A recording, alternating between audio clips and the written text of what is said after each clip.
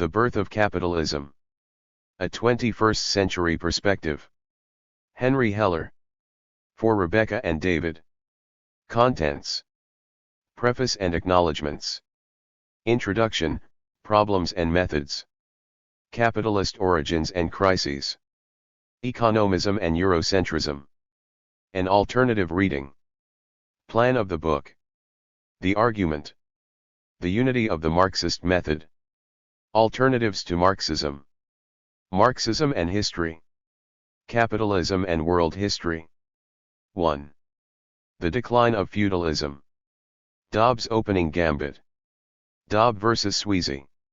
Takahashi and Hilton. Class struggle. The role of towns. Uneven development. The new left takes over. Japanese feudalism. The last rampart of feudalism. Brenner and the late medieval crisis.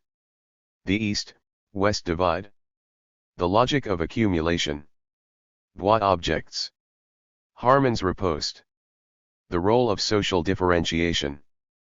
Dialectics of social relations. 2. Experiments in capitalism, Italy, Germany, France. Renaissance Italy. The dominance of merchant capital. The failure of Italian capitalism. The predatory city-state. German capitalism. Engels and early bourgeois revolution. History in the Deutsche Demokratische Republik. Revolution of the common people. Tom Scott's structural adjustment. France. Brenner's other. Capitalism in France. Conclusion. 3. English capitalism. Dobb vs. Sweezy. Primitive accumulation. The really revolutionary way. Wallerstein's world system. Brenner's attack on neo-Smithian Marxism. The problems with Brenner. The non-European contribution to European capitalism. The causes of underdevelopment. Primitive accumulation in the periphery. Markets and history. The capitalist farmer. Salvaging Brenner. The birth of value. Conclusion. 4. Bourgeois revolution. Holland. Dutch merchant capitalism. Agrarian capitalism. The political Marxists. England. The capitalist farmers in Marx. The middle sort. France. Rural capitalism. The rise of political economy. Wage labor in France. The revolutionary crisis. Conclusion. 5. Political capitalism.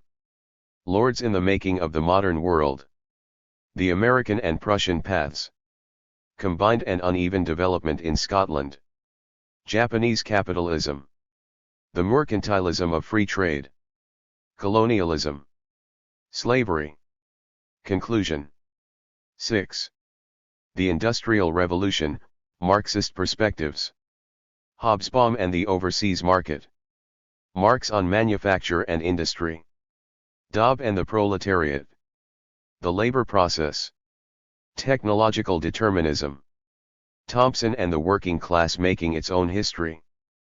But not in circumstances of its own choosing. The human cost. Proto-industrialization. The Industrious Revolution. The Scientific Revolution. The effacement of the bourgeoisie. Conclusion. 7. Capitalism and world history. The attack on Eurocentrism. Post-colonial histories. The Great Divergence. The Asian Industrious Revolution. A non-Eurocentric history. Harvey's spatial fix. Capitalism versus humanity and nature.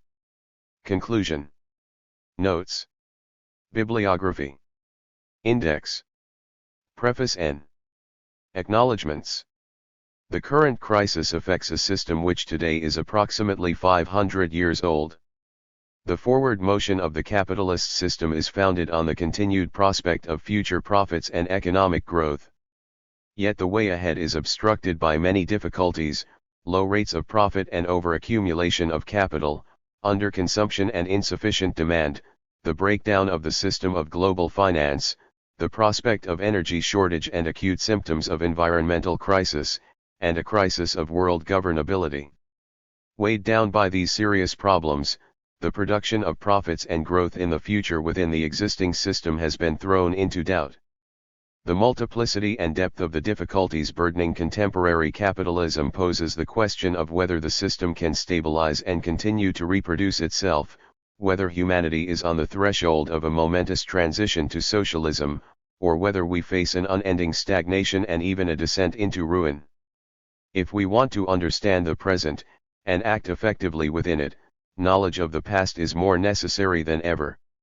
The fall into the credit crunch and deep economic crisis was not only completely unexpected by most politicians but unpredicted by most economists. Events of this nature have not been seen for over 80 years, longer than the memory of nearly everyone alive today. Commentator after commentator has noted that the narrow focus of today's economists left most of them intellectually floundering in the face of such momentous developments. A historical perspective is not, therefore, something of interest only to academic researchers and antiquarians. To understand what is happening now, we have to understand how we got here. For this reason, this book returns to a discussion that has been going on for some time among historians, but which the general public at this point needs to know more about: the birth of capitalism, or as it is generally posed, the transition from feudalism to capitalism. The aim of this book is to explain the background and terms of this vigorous debate, to reassess and shed more light on it, and bring it to the attention of a more general readership. This book is suitable for a general reader who wishes to understand both where capitalism came from, and the key historical debates about its origins. But it is also designed to ensure that a new generation of students and scholars, beset with crisis, look upon this controversy with fresh eyes and a new sense of its significance. The Future of Capitalism series calls for a fresh look at the fundamental issues and phenomena of world history. It seeks a reconsideration of the concepts and theories required to comprehend the present stage of world development. This work contributes to the effort by re-examining the debate on the transition from feudalism to capitalism in a way that throws fresh light on capitalism's contribution to world development, its current crisis and future prospects. As the greatest crisis of capitalism since the Great Depression unfolds, and the power of emerging capitalist states challenges the centuries-old dominance of the West, a fresh and critical examination of this often Eurocentric debate is necessary to understand the current historic conjuncture. Two things have inspired the writing of this work. In the first place, I have been studying early modern history for nearly 50 years. It is a field of scholarship which is interesting from a great variety of perspectives, including the history of art, music, and science. Examining and analyzing the transition question offers the opportunity of summing up the scholarship of this period from a particularly important and challenging perspective. Indeed, the concrete understanding of the period that I bring to bear represents an important qualification for this task. Politics has likewise motivated my undertaking this book. I have been passionately interested in politics since I was a boy, and I still regard political awareness as essential to the full development of a human personality. In my view, history as a discipline can only be a dialogue between the political present and the past. My commitment to politics only became deeper as a result of my engagement with Marxism and the national liberation struggles in the underdeveloped world dating from the anti-war movement of the 1960s and 1970s. Indeed, the latter helped me to overcome the Eurocentric bias of much of my primary research and published scholarship. It was at that time that I began to read the classic works on the transition by Maurice Dobb and Rodney Hilton, as well as the seminal new works of Emanuel Wallerstein, Robert Brenner, and Perry Anderson, which were products of the political turmoil of the period. Indeed, my sense of the primacy of politics colors my understanding of capitalism's beginnings. Capitalism is certainly a mode of production, but it should not be looked upon in merely economic terms. One of the motivations behind this work is to advance the idea that capitalism must be understood as a political as well as an economic entity.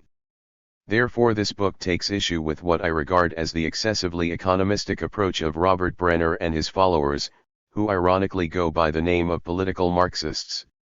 From its inception 65 years ago, the debate on the transition was motivated by the sense that the capitalist system is in crisis, and that gaining a historic perspective on its origins and trajectory was important. In the early years of the 21st century, the sense of capitalism in crisis has deepened. At the same time, the debate on the capitalist transition has been illuminated by a growing understanding of world history. Given my knowledge of the early modern period in both Europe and the rest of the world and my growing comprehension of the Marxist view of history, it seemed appropriate for me to undertake the demanding task of carefully tying together the relationship between the concrete facts of history and Marxist theory in a way that does both justice.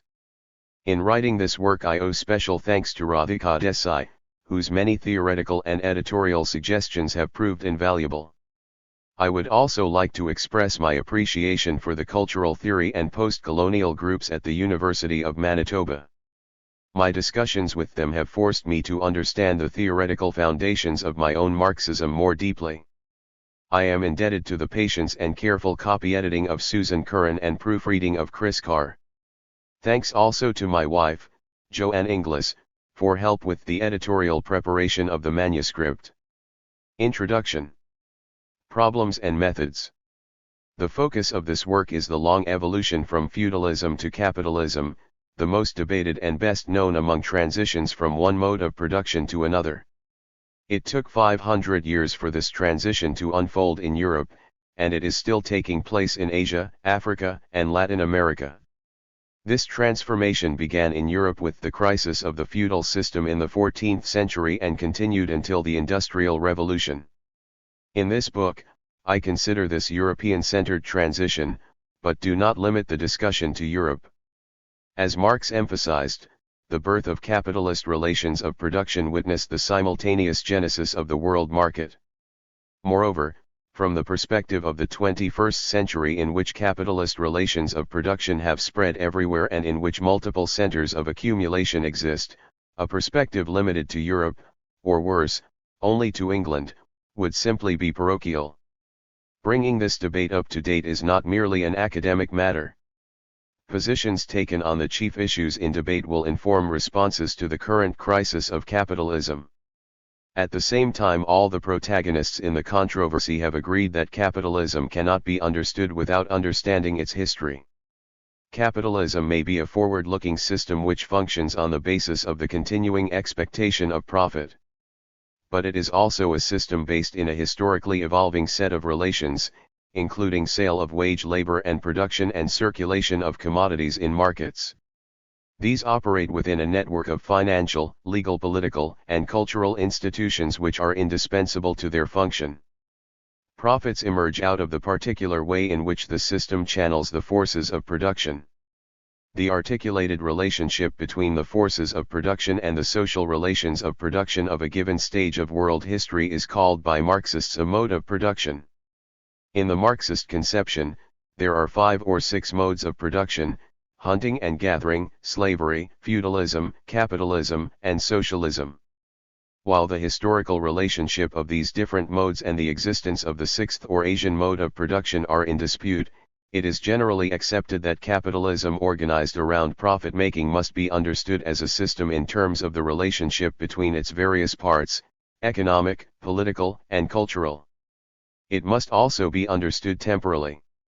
These parts come together into a profit-generating system or mode of production through a concrete historical process. As I have noted, capitalism is dynamic, fundamentally oriented toward the future, and the fact that today its intellectual apologists are having difficulty envisaging its future is symptomatically quite important. The profits that continue to drive it forward have depended on the existence of private property, the exploitation of what is not private property as a free good, the availability of an intellectually as well as materially alienated workforce, and the existence of the sovereign territorial state. The territorial state provided an essential political framework within which private capital sustained by capitalist relations of production emerged and were integrated into a system. In other words, markets were created politically as well as economically. It is a central thesis of this book that markets, too, have a real history. In any case, it is important that the continued existence of such preconditions for profit-making are today imperiled, and this requires that we try to understand how the elements that compose capitalism came into existence, and how they came to constitute a system. The scope of this study may seem daunting at first. However, my task here is concerned not primarily with the concrete details of this great historical transformation but with assessing the critical debates that it prompted between Marxist luminaries such as Maurice Dobb, Paul Sweezy, Rodney Hilton, Eric Hobsbawm, Robert Brenner, Emanuel Wallerstein, Perry Anderson, Terence J. Byers and Giovanni Arrighi. While their works are indeed great historical labors in their own right, the topics and issues highlighted by them have helped to organize the historical content of the present narrative. In particular, Brenner's own enormous, wide-ranging, and controversial scholarship, extending from late medieval Europe to early modern England, Holland, and China, and that of his followers, Ellen Wood, Benno Teschke, and George Comynell, bound together loosely in the school of political Marxism, is one of the most important threads connecting this work. When I say that these elements of profit-making were historically constituted, I mean that they were neither determined in advance nor did they occur by chance. From the beginning I insist that the initial encounter between the owners of money and proletarians was not predetermined and might not have happened at all. On the other hand, I argue that this historical conjuncture did not come about at a throw of the dice. History is not determined, but it is not entirely the result of chance either. The responsibility of the historian is to elicit as well as possible what concrete and determinate lines of causation contributed to the emergence of capitalism. Understanding the balance between determinacy and indeterminacy is critical to gaining a perspective on the important factors at play in the past as well as in the current crisis. This introduction begins by briefly recalling the history of the largely Marxist scholarship on the origins of capitalism, noting its close connection to contemporary politics and crises. It goes on to give an overview of the book and its argument. It concludes with a consideration of Eurocentrism, a position which, while always problematic both morally and intellectually, has simply been rendered obsolete by the strength of capitalist development far beyond the shores of Europe and its offshoots, and even beyond Japan. Capitalism undoubtedly broke through in Europe. But we assert the existence of a non-European proto-capitalism, and accordingly reject an exclusive Anglo-centric or Western European approach to capitalist origins, and insist on the historically late appearance of European economic superiority based on capitalism. Capitalist origins and crises. My discussion focuses initially on the rich and contentious literature on the transition to capitalism that emerged in the wake of Maurice Dobb's studies in the development of capitalism, published soon after the Second World War ended. Point 1 for all the writers involved in this discussion, understanding capitalism's origins was always a political undertaking, and for most scholars engaged in the enterprise it was an endeavor which sought to look beyond capitalism toward the establishment of a humane, equal, and freer order, in other words, socialism. The catastrophe of the two great wars and the Great Depression focused the attention of Dobb on the transition question because of his sense that the capitalist system had entered into deep, possibly terminal, crisis. The result was an outline of a history of capitalism as a unified system with a beginning, middle and possible end. For him, the transition from feudalism to capitalism became the only clear and well-documented example of a passage from one mode of production to another. Point 2 and understanding it could help to illuminate possibilities beyond capitalism. Though Dobb's immediate expectations of the imminent end of capitalism were disappointed as capitalism stabilized after the war, the publication of his work provoked considerable debate in the 1950s, and a second and revised edition of Studies in the Development of Capitalism appeared in 1963. Point 3 The political upheavals of the 1960s and economic crises of the 1970s produced a second round of debate on the transition, whose fruits included Hilton's review of the initial debate and influential new works by Emanuel Wallerstein, Perry Anderson, and Robert Brenner. Point 4 Today, 65 years after Dobb wrote, Marxist scholarship stands at a particularly interesting conjuncture. On the one hand, the historic hegemony of Western capitalism over the rest of the world is in serious doubt as rival centers of capitalist accumulation appear in China, India, and other emerging economies and link up with one another. 5 On the other, skepticism about the future of capitalism is more widespread than in Dobbs' time, its links to economic growth are questioned, and ecological and energy crises loom. A fresh round of scholarly re-examination of capitalism's origins and of the transition from the feudal to the capitalist mode of production is taking place. 6 The French medieval historian Guy Bois, for example, has explicitly compared the deeper causes of the crisis with those that lay behind the crisis of feudalism. He points out that the current crisis, like that of feudalism, is marked by ongoing large-scale unemployment, growing insecurity, violence, social marginalization, and outbursts of irrationality egged on by the upper classes. 7. Economism and Eurocentrism. Rich though it was, the literature on the transition from Dobbs onwards took both an economistic and a Eurocentric view of capitalism's origins, conceiving capitalism as a purely economic system and either assuming it to be a quintessentially European phenomenon or defining it in ways that left the distinctiveness of capitalism outside Europe out of account. These views are historically incorrect and impede a political and suitably universal understanding of capitalism. Both mar the otherwise brilliant contributions of Brenner. While Brenner broke new ground in stressing the importance of class struggle and the significance of agrarian capitalism in the transition, we argue that he disregarded the importance of the state as the ultimate linchpin of capitalism. For him, the extraction of relative surplus value, increases in investment increasing labor's productivity and therefore surplus value and reducing the value of labor power by lowering of the value of goods consumed by workers, and the competitive markets that made it an imperative were capitalism's defining features. However, as we show, they emerged only as the result of a long process which involved the state as much as markets. Brenner's economism also leads to an anachronistic understanding of the capitalist market and downplays the significance of primitive accumulation and absolute exploitation on a world scale. The undeniable rising productivity of social labor highlighted by Brenner leads him to devalue and ignore the indispensable accumulation of capital that precedes it. Such economism cannot understand capitalism's historic power and its vulnerabilities, which are political. Economism also leads Brenner and his school to wrongly dismiss the importance of state-backed colonialism and to assume the West's economic superiority ab initio. This school also downplays the role of the early modern revolutions in the progress of capitalism, regarding them at best as icing on the cake of an already established capitalism, or at worst as non-capitalist events. As we show, the revolutionary transformation of the state was the critical step in the transition to capitalism. Brenner's Eurocentrism is related to this minimizing of the importance of revolution in the past and future. He argues that while rural petty producers played a revolutionary role in undermining feudalism in the 14th century, thereafter they became economically timid or defensive.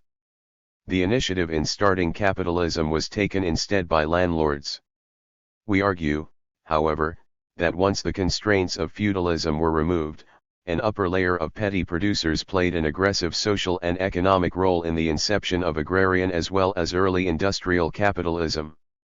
Petty producers also played a critical role as the mass base of revolutionary change. It is important to recognize this because it relates to the possibilities of peasant and worker resistance to imperialism in the underdeveloped world, and the historical importance of the political mobilization of the mass of humanity in the transition not only from feudalism to capitalism, but potentially from capitalism to socialism. An alternative reading. This book provides a more complex and nuanced understanding of capitalism's origins.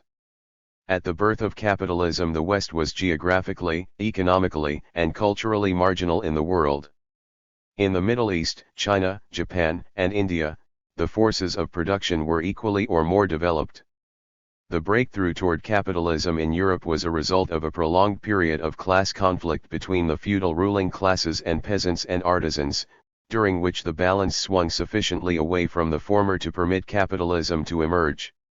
In similar conflicts in China, Japan, India, and the Middle East, however, the balance of power remained, at this time, sufficiently in favor of the ruling classes to prevent rupture. And though capitalism's productive superiority over the labor-intensive economy of, say, China was visible by the late 17th century, it did not become globally significant until after 1800. Within Western countries, dispossession of producers from the means of production and the increase and intensification of work, in other words, primitive accumulation and absolute surplus value, both backed by the state, played their part in capitalism's development as much as markets and technical improvements. Abroad, the growing divergence in the economic fortunes of the West and the rest was compounded by aggressive state-sponsored Western conquest, pillage and appropriation of the wealth, land, labor and techniques of non-Western societies, as well as the resulting foreclosure of the possibility of an early capitalist breakthrough through Western political domination. The decline of feudalism in Western Europe began with the series of late medieval revolts of peasants and craftspeople prompted by economic crisis. The royal territorial states, which initially emerged to guarantee the continued class rule of the landlords against the upsurge of producers, formed a critical political bridge between feudalism and capitalism. By the 16th century, the balance of class forces forced these states to provide an arena for the generalization and integration of capitalist relations of production, while the breakdown of the feudal order allowed the differentiation of producers into capitalists and wage workers, a process which was greatly aided by the state in England, and to a lesser degree on the continent. Expansion of production within this new economic order necessitated the creation of home and world markets in which commodities, which was the form products took, could be exchanged. Once again, the state backed the process. Thus, from its beginnings, capitalist development was not merely market-driven. Rather, markets emerged at the national level only as a result of prolonged political and class conflicts, and were established by the coercive, legal, and political machinery of the early modern absolutist states, which gradually cleared obstacles to them. The bourgeois political and social revolutions in Holland, England, and France overthrew the feudal ruling classes of these territorial states and then harnessed them to complete the development of markets and the full entry of capital into agriculture and manufacturing. The revolutionaries, like the protagonists of the late medieval revolts, were petty producers led by the capitalist class that had emerged from their ranks. The resulting development of export-oriented manufacturing combined with colonialism, the slave trade and the plantation slave system guided by the mercantilist state proved crucial not only to facilitating ongoing capital accumulation but also to overcoming Europe's backward and peripheral global position by establishing first military/political and later economic superiority over the non-European world. It is now acknowledged that capitalism's development cannot be understood without comprehending the intrinsic importance of the state aid. It is only by denying the centrality of the state's role in the development of capitalism in Western Europe that a false contrast is set up between this allegedly classic European route, conceived in a largely economistic fashion, and the ways in which capitalism developed elsewhere. The fact is that once underway, capitalism and imperialism threatened other political and social formations. Many places, initially in the immediate periphery of the core Western states, for example in Scotland, Prussia, and Russia, but later farther afield, for example in Japan, South Korea, and Taiwan, eventually witnessed capitalisms imposed from above, by the state. In these processes, still ongoing in the early 21st century, capitalist landlords and/or the state undoubtedly assumed the initiative to combat the adverse consequences of uneven development by engaging in forms of combined development. Combined and uneven development entailed a simultaneous struggle to overcome the barriers to development posed by the capitalism of more advanced states and the backwardness of the traditional economic sectors by far-reaching state intervention. This meant that rather than repeating the stages of previous capitalist development, latecomers sought to absorb earlier advances and use them to emerge in the forefront of capitalist development and profit-making. The role of politics and the state, already large in the development of early capitalism, loomed even larger in these later instances. Plan of the book. Chapter 1 addresses the decline of feudalism in the West and its resilience elsewhere. Chapters 2 and 3 stress the historical significance of relative surplus value and capitalist markets. All three stress the decisive importance of the state in the processes they discuss. Chapter 2 discusses early modern capitalism in Italy, where, after all, capitalist accumulation, albeit focused on commerce and finance, began, and in Germany and France, where it has been denied or ignored. Capitalist activity, we argue, sprouted in the late medieval and early modern periods across Western Europe in Italy, Germany, the Netherlands, France, and even Spain. Understanding where capitalism developed further, and where such early development was interrupted, also demonstrates the existence of a specifically French route to capitalism which led to the Revolution of 1789. Chapter 3 is devoted to a discussion of the origins of English capitalism but moves away from an exclusive preoccupation with England. Chapter 4 treats the capitalist revolutions in Holland, England, and France. It explains why bourgeois revolutions were critical to the further development of capitalism in Europe. They transformed the early modern state into an explicitly capitalist entity. Contrary to the view that the merchant capitalism of early modern Holland remained dependent on the feudal mode of production, we argue that not only did Holland develop an authentic agricultural capitalism, it also experienced a capitalist revolution. Too much of the necessarily comparative historical analysis of the origins of capitalism has led to insufficiently grounded and too hasty generalization from particular historical situations, usually European. Being at least roughly chronological, the early chapters of this book are necessarily focused on European history. However, the later discussions of capitalist transitions beyond the West European core, in Scotland, the United States, Prussia, Japan, Russia, Japan, Korea, Taiwan, and beyond, are anticipated in the non-economistic and non-Eurocentric emphasis of the early chapters. In this wider framework, comparative historical analysis is indispensable. As Terence Byers, who has done so much to make the comparative method in studying capitalism more authentically universal, suggests, it is in a comparative perspective that one may reach for possible lines of causality. Comparison has the power to widen the range of possible hypotheses. Comparison can prevent analytical closure, by keeping one alive to diversity and historical contingency. 9. The transitions considered in the first 4 chapters, as well as that in the United States, are regarded as instances of capitalism from below, originating among small-scale producers. The 5th chapter focuses particularly on the role of the state where the uneven development of capitalism elicited a response in the form of combined or state-directed capitalisms.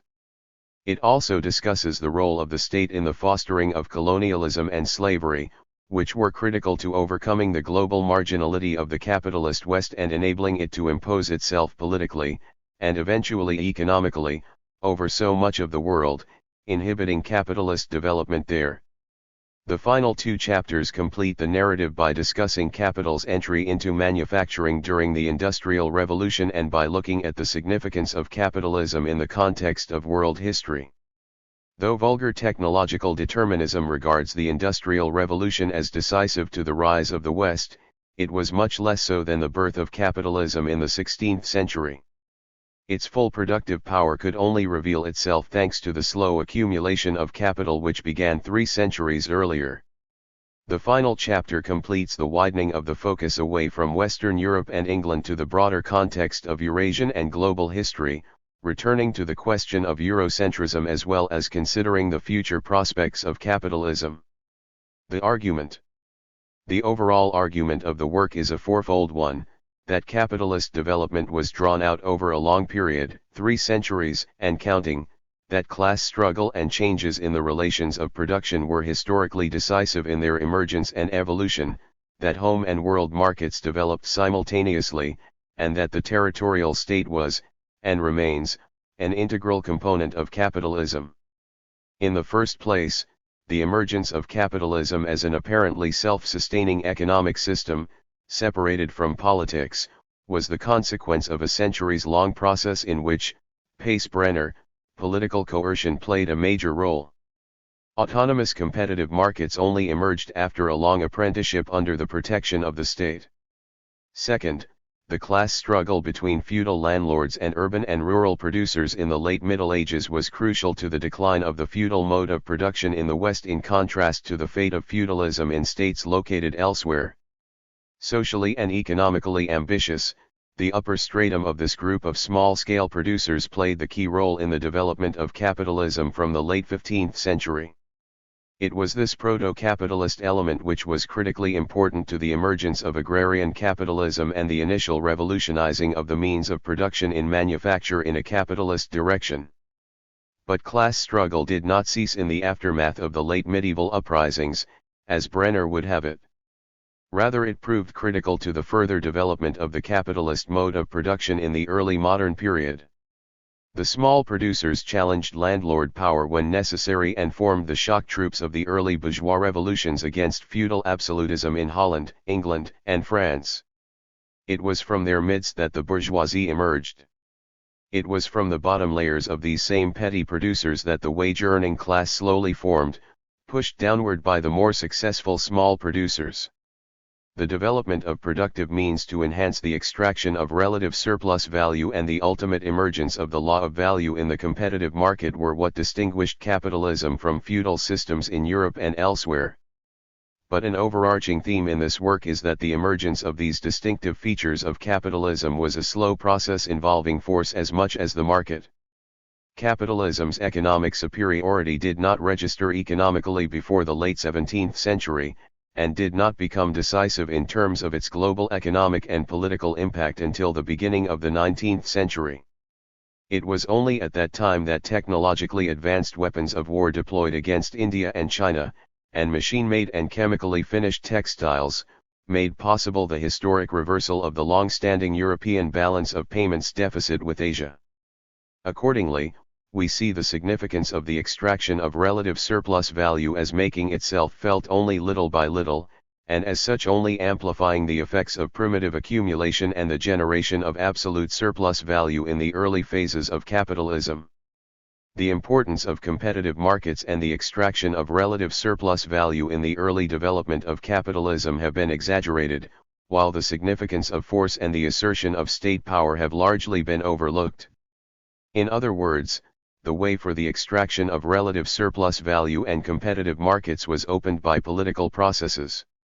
This makes it possible to agree with those scholars who argue against a too Eurocentric view of early modern history, which assumes an immediate and manifest economic triumph of the new capitalist mode of production from its first appearance.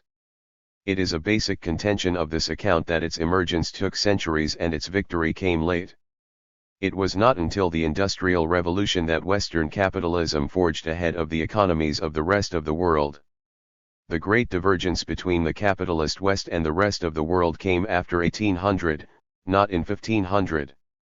Aside from the emergence of capitalist relations of production, this work argues that the simultaneous emergence of the world market triggered processes of uneven and combined development which became an independent factor in capitalism's emergence.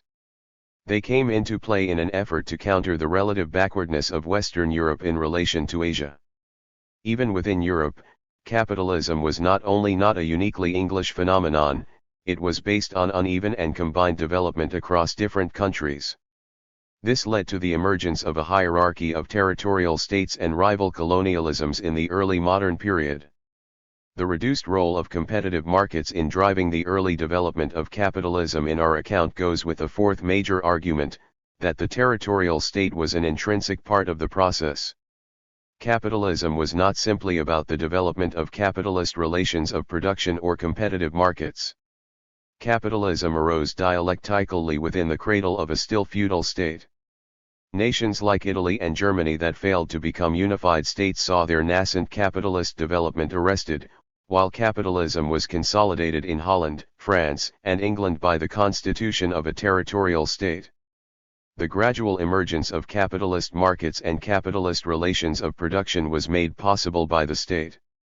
The critically important process of primitive accumulation was assisted by the political and legal force of the state at the local and eventually at the national level. The emergence of overseas markets and colonialism were based on the support of the state. The important role of the state in early capitalism is reflected in the importance of mercantilism, the phenomenon of state-driven combined and uneven development, and in the modern period the role of the developmental capitalist state in Prussia, Russia, Japan, Korea, Taiwan, Brazil, India, and China. Given the critical role of the state, its class nature and the importance of political and social revolution are highlighted. The unity of the Marxist method. The Marxist methodology and categories of analysis of the key protagonists in the debate help to unify the discussion despite great differences of argument and emphasis between them. Classically Marxist themes like the nature of a mode of production, of capitalism as a world system, the relative importance of internal and external prime movers in the fall of feudalism and rise of capitalism, the relation between the social relations of production and exchange relations, the tie between the forces of production and the development of classes, the relationship between financial, merchant, agricultural and manufacturing capital and the role of the state, have been the chief axes of debate. The crises of feudalism in 14th century Europe, early 19th century Prussia and Japan during the Meiji Restoration may not appear to have much in common at first glance. But they raise theoretical questions like the relationship between the capitalist mode of production and earlier productive modes, the importance of class relations as against the significance of access to global markets, and the role of the level of development of the forces of production in the transition, which help to tie together these disparate concrete instances. In particular, Marxism's dialectical method is essential in grasping the transition from the feudal mode of production to the capitalist mode. In terms of this work, the development of the new capitalist mode must be understood to have taken place dialectically within the bowels of the old feudal mode. How the new mode of production arose out of the old and then eventually replaced it is the critical question of this inquiry. The essence of feudalism was the antagonistic relationship between a ruling class of noble landlords who controlled access to land, and a dominated class of subservient peasant farmers. As such, the overall setting of feudalism was a largely agrarian society with limited productive potential. The producers in such a society were largely peasant families interested primarily in producing their own subsistence. Most of the limited surplus they produced was directly or indirectly coerced from them in the form of rent. Capital existed under feudalism as it did in the slave mode of production. It operated in the form of merchant and financial capital facilitating the exchange of commodities and the provision of credit. In other words, it made itself felt at the level of exchange relations. But it did not enter into the sphere of production. Like feudalism, capitalism is a system that is founded on an antagonistic class relationship. In the capitalist case, the opposition is between wage workers and capitalists. The workers who are the producers under capitalism have limited or no control over the means or processes of production, and therefore have restricted or no means of producing their own subsistence. They have no or inadequate means of independently producing their own livelihood. As a result, they are compelled to sell their labor power to employers in return for a wage that enables them to buy food and other necessities. The wage then is essentially the value of the commodity labor power. While the existence of wage labor is necessary to capitalism, it is not sufficient to it. The existence of capitalism also requires the entry of capital into the productive process. Indeed, capital's entry into production is a distinguishing mark of capitalism. Capitalism, in contrast to feudalism, is a system in which capital, combined with technological innovation, progressively introduces ever more sophisticated and productive means into production. Simple tools are replaced with more complex ones, and they, rather than labor, dominate the productive process, with ever more massive machinery and fixed capital. Using these increasingly efficient means of production with which they are provided, workers are able, during their hours of work, to produce increasingly more value than the value of their own labor power. This surplus value, unpaid labor, is the fundamental source of surplus under capitalism, in contrast to the primacy of rent under feudalism. Transformed by the productive process into commodities for sale in the marketplace, surplus value is realized by capitalists as profit. Such profit is then available as surplus capital for further investment in the productive process. In studying the transition from feudalism to capitalism, we are trying to explain both theoretically and concretely the transition from the feudal mode to the capitalist. But to put it in more concrete terms, how, over the course of centuries, did the majority of people come to live in towns and cities rather than the countryside? How was it that whereas under feudalism most people were legally defined as serfs tied to a manor while paying a rent in kind or cash to a landlord, many if not all producers in capitalism became economically and legally free producers working for wages and were conceived of as such? How, finally, did it come about that whereas the object of economic activity under feudalism was consumption, under capitalism it came to be the accumulation of profit? Understanding the means by which this transformation came about is the focus of the transition debate and of our study. Alternatives to Marxism. However, Marxism does not exhaust this study.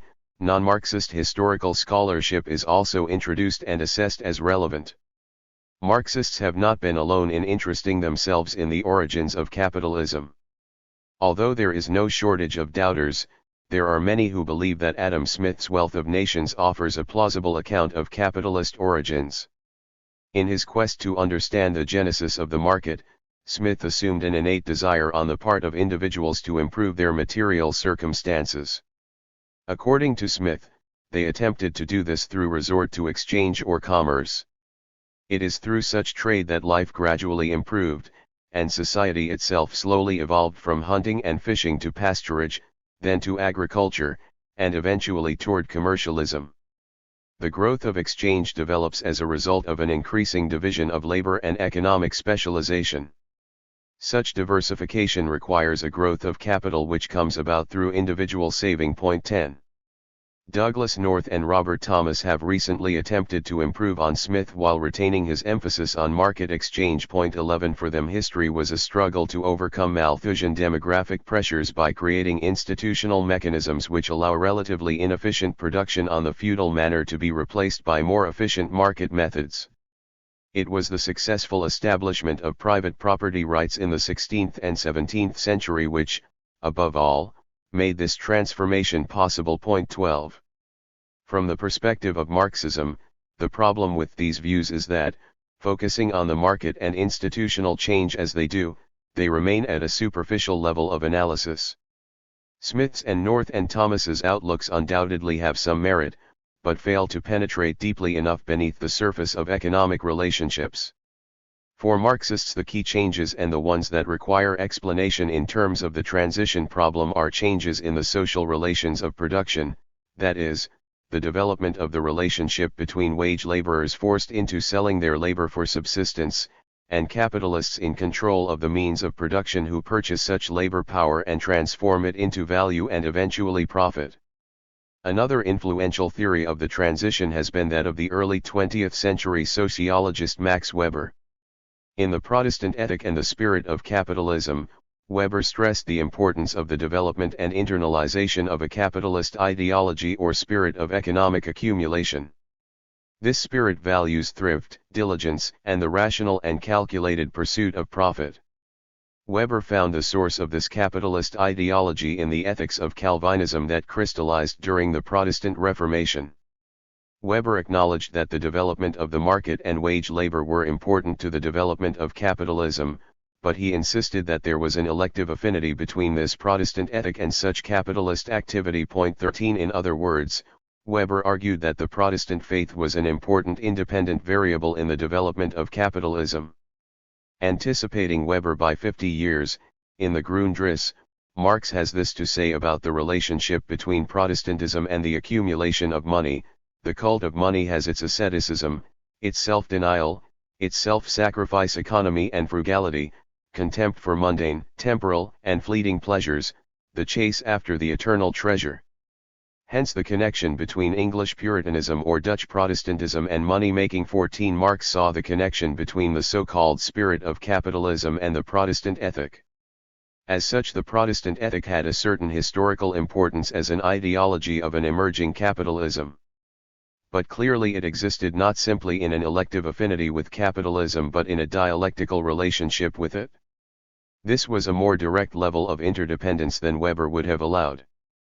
Friedrich Engels, who also took note of the so-called Calvinist predestinarian ethic years before Weber, particularly underscored Calvinism's force as an ideology that served the interests of the bourgeoisie better than the passivity of Lutheranism. 15 As is well known, it was the English economic historian Richard Tawney who, in response to Weber, demonstrated that the development of 16th-century capitalism drove the spread of English Calvinist Puritanism, not, as Weber's reasoning implied, vice versa. 16. Marxism and history. As a result of what we regard as their superficial approach, we eschew treatment of the transition problem from a Smithian or Weberian perspective and adhere to a Marxist one. Indeed, we have found that the writings of Marx and Engels, though they date from the 19th century, nonetheless contain many enduring insights on the transition. They are, of course, inadequate, especially in the light of the enormous progress made in historical research. Marx, for example, had only the vaguest conception of the factors behind the decline of feudalism, that is, the class struggles of the late Middle Ages. In Engels's account of the German Peasant War, to take another instance, the author has little sense of the extraordinary development of manufacturing in Germany prior to the Reformation. On the other hand, the works of Marx and Engels, surprisingly to a present-day professional historian, continue to offer many important insights into the historical and especially the theoretical basis of the transition. Moreover, as it turns out, the subsequent Marxist debate on the transition is the one that offers the richest insights into the problem. In taking a Marxist approach to the transition, we should make clear that we are not trying to write a history of the decline of feudalism and development of capitalism. An actual history of capitalism would preoccupy itself above all with eliciting the varied, complex, and contradictory routes that societies took as they moved from feudal or tributary societies to capitalism. This account is rather a histoire raisonnée or critical history. This is a type of historical writing that originated in the early modern epoch, in which as much or more emphasis was placed on reflection and commentary on the meaning of history as on the facts themselves. It focuses on reviewing the different ways that Marxist scholars have attempted to explain and theorize the transition. As such, it has as much to do with theory or political economy as it does with history. But such a history, although preoccupied with theory and comparison, must be written with ongoing reference to the concrete particulars of history, and especially the findings of contemporary historical research.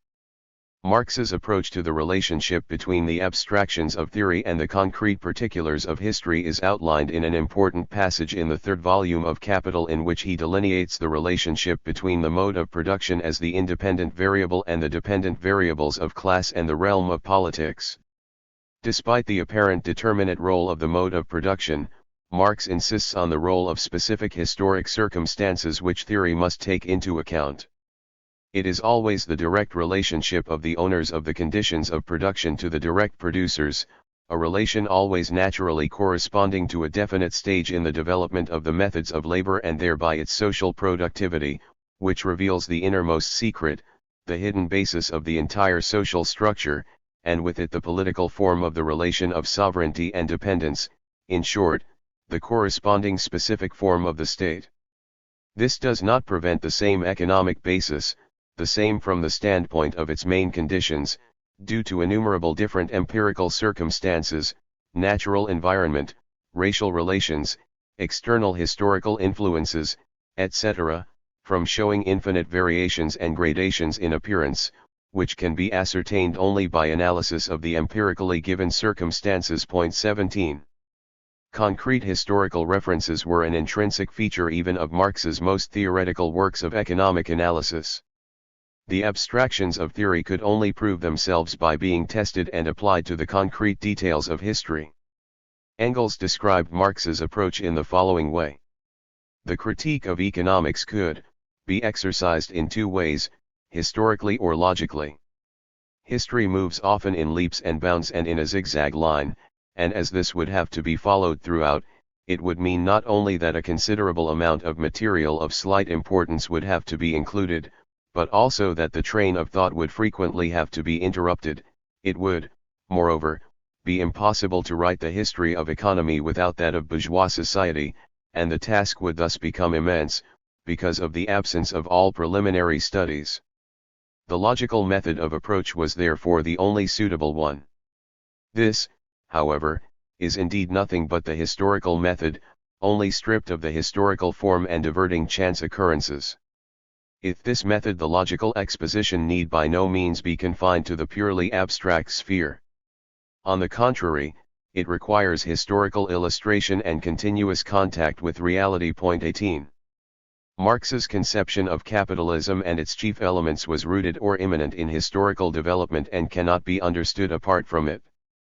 Thus the categories that constitute capitalist commodities, use value, competitive markets, money, exchange value and value, private property, capital and abstract and concrete labor, not only have a history, they emerge in it, from it.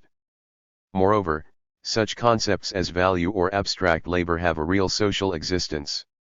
On the other hand, writing in the middle of the 19th century, Marx was preoccupied with analyzing these concepts in order to reveal the logic of capitalist accumulation. Of necessity, the historic origins of such concepts were of secondary concern to him, if only because of a want of sufficient time or available scholarly material.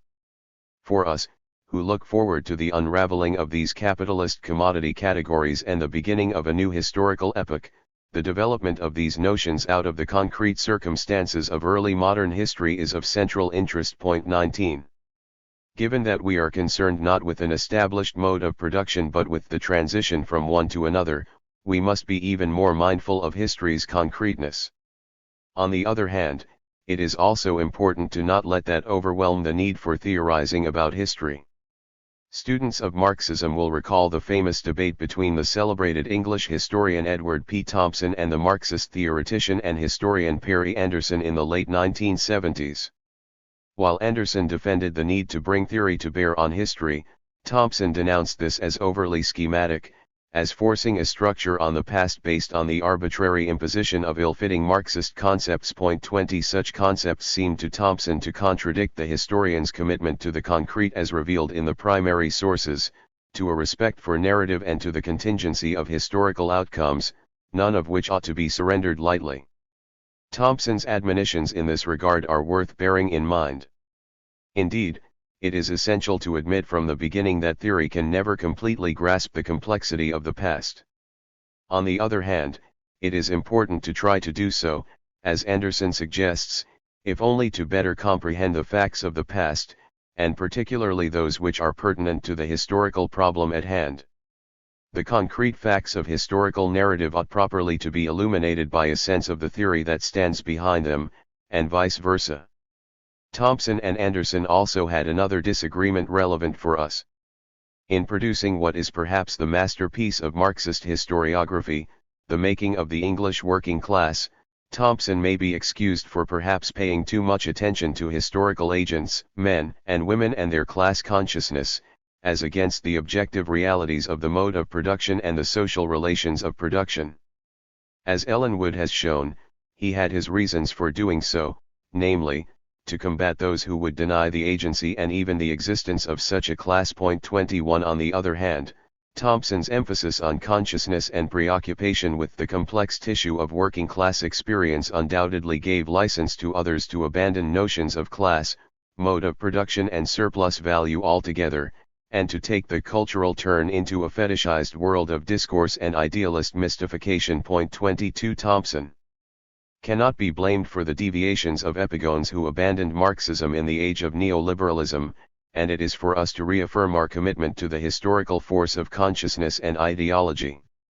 But from a Marxist perspective, the social and economic aspects of history remain fundamental. Historical explanation certainly depends on the degree to which the political and cultural is convincingly linked to the social and economic, and the extent to which immediate events are tied to more enduring long-term factors. Revolutions, for example, need to be understood in political and cultural terms which enjoy a certain autonomy and cannot be reduced to the social and economic. Yet the challenge for historians is to try to grasp the ties between these different levels of social existence.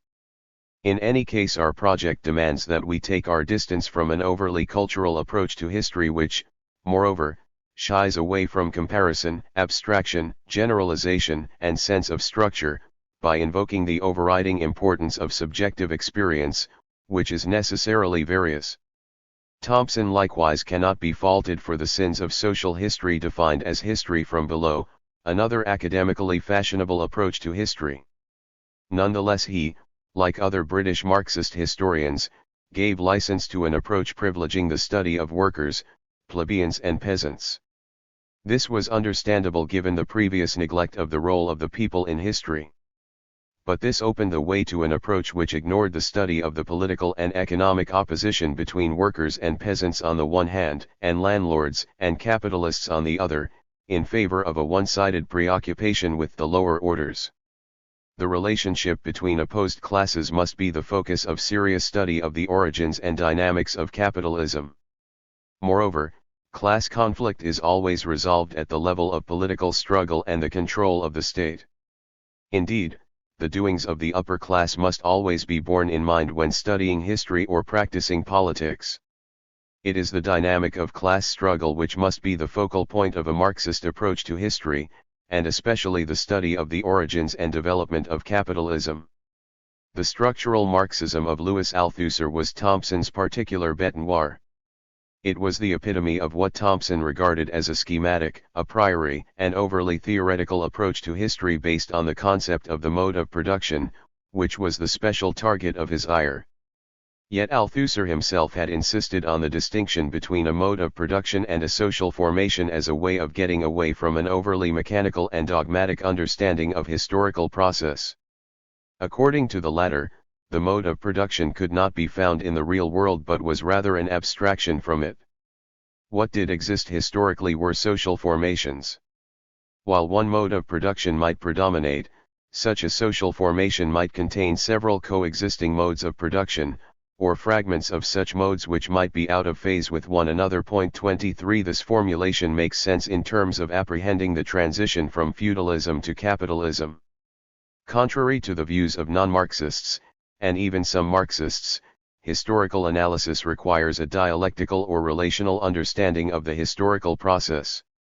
Methodological individualism and notions of causation based on the isolation of independent and dependent variables were not incorrect methods. They were merely insufficient. Competitive markets, for example, may determine the success or failure of individual entrepreneurs.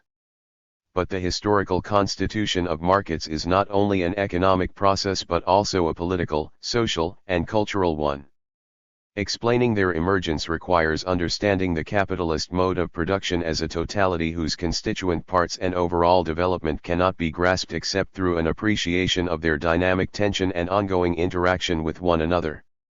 This is obvious with regard to class relations but is also necessary with respect to understanding the relationship between value and capital, markets and class struggle, the concrete and the abstract and the base and superstructure. Capitalism and world history. Studying capitalism's origins invariably must lead to differentiating European from non-European societies.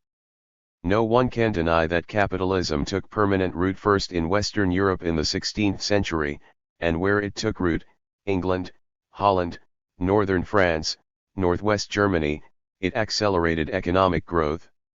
Translated into political and military power, capitalism made it possible for the European states to dominate the rest of the world from the end of the 18th century onward. As such, it endowed Europe with a deep sense of superiority over other cultures and civilizations. It is this Eurocentric perspective which has increasingly been challenged in recent decades. Eurocentrism and the cultural arrogance that goes with it certainly need to be confronted, and we shall do that. Attention has already been drawn to how the economic superiority of Europe's capitalism became evident much later than most historians think it did. But in contesting Eurocentrism, some scholars, including Jack Goody and John Hobson, have tried to make light of the historical significance of this eventual economic superiority of the capitalist mode of production as compared to the performance of other non-capitalist societies like traditional China and Japan. 24 In my view, such a denial is quixotic. We can no more dispute the higher productivity of capitalist relations of production than we can repudiate the historic facts of European conquest of the rest of the world. One of the most convincing attempts to contextualize the rise of capitalism within the context of world history was made by the late British revolutionary Marxist Chris Harman. 25 Harman insisted that capitalism was not the result of some special Western European quality or development. The forces of production have been cumulatively developing in Europe, Asia, and Africa for centuries, and tendencies toward capitalism emerged in many places. For contingent historical reasons, such tendencies culminated earlier in Western Europe than elsewhere, and once they did, further movement toward capitalism outside Europe was frustrated after capitalism triggered European imperialism. From the perspective of the 21st century, in which non-European poles of development have emerged, the development of capitalism first in Europe is part of a much longer and yet unconcluded historical process. During the Middle Ages and the early modern period, there was considerable progress in agricultural and manufacturing techniques in India and especially China. The Middle East, too, saw improvement. In the case of all three regions, merchants and craftspeople played an important role. But in the case of China and the Middle East, the entrenched power of landed elites, reinforced sooner or later by state bureaucracies, discouraged merchants and craftspeople from investing in the cumulative development of the means of production. This was ultimately the case in India too. In a noteworthy if controversial break from stereotypical Western views of an unchanging India, Harman underlines the recurrent possibilities for the breakthrough of capitalist tendencies in India in the face of the repeated breakdowns of its dynastic state system. In the Middle Ages, Western Europe also saw the adoption of new methods of farming and manufacture, many of which were in fact imported from China, India, and the Middle East. Harman concludes that in that epoch Western Europe was an economic backwater compared with much of the rest of Eurasia. In any event, in terms of the development of the forces of production, the whole of Eurasia shared a common experience. It can parenthetically be added that if we compare the most productive areas of Europe and Asia, as late as the 18th century, the growth of fixed capital and levels of productivity and gross domestic product per capita were approximately similar. What ultimately distinguished Western Europe from the rest of the Eurasian continent, according to Harman, was its distinctive political and social evolution. The relative economic backwardness of Northwest Europe gave it a weak and fragmented superstructure which favored the flowering of capitalist tendencies more than in the rest of Eurasia. In the context of this political decentralization, what became notable was the relative strength of the producer classes. Serfs may have been tied to the land, but they largely controlled the processes of production. Merchants and craftspeople were able to achieve a greater degree of autonomy from kings and feudal lords through the development of town charters and liberties. More than the peasants, urban merchants and craftspeople developed an independent productive base and an interest in its expansion and improvement. The end of the Middle Ages saw a reconsolidation of political authority throughout Eurasia. But in the case of Western Europe, the centralized states that did emerge were able to exercise less control than their counterparts elsewhere in protecting the class rule of the landed elites. Indeed, the 14th and 15th century economic and social crisis in Western Europe had enhanced the social freedom of the productive classes. In particular, the transformations of that period opened the way for the increasing employment of wage labor by merchants and rich peasants on a scale which distinguished Western Europe from the rest of the world. Ultimately, Western Europeans used the increasing economic power which accrued from the development of capitalism to block whatever indigenous capitalist tendencies existed in the rest of the world. In this light, Eurasia as a whole shared a common development of the forces of production in the pre-capitalist period.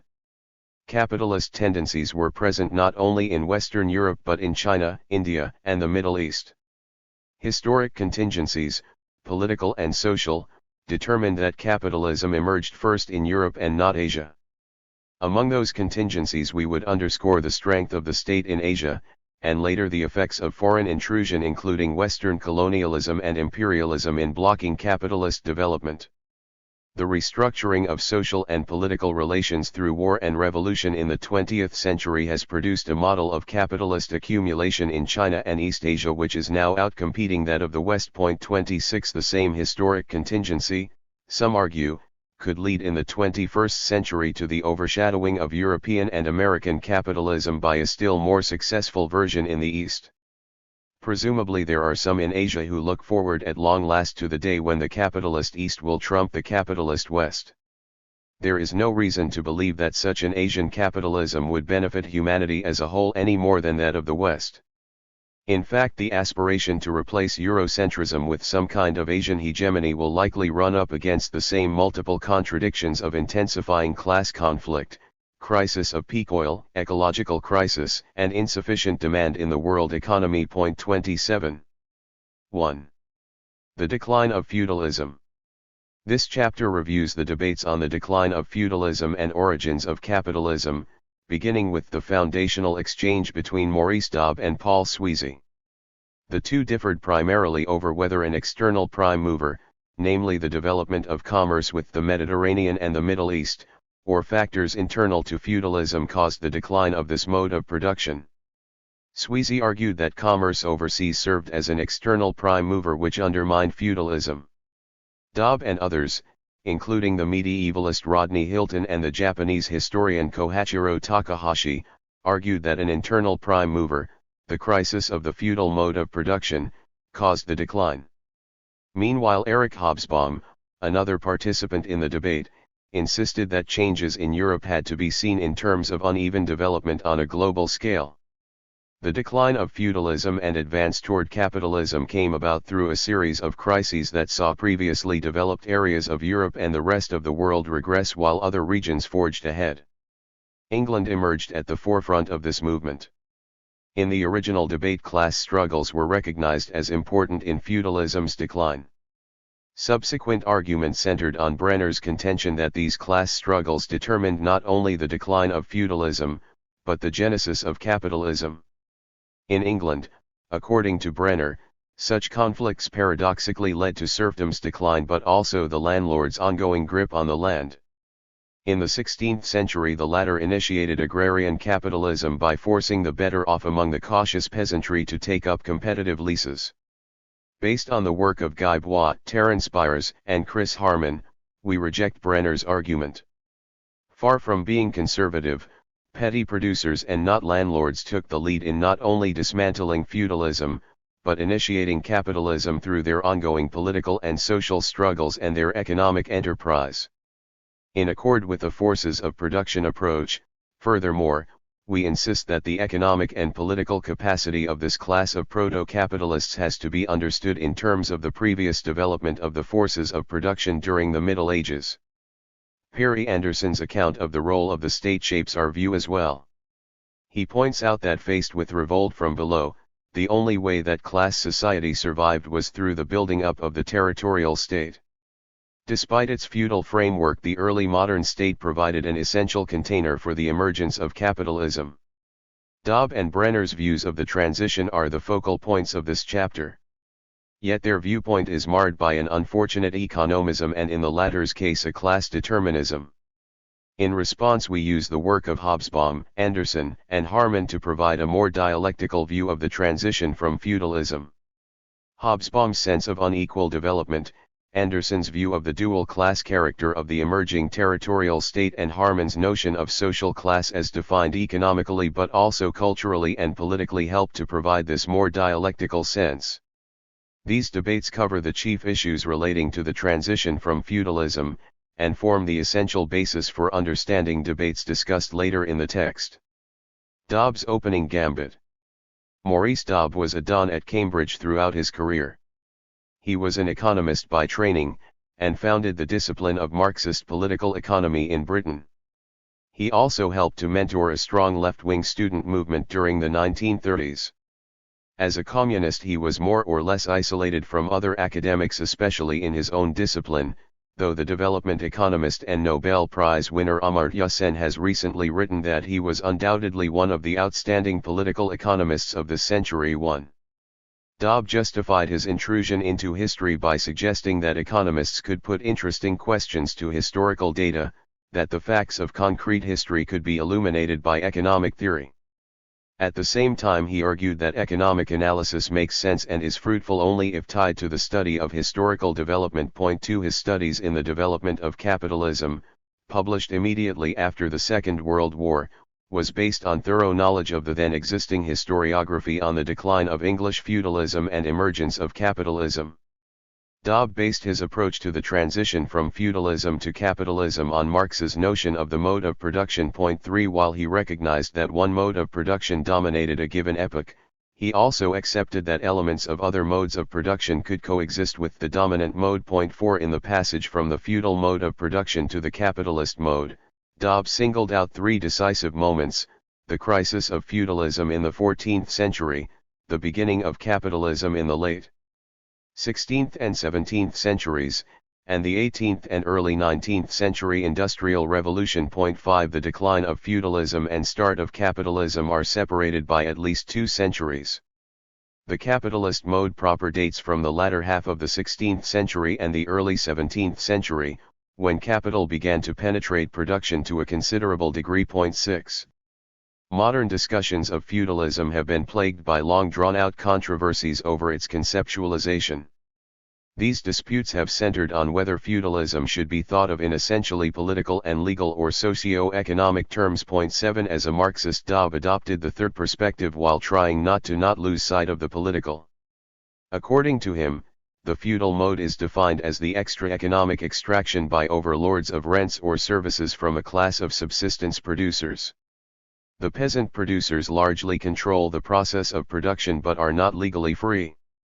Feudalism and serfdom are synonymous. 8 The rise of the political and economic autonomy of the corporate towns, followed immediately by the economic decline of the 14th century, marked the crisis of the feudal mode, which was deeply shaken and thereafter continued to weaken. According to Dobb, towns had some part in the decline of feudalism, playing a role in the late medieval revolts, providing refuges to runaway serfs and serving as oases of freedom. 9 But the confrontation between peasants and landlords in the countryside was the main arena of struggle. At the end of the Middle Ages, serfdom had vanished while medieval forms of government and the class power of landlords lingered on in a kind of historical twilight. Though the peasantry as a class had grown stronger, they remained subject to manorial authority. The emerging class of hired laborers was subject to a good deal of coercion as a stratum which resorted to wage labor as a supplement to a livelihood still mainly drawn from subsistence farming. 10 The merchant bourgeoisie became more powerful but cooperated for the most part with the landlords. The novel element lay among urban craftspeople and well-to-do and middling peasants, whose particular mode of production had become independent of feudalism. They were petty producers who were not yet capitalists, but certainly contained a potential to become so, or who began to come under the external influence of capital. 11 In Dobb's conception, it was this petty mode of production which predominated economically in the 200 or so years between the beginning of the feudal crisis and the advent of the capitalist mode in the mid-16th century. Until Dobb, it was generally assumed that the intensification of market exchange and the growing role of money brought about the decline of feudalism. On the contrary, Dobb demonstrated that money and exchange actually strengthened serfdom and feudalism. 12 The emergence of merchant capital was fully compatible with feudalism. Rather, it was the economic weakness of the feudal mode of production, coupled with the growing need of the ruling class for revenue, which was responsible for the system's crisis. 13 The lack of incentive to toil and the low level of technique placed a limit on peasant productivity. The further development of productive forces was fettered by upper-class exploitation. Upper-class demands on peasants expanded inordinately due to the expansion of its numbers, the stimulus of luxury consumption and the exigencies of war and brigandage. This parasitic ruling class expanded through natural increase as well as the growth in the size of great lords' retinues in competition with one another. The rivalry between leading nobles increased spending on feasts, luxury commodities and pageants. Competition extended to war-making, the nobility's raison d'être and its most important form of conspicuous consumption. All this increased economic demands on producers. 14 The result was economic exhaustion, flight from the land and peasant rebellion. 15 Over-exploitation and stagnant productivity resulted in a decline in population after 1300. Subsequent labor shortages, peasant resistance, or threat of flight led to widespread commutation of labor to money rent. The manorial system was further weakened by the thinning of the ranks of the nobility through war, the growing practice of leasing domain, the emergence of a stratum of rich and middling peasants differentiated from the mass of peasant poor, and the growing use of wage labor. By the end of the 15th century the economic basis of the feudal system had disintegrated. 16. The late medieval social differentiation of the peasantry, a key theme of Dobbs' work, prepared the way for the later dispossession of the mass of peasants. The subsequent spread of vagabondage across England and the rest of Europe at the beginning of the 16th century was widely commented upon by anxious contemporaries. The appearance of this rootless population heralded the arrival of capitalism, setting the stage for the emergence of capitalist wage labor. The role of the towns was above all to act as a magnet attracting the unfree rural population and forcing further concessions from the landed class. 17. Dobbs' perspective on the role of the towns was later to be contested. What proved enduring was his view of the feudal crisis on the land. Dobbs explained that the collapse of feudalism was the result of its own internal contradictions, stemming from the overexploitation of the peasant producers. It was the inefficiency of feudalism as a system of production, coupled with the growing needs of the ruling class for revenue, that was primarily responsible for its decline, since this need for additional revenue prompted an increase in the pressure on the producer to a point where this pressure became literally unendurable. 18. Dobbs' interpretation of the decline of feudalism set off the celebrated transition debate. As the repressive machinery of the Cold War closed in, leading Marxist scholars mainly from England and the United States calmly undertook an analysis of the historical foundations of the capitalist system. The subsequent debate unfolded largely in the pages of the well-known journal Science and Society during the early 1950s. It then appeared as a booklet whose publication was arranged by Dobbs in London in 1954. Widely ignored in the English-speaking countries, the debate was chiefly followed in countries where strong currents of Marxism persisted. 20. The contributions to the discussion were eventually collected, expanded, and published in 1976 by one of the participants, Rodney Hilton. 21. Dobb versus Sweezy. Paul Sweezy, another celebrated Marxist economist and co-founder with Paul Barron of the Monthly Review, was first into the fray. 22. Sweezy agreed with Dobbs that serfdom was the dominant relation of production in Western feudalism. But organized around the economically autarkic manner, feudalism was a mode of production for use, and as such tended to stagnation. 23. An external force, the growth of trade and increase in production for exchange, was what was necessary to destabilize the system. He mistakes for imminent trends certain historical developments which in fact can only be explained as arising from causes external to the system. 24. Dobbs failed to acknowledge sufficiently that the overexploitation of peasants by the nobles arose from their increasing appetite for Eastern luxury commodities. Sweezy's view of an external prime mover was to prove untenable, as the ensuing debate demonstrated that the prime mover was internal to the feudal system. On the other hand, his view forced the participants in the controversy to address the fundamental question of the historic dynamic behind the evolution of the feudal mode of production. Dobbs for one rejected Sweezy's view that feudalism tended towards stagnation, and insisted that it had its own momentum based on its internal, especially class, contradictions. 25. Class conflict between peasants and lords did not directly lead to capitalism. What it did was to lessen the dependence of the petty mode of production upon feudal overlordship, eventually freeing the petty producer from feudal exploitation. Sweezy's trade-driven external prime mover did not hold up in the face of Dobbs' historically and theoretically better informed view of feudalism as an internally dynamic system driven by economic growth and class conflict. While placing greater emphasis on internal factors, Dobbs also considered the growth of trade a factor. I am by no means denying that the growth of market towns and trade played an important role in accelerating the disintegration of the old mode of production. What I am asserting is that trade exercised its influence to the extent that it accentuated the internal conflicts within the old mode of production. 26. It was not a case of having to choose one factor to the exclusion of the other, but rather consideration of their dialectical interaction. 27. Moreover, Dobbs made more explicit than earlier that towns and therefore trade must be understood as internal rather than external to the feudal system. 28. Sweezy criticized Dobb for not signaling the existence of a system of pre-capitalist commodity production which was neither feudal nor capitalist in the wake of feudalism's demise. 29 This was simply not the case. Dobb had sketched out a prolonged period at the end of the Middle Ages in which the petty mode of production dominated the economy. At the same time he more strongly asserted his earlier stated view that the ruling class remained feudal and that the state continued to be its instrument in the 16th century. 30. Takahashi and Hilton.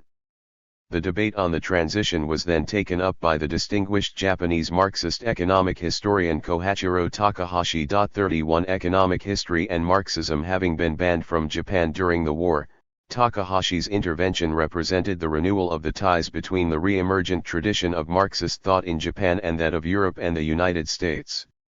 Takahashi insisted in the first place that the debate be widened beyond the English case to include continental Europe. Presciently he held out the prospect that such a wider debate might then illuminate the transition question in Asia. 32. Takahashi rejected Sweezy's conception of feudalism as a mode of production for use rather than exchange. Commodities are produced and circulate in different modes of production including the feudal. In a definition of the feudal or other modes, stress should be placed above all on how products are produced. 33 As such, Takahashi strongly supported Dobb's view that the decline of feudalism was due to an internal rather than an external prime mover. But according to Takahashi, Dobb's definition of feudalism was inadequate in that he immediately started from the abstractions of feudal landed property and serfdom. But just as Marx began his analysis of capital from the commodity, so likewise the analysis of feudalism had to begin from the fundamental social units of Western feudalism, the virgate, the village community and the manor. It was the manor which dominated the other two and became the basis for the extraction of feudal rent and the mobilization of labor. The weakening or dissolution of these medieval categories entailed the decline of feudalism in the 14th and 15th centuries. 34 Further empirical studies of the late medieval crisis only confirm Takahashi's observations. 35 Takahashi's deeply concrete analysis of the decline of feudalism was theorized by Rodney Hilton. This move toward theory appeared the more warranted as Hilton, of all the participants, was most versed in the concrete details of history. Throughout his career at Birmingham University he dedicated himself to rigorous empirical research in the archives. He became thoroughly familiar with continental historiography on the Middle Ages and used it in a comparative way to illuminate his research work on England. Hilton was one of a quartet of British Marxist historians, including Christopher Hill, Edward Thompson, and Eric Hobsbawm, who were initially close to the Communist Party of Great Britain and who refounded the study of history in the English-speaking world during the 1950s and 1960s. 36 As such, Hilton had a thorough grounding in Marxist theory and was passionately interested in the transition question. Hilton began by questioning Sweezy's prime mover, long-distance trade. Sweezy's view was based on the so-called Peyron thesis. Henry Peyron, the celebrated Belgian medievalist, claimed that the economic decline of the West coincided not with the fall of the Western Roman Empire but with the closure of the Mediterranean as a result of the Muslim occupation of the eastern Mediterranean coast in the 8th century. Contrariwise, the economic revival of Western Europe began with the reopening of the Mediterranean during the Crusades of the 11th century. Arguing against Peyron, Hilton maintained that the decline of the Roman Empire in the West was the result not of the interruption of trade but of internal factors. The decline of commodity production in the empire began as a consequence of internal economic and demographic regression as early as the 3rd century, hundreds of years before the collapse of Roman political authority, let alone the Arab intrusion into the Mediterranean. Likewise, internal factors within Western Europe led to the revival of commodity production and markets before the onset of the Crusades. 37 Hilton concluded that the evolution of feudalism was the result of internal factors rather than an external prime mover. Class struggle. Hilton, like Dobb, produced a theory of the decline of feudalism which stressed class struggle above all. 38 It was the prime mover, and the growth of the forces of production was its dependent variable. 39 As its dynamic element, class struggle between overlords and peasants led to the flourishing of the feudal mode of production and then to its decline. The nobility and princes also engaged in political competition with one another while striving to maximize their rental income. The resultant quest for increased rent at first stimulated technological innovation, the development of towns and commerce, and increases in productivity, only later contributing to feudalism's decline. Among contributors to the debate, Hilton was the first to fully underscore the growth of the forces of production at feudalism's zenith. 40. The interplay of these factors, including growing production for the market, led to increased social differentiation among the peasants. The richer peasants took more land into their holdings and employed more and more wage labor, which was increasingly that of the completely landless rather than that of small holders. The better-off peasants resented the demands of lords for rent, and their resentment was reinforced by that of the rest of the peasants, for whom such demands were not merely a restriction on economic expansion but an attack on their subsistence. The struggle over rent sharpened and reached a crisis in the 14th century. 41. Income from rent declined and was only partly compensated for by increases in state taxation, warfare and plunder, and commutation of rents to money payments. Feudal rent was no longer a stimulus to production, and those dependent on it for income eventually had to look to the emerging power of the state for survival. 42 The number of tenants obliged to labor on their lord's domain and the value of rent, now paid predominantly in money, declined.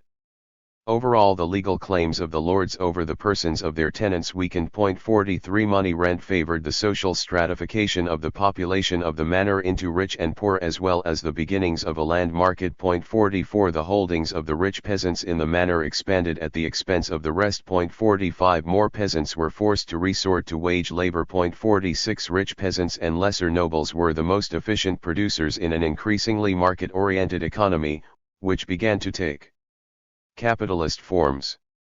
With Hilton's vivid demonstration of the role of class struggle both in developing the forces of production under feudalism and in its decline, this became, along with peasant social differentiation, the fundamental pivot around which debate on the transition would now revolve.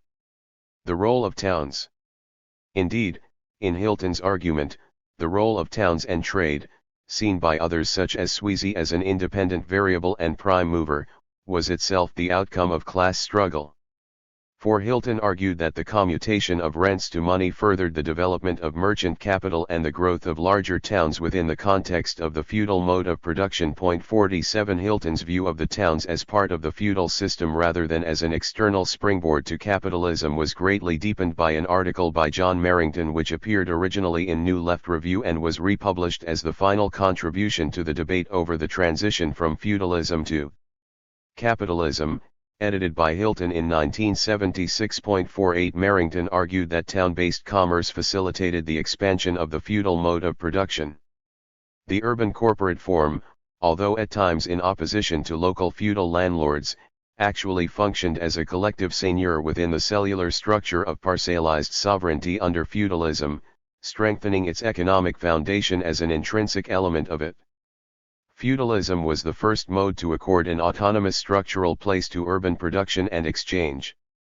Merrington completed his argument about towns and trade being intrinsic components of feudalism rather than external capitalist forces working to undermine it by denying them any role in the emergence of capitalism. For merchant capital did not create surplus value, it only redistributed it. While it played a key role in primitive accumulation, it could not be a source of a permanent self-reproducing accumulation. 49 For that to occur, the extension of the market in the territorial state and the emergence of agrarian capitalism were necessary, and when they did emerge, urban merchant capital was reduced to a declining sphere of operations. 50. Merrington's arguments were a powerful reinforcement of the role of class struggle and the internal logic of feudalism's decline, but they may have overstated the imbrication of towns in feudalism. He overlooked three aspects of their role in its decline. First, the towns served as a potential or actual refuge for the subject rural population, as Dobb pointed out. Second, urban markets strengthened social and political links between rural producers. Finally, as Merrington himself noted, merchant capital played a role in primitive accumulation, which was a necessary if not sufficient condition for the development of the capitalist mode of production. that is, the eventual entry of capital into the productive process itself. These aspects of the role of towns and trade could not be so easily dismissed, and as we shall see below, later accounts came to see class struggle and trade as joint factors in the rise of capitalism. Indeed, we shall argue that while exchange helps to maintain feudal relations of production, once capitalist relations are in place, it is indispensable to the realization process. Uneven development. Takahashi had pointed to the need to broaden the discussion on feudalism to include continental Europe and Japan. This was part of a general trend in Marxism to extend the concept of feudalism in analyzing non-European pre-capitalist societies, rather than employing the problematical and Eurocentric concepts of communal and Asiatic modes of production. Feudalism, at least after Hilton's intervention, was seen as a progressive mode capable of evolving toward capitalism, whereas the other two categories were seen as stagnant. In a deceptively simple contribution, Eric Hobsbawm helped to free Marxist understandings from the problems associated with notions of Asiatic and communal modes of production, and reconnected them with ideas about uneven and combined development. Hobsbawm unreservedly admitted that the forces making for economic development in Europe were also present elsewhere in the world. Japanese feudalism, in particular, resembled the European variant closely, and it was conceivable that capitalism could have emerged there independently of European influence. In his view, the intrusion of European imperialism ruptured an authentically endogenous process. Having raised the possibility of non-European forms of capitalism, Hobsbawm nonetheless insisted that the triumph of capitalism in Europe was unique. There is no getting round the fact that the transition from feudalism is, on a world scale, a case of highly uneven development. 51. We should note that the conception of uneven development dates back at least to Marx's Grundriss, where unevenness represents the condition for a transition from one declining mode of production to another rising and more progressive mode. Moreover, uneven development is a fundamental feature of the capitalist form of development. Its importance throughout the process of capitalist development cannot be overstated, and is key to understanding the contemporary capitalist crisis. 52. With respect to uneven development in Western Europe, according to Hobsbawm, the crisis of feudalism involved the most advanced sectors of bourgeois development within Western Europe as well. The interesting thing about the 14th century crisis is not only the collapse of large-scale feudal domain agriculture, but also that of the Italian and Flemish textile industries. England advances, but the much greater Italy and Flanders never recover. 53. Unevenness characterized not only the crisis of feudalism but also the emergence of capitalism itself. Overall European development from the 14th through the 17th centuries was marked by repeated crises in which regression in one place allowed progress elsewhere.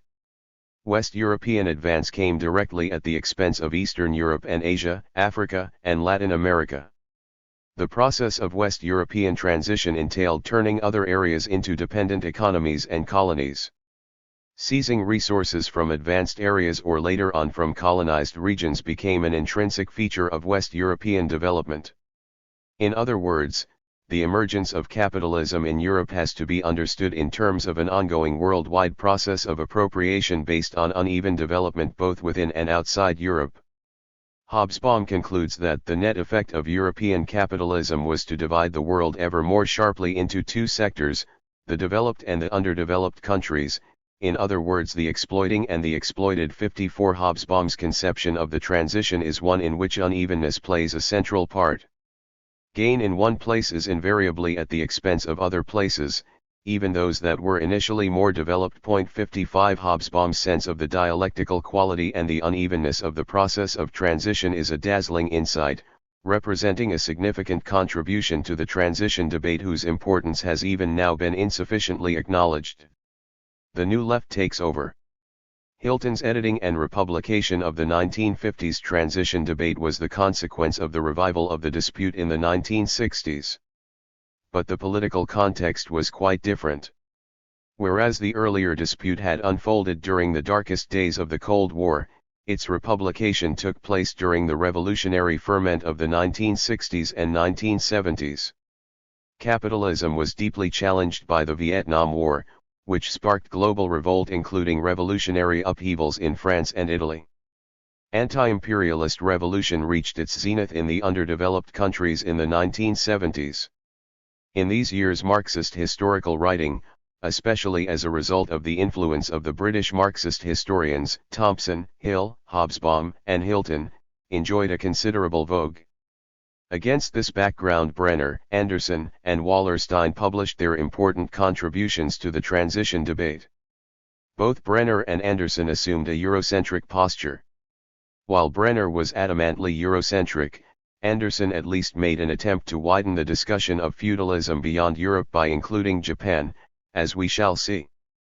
But Anderson's contention that the inheritance of Rome was essential to the existence of feudalism in the first place and to the eventual crystallization of the capitalist notion of private property definitively placed him in the Eurocentric camp. 56 Meanwhile Wallerstein adopted what he called a world systems approach, which attempted to view the development of European capitalism from a perspective which included the underdeveloped countries. With the exception of Takahashi's brief plea for a perspective beyond Europe, endorsed and elaborated through his invocation of uneven and combined development by Hobsbawm, the earlier phase of discussion of the transition question had scarcely touched on the non-European world. The fact that Anderson, and especially Wallerstein, found it incumbent on them to discuss capitalist origins in a non-European context undoubtedly reflects the growing impact of Asia, Africa, and Latin America on Western scholarship in the radical 1960s and 1970s. Japanese feudalism. Hilton's republication of the original transition debate itself inspired a broadening of the discussion. A French translation of the English text was published by the radical publisher François Maspero alongside a companion volume which included an extensive discussion of the transition in Japan by Takahashi. 57 Like many other scholars, Takahashi believed that Japanese feudalism closely approximated that of the West, and that like the Western version, its transition to capitalism was a matter of internal evolution, not, as was usually assumed of non-European cases, due to an external prime mover. In this case Western imperialism. The Meiji Restoration, or so-called capitalist revolution from above, may have been inspired by the threat from the West. However, Takahashi argued, its possibility and form were determined by the internal evolution of Japanese feudalism. The historical priority of Western capitalism could not be gainsaid, argued Takahashi, but its uniqueness, as argued by Hobsbawm, could. Takahashi notably attributed the top-down nature of Japanese capitalism to the resilience of its feudalism.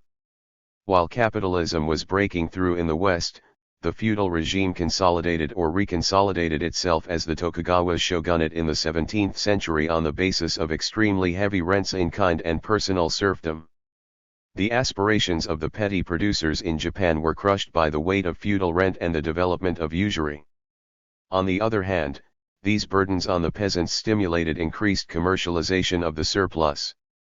As a result, proto-capitalist manufacturing and agriculture, including some wage labor directed by small manufacturers and middle peasants, emerged in the countryside prior to the opening of Japan to the West. On the other hand, Takahashi stressed the dominant economic power of the urban merchants and financiers, who operated on the basis of their close dependency on the feudal state and great landlord magnates. Centralized collection of revenue made possible a high degree of commercialization and urbanization as well as an extreme level of peasant exploitation. On the eve of the Meiji Restoration, middle peasants and small manufacturers began to enter into opposition to the merchant and financial monopolists tied to feudal magnates in a way reminiscent of the revolutions in England and France. Overexploitation by landlords led to increasing misery and ultimately population decline. The country fell into an increasingly severe demographic and economic crisis which set the stage for the overthrow of the Tokugawa shogunate. Yet Japanese feudalism proved much more durable than that of the states of the West, and its resilience fundamentally determined the nature of the capitalism that did emerge. Takahashi's insistence on the profundity of the economic and demographic crisis and the polarization of Japanese society between the proto-capitalist and peasant opposition, on the one hand, and the resistance of its feudal and big merchant supporters on the other, has been confirmed overall by subsequent research. Legal serfdom in the sense of personal dependence appears to have been less prevalent than in medieval Europe, although economic exploitation was at least as severe. In fact, though initial advances made early Tokugawa Japan compare favorably with France under the Ancien regime, overexploitation created food shortages, peasant revolts and population decline. They engulfed the shogunate in the last decades of its existence. Popular and proto-capitalist revolt proved essential to catalyzing a modernizing political elite to dismantle the institutions of the feudal regime while preserving the essence of landlord power over the peasantry. But revolt from below fundamentally failed to transform the feudal Japanese social and political order. 58 Decentralized military power was broken, but landlords continued to control their tenants socially and economically. The political and economic freedom of the bulk of producers remained fundamentally constrained. As a consequence, it was the state rather than the petty producers that was to take the lead in capitalist development. For Takahashi, contrary to Eurocentric prejudice, the intrusion of the West was merely a catalyst which set off what was already the internal evolution of Japan toward capitalism. But despite Takahashi's analysis, Eurocentrism reasserted itself in a sophisticated and nuanced way through the intervention of Perry Anderson. Anderson dealt with Japanese feudalism in a long note or appendix added to his Lineages of the Absolutist State. 59 He agreed with Takahashi that feudalism set the stage for a capitalist takeoff and that the parallels between Japanese and Western feudalism were striking. Anderson underscored the gains in the productivity of Japanese feudal agriculture in the 17th century. The 18th century, while less dynamic, was still marked by increased commercialization, including the spread of cash crops like sugar, cotton, tea, indigo, and tobacco. The urban merchant class expanded and became more influential while the cities grew prodigiously. Educational and literacy levels were as high as or higher than in the West. Indeed, the potential for capitalist development once a breakthrough occurred was enormous. However, Anderson rejects Takahashi's suggestion that Japan could have liquidated feudalism through the power of its own internal contradictions. An external prime mover was required, which arrived with the abrupt intrusion of American imperialism. For, Anderson argues, although the conspicuous consumption of the elite set the stage for a major fiscal and economic crisis by the beginning of the 19th century, the shogunate was not in danger of being overthrown from within. The isolation of Japan from the world market fundamentally blocked its evolution from feudalism toward capitalism.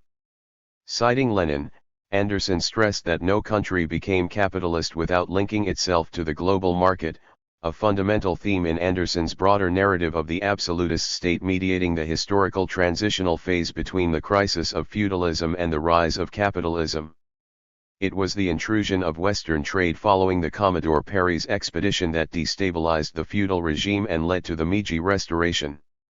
Though this is hardly definitive proof of Anderson's Eurocentric arguments, late Tokugawa Japan, though racked by internal contradictions, did not explode of itself. Eurocentrism aside, however, Anderson's view of Japan has wider theoretical resonances. They suggest that between Dobbs' internal prime mover and Sweezy's external prime mover, Anderson favors the latter.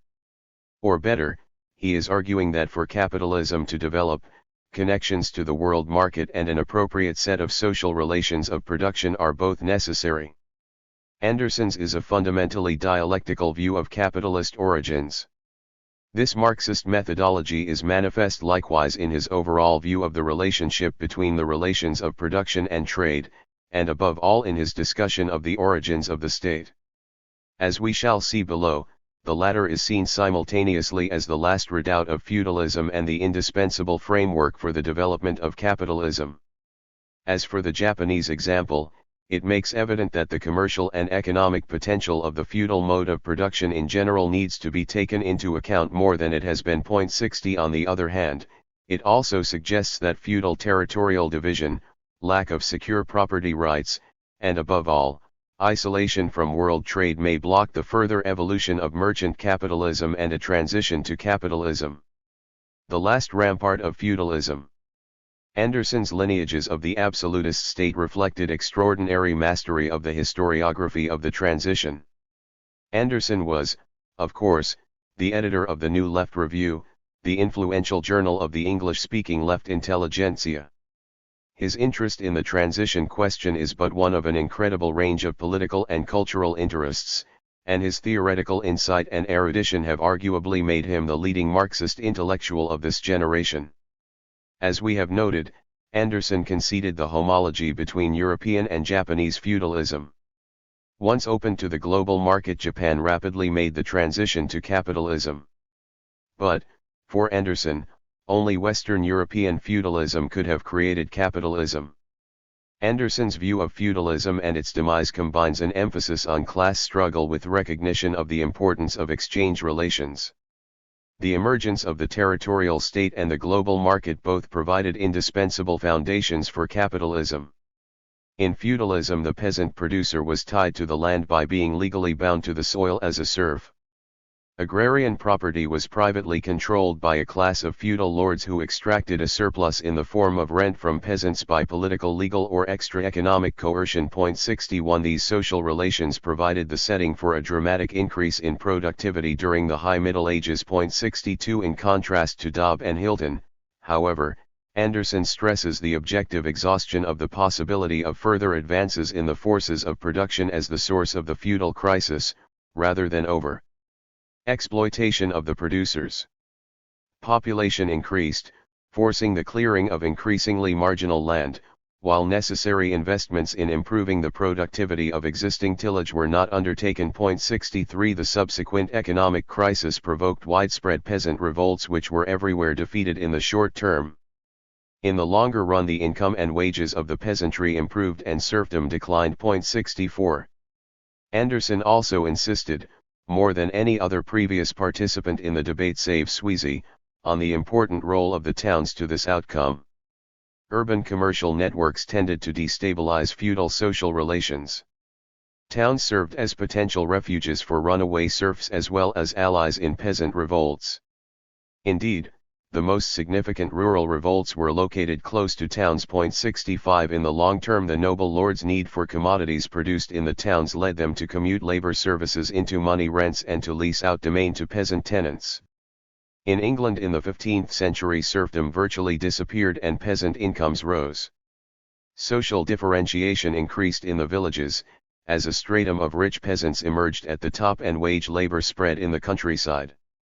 Anderson directly addressed the Dobb-Sweezy debate in a long footnote in the opening chapter of his Lineages of the Absolutist State. 66 For him, it was not a case of choosing between rural social relations of production and commercial trade relations, but of their relative weight and dialectical interrelationship. Indeed, based on Merrington, Anderson acknowledged that trade was intrinsic to the feudal mode. 67 Dobb had already suggested that the early modern state was above all designed to defend the nobility, and Anderson provided a conclusive demonstration of this thesis. The end of serfdom did not bring feudalism to an end. The consolidation of the territorial monarchies at the end of the Middle Ages in fact represented a redeployed and recharged apparatus of feudal domination, designed to clamp the peasant masses back into their traditional social position. 68 The class power of the nobility, which was put in question as a result of the disappearance of serfdom, was displaced upwards and centralized into the hands of the new territorial monarchies, which became the principal instruments for the maintenance of noble domination over the peasantry. Moreover, insofar as nobles blocked the emergence of a free market in land and peasants retained access to their means of subsistence, feudal relations persisted. 69 Nonetheless, in England and elsewhere in Western Europe, the emergence of the territorial state created a space essential for the further progression of the urban-based bourgeoisie. In the medieval period, political and economic control had been combined. With the appearance of the territorial state in the early modern period, political power began to be separated from immediate control over the economy, allowing capitalist forces to emerge. The political order remained feudal while society under its aegis became more bourgeois. 70 Anderson sees the emerging territorial state as having a dual determination. The threat of peasant unrest, unspokenly constitutive of the absolutist state, was thus always conjoined with the pressure of mercantile or manufacturing capital within the Western economies as a whole, in molding the contours of aristocratic class power in the New Age. 71. For all that the development of the territorial state bolstered feudalism, it also provided an enlarged political space within which capitalism could develop. In such a space lay the market. Just as Merrington saw the medieval market as intrinsic to the seigneurial regime, Anderson insists that the capitalist market was a creation of the territorial state and almost as much a political as an economic institution. Anderson's insight into the role of the state is critical to understanding the transition. Moreover, like his formulation of the relationship between relations of production and those of exchange, one must underline the importance of the fact that he grasps the nature of the state in a dialectical way. He demonstrates that the state both saved feudalism and incubated capitalism within itself. It is within the state that the transition is possible in the first place. Brenner and the late medieval crisis. Beginning with Dobb, scholars separated the period of the decline of feudalism from the period of the rise of capitalism. Dobb and Sweezy, chief protagonists in the initial debate, both acknowledged the existence of an intermediate period prior to the emergence of capitalism, in which a weakened feudalism gave greater freedom to petty producers prior to the emergence of capitalism. Moreover, most of the participants in the debate, while stressing one or another factor leading to the transition, nonetheless tended to acknowledge a multiplicity of causes.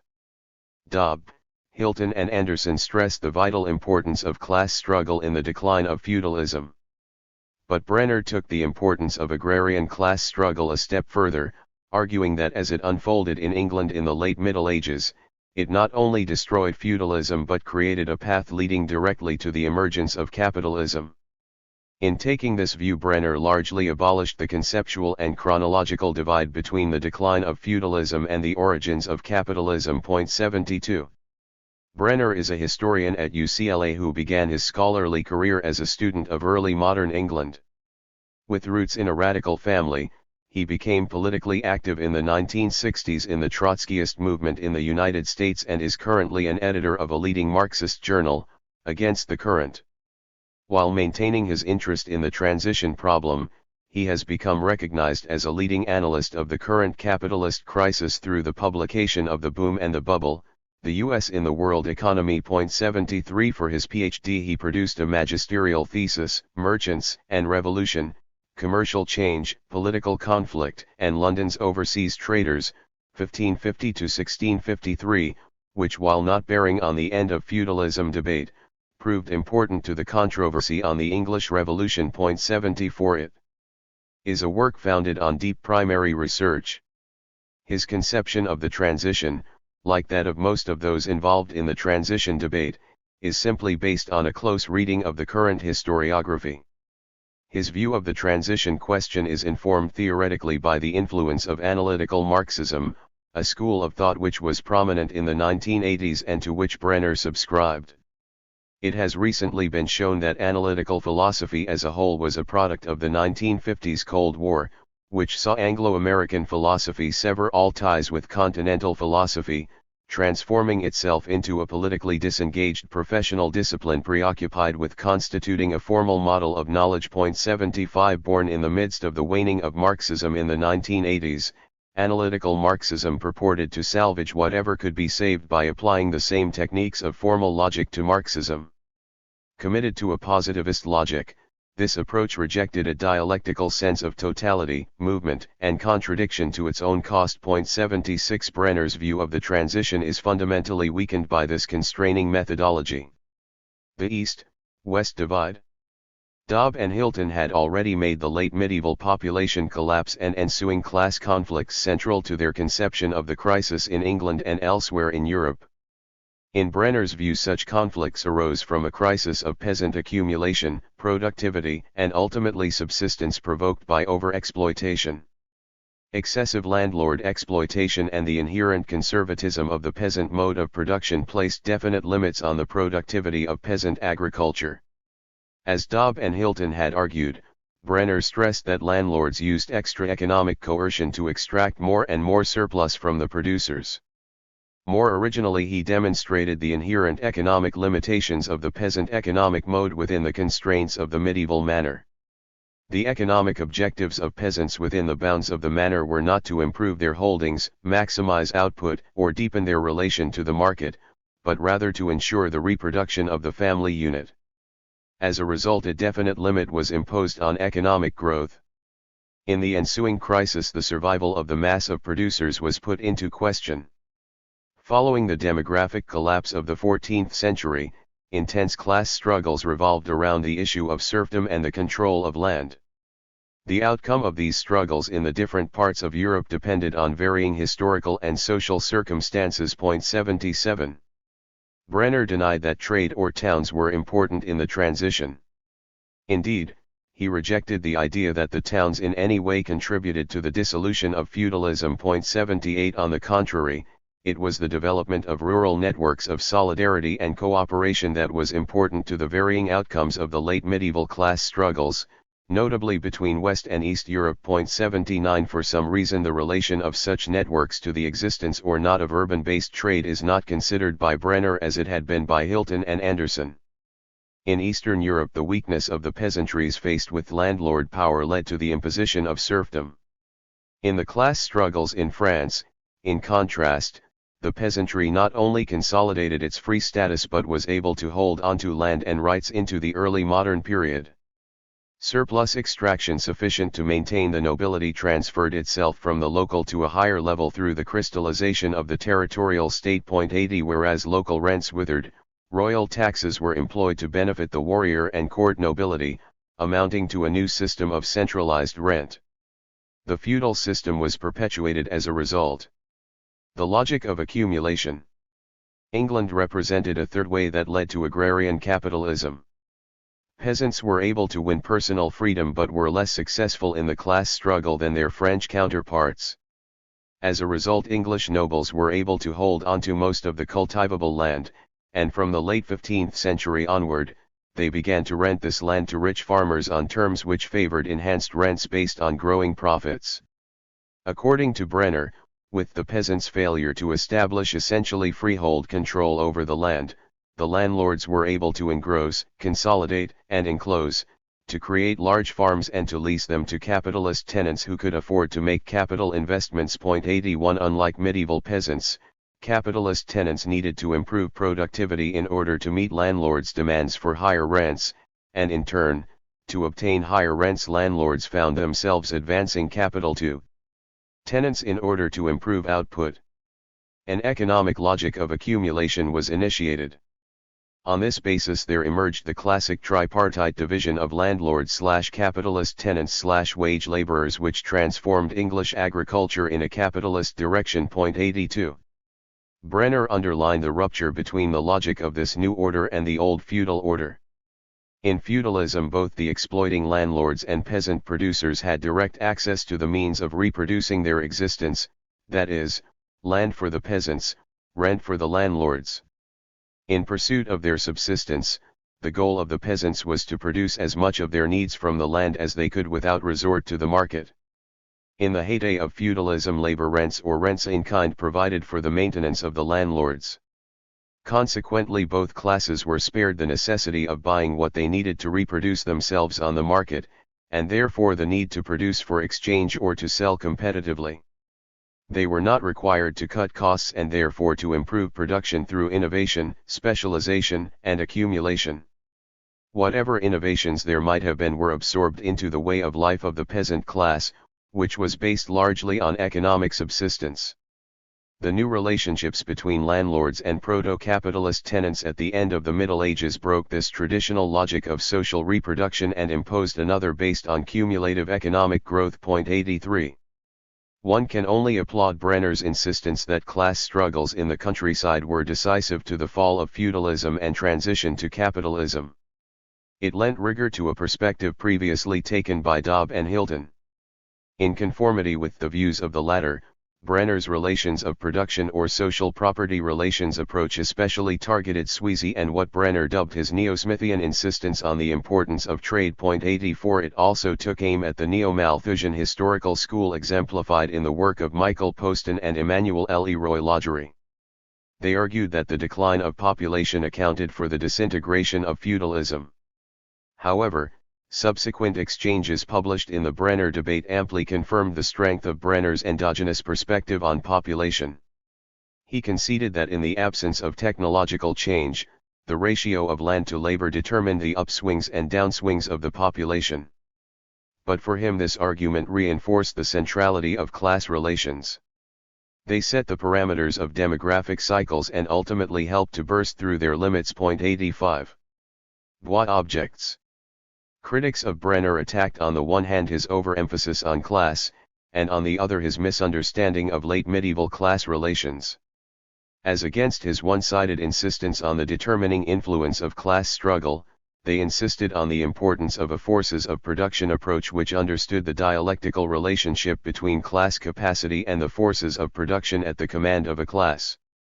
Class struggle remains at the focal point of their view of the decline of feudalism. But their conception of class is broader and more deeply situated in material reality than Brenner's. The French medieval historian Guy Bois was the first to voice such objections to Brenner's view of feudalism's demise. In the Brenner debate, Bois expressed skepticism over Brenner's rather schematic emphasis on economic class while insisting on the importance of the forces of production perspective, understood as the material and non-material resources at the disposition of a class. Bois calls Brenner's perspective a kind of political Marxism which reacts against economistic tendencies in historiography by stressing political and social agency. Bois acknowledged that Brenner's injection of strong doses of class struggle into his account was commendable, and that it had been ignored in the past. However, he objected to the sketchy and overly ideological manner in which Brenner introduced such conceptions. He called it a voluntarist view of history divorced from all other objective contingencies and from laws of development specific to a particular mode of production. 86 In other words, Bois complained that Brenner's view is based on too superficial a view of the economic history of the medieval period and of the dynamics of its mode of production. Bois insisted, for example, that the medieval hierarchical network of markets based on small and large towns could not be separated from the development of the seigneury or manor, as Brenner would have it. The market, according to Bois, developed coincidentally with and was dependent on the system of manors or seigneuries. The market is in no way an entity which is foreign to feudal society. Its introduction, or rather its development, is linked with the introduction of new seigneurial structures and, the market played a central role in the development of medieval society. 87. Indeed, the medieval market was not simply an autonomous economic mechanism which peasants entered or withdrew from at will, as pictured by Brenner. It was in part a coercive institution through which peasant surplus was extracted and commercialized by landlords using merchants as intermediaries. 88 This insight of Bois that markets were not strictly economic entities but also had a coercive or political aspect is of critical importance to an understanding of both the feudal and capitalist modes of production.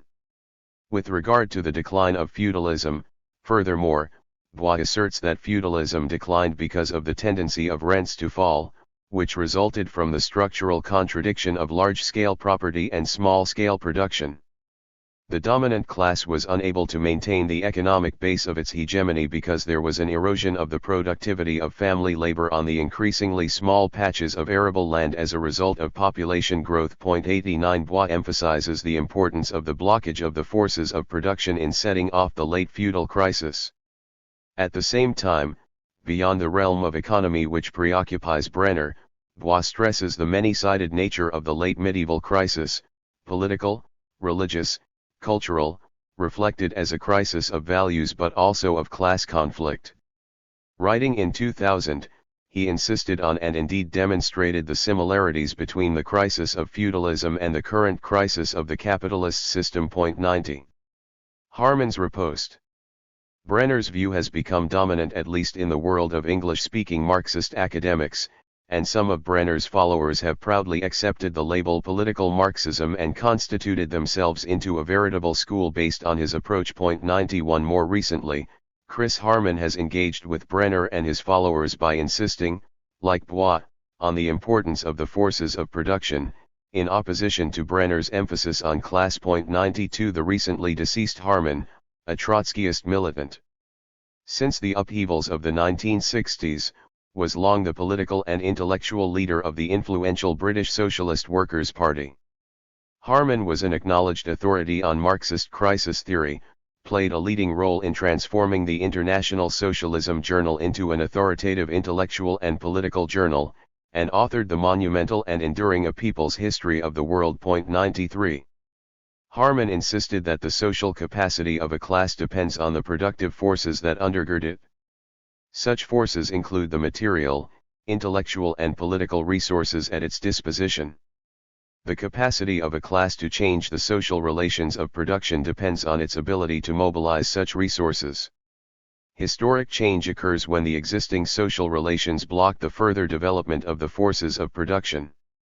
In Harman's view, Brenner turns these relationships upside down, subordinating the forces of production to the determination of class relations.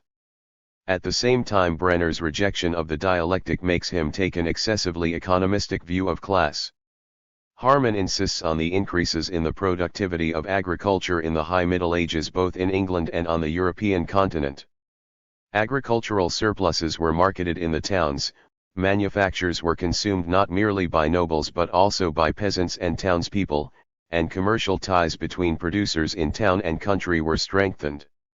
Wage labor began to be employed on a limited basis by incipient capitalists. Social differentiation among the peasantry strengthened these tendencies. The late medieval crisis affirmed rather than annulled these economic and social advances of the 12th and 13th centuries.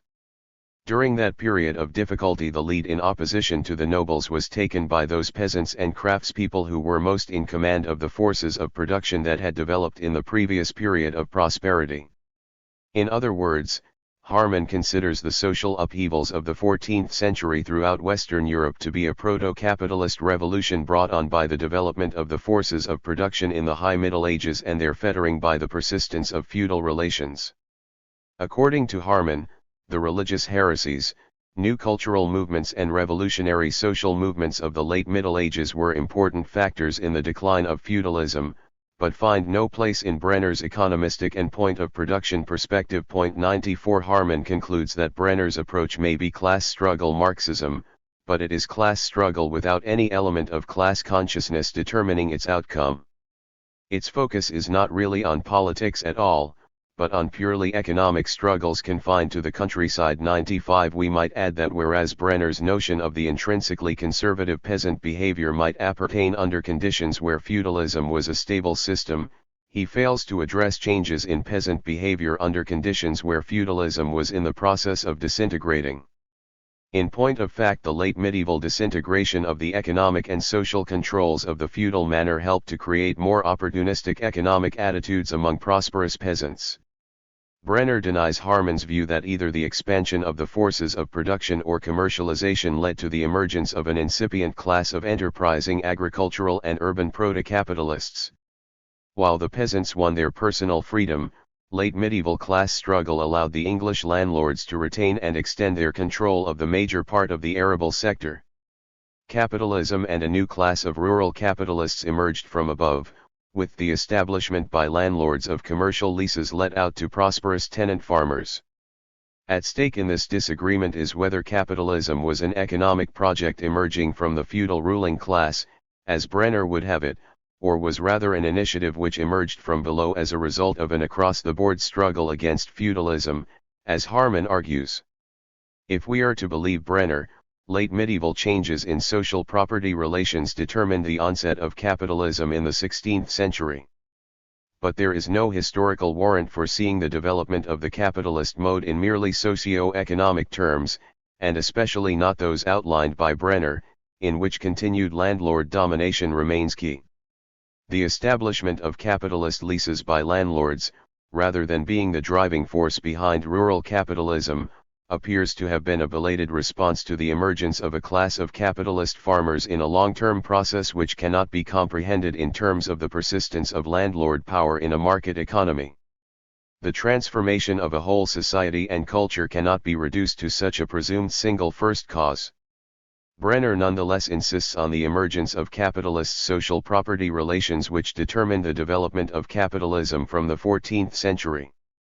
The role of social differentiation. A recent article published by Terence J. Byers powerfully reinforces Harman's viewpoint. 96 Byers himself is a scholar of Indian history and Marxist political economy.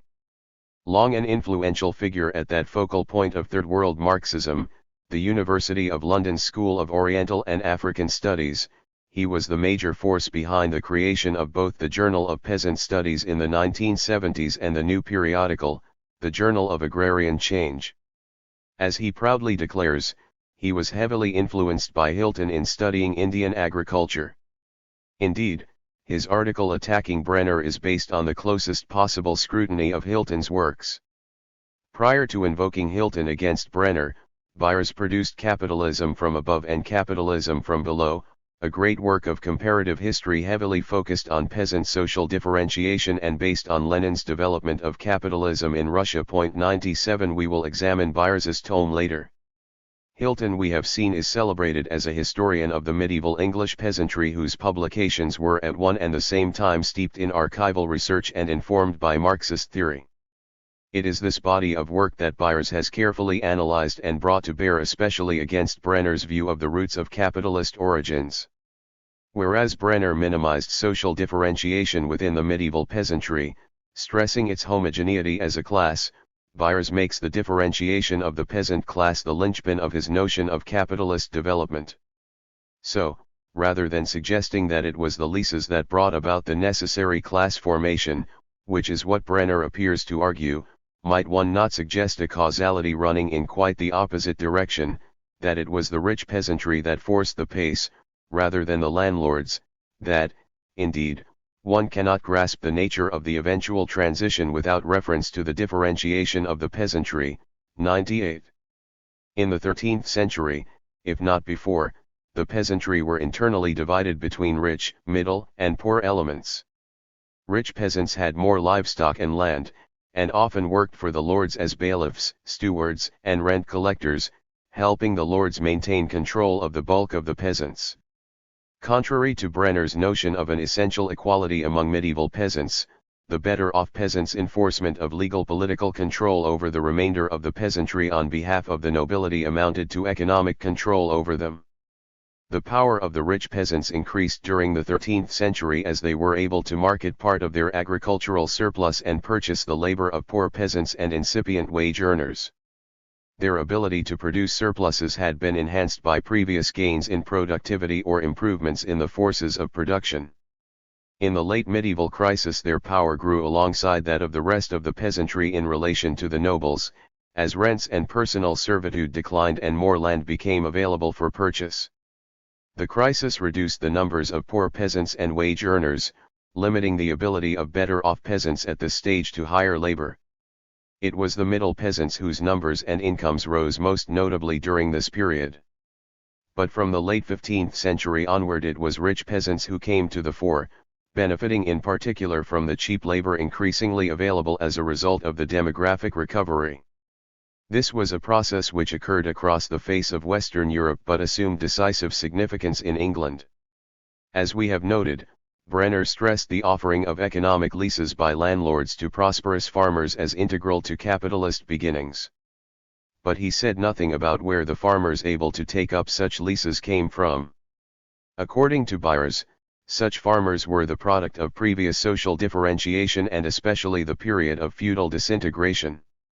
They then became the prime movers of 16th-century capitalism, which was based on the dispossession of a growing mass of peasants and their subjection to the emerging power of rural capital. This account seems to be consonant with Harman's notion of the emergence of a class of rural proto-capitalists in the late medieval crisis in a position to command new forces of production. Byers, Harman, and Bois do not underestimate the importance of class struggle to the decline of feudalism. They stress rather that the outcome of such struggles must be related to the level of development of the forces of production. In its turn, the level reached by the forces of production under the command of a given class determines the capacity of that class for leadership in class conflict. 99 Brenner had seen the peasantry as more than willing to engage in class struggle against landlords in the late medieval crisis, but also, being essentially peasants, unwilling thereafter to seize new economic possibilities opened by the decline of feudalism. Peasants engaged in market activity, but only insofar as did not endanger the subsistence family household. Only an upper stratum of this class was forced out of passivity by the imposition of competitive rents by the landlords at the beginning of the 16th century. It is the logic of accumulation imposed from the outside in the form of these competitive rents which initiates capitalism. Byers, expanding on Hilton's view and opposing Brenner, sees the peasantry as socially combative and its upper stratum as the active base of an emerging capitalist class eager to seek opportunity in the market. Opportunity presented itself in the late medieval crisis with the disintegration of the restrictions of feudalism.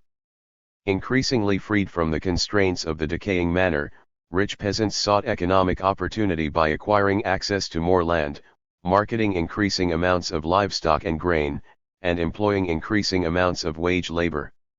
The enclosures of the 16th century transformed this impulse into capitalist accumulation. As a parenthesis to the above discussion, we should note that the question of the role of the petty producers in capitalism has implications beyond their destiny in the late Middle Ages or 16th century in Europe. Peasant farmers and craftspeople did not disappear with the full emergence of capitalism, as is suggested by the above discussion. They have continued to be an important social group within Europe and in the rest of the world, constituting and reconstituting themselves right up to the present. Indeed, the present crisis of capitalist agriculture has led to the re-emergence of movements in many countries attempting to revive the peasantry as the basis for a sustainable agriculture. Hence the class nature of this group continues to be a matter of some political moment. Earlier analyses tended to view the peasantry from the perspective of capitalist or socialist modernization, in which they were regarded as a dated social anomaly. Ecobedo Lacotte argued in the 1970s, for example, that they form part of an archaic set of social relations which blocked the emergence of a fully developed capitalism in the underdeveloped countries and facilitated the export of surplus within global imperialism. 100 On the other hand, Jaris Banaji, who was more sympathetic, argued that rural petty producers were really disguised proletarians even in the absence of a real accumulation of capital. 101 In other words, Banaji tries to rehabilitate the peasantry by reclassifying them as part of the proletarian class. Neither Lacan nor Banaji are able to perceive the peasantry in terms of the future viability of an enhanced subsistence economy. In any case, in the light of our view of capitalism, which sees both wage labor and the ongoing entry of capital into production as indispensable components of the capitalist mode, Banaji's view appears dubious under the constraints of imperialism. The role of such rural petty producers might be quite different in a socialist economy. In such circumstances, a revived peasant economy could help to absorb the constantly expanding global lumpenproletariat and constitute one essential part of a sustainable agriculture. Dialectics of social relations. As we have seen, the initial debate on the transition focused on whether the prime mover in the long decline of feudalism was long-range trade or factors internal to the feudal system. The outcome of the dispute was a nearly unanimous consensus that the exhaustion of feudalism from within, especially as the result of class struggle, was critical to its decline. The subsequent debate centered on Brenner's view that class struggle alone was critical not only to feudalism's decline but also to setting the stage for the beginning of capitalism. According to him, changes in the social relations of production unique to England, giving control of the land to the landlords but depriving them of control of persons, determined that they would attempt to gain control of future surplus by instituting competitive leases and encouraging primitive accumulation. In contrast to Brenner's economistic and class-determinist method, we have insisted that the importance of the economic and social must be understood in the light of a dialectical perspective. Economic and social factors have their part as elements of a contradictory totality in which culture and politics have a role. Of course we accept the notion that changes in the social relations of production were critical to the demise of feudalism. But when it comes to the origins of capitalism, I reject Brenner's notion that it was English landlords who played the major role in the origins of capitalism in the face of the economic passivity of the peasant producers. Rather than landlords being decisive to the inception of capitalism, I have made the importance of the late medieval social differentiation of the producers a central theme of my conception. In the new economic circumstances of the 16th century, the petty producers would increasingly divide into rural capitalist producers and wage workers. The revolts of the rural and urban petty producers against feudalism reflected not merely their social combativeness but their economic and even religious aspirations as well. They were neither socially nor economically passive as pictured by Brenner. The class capacity of these producers must not be taken for granted but be seen as a product of the previous medieval development of the forces of production. The early emergence of capitalism, furthermore, cannot be understood as an exclusively English affair, but must be seen in terms of Western Europe as a whole. The struggle against feudalism and the development of capitalist relations appeared across Western Europe at the end of the Middle Ages. In order to fully grasp the specific conditions which allowed capitalism fully to crystallize in England, its development in Italy and elsewhere on the European continent should be traced and brought into comparison with the English example. 2. Experiments in capitalism, Italy, Germany, France. The purpose of this chapter is to demonstrate that capitalism's beginnings cannot be understood by looking at the isolated case of England. Capitalism, from the start a single system, actually began in Italy, spread to Germany and then to Holland and France. England was the last stop in this progress. Using the examples of Italy, Germany, and France, which have been largely ignored in the transition debate, this chapter shows that many of the factors leading to the development of capitalism in England and Holland were also present in these countries. The key difference between these countries, where the development of capitalism was arrested or limited, and England and Holland lay in the balance of power between capital, the state, and feudal power.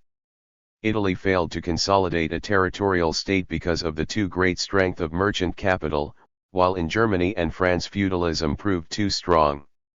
Our study of these cases will demonstrate that, in addition to the economic conditions stressed by Brenner, two political conditions were critical to the successful development of capitalism: the existence of a territorial state, and the influence of capitalist or incipiently capitalist classes over the state.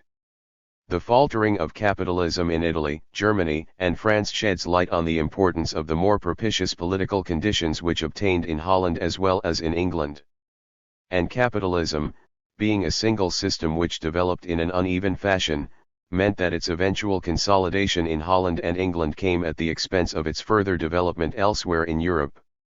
The proper way of conceiving of capitalism's origins is thus through a series of experiments which finally had their successful denouement in these two states.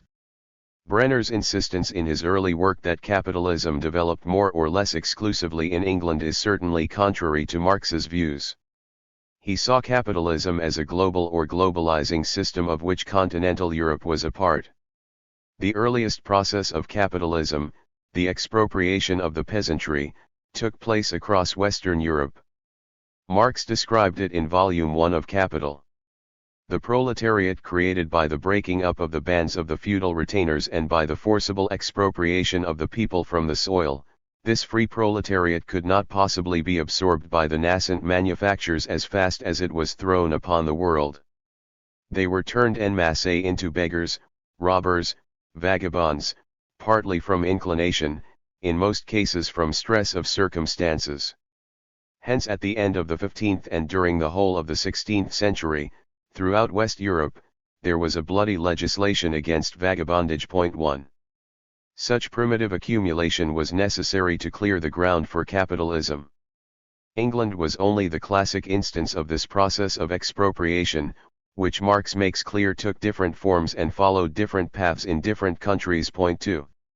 Far from believing that capitalism originated in England, Marx explicitly recognized that capitalism developed first in the city-states of Renaissance Italy. 3 Engels saw the revolution that shook Germany in 1524–25 as an early bourgeois revolution that arose from the development of capitalism there. Marx characterized the early processes of the emergent capitalism, what he called the different moments of primitive accumulation, as distributing themselves. Now, more or less in chronological order, particularly over Spain, Portugal, Holland, France, and England.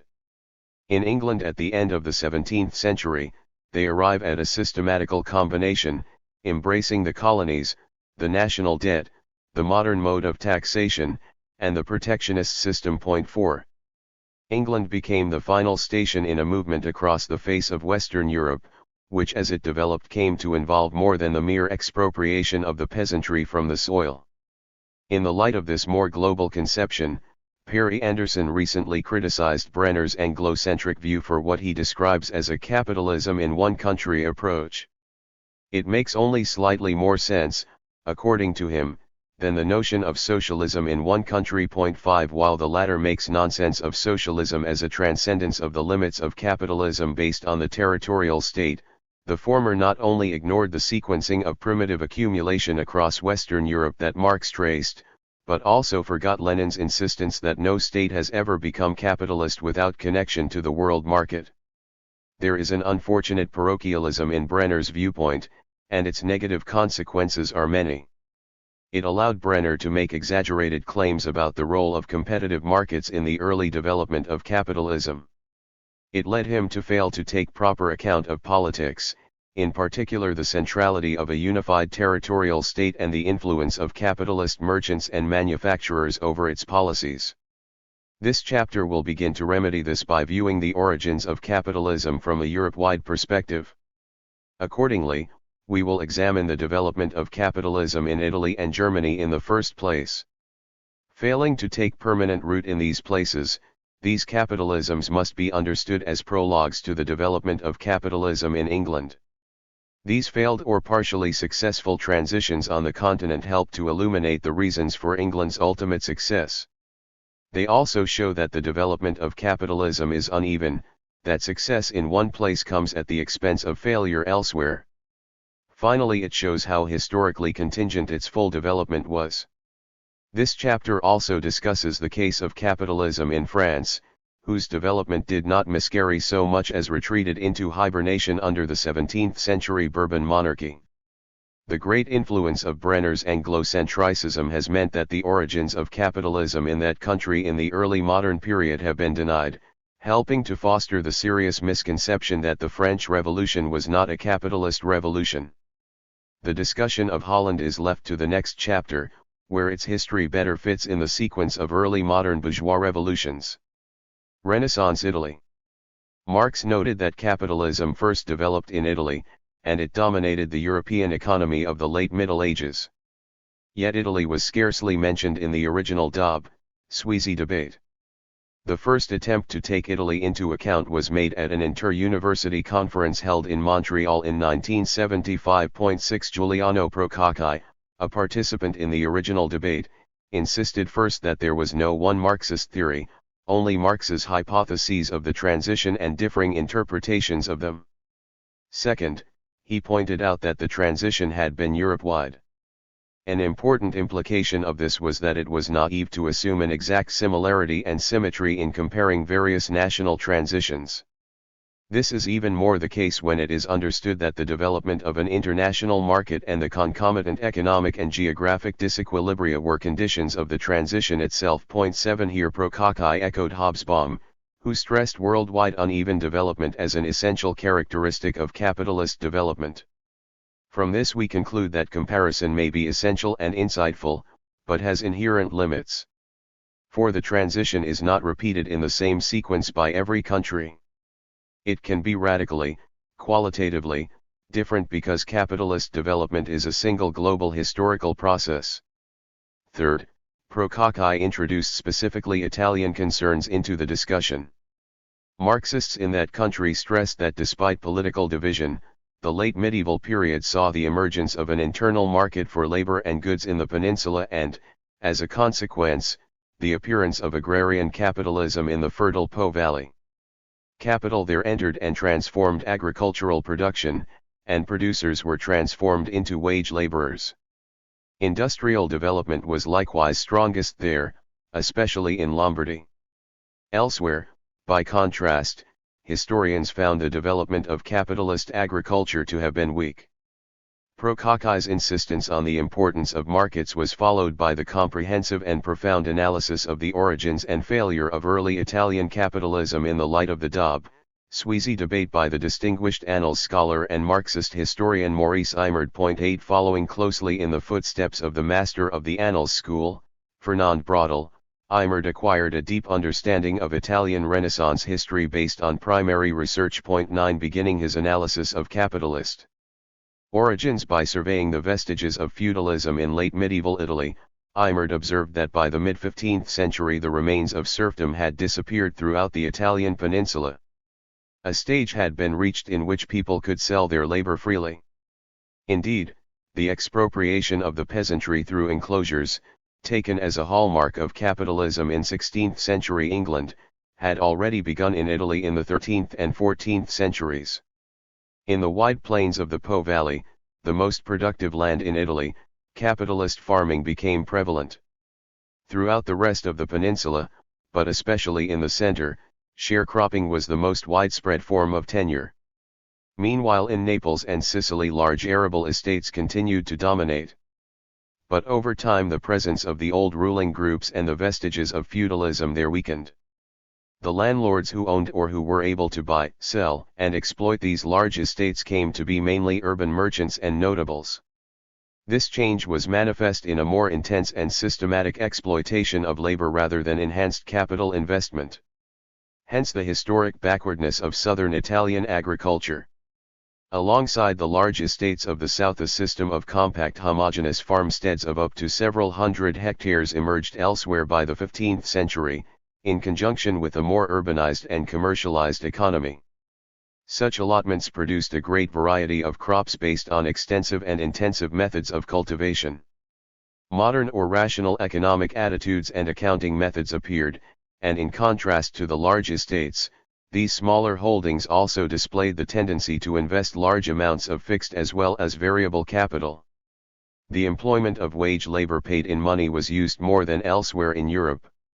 The consolidation of 5 large states on the peninsula by the 15th century enlarged markets. Interregional and maritime trade between North and South also grew. Compared with the rest of Europe, markets and the commodification of agriculture were highly developed. Italian agriculture of the 15th and 16th centuries possessed all the elements of high farming that later emerged in England. Large amounts of urban or commercial capital flowed into agriculture not simply to buy but to improve land. Aside from landlord proprietors, there was a class of farmer owners who utilized capitalist methods of land management and in particular employed wage labor. It was during this Renaissance that northern and central Italy took on the aspect of the celebrated bel paesaggio, or beautiful landscape, with its characteristic sculpted and terraced hillsides and valleys. 10. These developments not only raised the net agricultural product, and provisioned a particularly dense urban network in the north, but by doing so allowed a very early expansion of the manufacturing sector. 11 In the 14th and 15th centuries the whole peninsula including the south was commercially linked in interregional and maritime networks dominated by the northern cities of Milan, Genoa, Venice, and Florence. The integration of the primary, secondary, and tertiary sectors allowed a high degree of urbanization and the emergence of new political structures, social relations and cultural values which are associated with the Italian Renaissance. The merchants of northern Italy dominated European wholesale commerce from the 13th through the 15th centuries. They controlled the markets for raw materials and the outlets for manufactured goods. Long-distance trade in both precious and bulk goods lay in their hands. As needed, they developed new commercial and financial techniques while creating a financial network which covered Europe and the Mediterranean. Their dominance over international trade in wool cloth, silk, armaments, paper, and glass set off the first systematic processes of capital accumulation, and resulted in the reorganization of the countryside, especially in the Po Valley. Point 12. The dominance of merchant capital. Eimert holds that it was the northern Italian cities which were responsible for the economic transformation of the countryside. Looking at their role specifically from the perspective of the Dobb-Sweezy debate, Eimert contends that Sweezy was right to see trade as a decisive factor in the transition, though he was wrong to see it as an exogenous force in causing the decline of feudalism and development of capitalism. According to Eimert, the very merchant base of this capitalism, which was authentic enough, defined its limits. Unlike agriculture, no transformation of the means of production occurred in manufacturing, including in the all-important cloth industry dominated by merchants and guilds. Italian merchant capitalists proved to be uninterested in transforming the means of production in manufacture. We find once again the structural character of merchant capital and its indifference to the mode of production of those commodities that enter into circulation, which led to its continued preference for simple financial control over producers rather than real control of the processes of production. Point 13. Rural capitalists were blocked from developing industry by the influence of urban merchants. Furthermore, the urban merchants who dominated this economy failed to develop a truly national market, which was critical to the further development of Italian capitalism. Only the creation of a wide and deep national market, especially one protected by a centralized territorial state, could have maintained the competitiveness of Italian manufacturing in the long term. The failure of Italian capitalism. According to Eimert, there are three major interpretations of Italian capitalism's failure to advance further. The first, epitomized in the work of Ruggiero Romano, insists that despite the appearance of modernity, the Italian economy failed to achieve real breakthroughs in productivity. Not only did agriculture and industry remain technologically inert, this stagnation was compounded by an urban-rural conflict which lacked any dialectical virtue, that is, did not issue in any positive economic outcome. Point 14. The second position, reflected in the view of Renato Zangheri, is a more nuanced version of the first 15. It acknowledges that real transformations in the direction of capitalism occurred in the late medieval period. But this modern sector remained too weak and local. No national market or national unification took place. Surpluses generated were not reinvested in agriculture or industry but in churches, country villas, and palaces. As the 16th century waned, rent and interest came to dominate a process of refeudalization which included the North. These two interpretations stressing the internal evolution of Italy should be placed in a third, more international interpretative context. From this perspective, Italian merchant capitalism, such as it was, could not fully transcend its links to a Europe-wide feudal framework and so merged back into it. This wider view is provided by Emanuel Wallerstein, like Eimert a follower of Braudel. Point 16. For Wallerstein, the decisive factor in the evolution of Italy was the emergence of the capitalist world economy after 1450. Whereas late medieval Italy had shared the dominant role in the European economy with the Netherlands, the new economic hierarchy that emerged following the European voyages of discovery saw Italy's decline. It lost its core position to Holland, which in turn lost out to England. With the emergence of the world market, the timing of capitalist development was critical to determining a country's eventual position in the magic circle at the capitalist core or outside of it. As it turned out, Italy's capitalism was too early while England's was timed just right. But, Eimert complained, despite Wallerstein's references to the rural sector, he prioritized trade and industry at the expense of the social realities of Italian agriculture in explaining the failure of Italian capitalism. As a result of his bias toward exchange, he was unable to get at the root of the failure of the Italian transition. This lay in excessively exploitative social relations of production. Eimert's own explanation of the falling back of Italian capitalism focuses on the character of the merchant capitalism of the towns. Point 17. In a way which was unique to Europe at the time, the merchant capital of the cities dominated and transformed the whole Italian countryside and most radically the north. Despite the wars of the first part of the 16th century, Italy fully participated in the positive West European conjuncture of that period. All the conditions for further accumulation and expansion were present, including buoyant profits, expanding demand, good prices, and increased production and consumption, amid stable or increasing productivity in industry and agriculture.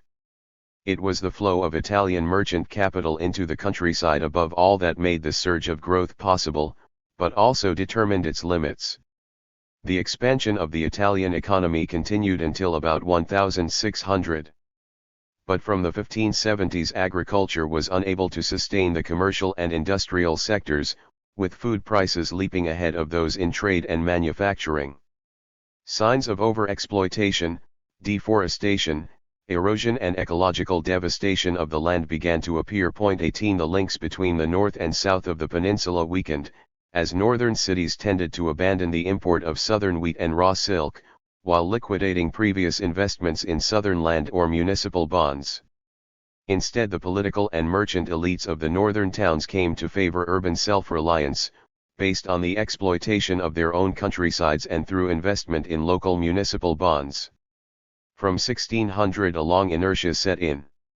Even the ruralization of industry did not allow a reconquest of foreign, let alone domestic, markets, which contracted the predatory city-state. According to Eimerd, it was the contradiction between the interests of urban elites and the rural dwellers which blocked further growth. The towns began to restrict freedom of markets, or permitted only those that were regarded as serving their interests, imposing controls on grain prices, production, marketing, and exports in order to ensure supplies to their expanding populations, especially the urban poor. Rents rose, and the profit levels of capitalist farmers stagnated or declined.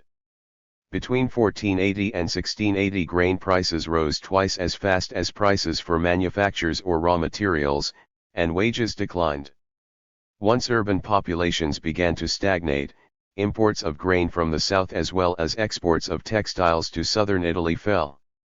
By the 17th century the Italian economy was reduced to local urban economies exploiting an immediate hinterland through rents and taxes. As Eimerd suggests, the Italian city-state and the merchant capitalism it spawned appeared to have had a built-in limitation. This was not unlike the view of Braudel, who spoke of the city-state and the countryside dominated by it as the basis for its expansion and power, and at the same time the cause of its ultimate weakness. 19 Anderson's perspective also comes close to Eimerd's. As Anderson saw it, the Italian city-states usurped rather than transformed feudal power, and in this respect suggest Merrington's concept of the medieval town as a component part of the feudal system or as being unable to transcend it. But, according to Anderson, it must also be acknowledged that the Italian city-state was at fundamental odds with its countryside. 20 The latter was considered and treated as a conquered territory. The peasants had no rights of citizenship and little sense of loyalty to the city, to which they were subject politically and economically. Eimerd also argued that the Italian city-states had no chance of conquering and unifying Italy, an indispensable step in the creation of a unified territorial state and national market. Divided between themselves, they could not translate their urban-based economic power into mobilizing their rural populations towards such a project. 21 This argument reinforces Bois' point that markets were not neutral economic entities, but depended on the political power of one or another jurisdiction. While Eimerd's arguments, and those of other historians who stress the limitations of Italian merchant capital, are well founded, I wonder whether Eimerd's discussion of the transition debate does that debate full justice. Though he chastises Sweezy for wrongly thinking of trade as an exogenous rather than endogenous force in capitalist development, he largely ignores the emphasis of Dobb and other debaters on the positive economic role of the petty producers. Yet it could be argued that the extraordinary development or overdevelopment of Italian overseas or exogenous trade from the Middle Ages onward warped the development of Italy's internal economy by giving too much power to exporters and overseas merchants at the expense of small-scale rural and urban producers who, I would argue, took the lead in developing English capitalism. Ultimately, Anderson's suggestion that the failure of Italian capitalism was political seems conclusive. 22 The inability of Italy to unify itself into an early modern territorial state set the limits to the development of its capitalism. No doubt this failure was connected to the entrenched localized power of these same merchant capitalists. Successive attempts to carry out such a unifying revolution from above by emperors or despots during the late medieval period were defeated. Failure blocked the emergence of a national market and of a national political entity that could defend Italy militarily and economically against foreign invasion. Unable to launch overseas exploration on their own, Florentine and Genoese captains and merchants ended up taking the lead in Spanish, French and English overseas ventures. The lack of a national state not only made it impossible for capitalism to emerge in Italy until the 19th century, it led to a divided Italy becoming the plaything of foreign powers. In the 16th and early 17th centuries it was Spain that dominated the Italian peninsula. Subsequently the French and Austrian Habsburgs vied with Spain for influence. These great power rivalries ensured that the peninsula would remain split into a multitude of small states and principalities. Within these political entities clerical and noble elites were able to maintain themselves at the expense of a weak bourgeoisie. German capitalism. Northern Italy continued to be the dominant actor in emerging European capitalism until the rise of Antwerp and the North Atlantic from the 1520s onward. 23 But between the 1470s and the 1520s the most advanced pole of up-and-coming capitalism in Europe was Germany, or the so-called Holy Roman Empire. Its geographical position between still dominant Italy and the emerging Netherlands helps to explain its dynamism. But more significant was the extraordinary expansion of its mining and metallurgical industries. Especially important were the gold and silver mines of the Tyrol, Erzgebirge, and Hungary/Eastern Slovakia. Organized and controlled on a capitalist basis, these mines, which employed tens of thousands of wage workers, provided the liquid capital in the form of precious metals which was critical to the spectacular early expansion of the capitalist economy in Europe. Silver and gold from Central Europe also supplied virtually the only commodities Europeans could exchange for Chinese, Malay and Indian silks, spices, and porcelains. Control of precious metals facilitated the opening of new transoceanic sea lanes, circumventing in part the Mediterranean and allowing Europeans for the first time to trade directly with Asia. After 1530 American silver allowed this initial direct commercial link to expand into an enormous world market. 24. Like Italy, Germany emerged from the Middle Ages divided into many territories.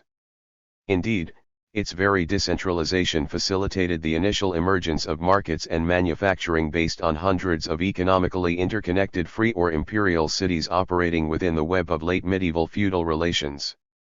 In this respect, Germany differed fundamentally from late medieval Italy, where only vestiges of medieval feudalism remained.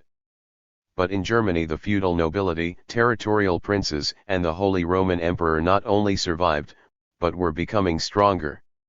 In this respect Germany also differed from England, where we have seen that serfdom and lordship declined in the 14th and 15th centuries. This initial process of feudal decline then set the stage for the emergence of English capitalism in the 16th century. In Germany, by contrast, serfdom and lordship grew stronger at the end of the 15th and beginning of the 16th century, and the new economic dynamism in fact made possible the simultaneous strengthening of not only capitalism but also feudal reaction. The result of this volatile contradiction was the famous social and political explosion known as the German Peasant War, characterized by Friedrich Engels as an early bourgeois revolution. Engels and early bourgeois revolution. As a still young professional revolutionary, Engels was not inspired by an interest in historical research or mere intellectual curiosity to investigate the German Peasant War. Basing himself on the historical work of William Zimmermann, a German historian, Engels wrote his Peasant War in Germany in the immediate wake of the Revolution of 1848, to teach political and historical lessons and to inspire fellow revolutionaries in Germany. 25 Engels's analysis of the conditions in which the revolution took place stressed the lack of German political unity and social cohesion and the progress of its mining, manufacture, trade and agriculture. At the same time he acknowledged the relative economic weakness of Germany compared with Italy, the Netherlands, and England at the beginning of the 16th century. 26. But the political failure of Germany was uppermost. Its failure to achieve national unity guaranteed both that the bourgeois revolution would be aborted and that Germany would remain excluded from world commerce.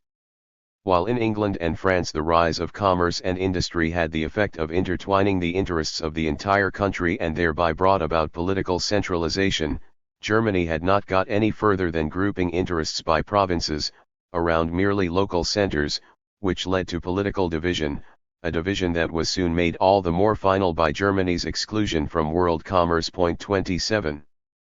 Here Engels confirms my stress on the importance of the creation of the territorial state and access to the world market to the development of capitalism. As their power grew, Germany's territorial princes levied heavier taxes and servile obligations on the peasants. 28. The patrician rulers of the towns were allied to the feudal lords, and oppressed the rest of the urban population, including the rich and not-so-rich burghers, whom Engels pointedly compared to the middle-class liberals of his own time. The burghers emerge as a moderate opposition, aspiring to share in the town governments from which they were excluded and attacking the privileges and property of the clergy. Beneath them came the plebeians, ruined burghers, small-scale craftspeople, journeymen, day laborers, and the numerous forerunners of the lumpenproletariat, some of whom became part of a radical opposition. 29. No better, perhaps even inferior to them, were the peasants, who earlier had engaged in numerous local revolts, but who had never come together in a general national revolt. Though Germany was politically and economically divided on the eve of the Peasant War, the Reformation created a crisis during which revolutionary political and social ideas spread deeply and broadly in the population. During this crisis three large camps coalesced: Catholic or reactionary, Lutheran bourgeois reformist, and revolutionary. 30. The religious conflicts of the 16th century were class conflicts fought out on the basis of the shibboleths of religion. This was the result of the ongoing powerful influence of the Church, as a consequence of which all questions, political, juridical, social, and economic, were still posed largely in religious terms. This supremacy of theology in the entire realm of intellectual activity was an inevitable consequence of the fact that the Church was the all-embracing synthesis and the most general sanction of the existing feudal order. It is clear that under the circumstances all the generally voiced attacks against feudalism, above all the attacks against the Church, and all revolutionary social and political doctrines were necessarily also mostly theological heresies. 31. With roots deep in the Middle Ages, the heretical ideology of the burghers, to which some of the nobility also subscribed, called for the material dispossession of the wealth and privileges of the ecclesiastical order. Agreeing with such notions, peasant and plebeian radicals took things a step further by calling for political, social, and even economic equality. 32. The propertyless, of whom there were increasingly large numbers, challenged the notion of a class-based society by espousing in utopian fashion the idea of all things in common. 33. The Catholic conservative camp included the imperial authorities, the ecclesiastical and some lay princes, the richer nobles, the prelates and urban patricians. The Lutheran camp attracted to itself all the propertied members of the opposition, including the mass of the nobility, the burghers, and even some lay princes who wished to seize the property of the Church and increase their independence from the Holy Roman Empire.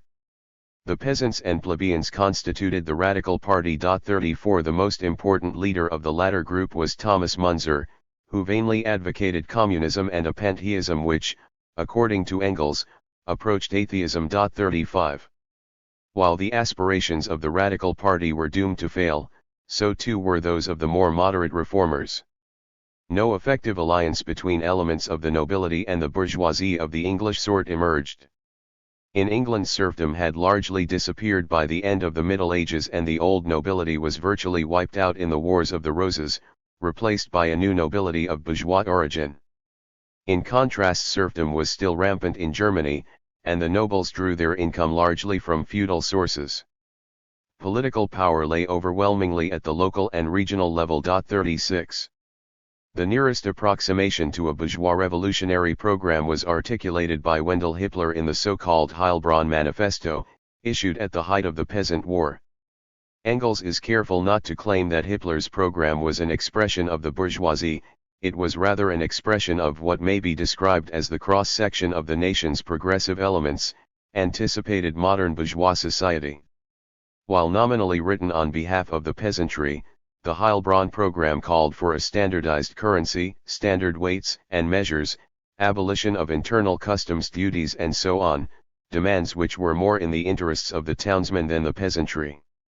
In order to reach out to the nobility, concessions were made that substantially approached the modern system of redemption and would have transformed feudal into bourgeois landlordship. 37.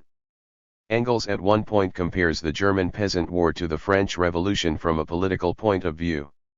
In the case of the 18th century revolution in a politically unified France, the whole country was split into two clearly opposed camps.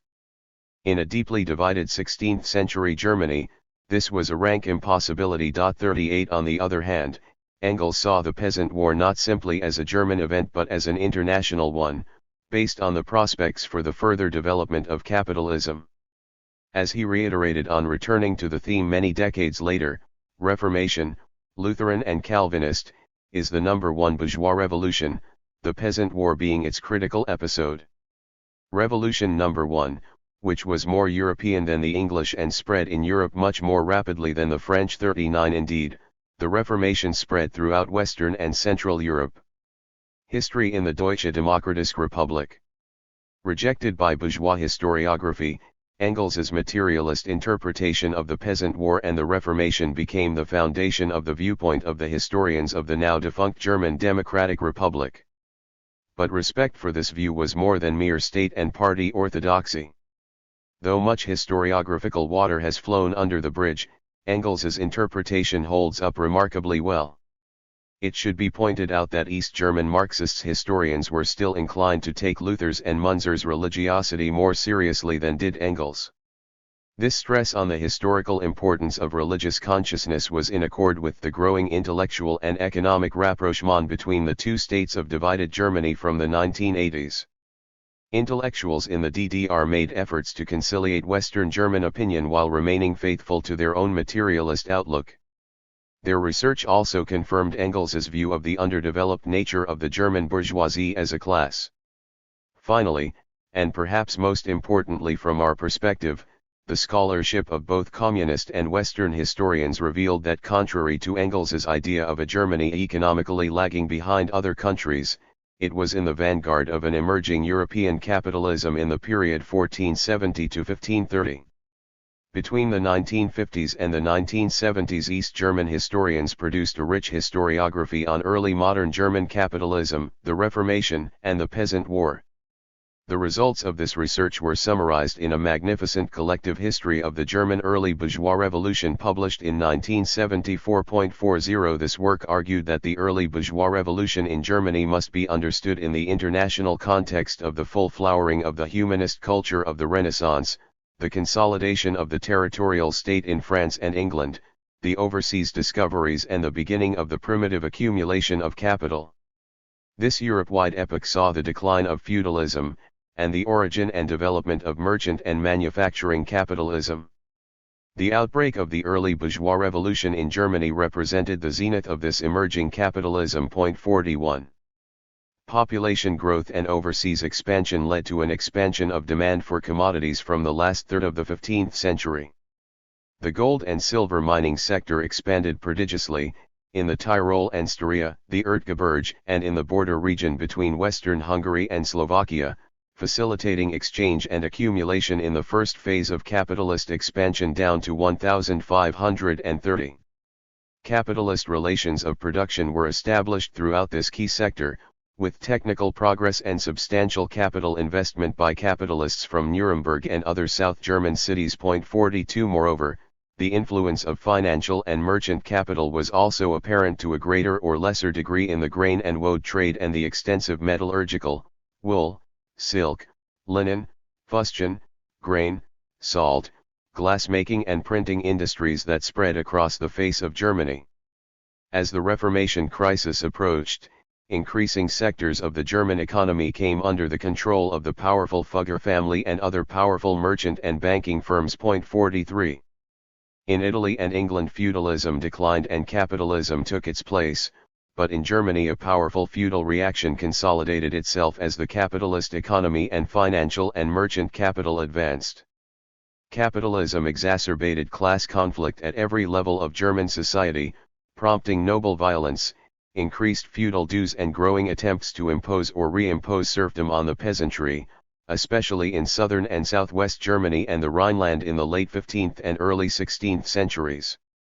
The imposition of serfdom even served as a tool by which territorial princes exerted their authority. 44 On the other hand, though they lacked leadership and common objectives, the resistance of the common people became equally fierce, leading to the plebeian, worker and peasant protests that characterized the period leading to the Reformation crisis. 45. The further development of capitalism was also hemmed in by the imperial and feudal order. The Habsburg Emperor sought to rule a universal European state, not a unified and centralized Germany. The emperor, as well as the territorial princes, blocked a national political project. At the same time, serfdom and feudalism fundamentally barred the route to the development of capitalism in agriculture. 46 Such a route might have been opened by the demands of the peasants during the Peasant War to abolish serfdom, sweep away both feudalism and the nobility, and consolidate government under the emperor. The peasants also demanded an end to the established church with its landed wealth and feudal privileges, and the installation of a democratic church based on a revolutionary interpretation of the gospel. 47 The latter demand would have dissolved the ideological foundation of the feudal order. The end of feudalism and serfdom would have eased the burden on the peasantry, helped to improve output and furthered the primitive accumulation of capital. 48. This account, like Engels's, minimizes the role of the bourgeoisie in the peasants' war.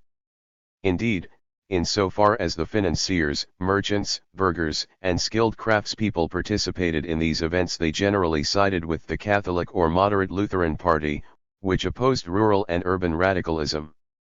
Faced with popular revolution, merchant capital was prepared to make its peace with feudalism.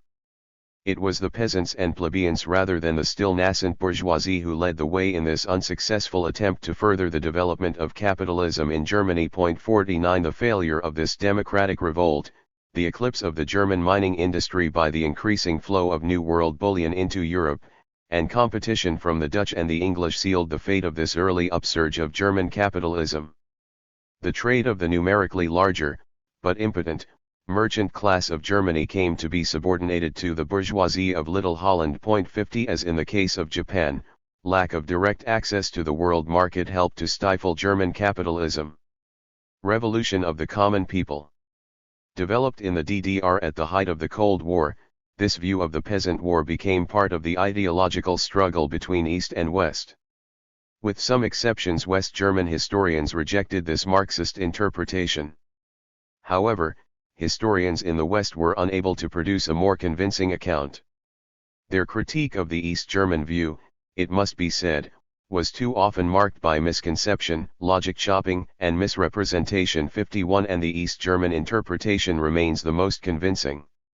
How convincing can be seen from the reception of Peter Blickel's Die Revolution von 1525, published in West Germany in 1975. Its substantial endorsement of the East German position prompted a dramatic shift in the West German perspective on this crucial event in Germany's history. Moreover, on the one main point of difference between Blickel and the East German school, later criticism vindicated the latter. Originally published in the mid-1970s and republished in an expanded and revised fourth edition in 2004, 52, Blickel's work undoubtedly reflected the influence of the radicalism of the 1960s in West Germany. Not only was Blickel respectful of the Marxist position, he agreed that the peasant war represented a profound crisis that threatened to overthrow the whole feudal order. The authoritative nature of Blickel's account cast a pall over the earlier Cold War historiography of the Reformation, produced so zealously in the West. On the other hand, Blickel differed from the East German interpretation on the key argument that the revolt was an early bourgeois revolution. Rather, he portrayed it as an urban and rural communal movement of common people, based on a radical and egalitarian interpretation of the gospel of the Reformation. In Marxist terms, Blickel's view of the peasant war is one of a conflict between feudal lords and urban and rural petty producers. Tom Scott's structural adjustment. This was challenged by the British academic Tom Scott, one of the most prolific and erudite contemporary scholars of the peasant war. His text on German history between 1300 and 1600 is an extraordinary synthesis of recent scholarship on this exceedingly complicated period, and its axis is precisely the peasant war. Scott provides an astonishingly clear and detailed analysis of the underlying forces leading up to and away from the uprising. Scott summarized his differences with Blickel on the peasant war in a 2002 article. 53 He counters Blickel's view of a unified rural communal society challenging feudalism by portraying the advanced development of commercial agriculture, urban trade, mining and manufacturing, and finance capital in considerable detail. The growth of rural industry, including putting out systems operated by merchant capital and the high degree of social differentiation in the villages between well-to-do peasants, cottagers, the landless and servants, throws doubt on the notion of a unified rural communal revolution. 54 Extraordinary advances in research into the economic history of the period allow Scott to refute Blickel's notion of the Peasants' War as a communal revolution or of a revolt of petty commodity producers. 55 However, while Scott's views broadly confirm and amplify those of the Marxist historians of the DDR on the extensive development of merchant and finance capitalism in Germany prior to the Reformation, he does not agree with them that the resultant crisis constitutes an early bourgeois revolution. He insists that the relations of production on the land determine capitalist development, and that the mere existence of markets or manufacturing does not, in itself, demonstrate it. Invoking Brenner, he notes that there is a difference between involvement in the market and dependence on it. The former, in fact, could help sustain feudal agriculture. 56 The preconditions for a genuine transformation of the agricultural economy to capitalism, the commodification of landlordship and of labor, were, Scott argues, entirely absent in Germany in the late 15th and early 16th centuries. 57 The commercialization of agriculture that did occur was fully compatible with feudalism. There was no crisis of feudalism, but rather only a structural transformation of it. According to Scott, it is difficult to speak of a crisis of feudalism when in fact landlords were improving their position rather than in decline. 58 As for German history overall between 1300 and 1600, Scott sees continuity rather than rupture.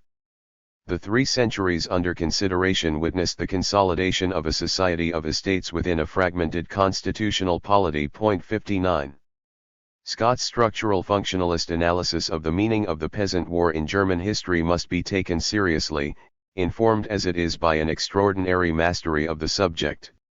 Moreover, his insistence on the decisive importance of rural capitalism to the development of capitalism is something with which Marxists including those of the former DDR would have concurred. Having said that, we cannot ignore the significance of the massive entry of capital into, and the development of, capitalist relations of production in the very large mining industry in this period for the development of German and indeed European capitalism. Nor can we neglect the extraordinary influence of merchant capital on virtually every aspect of the extensive German manufacturing sector.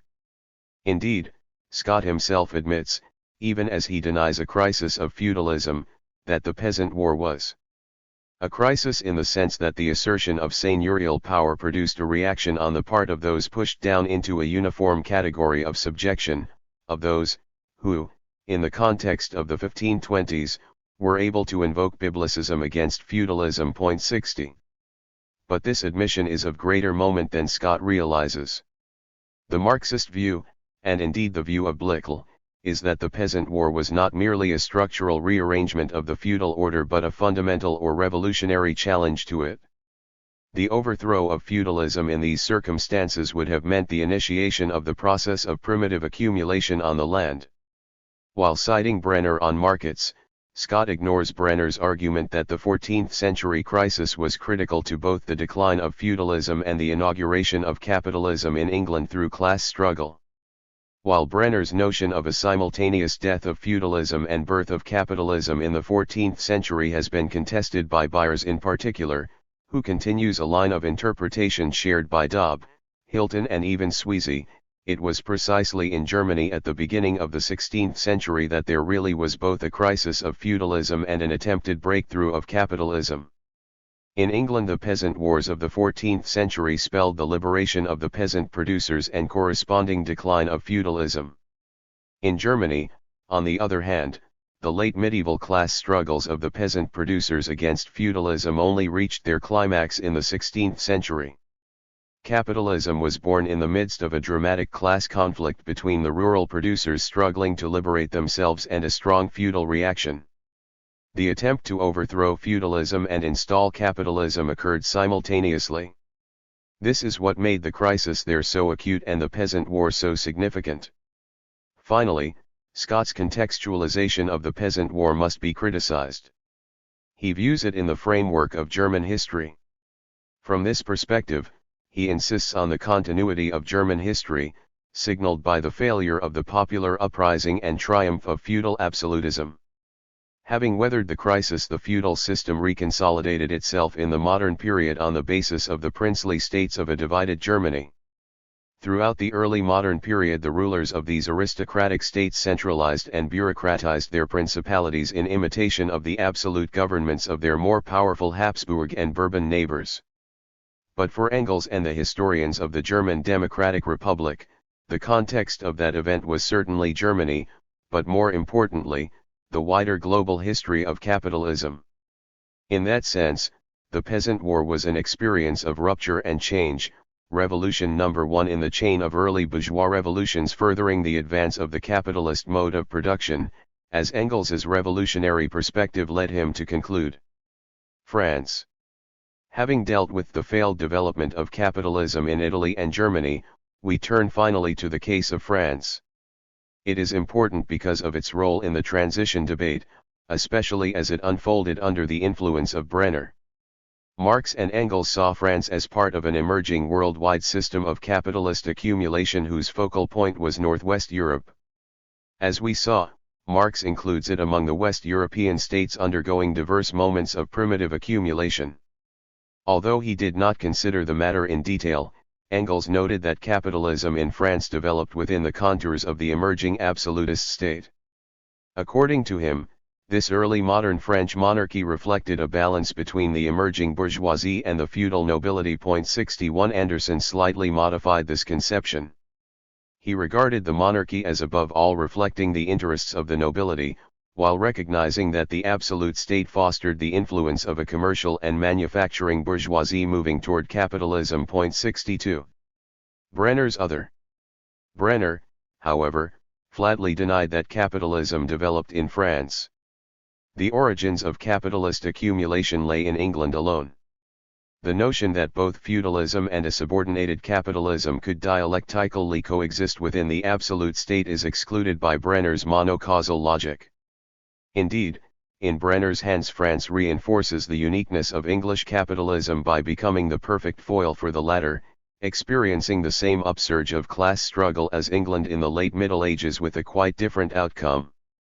In France, peasants came to control roughly 45 or 50% of the land as against only 25 or 30% in England. 63 As a result of the greater share of property retained by the French peasantry, whatever tendency there was towards capitalism in 16th century France was arrested. It is, then, the differing allocation of property and the contrasting relations of production that determine the divergent evolution of the two countries in the early modern period. In the eyes of Brenner, England is the model and norm of capitalist origins. France is the feudal other. Brenner has recently muted his initial thesis of English uniqueness by acknowledging that Holland, like England, also made the transition to capitalist agriculture. But France remains the preeminent example of failed transition. 64. As the most important Marxist authority on the transition question today, Brenner's view matters a great deal. His treatment of France has provided grist for the mill of the revisionist trend in historiography, which has sought to sever the relationship between the French Revolution and the development of capitalism.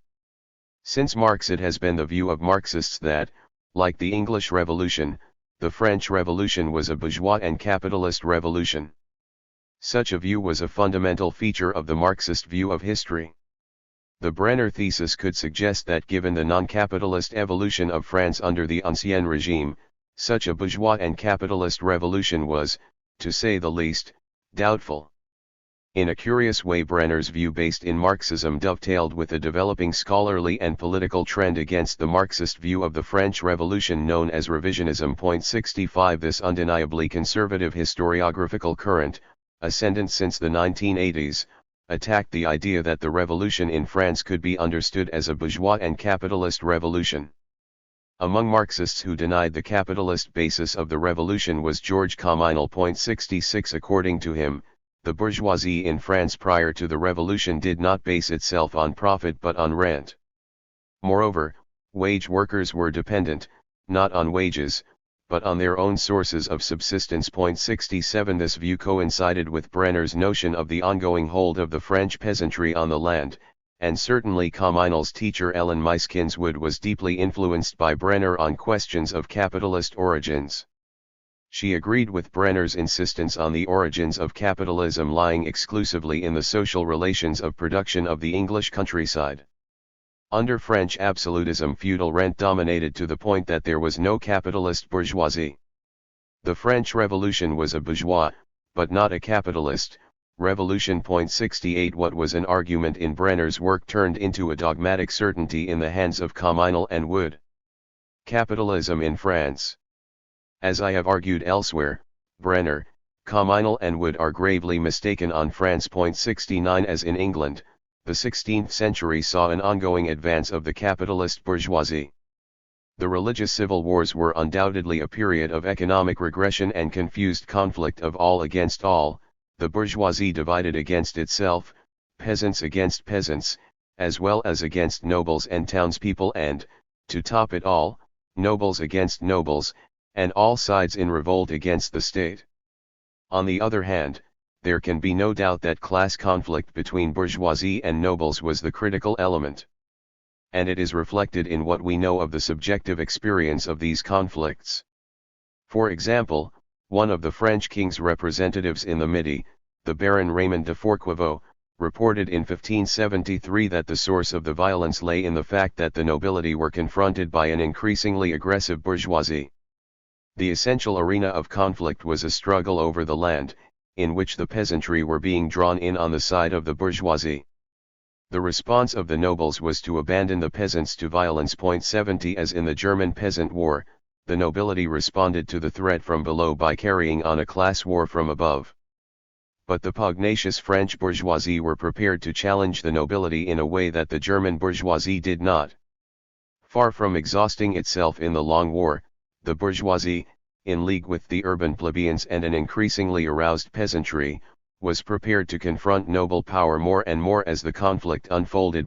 71 The concept of noble status itself came under ideological attack. 72 In the end, the Catholic and Protestant nobles who had revolted were forced back into obedience to the king in order to protect themselves from the growing menace of the Third Estate. This was the basis on which the Bourbon Henry IV was able to begin to reconsolidate the monarchical state. The increasing political and social assertiveness of the bourgeoisie was based on its growing economic strength. The civil wars were hideously destructive, and resulted in a considerable economic and demographic regression. In the south of France, the capitalism that had developed in the first part of the 16th century faltered. On the other hand, things were very different in the richer grain lands of the north. The violence and heavy taxation of the civil wars may have forced many subsistence peasants off the land, but the bourgeoisie benefited from what amounted to primitive accumulation. A class of rural bourgeoisie in pursuit of profit was able to consolidate itself. 73 The increased dependence of the expropriated peasantry on wages ensured the availability of abundant supplies of cheap labor for agricultural work.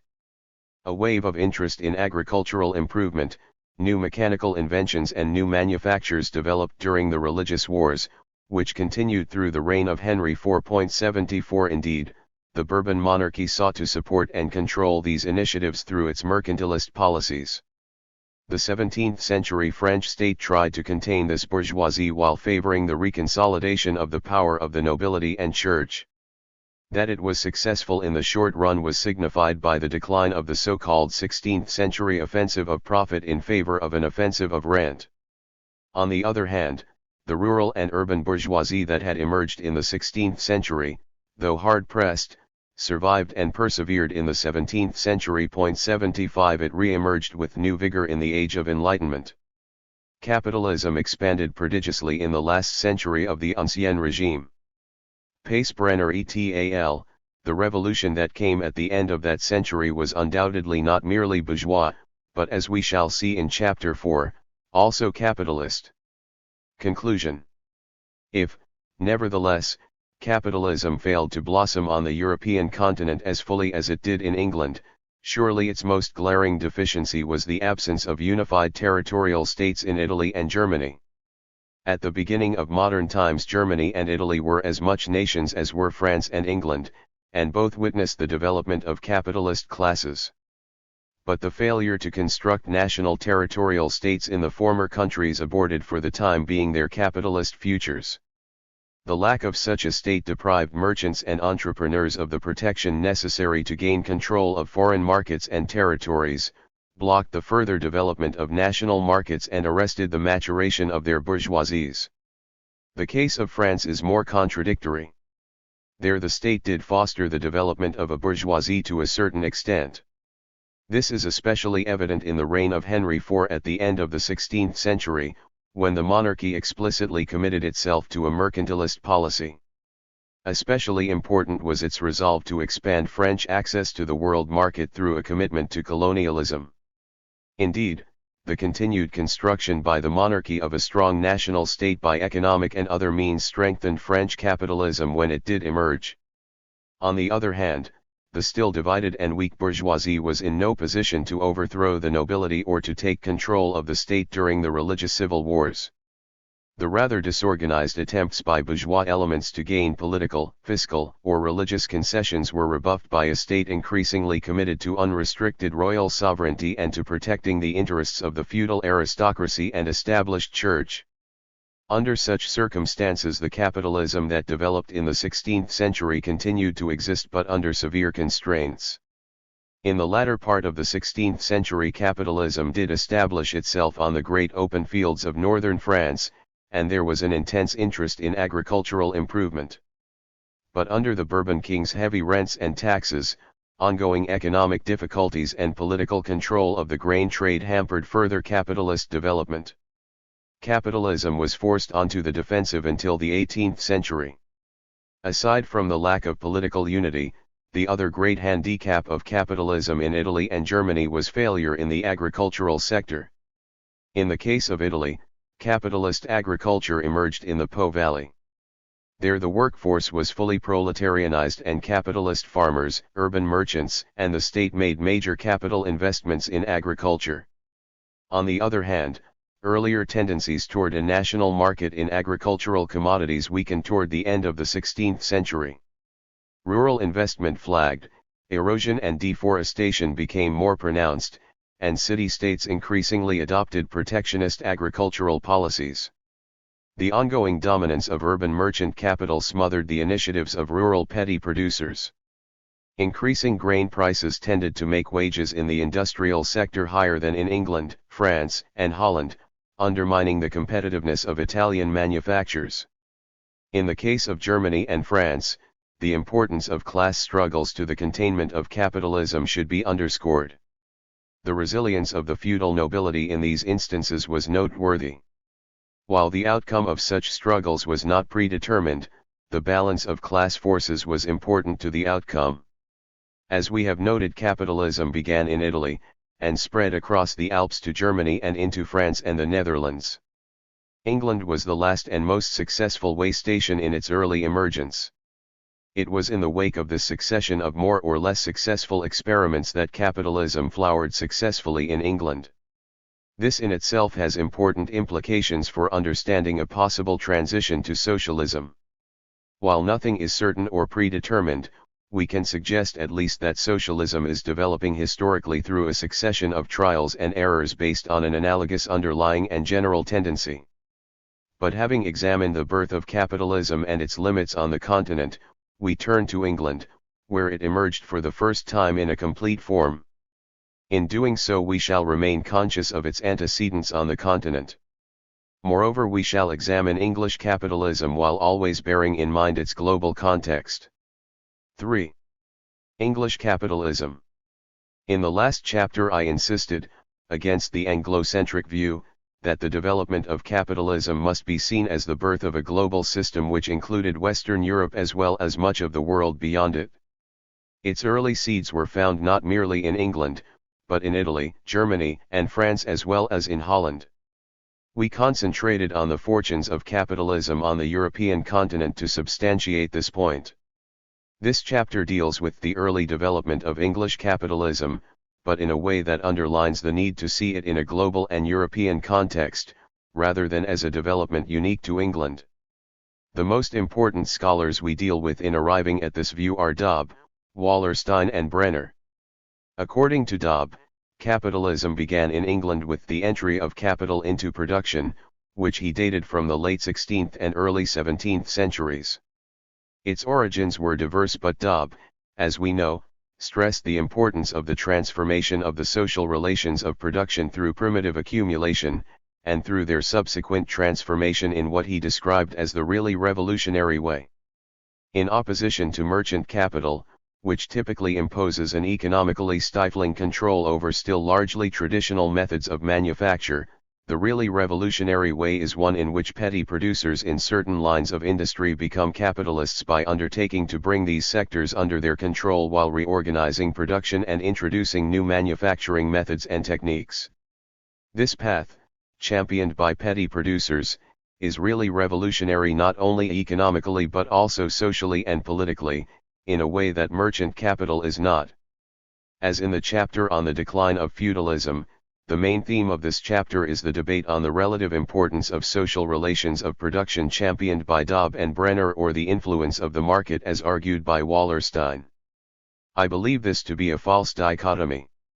It is based on a failure to understand that capitalism is a circular totality in which capital as self-expanding value always originates in production and its relations, but must realize itself again and again through market exchange, which eventually universalizes itself.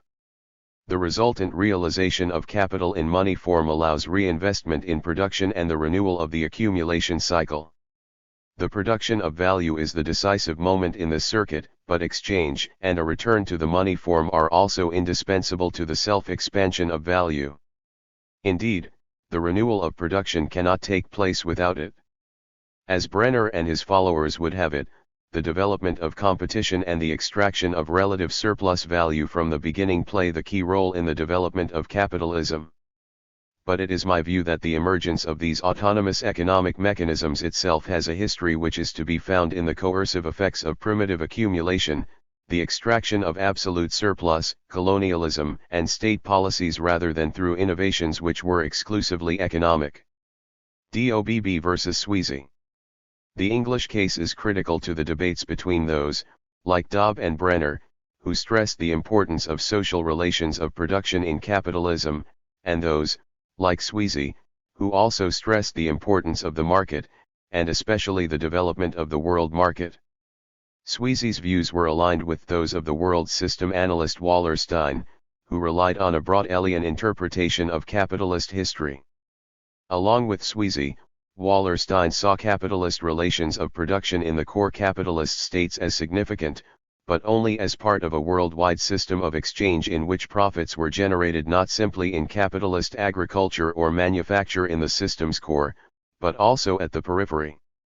According to Wallerstein, Polish landlord magnates or Jamaican plantation owners were as much capitalists as English wool cloth manufacturers. However, the bulk of profits generated at the periphery of the system were remitted to the capitalist core through a system of politically enforced unequal exchange. According to Wallerstein, states and political control were also critical to understanding capitalism as a world system. Brenner attacks Sweezy's and Wallerstein's views, which stress the centrality of markets as neo-Smithian. He insisted that the essence of capitalism lay not in exchange, which generates no new wealth, but in changes in the social relations of production at the center of the system. The dynamism of capitalism was to be found not in the extraction of absolute surplus value dependent on the labor of slaves or serfs on the system's periphery, but as a result of the extraction of relative surplus value based on wage labor found at its core. It was in English agriculture of the 16th century, based on the issuing of competitive leases by landlords, that the first impulses toward capitalism manifested themselves. The ensuing necessity on the part of capitalist farmers to compete economically unleashed the unprecedented productive capacity of capitalism. While Brenner put his finger on the core of capitalism's productive power, something which was more or less ignored by Wallerstein, he failed for his part to take account of the lead role of capitalist farmers and the ongoing importance of primitive accumulation and the extraction of absolute surplus value both in England and in the underdeveloped world.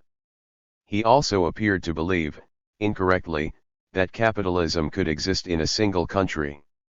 Finally, while rightly stressing capitalism's prodigious and unprecedented productivity, he ended up focusing on the predominant role of landlords, economic leases and competitive markets, to the exclusion of the critical role of the state and its coercive power in the development of capitalism. Earlier we noted that both Dobb and Sweezy had postulated the existence of an intermediate phase between the decline of feudalism and the beginning of capitalism. Point 1. In this phase petty commodity production and exchange appeared to predominate economically. This would accord with Marx's celebrated formula C for exchange relations, during which merchants did not occupy a dominant place in the market. Sweezy referred to this transitional phase as pre-commodity petty production, in which there were no really predominant relations of production to put a stamp on the whole economy and society. According to Sweezy, this phase, although real, nevertheless could not be thought of as crystallizing into a social system like feudalism or capitalism. Point 2. Much evidence exists that small-scale producers, peasants and craftspeople, prospered during the late Middle Ages and the first decades of the 16th century on the basis of such petty production. While acknowledging this, Dobb cautioned against seeing this phase as a stage in the development of society in its own right. Rather, he insisted, it had to be seen from a revolutionary perspective on world history.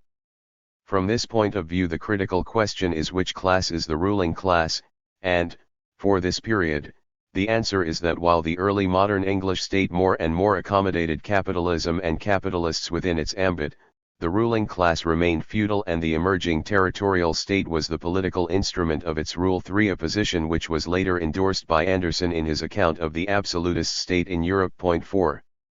Dobb took an eclectic position on the actual beginnings of capitalism. He singled out the importance of the entry of capital into manufacturing in England, which he dated from the late 16th and early 17th centuries.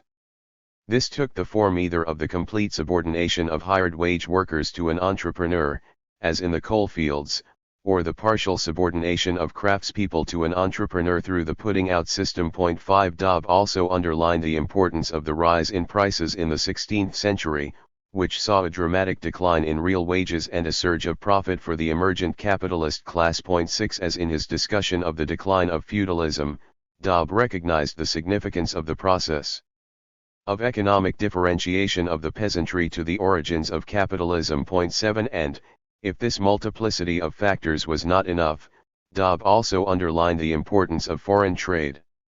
Although it absorbed a relatively small percentage of total economic output, foreign trade, Dobb argued, played an important role in stimulating the expansion of English manufacturing. Point 8. While taking these different factors into account, Dobb nonetheless singled out two for special emphasis in a way which accorded closely with Marx's own account of capitalism's origin.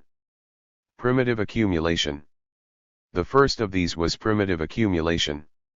Dobb understood primitive accumulation to be an accumulation of capital claims or titles to existing assets, whether in England or overseas, for speculative purposes. As such, it was a source of profits. But he also assumed that the class undertaking such primitive accumulation was capable of transforming such capital claims into means of production capable of generating profits. Point 9. In other words, such titles could sooner or later become capital, which could hire alienated labor, from whose unpaid labor value could be extracted and then profits realized. Following Marx, however, Dobb laid particular emphasis on the primitive accumulation of land in England. According to Dobb, the essence of primitive accumulation of land was the transfer of property from subsistence peasant producers into the hands of an ascendant bourgeoisie, and the consequent pauperization of the former as a result of their divorce from the means of production. 10 The basis of accumulation lay in this divorce of the peasant producers from the means of production, with their consequent need to sell their labor power to capitalists in return for a wage, forming the foundation of ongoing accumulation. 11 The enclosure movement between the 16th and 18th centuries was the primary means of primitive accumulation in England. 12 But we should reiterate that the English case had counterparts elsewhere in continental Europe at the time, and it remained a worldwide and ongoing phenomenon important to the subsequent development of capitalism, as we will discuss. The really revolutionary way. The other factor in capitalist development singled out by Dobb and stressed by Marx was what they called the really revolutionary way. According to Marx and Dobb, production was historically reorganized under the capitalist mode of production in two possible ways. 13 In 1, merchant capital took control of the steps in the process of production from the outside, as it were, translating surplus labor into profits and reaching wider markets but doing little to revolutionize the means of production. This was typical of Italian merchant capitalism. Only the second way was really revolutionary, with small producers engaged in the actual production process undertaking to reorganize production in their branch of manufacture. It is considered really revolutionary because it was more likely to lead to the acceleration of economic innovation and technological change that we consider characteristic of capitalism. In contrast to this, as Dobb notes, merchant capital may restrict and smother attempts at economic innovation by those producers who come under its domination.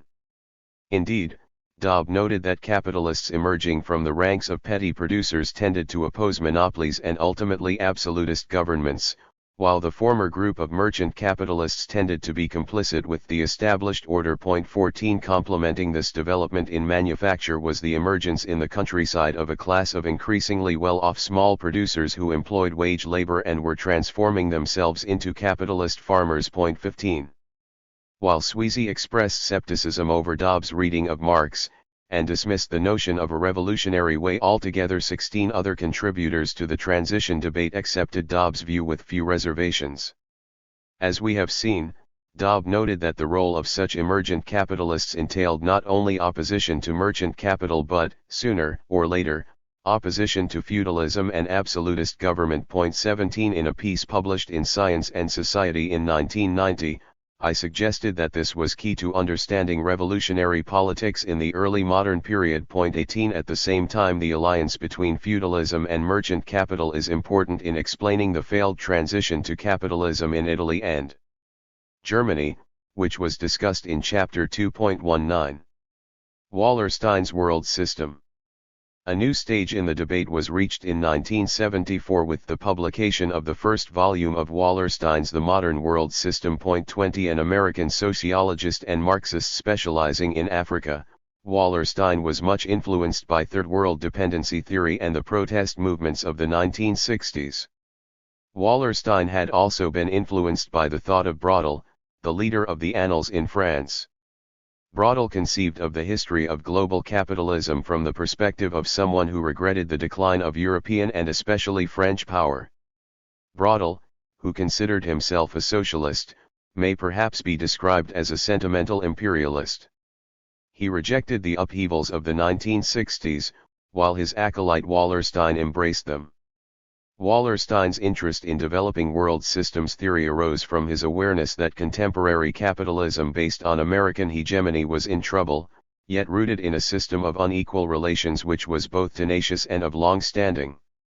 At Binghamton University he created the Fernand Braudel Center, which published Review, a Marxist academic journal based on his notion of world systems.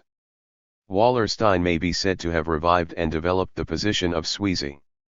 He took from the latter the need to move from a single nation or parochial unit of analysis to a wider perspective on capitalism based on global commercial and political interchange. 21 In common with Dobb and Brenner, he acknowledged that the class struggles of the 14th century marked the crisis of feudalism.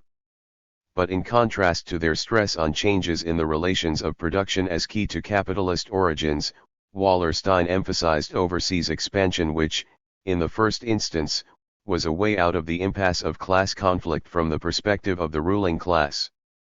It led towards the beginning of capitalism. 22 The expansion of the world market is an exit from class conflict.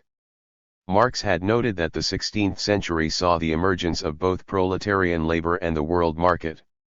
For him these two developments, tied together dialectically, marked the beginning of the capitalist epoch. But Wallerstein acknowledged the importance of the proletarianization of labor only in passing, emphasizing instead the emergence of the world market or a trade-based division of labor as the starting point for accumulation. 23 On the basis of such a commercial development the early modern European political order might have evolved in the direction of a world empire, as had the ancient civilizations of China, Greece, and Rome.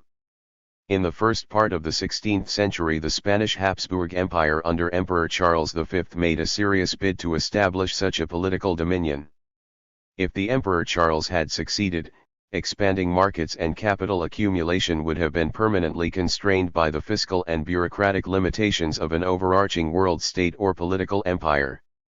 But Charles's failure to consolidate an imperial state allowed Europe to evolve in the direction of a world economy, or a capitalist world system characterized by a single division of labor or capitalist market, but multiple states and cultures. 24 The failure of political empire favored the proliferation of wage labor on the basis of a world market but also increased non-wage labor.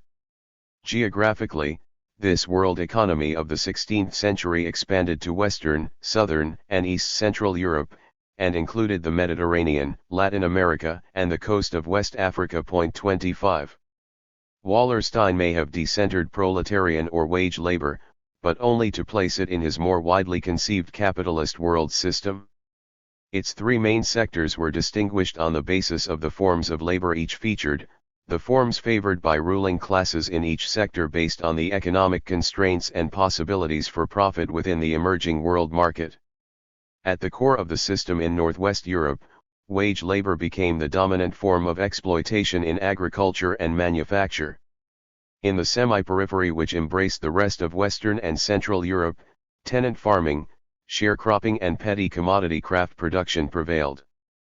In the peripheral zones of Eastern Europe, Africa, and Latin America which produced mainly grain and sugar, serfdom and slavery or coerced cash crop labor became the rule. 26 The existence of free or wage labor specified or defined the emerging capitalist economy, Wallerstein acknowledged, as the relations of production that define a system are the relations of production of the whole system, and the system at this point in time is the European world economy. 27 But free wage labor could not be found throughout the world system, Wallerstein insisted. Free labor was the form of labor control used for skilled work in core countries. Coerced labor was used for less skilled work in peripheral areas. The combination of free and unfree labor was the essence of capitalism. 28 This was a radical redefinition of capitalism, motivated by Wallerstein's belief that accumulation at the center was based not merely on the exploitation of wage workers in Europe, but also on the exploitation of producers on the capitalist periphery. In the core the market became the principal means of the control of labor. But such capitalist states also tended to be strong with regard to other strong states and with respect to weaker political entities in the semi-periphery and the periphery. In the periphery states were weak or even non-existent. 29 In the semi-periphery and the periphery political or physical coercion of the labor force persisted, and was even intensified, as they were absorbed into the capitalist world system. The development of classes was a function of, or depended on, its international division of labor. 30 In this system of uneven development and of strong states dominating and coercing weaker ones, economic surpluses tended to move from the periphery and semi-periphery toward the core. 31 Over the long-term underdevelopment in the periphery developed in tandem with development in the core based on unequal exchange. The initial advantages of higher skill levels and more fixed capital reinforced by greater political power provide the core countries with a cumulative advantage over states located toward the periphery. Hence, concludes Wallerstein, the ongoing process of a world economy tends to expand the economic and social gaps among its varying areas in the very process of its development. 32. Brenner's attack on Neo-Smithian Marxism. In launching his attack on Wallerstein, Brenner insisted that what essentially differentiated capitalism from prior modes of production was its systematic tendency toward economic growth. The continual advances in labor productivity characteristic of capitalism had been facilitated by changes in the relations of production or property relations in the late Middle Ages that we have noted. Based on these changes, the onset of capitalism in the late 15th century increased productivity, reduced the price of goods and obtained a greater total output from the producers. This made it possible for the capitalist class to increase surplus without necessarily having to resort to increasing work time, intensifying work, or reducing the standard of living of producers. The distinctiveness of capitalism lay in the extraction of relative surplus value through the development of the forces of production, which gave rise to a process of accumulation by means of cumulative innovation or, in other words, increasing productivity rather than depressing the workers' wages or increasing their work time. This also laid the basis for an expanded reproduction of capital. Brenner insisted on this distinction because he wanted to argue that Wallerstein failed to take seriously enough the significance of the enhanced productivity of labor which is possible through the unique relations of production characteristic of the capitalist mode. According to Brenner, Wallerstein is unable to do so in part because of his commitment to dependency theory. Wallerstein insists on the essential role of the underdevelopment of the periphery to the development of the core through the transfer of surplus. Thus, for Wallerstein the mere extension of production for profit based on market opportunities brings about accumulation.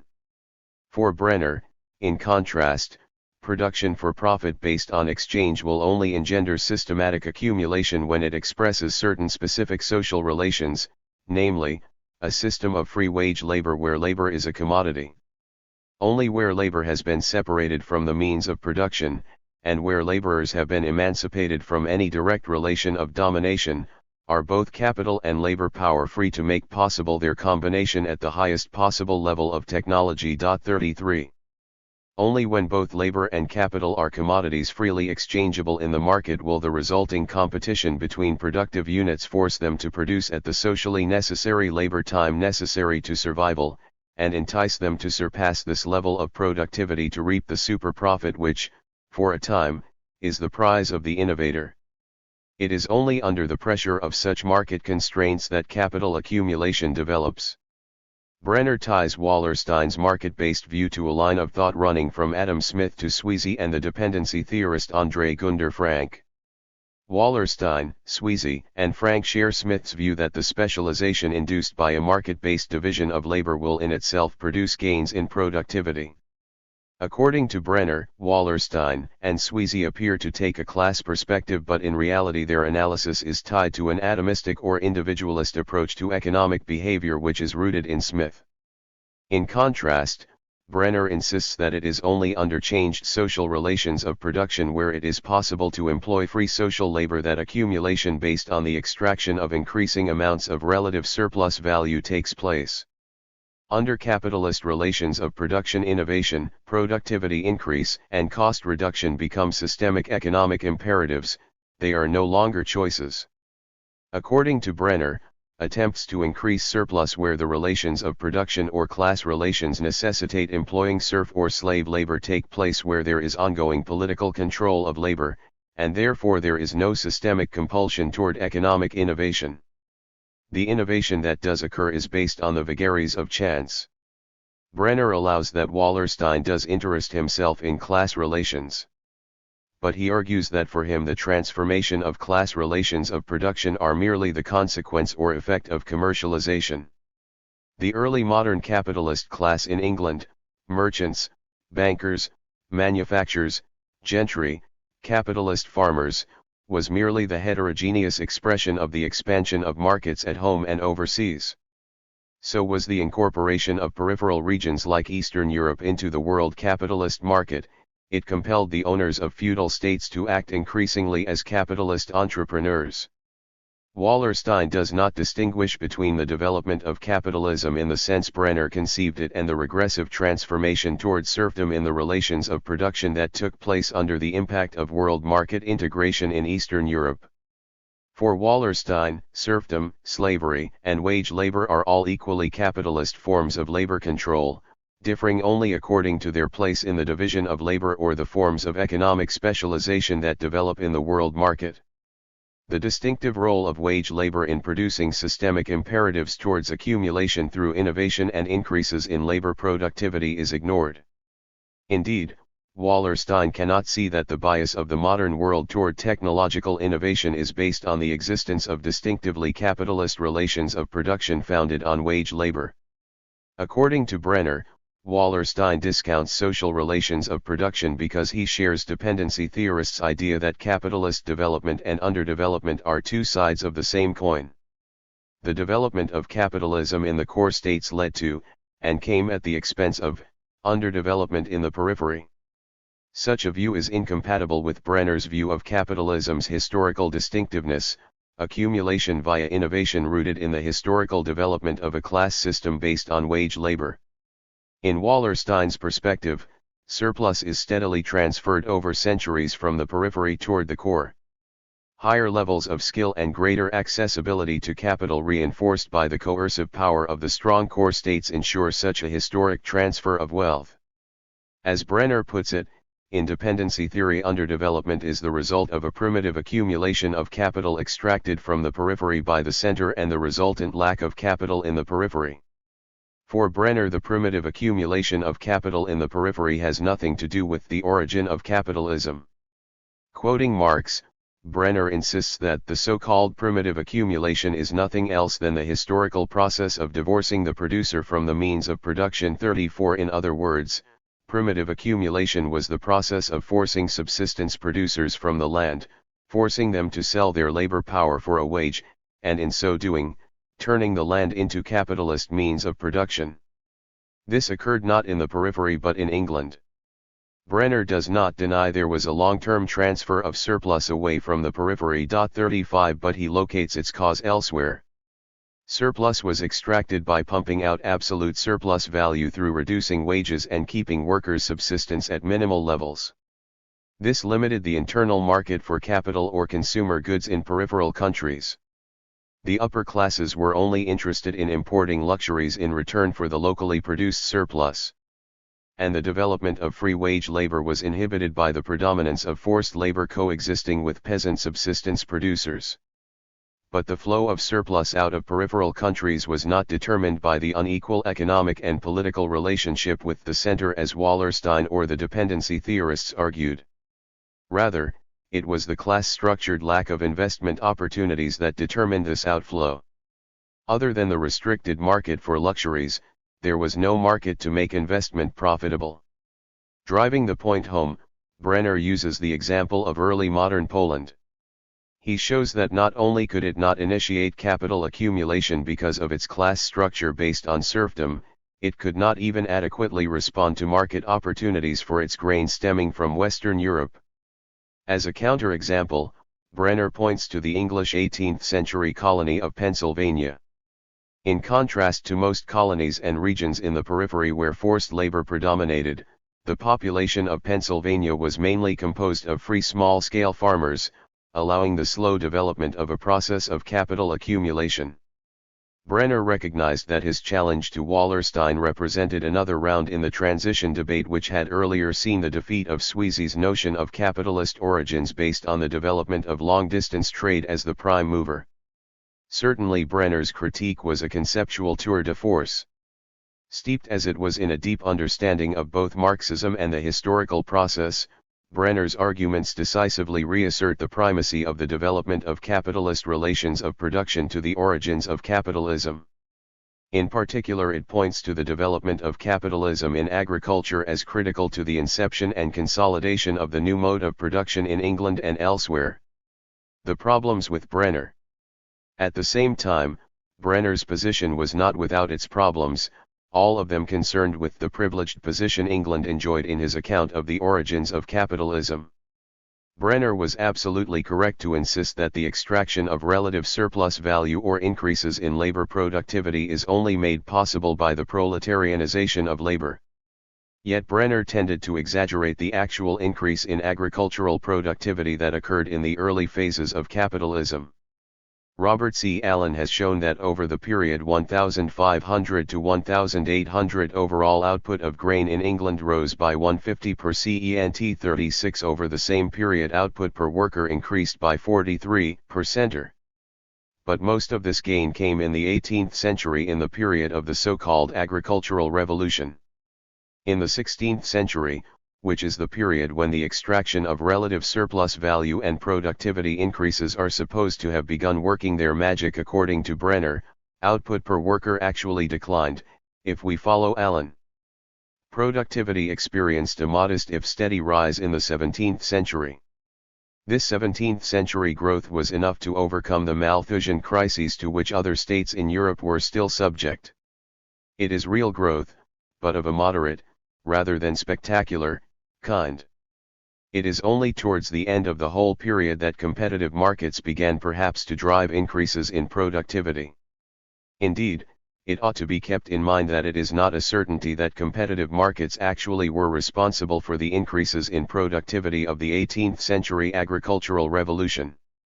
The most that we can say is that they were then in place in a way that was not the case earlier. Brenner's tendency is to associate the generation of relative surplus value based on free labor with the core, and the production of absolute surplus value with the unfree labor of the periphery. England, whose economy was increasingly based on the extraction of relative surplus value, advanced rapidly. The rest of Europe, where economies lacked this feature, lagged behind, retarded rather than bolstered by its connection with the periphery. But surely to the extent that the early modern European world economy was defined by the interconnected systems of production based on coerced cash crop labor in the periphery and based on free labor in the core, it remained fundamentally pre-capitalist, a sort of renewed feudalism, with a somewhat wider scope. The lack of a real breakthrough was indeed reflected in the inability of the modern world economy to provide the material underpinnings for continuing economic industrial growth in most of Europe through the early modern period decisively better than had the serf-based economy of Europe during the medieval period. 37. This analysis invites some skepticism. While he is right to insist that the capitalism is characterized by a systematic imperative towards producing relative surplus value, Brenner forgets that Marx saw these two forms of surplus extraction as working in tandem in the development of capitalism in England as well as the rest of Western Europe. According to Marx, increases in the working day, reductions in wages, increases in the intensity of work were all methods of increasing surplus value, alongside introducing new methods and technologies and reorganizing work or increasing labor productivity. The historical evidence suggests that the extraction of absolute surplus value remained important to the accumulation of capital in England and Northwest Europe from the 16th until the middle of the 19th century. 38 Indeed, the revisionist view of the Industrial Revolution, which has become predominant among economic historians since the 1980s, strengthens an emphasis on the importance of the extraction of absolute surplus value to the history of accumulation. Such revisionism does not deny the importance of the new technological and organizational achievements of the Industrial Revolution, whose contributions to the economic growth of the period were taken for granted by most earlier historians. But this revisionism does diminish their weight in the overall English economy until the later 19th century. As such, it dramatically reduces the earlier overly optimistic estimates of economic growth in the late 18th and early 19th centuries. While there was some economic growth, labor productivity throughout the economy scarcely rose during the Industrial Revolution. Per capita income prior to the onset of the Industrial Revolution was a lot closer to the level of the period of Industrial Revolution than previously believed. 39. More generally, Brenner overemphasizes the extraction of relative surplus value at the expense of the overall accumulation process, whereas it is necessary to keep in sight the dialectical historical and economic relationship between capital accumulation and the development of relative surplus value. As capitalism advances, the growth of the productivity of social labor leads to the devaluation of all existing capital, as the value of commodities is determined not by the labor time taken by their production originally but by the labor time taken for their production currently. This labor time steadily diminishes as the productivity of social labor grows. Therefore, existing capital, instead of appearing as the result of a long process of previous accumulation involving primitive accumulation and the absolute as well as relative exploitation of labor, appears in an illusory fashion the result of a relatively short reproduction period. The previous long and painful accumulation of capital necessary to the further increase in the productivity of social labor is lost sight of by Brenner. 40. The most we can say about the period 1500 to 1800 from this perspective is that technological innovation and the reorganization of production facilitated a gradual if uneven rise in the extraction of relative surplus value in agriculture and manufacturing in England, and to a lesser extent on the continent. Progress in this respect gradually increased from the 17th century onward. Sparked by previous advances in Flanders, innovations like enclosure, mechanization, three-field crop rotation, water meadows, and selective breeding made headway in England and northern France in the 18th century. The same century saw the emergence especially in England of increasingly capitalized and concentrated industries based on technological breakthroughs like the spinning jenny, flying shuttle, power loom, puddling of iron and the steam engine. But it should be stressed that most of these innovations came late in this 300-year period. Over the whole early period, the development of dispersed rural industries and large numbers of large-scale handicraft workshops or so-called manufactures, the characteristic forms of industrial growth, saw longer hours and greater intensity of work at subsistence or near subsistence wages as much or more than it did increases in relative surplus extraction through technological innovation.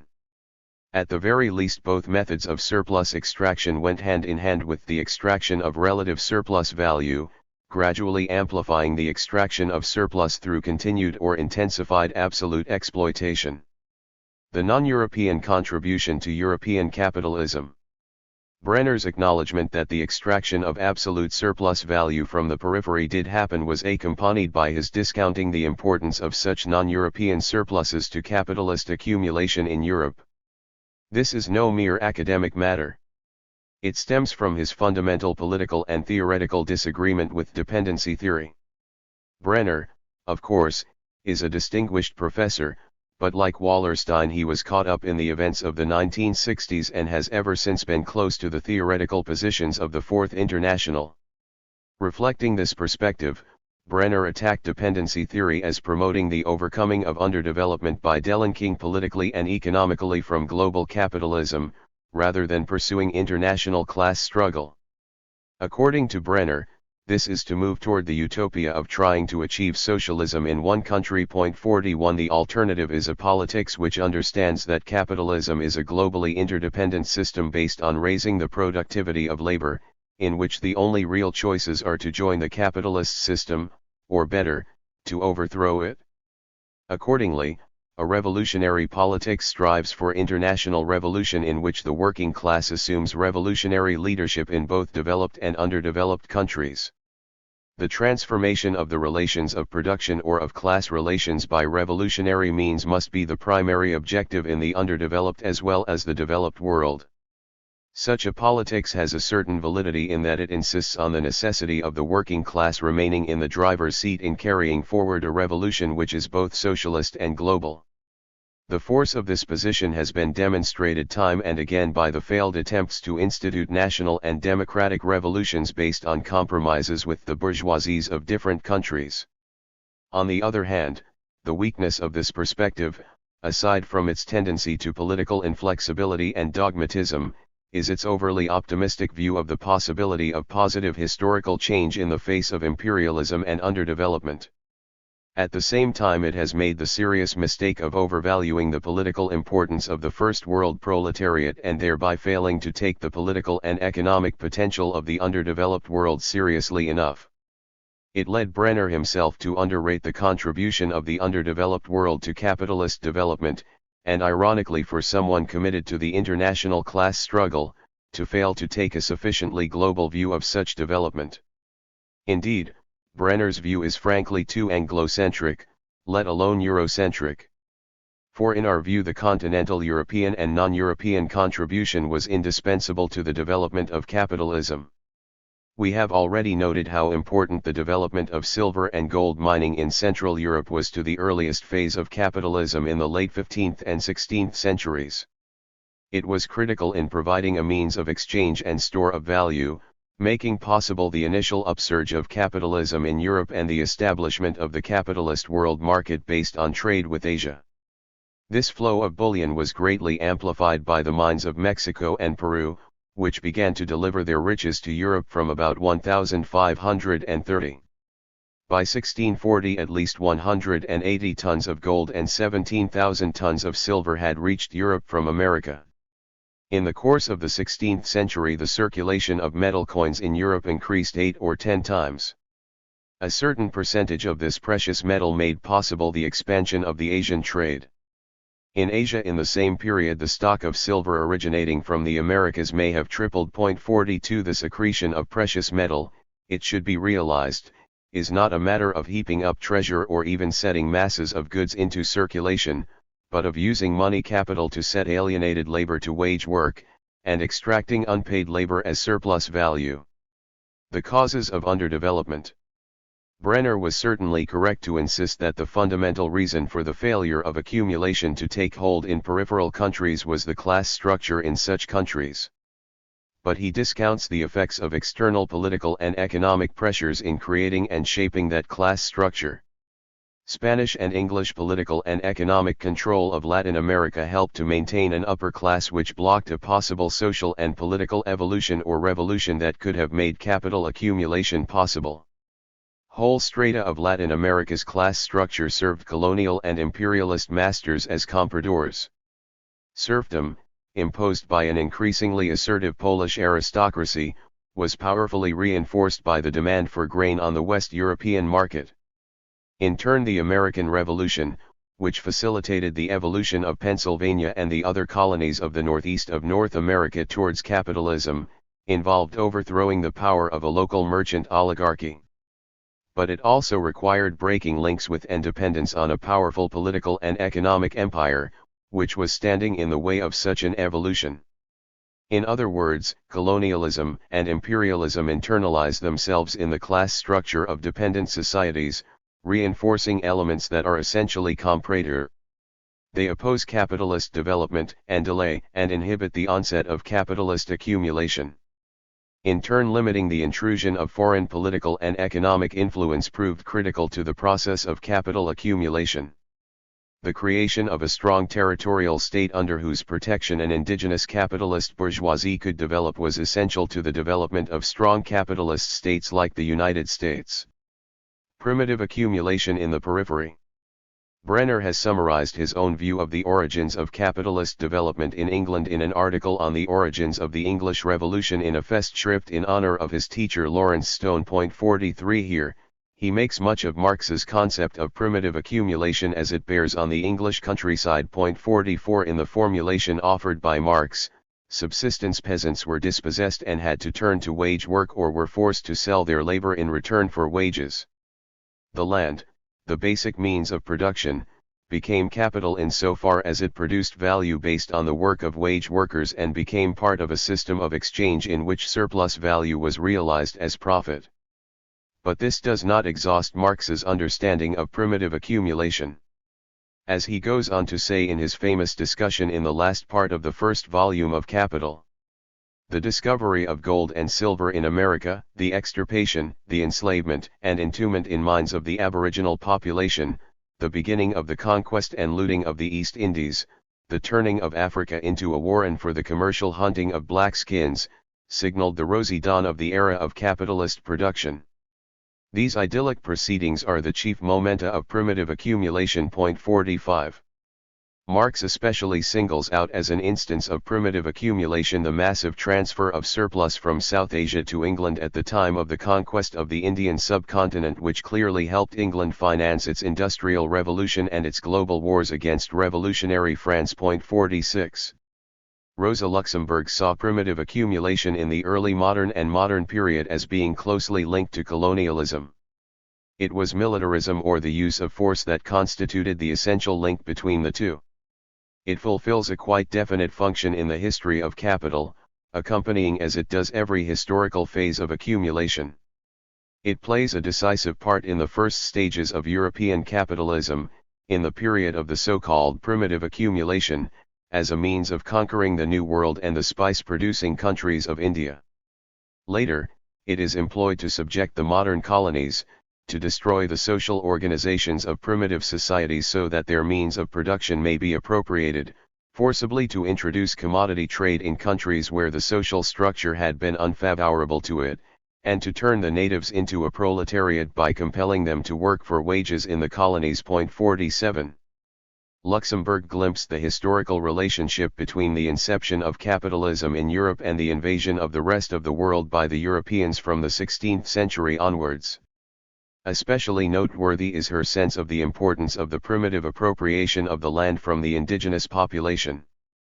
Indeed, according to Massimo de Angelis, Luxemburg already understood that primitive accumulation is an inherent and continuous process throughout the global history of capitalism. 48. More recently, David Harvey has elaborated on primitive accumulation, or as he calls it, accumulation by dispossession, in order to remove any implication that it is a phenomenon characteristic only of capitalism's origins and not its maturity. He sees it as a process going on both in the heart of capitalism and at its periphery from the 16th century right down to the present. In its latest forms it includes such phenomena as the privatization of public water systems, expropriation of homes, farms, or small businesses for the sake of large-scale private development, corporate theft of workers' pension funds, and last but not least, the invasion of oil-rich countries.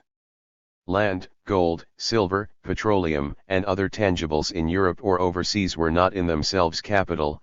Harvey explains. 49. Whether of European or non-European origin, they became and are still becoming capital insofar as they are included in an economic circuit in which surplus value is produced from the work of wage workers and as part of a system of exchange in which surplus value is realized as profit. It can be concluded that primitive accumulation outside Europe in the early modern period was as important to the development of capitalism as it was within Europe, and that the extraction of absolute surplus value as well as relative surplus value characterizes capitalism. This strongly suggests that colonial control over the periphery, and politically controlled labor in general, was more important to accumulation than Brenner allows. Brenner's conception of primitive accumulation in relation to the market is also historically problematic. He appreciatively cites Marx's assertion with respect to primitive accumulation that the expropriation of the agricultural producer, from the soil, is the basis of the whole process. 50. According to Brenner, Marx noted that England is the classic case of primitive accumulation. For Marx, this classic form involved a series of processes by which the English lords used coercion, law, and taxation to reduce the former peasant possessors to market dependence, by which a class of capitalist tenant farmers emerged to take up the lords' commercial farms on economic leases, and by which, through force and the market, a proletariat devoid of the means of subsistence and production arose to hire themselves out to the capitalist farmers as agricultural laborers. 51. Brenner tends to mistake the reason for Marx's emphasis on primitive accumulation in England. Marx did not underscore it because it produced any specific class pattern, he stressed it because he wanted to underline the role of force in creating the capital relation, with accumulated means of production on the one hand and a proletariat devoid of any on the other, and because he wanted to emphasize that even in England, especially in England, this was the basis of the apparently peaceful and bourgeois pursuit of accumulation. Brenner conflates this with his own insistence on the importance of the imposition of economic leases by landlords on capitalist farmers as if they were part of a single process. It is true that Marx notes the leasing of the land by noble landlords following enclosure, but he does not indicate that these leases were competitive or economic. As we shall see, there are some scholars who doubt the importance of these so-called economic leases to the process of accumulation, or indeed whether they existed at all in the prolonged initial period of agricultural capitalism. More fundamentally, Fully formed markets or rational and competitive markets in land and labor were more the result of a historical process of primitive accumulation and growing opportunities for profit for capitalists than the driving force behind them. Capitalist rent and property emerged out of the development of wage labor, rather than capitalist rent and property producing wage labor. It should be emphasized that capitalist property rights established themselves gradually, and that it was only in the aftermath of the English Revolution that landlords obtained absolute legal control of their property rather than holding them on the basis of feudal tenure. Markets and history. In Brenner's account, most peasants are reduced to market dependence, and a small number of others emerge as capitalist tenant farmers to take up the lord's commercial farms on economic leases. Higher prices for grain and wool in the first part of the 16th century encouraged these trends by opening up opportunities for profit. But it is a mistake to assume, as Brenner apparently does, that an already rational and competitive market imposed a strict market rationality on the emerging rural capitalists. As we have seen, increased opportunities for profit failed to reflect themselves in increases in agricultural productivity in the short run during the 16th century. In the longer term, a more rational and competitive market favoring innovation was the consequence of the growing possibility for profits realized through the coercive effects of primitive accumulation and the gradual progress of exchange relations. In other words, capital, born of primitive accumulation and pursuing its repeated cyclical movement in the course of realization, eventually removed, by economic but also political means, the barriers to exchange inherited from the old mode of production, and imposed a more rational and competitive market. The initial profitable windfalls of the 16th century, reinforced by unprecedented inflationary pressures, cannot be thought of as the way normal or established markets based on competition operate, but rather describe a process of market formation. Competitive markets did not fully emerge until the 17th century under the shock of straitened economic conditions which encouraged greater discipline in the market. 52 Overall, it is the circular movement of capital which undermines the obstacles in its way that leads to market competition rather than vice versa. The emergence of capital as a circular totality has a history that Brenner does not grasp but rather takes for granted. The ongoing barriers to fully rational markets in the first 2 centuries of capitalism based on the political practices inherited from the feudal mode of production need to be emphasized. C.G.A. Clay's study of social and economic change in early modern England takes note of ongoing government interference in the market to ensure social stability. 53 Dobb emphasizes the degree to which markets in England were controlled and regulated by formal and informal commercial monopolies. 54 Such monopolies increased in the late Elizabethan and early Stuart period. The Stuarts even tried to restore the decayed guild system. An end to monopolies at home and abroad was to be one of the fundamental demands of the revolutionaries of the Civil War. All this is just another way of saying that until the English Revolution helped to sweep away many of these restrictions, there was nothing approaching a competitive market. Gregory Clark, a neoclassical economic historian, complains that determining the rental value of farmland in the first part of the 16th century is not easy, since in early years much farmland was not rented for its current rental value. Instead, land was held on a bewildering variety of tenures or customary leases, which were well below supposed or estimated market values. At the beginning of the 16th century one can hardly speak of a real market in land. 55 Keith writes and confirms Clark's view, describing how over the next century a rational land market only gradually emerged out of a process that involved enclosure and class struggles including struggles over rents. 56 Brenner speaks about capitalist farmers taking up economic leases. Yet having stressed class struggle in the 14th century, Brenner seems content to ignore it in the 16th century. In contrast, Mark Overton points out that the establishment of rental terms between landlords and capitalist farmers was fraught with conflict, which frequently led to lawsuits and violence. 57 We have already spoken of the role of force in constituting both national and international markets. It is important to understand the creation of the markets in land at the local and regional levels in a like way. The creation of a labor market, like the creation of a land market, was a prolonged and highly coercive process which was more political and ideological than based on the market. The process of primitive accumulation already reflects this. Dispossessing producers moreover did not automatically lead them to take wage work. The imposition of humiliating and punitive poor laws was required to deal with recalcitrants and vagabonds.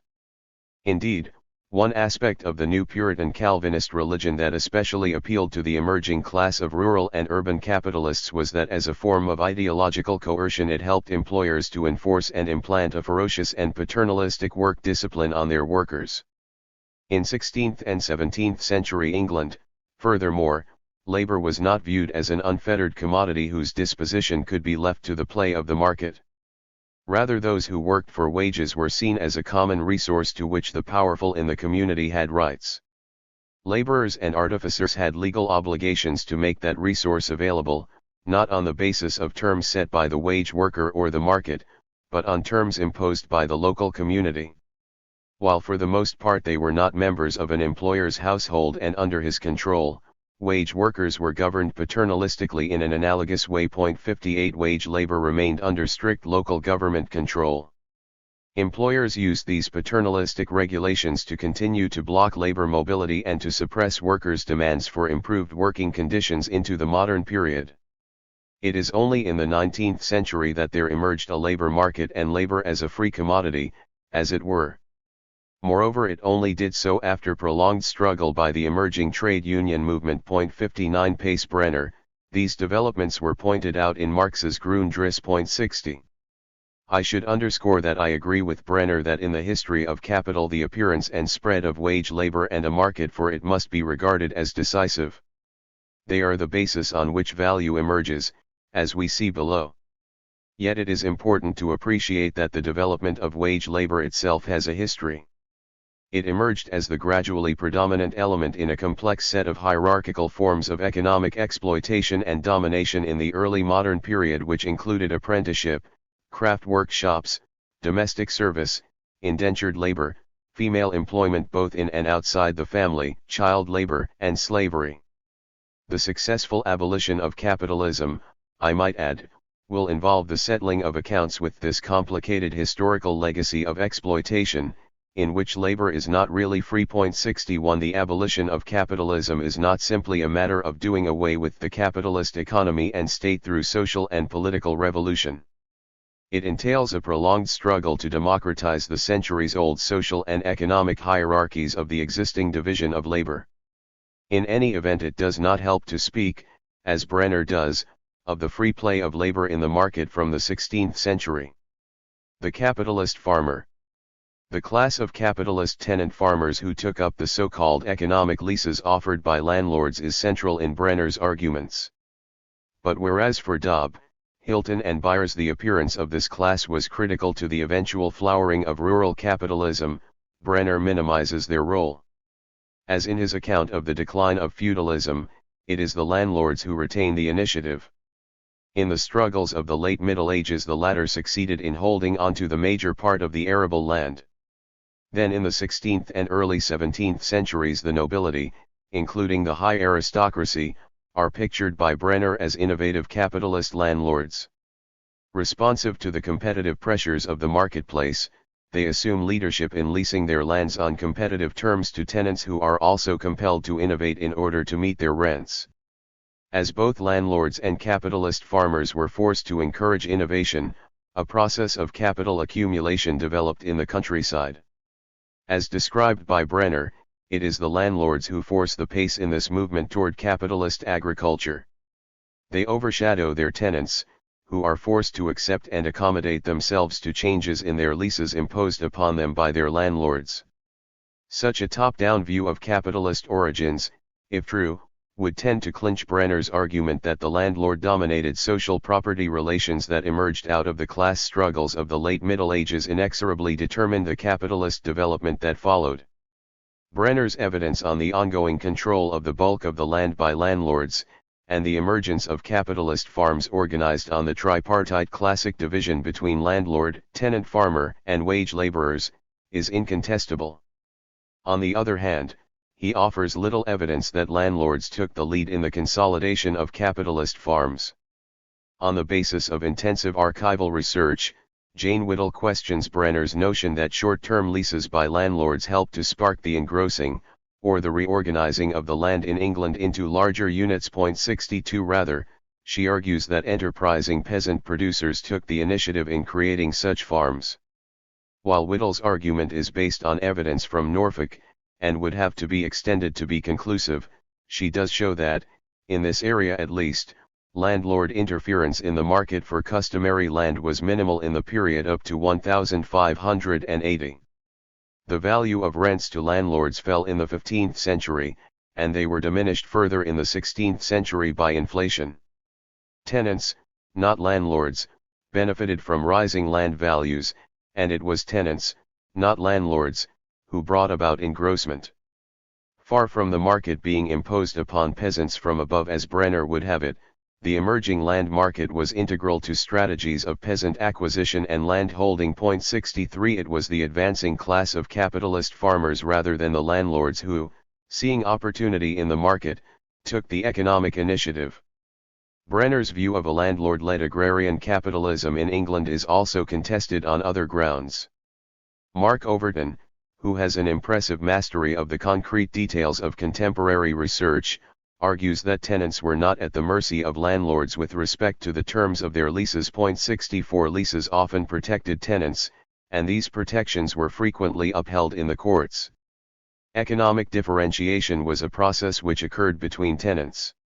Landlords did not frequently take the initiative in innovation, it was tenants and freeholders who did. Large farms were not a prerequisite for higher land productivity.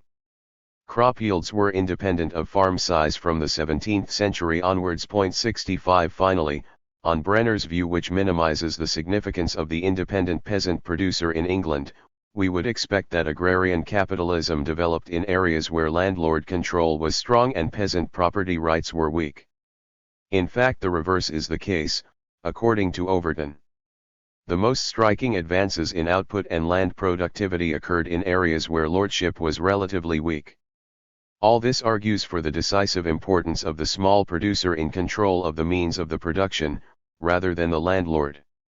Overton's critique appears to be derived from the views advanced earlier by the distinguished historian of English agriculture H. J. Habakkuk. 66 Habakkuk denied that landlords were an active economic class involving themselves in the improvement of agricultural methods. He even questioned the idea that, as late as the end of the 18th century, they were prepared to impose economic leases on their tenants. Rather than creating the new agriculture, Habakkuk concluded that they were the passive beneficiaries of it. Habakkuk's view of economic leases is echoed by that of P. K. O'Brien and D. Heath on the actual evolution of so-called economic rents as late as the 18th century. In any case, the turnover of established in favor of more efficient farms probably changed rather slowly, if only because such commercial behavior alienated other families on the estate and reduced their confidence to invest in land and improvements that gestated slowly through the seasons. Cooperation between landlords and tenants continued to depend far more upon tradition than upon contractual obligations. The eviction of families that had resided upon an estate for generations may have become more common in the 18th century but was still regarded as bad form.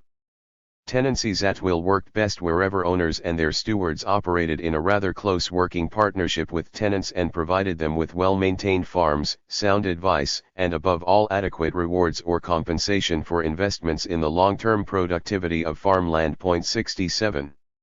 According to these authors, the time of economic rents arrived not in the 16th, 17th, or 18th centuries but only in the wake of the French and industrial revolutions. Salvaging Brenner? Brenner's stress on the importance of agrarian class struggle to the decline of feudalism and setting the stage for the emergence of capitalism is fundamentally important. So too is his emphasis on the accumulation of capital through the extraction of relative surplus value made possible by capitalist relations of production, in contrast to the Smithian approach of Frank and Wallerstein. On the other hand, his dismissal of the importance of absolute surplus value and primitive accumulation, especially in the periphery, is unfortunate.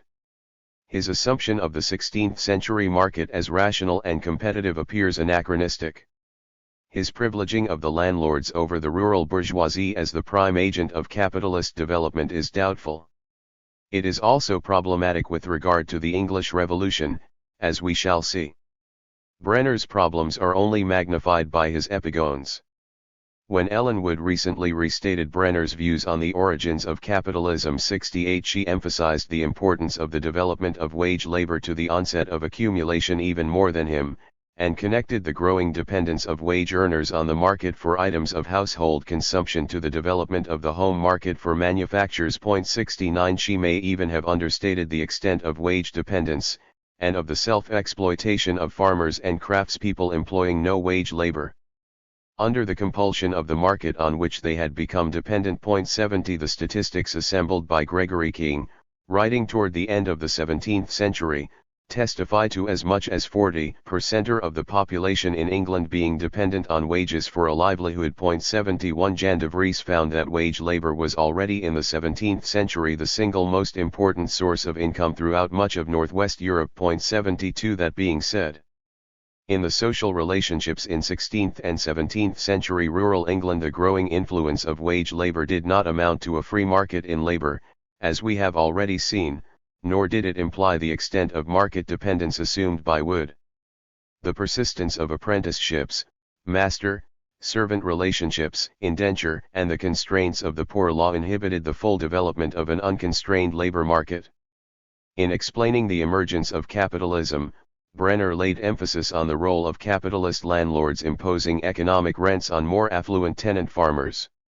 According to him, this forced the latter to innovate in order to meet the terms of their leases. It was the new system, based on market compulsion, which was forced on landlords and tenants that sparked accumulation. Wood helps us to understand Brenner's logic further. She notes that certain of Brenner's critics have questioned his emphasis on landlords rather than better-off peasants in the genesis of capitalism.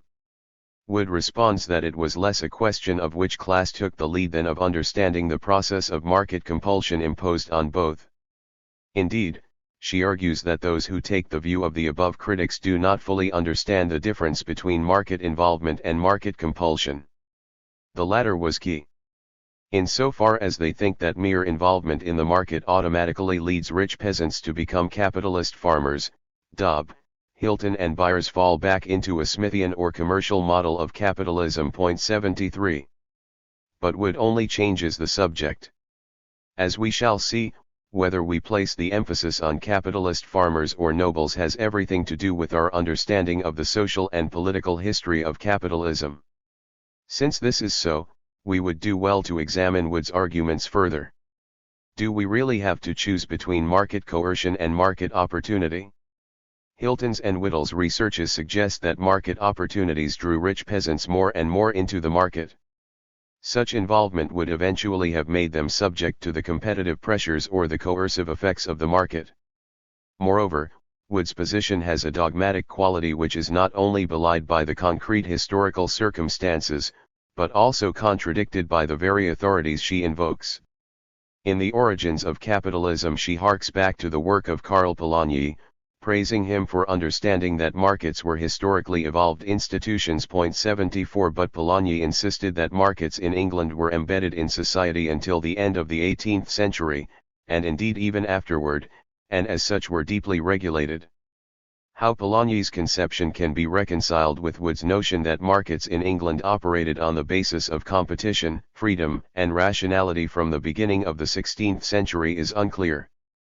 I conclude that Wood's, and indeed Brenner's, conception of the operation of the market is anachronistic.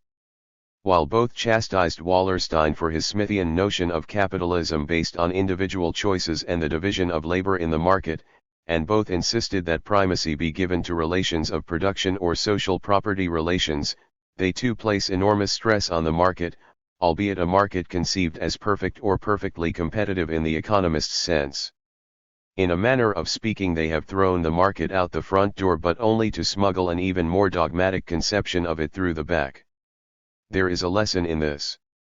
Forms of commercial or financial capitalism based on markets to the exclusion of production can be regressive. Hilton, Takashi, and Dobbs saw them as reinforcing feudalism. They helped to smother the shoots of capitalism in Italy and Germany. Their intrusion into industry tended to stifle innovation in manufacturing, as Marx and Dobbs stressed. Brenner and Wood rightly emphasize that the market can never initiate accumulation. On the other hand, as Brenner and Wood suggest, where capitalist relations of production become fully entrenched, the market including its commercial and financial aspects can, once matured, foster economic competition and capital accumulation. I would go further, insisting that the realization process made possible by markets is indispensable to the further expansion of capitalism, understood as a totality based on an expanding spiral of value. The birth of value. It should be noted that Wood is deservedly celebrated as a political theorist.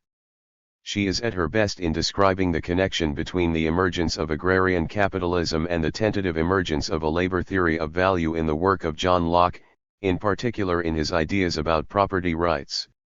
For such rights were, in his view, labor-based.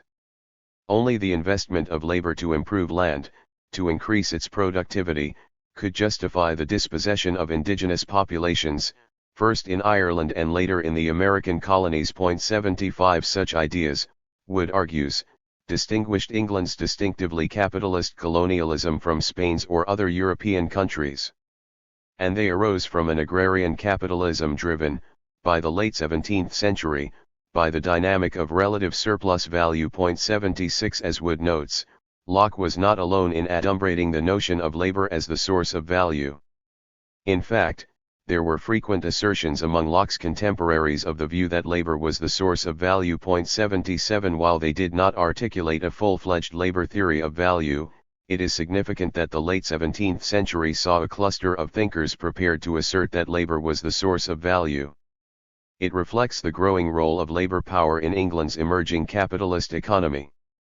In other words, the recognition by late 17th century students of economy that labor is the measure of value signals for the first time the definitive supersession of earlier pre-capitalist forms of economic exploitation by capitalist relations of production and exchange. 78 How profound a social transformation this represented was suggested by Marx, where he noted that Aristotle had already discovered that there must be a relation of equality between the values of commodities.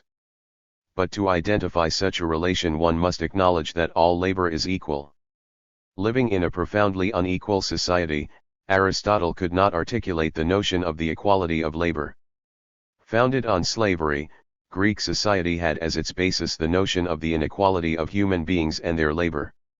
The idea of value, or that all labor in general is equal, cannot be comprehended until the notion of human equality has established itself in consciousness as a popular prejudice. 79 Such an idea did emerge in the course of the levelling social and political transformations in England in the 17th century. Conclusion. In this chapter our discussion has underscored the ongoing force of Dobbs' account of capitalist origins, in particular his views on the importance of primitive accumulation and of the really revolutionary way led by petty producers. These views were challenged by Wallerstein, who revived, modified, and expanded Sweezy's original stress on the importance of exchange. His view of capitalism as a worldwide system of economic and political relations has ongoing if incomplete explanatory power, but Brenner's critique and reiteration of the decisive significance of the wealth-creating potential of the new capitalist relations of production in the capitalist core remains critical to any understanding of the capitalist accumulation process. On the other hand, I believe that Brenner's conception of the history of capitalism is parochial and economistic. Brenner has gotten ahead of himself in insisting on the overwhelming influence of the extraction of relative surplus value as a factor driving accumulation prior to the Industrial Revolution. His ideas about the effect of competitive markets in which landlords are leading actors appear historically anachronistic. Uncomfortable with dialectics, Brenner fails to see capitalism as an expanding totality in which production and realization are each indispensable, and in which each has a history. He pays little or no attention to the role of the state as an intrinsic feature of capitalism. The state played a critical role from the very beginnings of capitalism, and capitalism cannot really consolidate itself as a mode of production without control of the state. It is the state that helps capitalism to generalize and organize itself. Beyond a certain point, capitalism cannot develop further without control of the state. Accordingly, it is the question of the consolidation of the capitalist state through revolution that we must now address. 4. Bourgeois revolution. This chapter reasserts the classic Marxist view of the English and French revolutions as bourgeois and capitalist. These revolutions proved critical to the consolidation of the new mode of production. The revolution in Holland was likewise bourgeois and capitalist. Economistic readings of the origin of capitalism tend to discount the importance of all three revolutions, and Brenner, though he recently conceded that early modern Holland was capitalist, ignored its revolution. Contrariwise, I argue that from the beginning the state was intrinsic to capitalism as a result of its generalizing and integrating functions. Its revolutionary transformation at a certain point was essential to capitalism's development. With regard to England, Brenner and would argue, improbably, that the necessary and sufficient conditions for the development of capitalism were established by changes in the social relations of production during the late medieval period. The English Revolution was neither capitalist nor bourgeois. At best it confirmed an already functioning capitalism politically. In the case of France, Communal, supported by Wood, asserts that its revolution was somehow bourgeois but not capitalist. I shall demonstrate that such views are in conflict with existing scholarship. The views of Brenner and his followers represent an unwarranted revision of the Marxist view of history, in which the revolutionary mobilization of the people and notably its most organized elements are central elements to the transition from feudalism to capitalism. In my view, the roots of this pessimism are to be found in the failure of the revolutionary politics of the 1960s. Revolution plays a central role in Marx's and Engels's theory of history. Capitalism developed within the pores of feudalism. As it matured, feudalism was transformed into the absolutizing royal state in both England and France. In an initial phase, the emerging bourgeoisie and the royal state acted in partnership, especially to curb the private and anarchic violence of the nobility. But beyond a certain point, the state began to interfere with the further development of capitalism, and restricted the growing power and ambition of the bourgeoisie while protecting the interests of the nobles. The Dutch, English, and French revolutions represented the moment when the bourgeoisie took things into their hands politically and put an end to both feudalism and absolutizing or absolute government.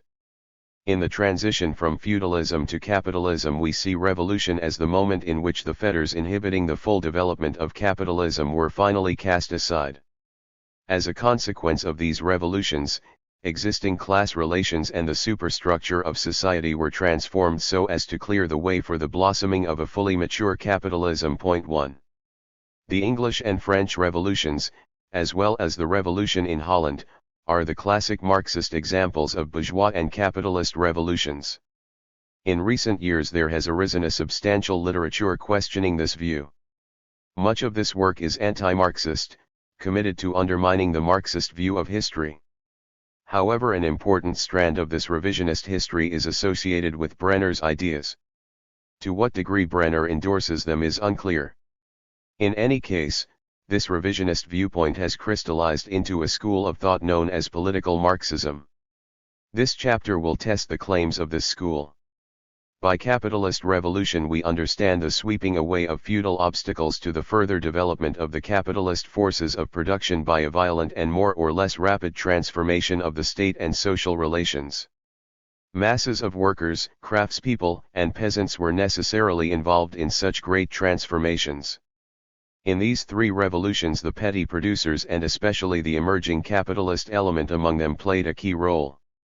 But these revolutions are considered bourgeois as well as capitalist because the bourgeoisie, profit-seeking merchants, manufacturers, and rich peasants, but also lawyers, state functionaries, scholars, physicians, and even a minority of enlightened nobles, assumed political and social leadership over the revolutions and became their principal directors and beneficiaries.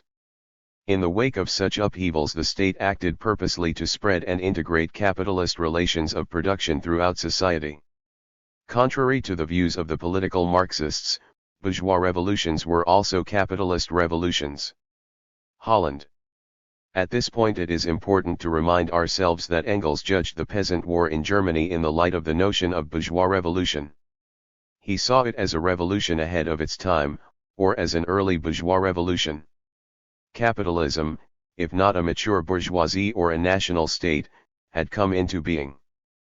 But the absence of the latter two elements caused this revolution number one, or early bourgeois revolution, to fail. Germany reverted to feudalism.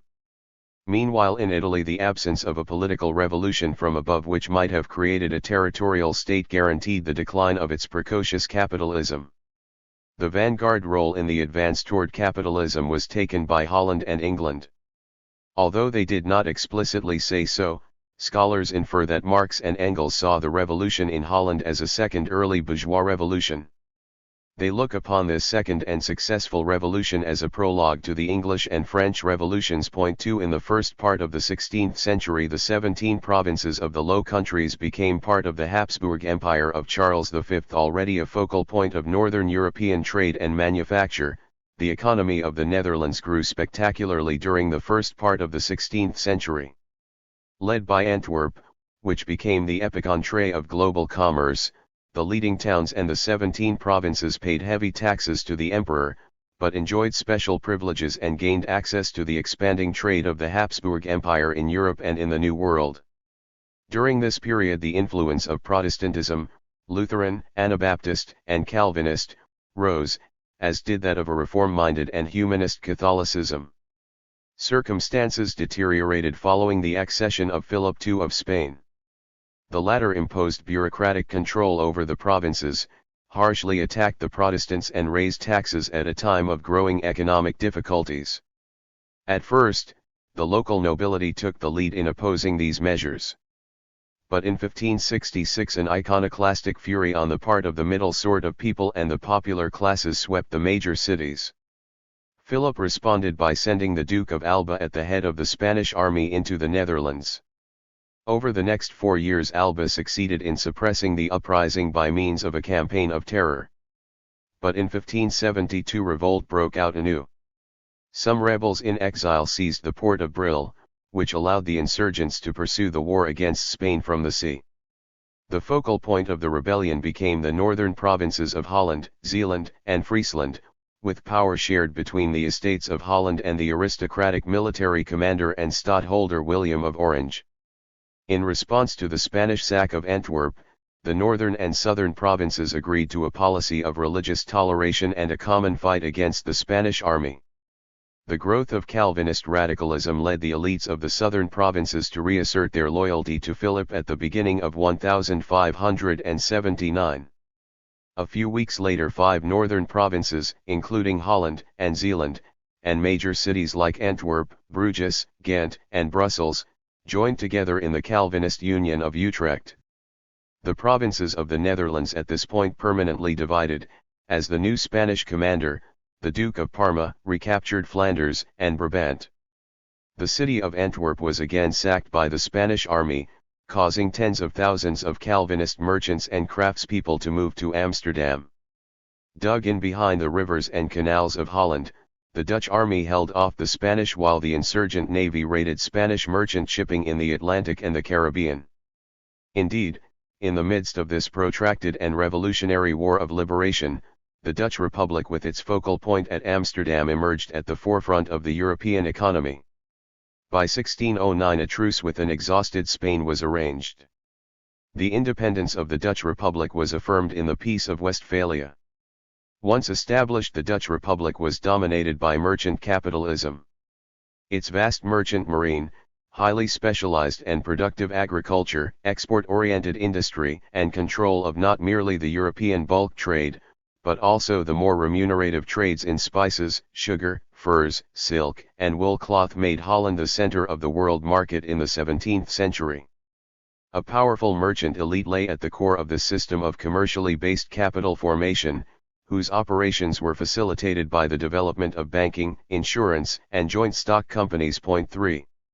In the early years of the last century, Dutch Marxist historians developed the view of the revolt against Spain as a bourgeois revolution. According to them, In the first part of the 16th century, the interests of merchant capitalists were strongly tied to the Habsburg monarchy. But the policy of absolutism brought in by Philip II reflected a growing antagonism between the nobility and the bourgeoisie. The iconoclastic fury marked the beginning of the first successful bourgeois revolution. Merchant discontent awakened the working class, especially in the Flemish textile cities. The ensuing revolt was fueled by high grain prices and commercial crisis. The revolution was stymied in its early years by the ambivalence of the property-owning class, which was fearful of lower-class radicalism. The unity of the bourgeoisie of the emerging Dutch Republic was further inhibited by its lack of cohesion as a result of the play of special interests and parochialism. 4. The communist historian Jan Nuttall, who published in the 1920s, saw the significance of the War of Liberation as clearing the way for capitalism, and specifically merchant capitalism, in accord with Marx's concept of bourgeois revolution. According to Nuttall, this breakthrough occurred as a result of the initial unity of class forces, which included the lesser nobility, merchants, craftspeople, and workers. Opposition to the established order combined economic motives with hostility to the Catholic Church, which was bound up with the old order. Following the iconoclastic fury, these revolutionary elements turned on one another, leading to the decline of the movement in the southern Netherlands. In the north, neither the working class nor the nobility were very strong, ensuring the dominance of the bourgeois element. On the other hand, the influence of merchant capital inhibited the development of manufacturing, and ultimately led to rule by a corrupt commercial oligarchy. 5 Although modified by more recent research, this view of the origins of the Dutch Revolt as the first successful bourgeois revolution has remained essentially intact. 6. Beyond the historians of Holland, it is perhaps Giovanni Arrighi among recent Marxist scholars who has done most to advance the idea of a successful early modern Dutch capitalism. Arrighi founded his own view on Wallerstein's world systems and trade-based approach, asserting that Holland occupied a key role in the emerging cycles of global capitalist accumulation. He stresses its innovations in land warfare in defeating the Spanish/Genoese Empire, the first capitalist world power. At the same time, he points out how it learned how to internalize the cost of war into the structure of private trading corporations like the East India Company in a creative way, acquiring an unprecedented capacity to carry on naval war, assuring its commercial dominance overseas. Arrighi then points to the importance of Holland's financial strength in besting commercial rivals and using its overall economic strength to secure its hegemony, based on promoting the balance of power while reinforcing proto-nationalist ideas in the monarchical states. In Arrighi's view, these accomplishments allowed Holland to become the second of the great imperial systems of historic capitalism. 7. Dutch merchant capitalism. Dutch Marxist historiography clearly viewed the revolution as capitalist. Yet it was challenged by a more sophisticated perspective coming from outside Holland. However enduring their account of the revolution has proved to be, Dutch scholars failed to pay much attention to Marx's theoretical analysis of merchant capitalism, capital accumulated on the basis of social forms of production, feudalism, slavery, that were foreign to it and not subject to it. According to Marx, this is clear. In the history of the carrying trade, as conducted by the Venetians, Genoans, Dutch, etc., where the major profit was made not by supplying a specific national product, but rather by mediating exchange of products between commercially, and generally economically, undeveloped communities and by exploiting both the producing countries. Here we have commercial capital in its pure form, quite separate from the extremes, the spheres of production, between which it mediates. This is one of the main sources from which it is formed. 8. Accumulation of capital occurs but without entering into the sphere of production. Commercial capital can act as a solvent of pre-capitalist social relations. But if feudal or slave relations are strong enough in the producing countries, it can also strengthen them. According to Marx, in Holland manufactures developed, but in industries especially related to exports, and notably in shipping and shipbuilding. Manufacturing and colonialism were closely tied, as colonies served as an outlet for manufactures as well as facilitating accumulation through market monopoly. And in a passage referring to overseas primitive accumulation, Marx notes that the treasures captured outside Europe by undisguised looting, enslavement and murder flowed back to the mother country and were turned into capital there. 9 Pace Brenner, Marx believed that Dutch and other merchant capitalisms contributed significantly to European primitive accumulation, and quite clearly at the expense of the economies in the peripheral countries. Despite the viewpoint of Arrighi and the Marxist historians in Holland, recent historians have had a hard time accepting the notion of Holland as a fully fledged capitalist state. Hobsbawm did acknowledge that Holland allowed the capitalist world economy to overcome the instability of the so-called 17th century crisis. The conception of such a 17th century crisis was brilliantly articulated by him to describe the widespread political and economic difficulties that marked that period in the wake of the initial take-off of capitalism. 10 The economy of capitalist Holland proved most successful in overcoming this economic shakeout. Hobsbawm's conception of the 17th century crisis stirred argument but remains convincing. 11 But based on Marx's view of the limits of merchant capitalism, Hobsbawm judged Holland to be in many respects a feudal business economy, a Florence, Antwerp, or Augsburg on a semi-national scale. 12 In the face of what Hobsbawm described as the crisis of the 17th century economy, Holland survived and flourished by cornering the supply of certain scarce goods and much of the world's business as a commercial and financial intermediary. Dutch profits did not depend greatly on capitalist manufacture. 13. It is Ellen Wood who most forcefully makes the case for thinking of the Dutch economy as pre-capitalist. According to her, its large cities and productive agriculture were sustained not by capitalist production, but essentially by international trade. Dutch producers including farmers were apparently not subject to the competitive pressures associated with capitalism. The influence of low-cost grain from Eastern Europe reduced the demands of competition by lowering the cost of basic inputs. In effect, Dutch farmers were subsidized, allowing them to produce higher cost and more profitable farm commodities like cheese and meat. Likewise, in the international marketplace, the Dutch did not so much compete as rely on direct and indirect coercion to maintain their privileged commercial position. 14 Harking back to the previous chapter, we recall Wood's purist view of the capitalist market, which operates on the basis of perfect competition rather than on the basis of subsidization, protection, and violence.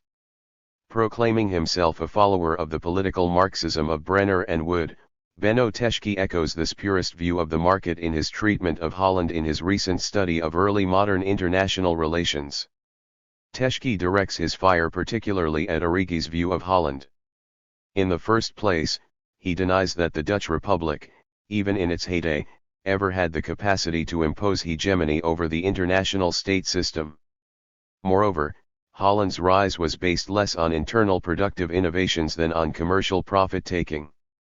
Its military innovations, which were hailed by Arrighi, reflected not so much its rise as a capitalist power as its ability to turn trading profits into military innovations, protecting its trade.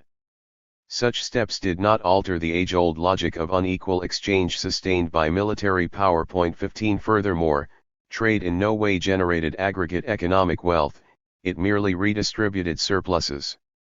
Merchant wealth is therefore not capital. 16. But Teschke confuses the existence of capital with the existence of the capitalist mode of production.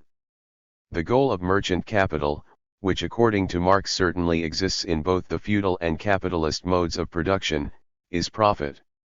It may only incidentally create growth and can also be economically regressive, as we have repeatedly noted. But it can also play a progressive role.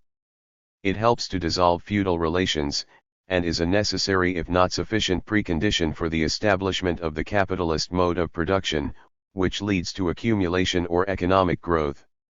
Indeed, as Brenner and Wood have stressed, once the relations of production have changed, the competitive pressures induced by the market may be key to the enhancement of labor productivity and capitalist accumulation. Agrarian capitalism. Basing themselves on Marx's conception of merchant capitalism, Hobsbawm, Wood, and Teschke reject the existence of early modern Dutch capitalism. Yet there is in Marx a view of Holland which leads one to be less certain of such a cursory dismissal of Dutch capitalism. In Volume 1 of Capital, Marx discusses the origin of the so-called national debt. He explains that it first took root in Holland as a way of financing Dutch colonial expansion. As he explains, public debt became one of the most powerful levers of primitive accumulation. Such debt provided almost risk-free returns to financiers and merchants who invested in it. At the same time, it was financed by taxing the mass of the population. This system was first introduced in Holland. According to Marx, the great 17th-century Dutch patriot Hans de Witt extolled it as the best system for making the wage laborer submissive, frugal, industrious, and overburdened with labor. The destructive influence that it exercises on the condition of the wage laborer concerns us less, however, here, than the forcible expropriation, resulting from it, of peasants, artisans, and in a word, all elements of the lower middle class. 17. This passage from Capital must lead to an understanding of Marx's notion of primitive accumulation to include more than the expropriation of English peasants from the land and the pillaging and dispossession of non-European populations. Rather, it anticipates Harvey's recent conception of accumulation by dispossession, in which, for instance, employee pension funds are willy-nilly confiscated by private corporations, or the unemployment funds of workers are appropriated by governments. Clearly, such practices are not merely a phenomenon of recent times but date back to the early history of capitalism. Marx's observations suggest the emergence in 17th-century Holland of an expanding pool of wage earners whose labor was generating profits that derived from more than exchange relations. Indeed, recent research reveals the existence in 17th-century Holland of an extremely large, if segmented, proletariat. 18 Elsewhere in Capital, Marx notes that in Holland commercial credit and dealing in money developed along with trade and manufacture. Indeed, financial capital became subordinate to industrial and commercial capital. According to Marx, in the 17th century, Holland served as the model country of economic development, just as England does today. 19 Such a view is hardly compatible with the view of Holland as a feudal business economy. Holland, in fact, had a substantial manufacturing base with the most advanced technological infrastructure in Europe.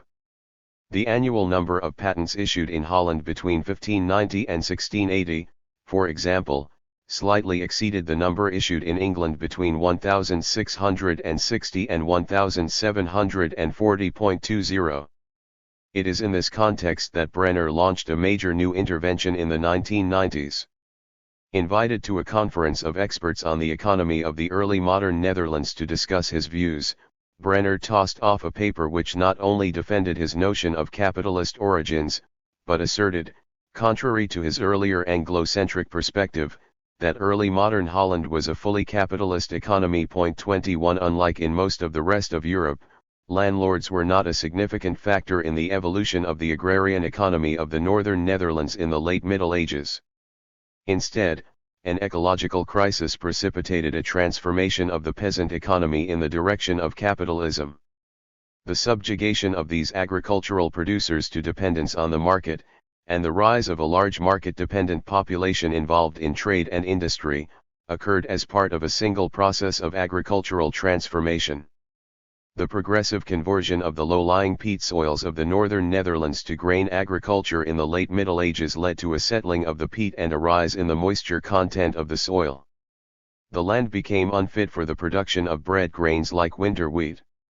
Producers were forced to turn toward cattle farming, dairying, and the extensive cultivation of summer grains. Farmers retained possession of the land, but lost the option of subsistence farming. As a result, they were forced into dependence on the market for their inputs. They became subject to competitive pressure, and obliged as a result to enter sectors of production that maximized return. In short, they were transformed into market-dependent capitalist farmers. The peasants of the maritime northern Low Countries had had no intention of bringing about a transition from pre-capitalism to capitalism.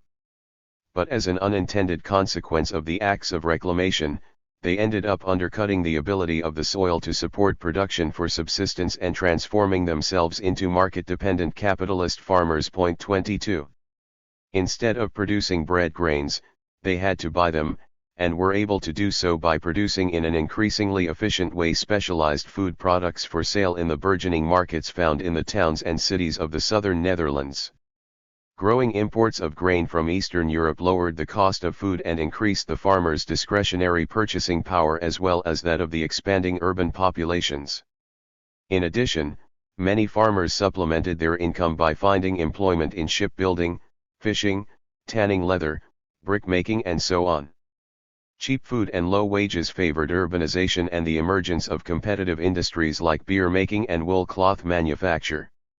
By 1500 half the population lived in towns, and the level of full-fledged proletarianization in the northern maritime provinces likely stood at 50%. If ultimately Holland had to cede pride of place to England, it was because, unlike the latter, it remained too dependent on international markets. These were still based on feudal relations of production, and were overcome by the economic downturn of the 17th century. Relative to England, Holland was dragged down by the crisis.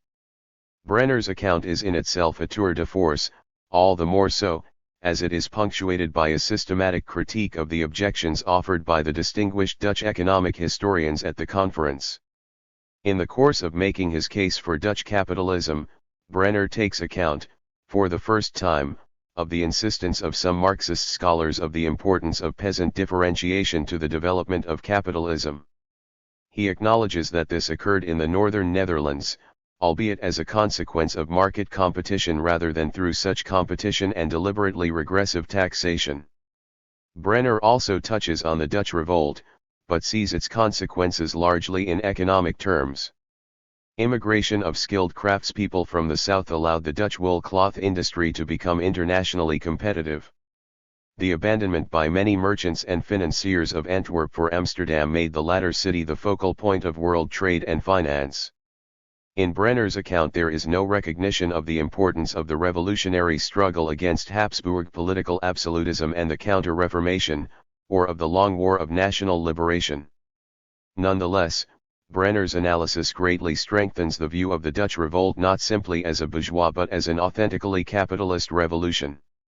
Earlier we have seen that Dutch Marxist historians regarded the triumph of the middle class in the northern Netherlands as the result of the fortuitous weakness of both the nobility and the proletariat compared with the southern Netherlands.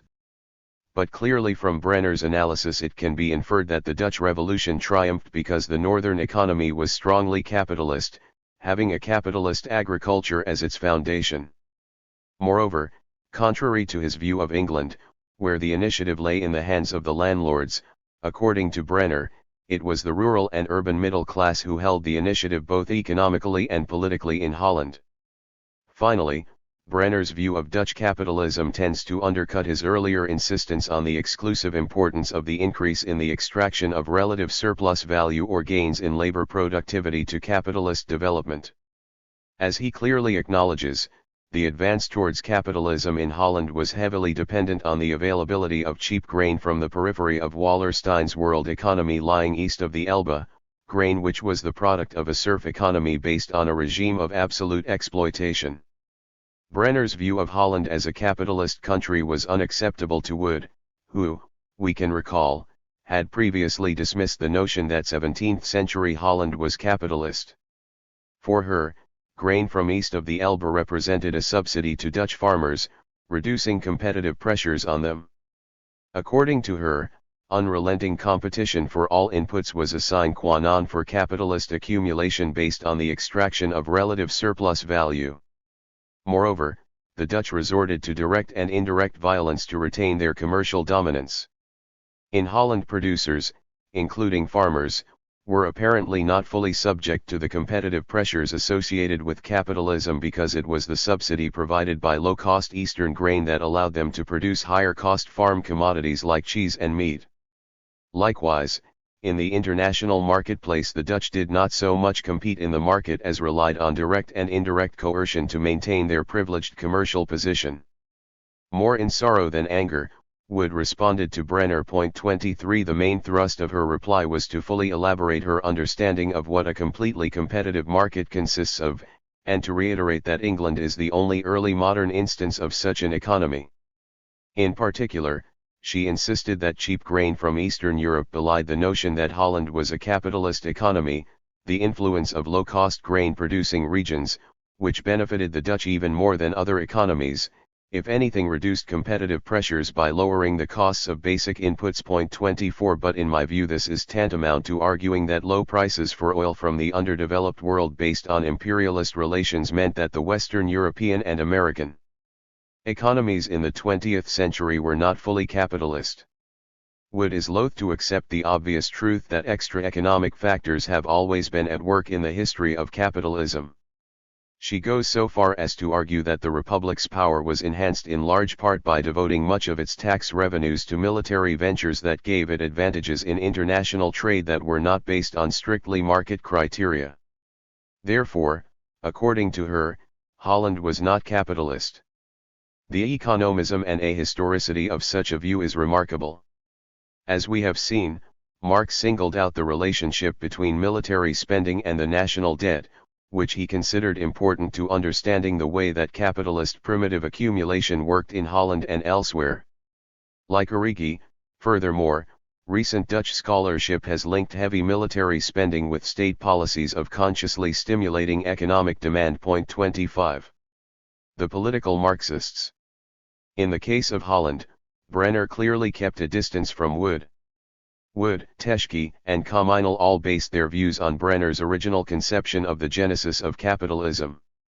They especially took to heart his view of the distinctiveness of capitalist markets as not merely encouraging, but necessitating increases in labor productivity. 26 Bois described Brenner's view rather dismissively as a type of political Marxism which ignored the material foundation of class capacities. Nonetheless, the scholars who followed in the footsteps of Brenner adopted the designation political Marxism as a badge of honor. Coming to prominence in the wake of the collapse of Soviet Marxism and the triumph of neoliberalism, these researchers made it a point to question commonly accepted orthodoxies on the left, including the notion of bourgeois revolution. 27. Despite breaking with the consensus of political Marxism over the question of capitalism in Holland, Brenner's perfunctory treatment of the political and social dimension of the Dutch Revolution conformed to this group's overall dismissal of the importance of the notion of bourgeois revolution. According to Marx and Engels, early capitalist development in England and France climaxed in bourgeois revolution. In Teschke's view, this conception assumed a self-conscious and united class, the bourgeoisie, as the main agent of the revolution. Teschke's conception that Marx thought of the bourgeoisie as self-aware and unified at the moment of revolution requires immediate correction. As Marx described the revolutionaries of 17th century England and 18th century France in the 18th Brumaire of Louis Napoleon, they did not understand their projects explicitly in class terms, but rather in terms of the Bible or the Roman Republic. 28 That the ideology of these revolutionaries was to be found in the political ambiguities of evangelical Protestantism or Roman Republicanism suggests not full class consciousness but a consciousness which reflects a class in the making, or one seeking to bridge differences between classes, or perhaps both. That Marx pointed this out reflects a more sophisticated understanding of class and its relation to concrete history than Teschke supposes. Teschke noted that, as a result of what he termed the revisionist attack on the idea of bourgeois revolution, the political Marxists, in contrast to other Marxist currents, had jettisoned the concept of bourgeois revolution. 29 The nexus between capitalism and the bourgeoisie in the case of the English and French revolutions or other bourgeois revolutions had to be severed. 30 In other words, the tide of scholarship which put into question the reality of a so-called bourgeoisie and of a bourgeois revolution was such that Marxists had no real choice but to abandon the idea of a bourgeois revolution. The fact that much of this revisionist scholarship in both English-speaking and French academia emanated from liberal or conservative sources that might have reasons other than academic for arguing against the concept of bourgeois revolution did not trouble Teschke. Teschke was not bothered either that the notion of jettisoning the idea of bourgeois revolution meant throwing out the most revolutionary component of the Marxist theory of history, or the element most intimately linked with the expectation of future proletarian revolution. The conception of bourgeois as well as proletarian revolution assumes that underclasses can acquire sufficient economic and political power to overthrow the ruling class. Political Marxism suggests that the economic and political initiative in the advance of history always remains with the ruling class. Indeed, in the eyes of political Marxists, in the case of late medieval France, the one case in which the lower class was most successful in class war, success in holding onto the land condemned it to an interminable economic stagnation and tyranny under the Ancien regime. Nonetheless, Teschke is certain that the weight of historical evidence and the theoretical arguments of the political Marxists have shown that while the English Revolution was not bourgeois, it was capitalist, and while the French Revolution was bourgeois, it was not capitalist. This reinterpretation presents a fundamental breakthrough for Marxism. 31. It might be a breakthrough for academic Marxism, and if it were historically correct we would be obliged to respect it. But it can hardly be counted a triumph for revolutionary Marxism, or for what Daub referred to as the revolutionary view of world history. Rather, the position of the political Marxists on revolution appears to be what the French refer to as a foot en avant, or headlong retreat in the face not of historical facts but of neoliberalism. What is the link between neoliberalism and political Marxism? There undoubtedly is one, although it is indirect. I would argue that neoliberalism shaped the overall intellectual zeitgeist of the last decades. Neoliberalism itself is profoundly anti-historical, being a set of policies that seek to deny the profoundly unstable economic history of capitalism and especially unfettered capitalism. Postmodernism proved a major collaborator, and it too was deeply anti-historical, as Ellen would help to show. 32 It was in this atmosphere that not coincidentally historical revisionism came to the fore in both England and France. In the milieu of professional historians there could be no thought of repudiating history itself. But what postmodernism was to the literary disciplines, revisionism was to academic history. Occupying strategic places in academic and cultural life, historical revisionists gained enormous influence by exploiting certain lacunae in the Marxist accounts of the English and French revolutions. Indeed, we must admit that this way of looking at things produced a significant body of real scholarship on the English and French revolutions through the creation of a veritable school of history on both sides of the Atlantic. A Marxist view of the English and French revolutions became a laughingstock in such quarters. Given the power of such an institutionalized academic viewpoint, it is not surprising that some who abided by Marxism capitulated to revisionism. Yet at its core revisionism, including political Marxism, is a rejection of the significance of revolution. Above all, it is a repudiation of the revolutionary aspirations of the 1960s, the more so as a Marxist view of the bourgeois revolutions is still vibrant, as we shall see. England. Teschke's notion of the English Revolution is based on Brenner's account. The latter begins by delineating in much greater detail than Teschke the development of Marx's theory of bourgeois revolution.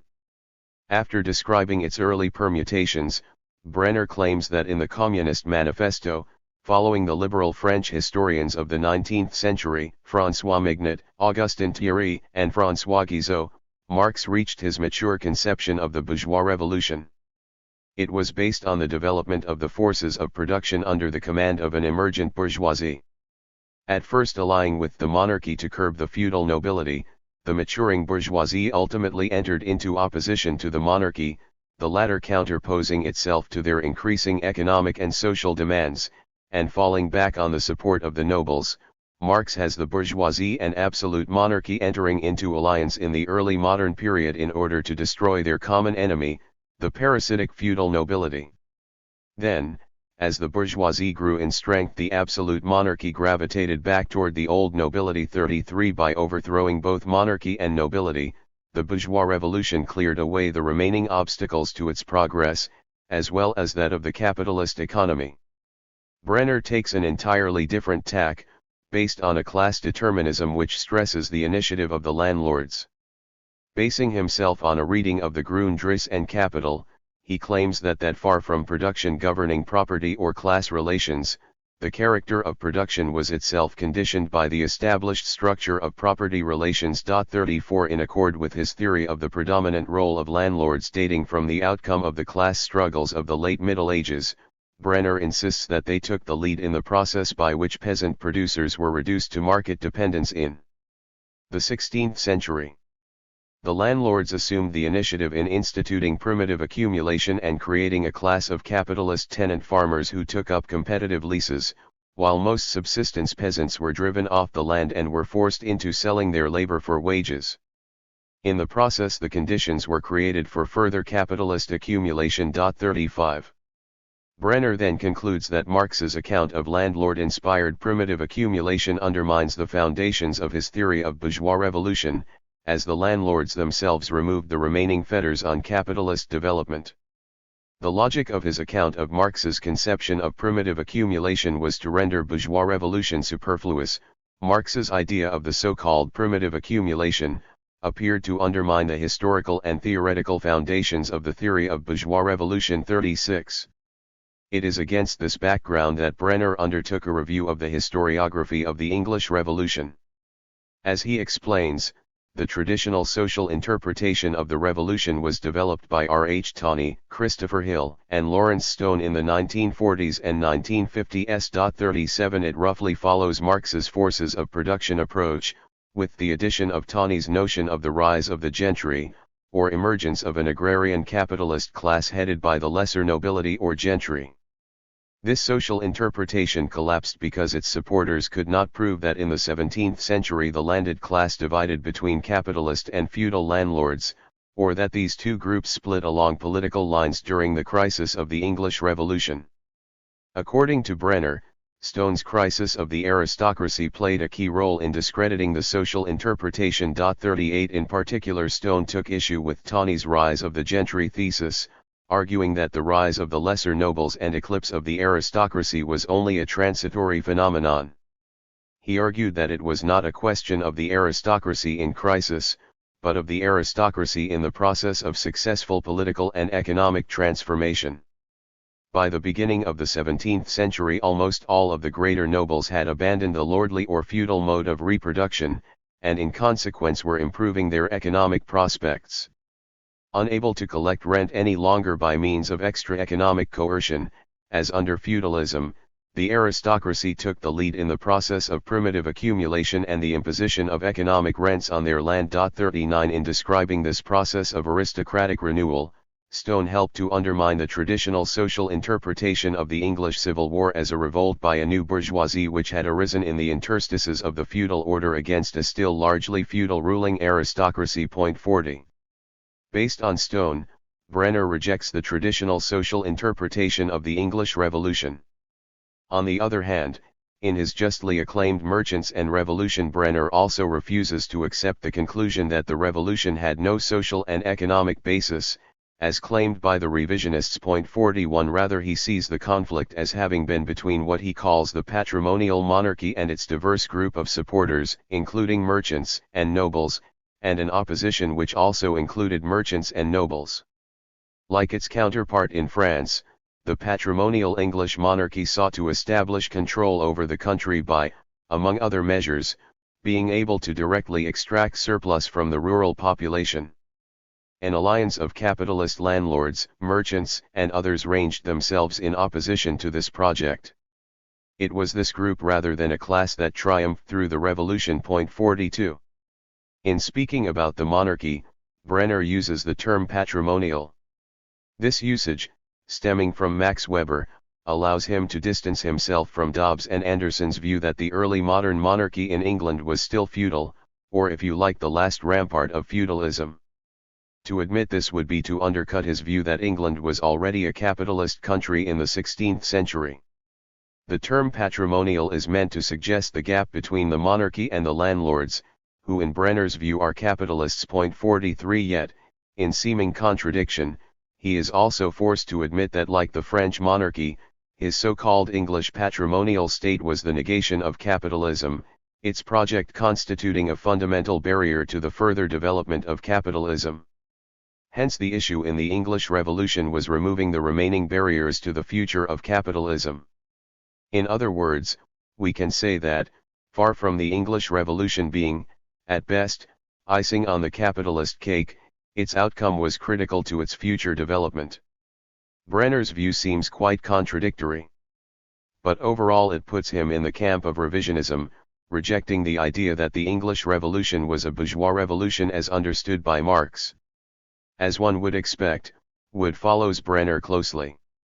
Calling the English Revolution bourgeois, she claims, requires a definition so vague and general as to empty it of meaning.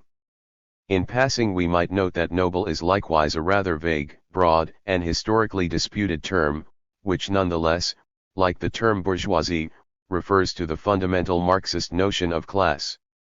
According to Wood, if the revolution advanced the development of capitalism, it was by consolidating the position of the already capitalist landlords, who in any case were already dominant in society and the state.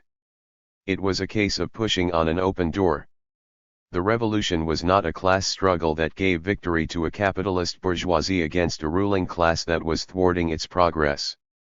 The class struggle that did occur in the revolution was between the ruling class and subordinate popular forces.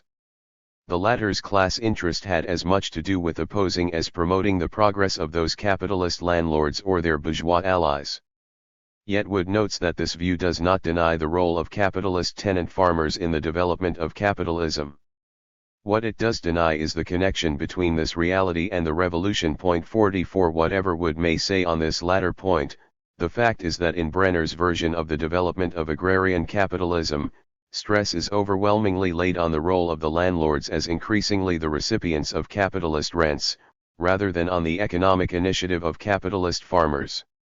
As to the role of the landlords during the revolution, Stone had claimed that no correlation has emerged between noble political alignments during the revolution and their degree of economic enterprise. 45 Yet Nora Carlin considers the actual statistical evidence offered by Stone in support of this sweeping claim, so important to Brenner, to be surprisingly unimpressive. 46 Moreover, if we focus on the nobility of the northwest of England, the most substantial base of royalist support during the Civil War, they turn out to be less enterprising, less wealthy, and less well educated than their brethren in the South. 47 Indeed, Andrew Bell Appleby has shown that whereas in the South landlords were encouraging the development of agricultural capitalism, those in the royalist heartland of the Northwest took the lead in a seigneurial reaction against the peasantry. 48 Roger Manning does not deny that many landlords across England encouraged their tenants to make improvements in order to meet their so-called economic rents.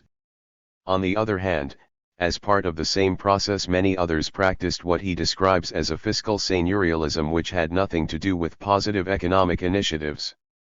As such, they inspired ongoing popular protest. 49 But the important point surely is that, contrary to Brenner's and Stone's view, not all landlords in England, and especially not in the royalist bastion of the Northwest, can be considered capitalist landlords. As such, this region must be seen as constituting a crucial economic and social base of royalist political support. The capitalist farmers in Marx. As we have noted, in Brenner's version of the development of agrarian capitalism, it is the passive role he assigns to capitalist farmers, in contrast to the aristocratic class, that is notable.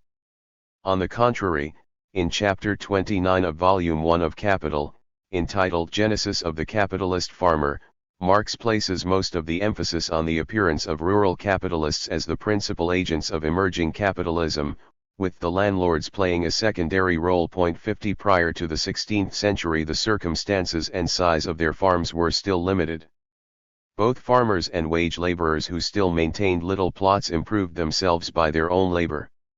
In other words, the economic circumstances and the scale of the farms of these petty producers were still limited. It was the agricultural take-off which began in the last third of the 15th and continued almost until the end of the 16th century that enriched these emerging agrarian entrepreneurs, while impoverishing most of the rest of the rural population. In a historically evocative image, Marx notes that the striking thing about these farmers was that they made their capital breed by employing wage labor, while paying part of the surplus value to the landlords as rent. Enclosure of the commons permitted them to expand their holdings of livestock, while increasing the manuring of their expanding leaseholds.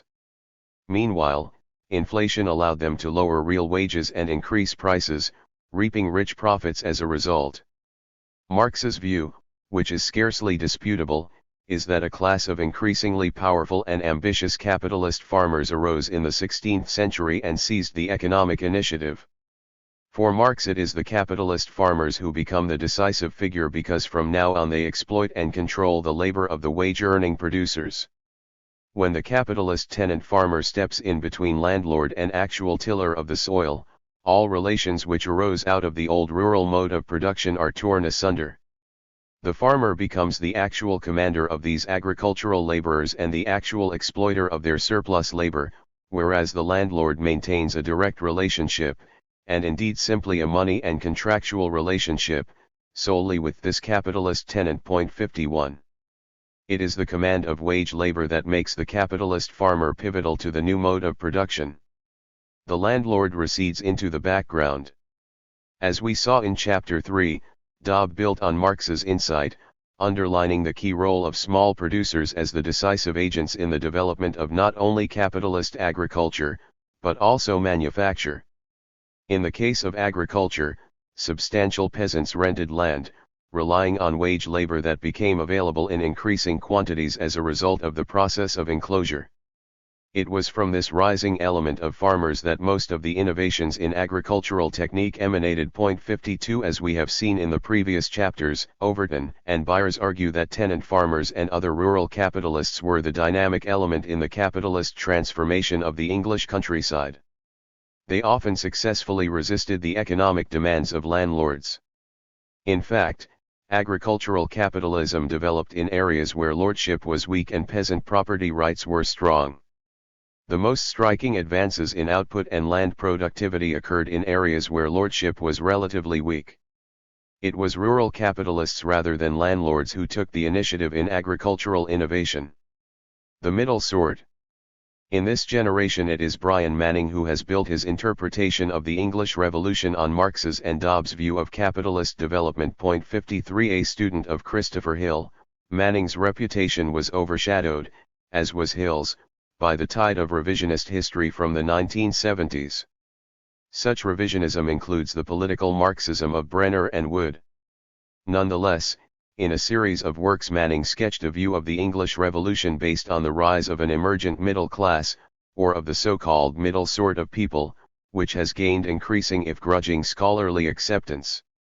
While in agreement with Brenner and Wood that capitalism implanted itself in England in the 16th century, Manning argues that the monarchy, and the ruling class of aristocrats and greater gentry who supported the monarchy, constituted a continuing barrier to further capitalist progress. On the contrary, Brenner denies that elements of the aristocracy and greater gentry constituted such a barrier. Rather, they led the way toward capitalism. Furthermore, Manning argues that it was the mobilization of the middle sort, or rather of a revolutionary element from within this middle sort, that provided the social base of the parliamentary cause and enabled it to triumph. The monarchy and aristocracy were eventually restored, but not before the monarchy was transformed into a constitutional regime and feudal tenure became private property. 54. Manning identified the largest landowners, made up of the aristocracy and greater gentry, as the ruling class. They wielded political power at the local and national level prior to the revolution. The remaining middle and lesser gentry, according to him, were a status group. It was a political and religious split in the ruling class that made the revolution possible. The largest class was the independent small producers, made up of peasants and small craftspeople. In the course of the 16th century a growing social differentiation of this group took place. This division tended toward the emergence of capitalist farmers and small manufacturers employing wage labor, on the one hand, and those producers with no or little means of production, selling more and more of their labor in return for wages, on the other. Manning shows how the rising economic power of the former group reflected itself in their greater influence on local religious and social life. In contrast to Brenner's and Wood's overemphasis on agrarian capitalism, Manning points out the importance of the emergence of industry in both country and town, and the interaction between farming and manufacturing activity in certain regions of the country. In Manning's view, the development of capitalism is not merely about agriculture, but about the interpenetration of capitalist industry and agriculture. By the 17th century the term middling or middle sort was used to differentiate the better-off commoners from the gentry and from the wage-dependent poor. In the 1630s these middle sort, not a class but a class in the making, became more and more alienated from the monarchy as a result of the imposition of non-parliamentary taxation and what were regarded as popish religious policies. Deeply imbued with Protestantism, which was existentially understood as the national religion, this middle group was deeply offended by royalist religious policies, which included the restoration of railed-off altars and the wearing of surplices by the clergy, practices with deeply conservative social meaning. In Manning's account, it is this proto-capitalist element emerging from below and in command of labor power, and not the capitalist landlords, that was the dynamic political and social component in English society, and which seized the initiative in the Revolution. Both contemporary accounts and modern historical scholarship confirm that the bulk of support for the parliamentary side in the Civil War came from the middle sort, both in town and country, lesser gentry, independent freeholders, enterprising small landholders and industrial craftspeople. It is notable that landlords were unable to control the political allegiance of these elements, including their own tenants.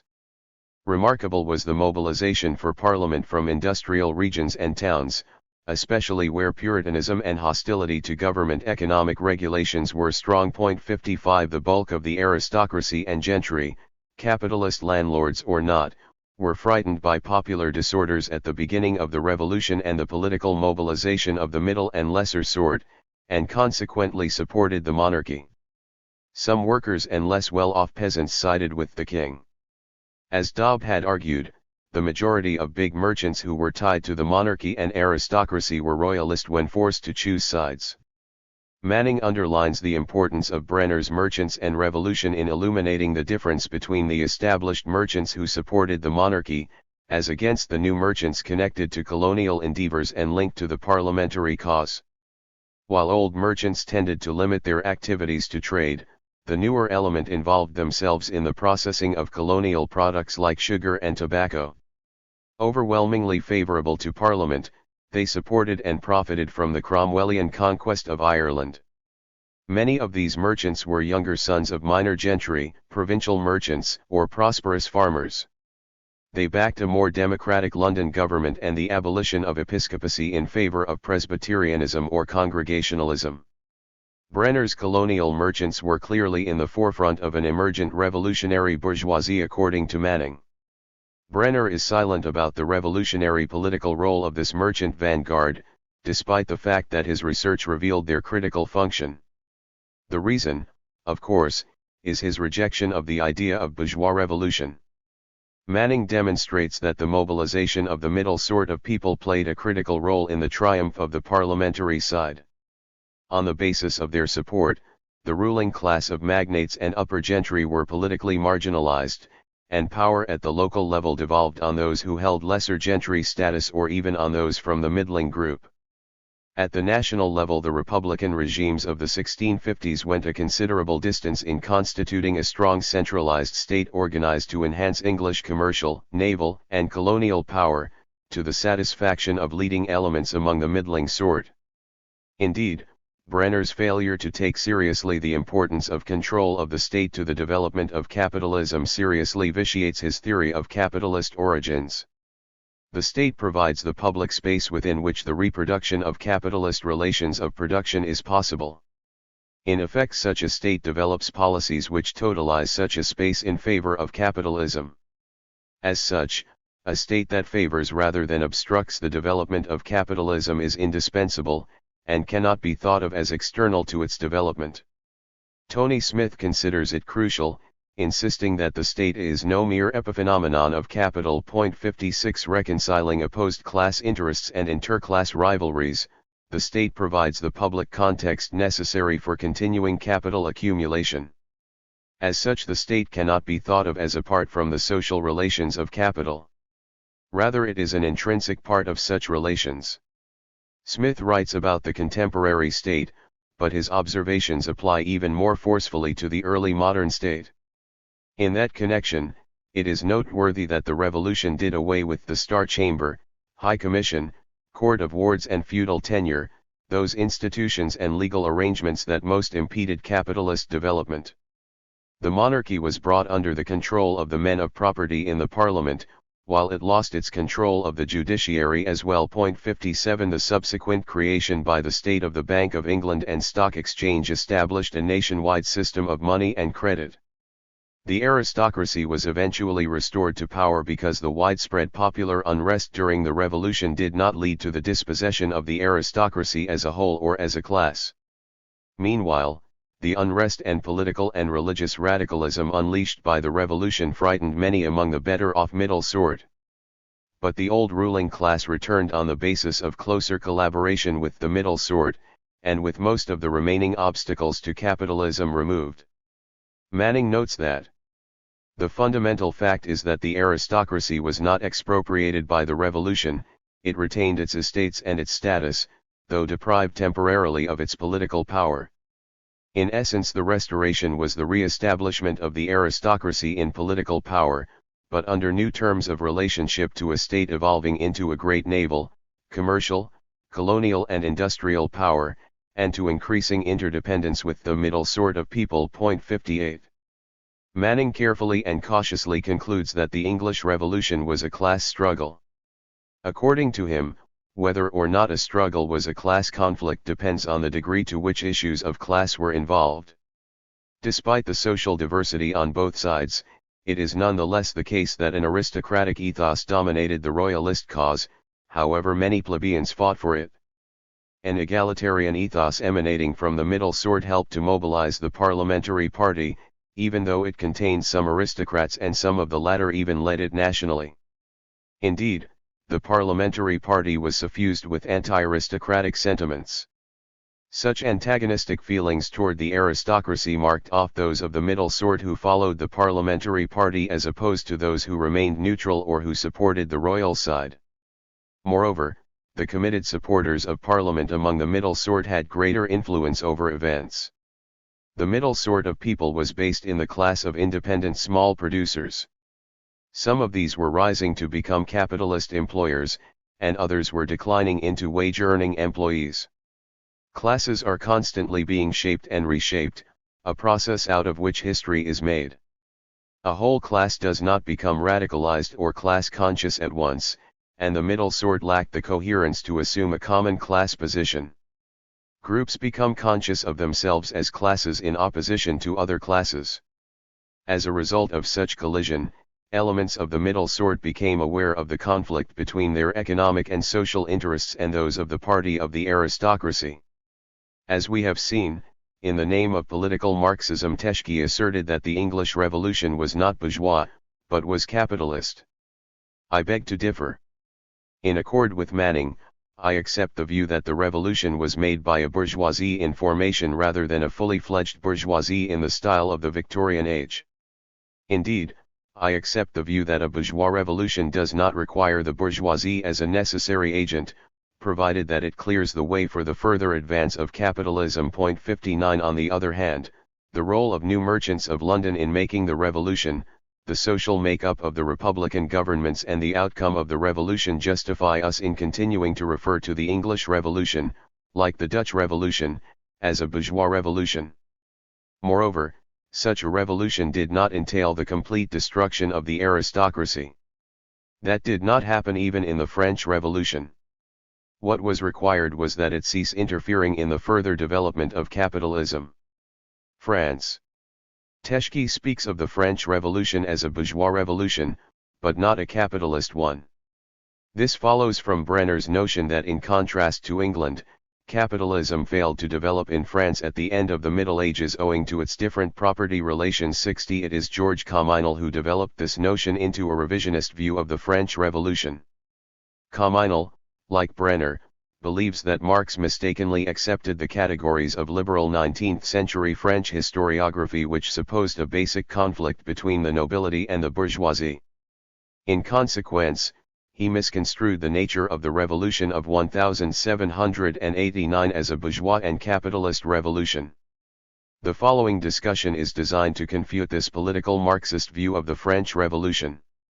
Its purpose is to show that both capitalism and a capitalist bourgeoisie were intrinsic to the revolution. According to Communal, a class that based itself on profit did not exist in France prior to 1789. Appropriation of surplus value by a bourgeoisie did not occur. Both the nobility and the bourgeoisie based themselves on rent and income from state offices. As a result, Communal believes that the two groups must be regarded as members of a single class. Hence, the conflict that did break out between the bourgeoisie and the nobility in 1789 was essentially an inter-elite struggle rather than a class conflict. 61 On this point, Communal is in complete accord with leading conservative revisionists of the French Revolution. Communal rejects the idea that capitalist farming existed on the large tenant farms of northern France that operated on the basis of wage labor and profit. He disallows the idea that such operations were capitalist because the labor force was kept dependent on its own subsistence production rather than being fully proletarianized. Furthermore, the process of production was blocked from expansion and improvement of the means of production by a whole body of traditional practices, rights, and obligations. 62 Wood, Communal's thesis supervisor, found these arguments persuasive. The French Revolution may have been bourgeois, but it was not capitalist. Prior to the French Revolution, capitalist conditions did not exist. 63. Rural capitalism. Like Brenner, Communal, and Wood rightly emphasize the existence of an agrarian capitalism and a rural bourgeoisie as a sine qua non for the existence of capitalism. But in Chapter 2 we saw that such a capitalism did consolidate itself in France at the end of the 16th century. Moreover, despite the triumph of the absolute state and a heavy burden of rent and taxes, this bourgeoisie persisted in the 17th century alongside a commercial and even manufacturing bourgeoisie. It re-emerged with new vigor in the 18th century. 64. We have seen that Communal denied that the tenant farmers of the rich grain lands of northern France were capitalists. Yet in the 18th century the physiocrat and Robert Jacques Turgot described them as agricultural capitalist entrepreneurs. These rich peasants who rented large farms favored a free market in grain, as espoused by Turgot. They organized production using their own tools and equipment. At the same time, they employed a workforce paid in wages. Based on their operations, they derived a profit and as a result paid the landlords what amounted to a capitalist rent. 65 Indeed, the farmers of such enterprises had to pay not only these rents, but usually also seigneurial dues, taxes, and tithes. But since their farms were on fertile lands that were close to good roads and towns, they were able to take advantage of high prices and to enjoy profitable returns. Yet they often enhanced their revenues by farming ecclesiastical tithes and seigneurial obligations. As such, the incomes of such farmers were made up of both capitalist profits and feudal rents. They also earned money from taking interest on loans to poorer peasants. Through their business and social connections and their lifestyle, these farmers constituted part of the bourgeoisie alongside those of the middle class who lived in the surrounding bourgs and towns. Jean-Marc Morisot describes these wealthy farmers in the Ile-de-France as attaining the level of a kind of gentry in the 18th century. 66. In northern France this elite of wealthy farmers constituted a minority among the more numerous and broader group of prosperous peasant ploughmen or laborers. On a lesser scale than the wealthy farmers, they too hired wage labor and loaned grain, ploughs, wagons, and money to their less well-off neighbors. As such, they too were part of an emergent class of rural capitalists. More generally, we can say that the French countryside even in the south and west saw a halting and tentative progress toward capitalist relations in agriculture and the development of an agrarian bourgeoisie. 67. Morisot notes that in the Ile-de-France and over much of the rest of the north of France, genuine agricultural improvement took place. Especially in regions close to cities that were affected by new agronomic ideas and by the growing availability of manure, productivity significantly increased in the second half of the 18th century. 68 The idea of introducing agronomic improvements spread to the better-off peasants through the increasing influence of country postmasters, who often were themselves successful farmers. The intrusion of capitalism played an important role in destabilizing the countryside and mobilizing the rural population on the eve of the revolution. Capitalist farmers emerged as the leaders of the rural revolution. The rise of political economy.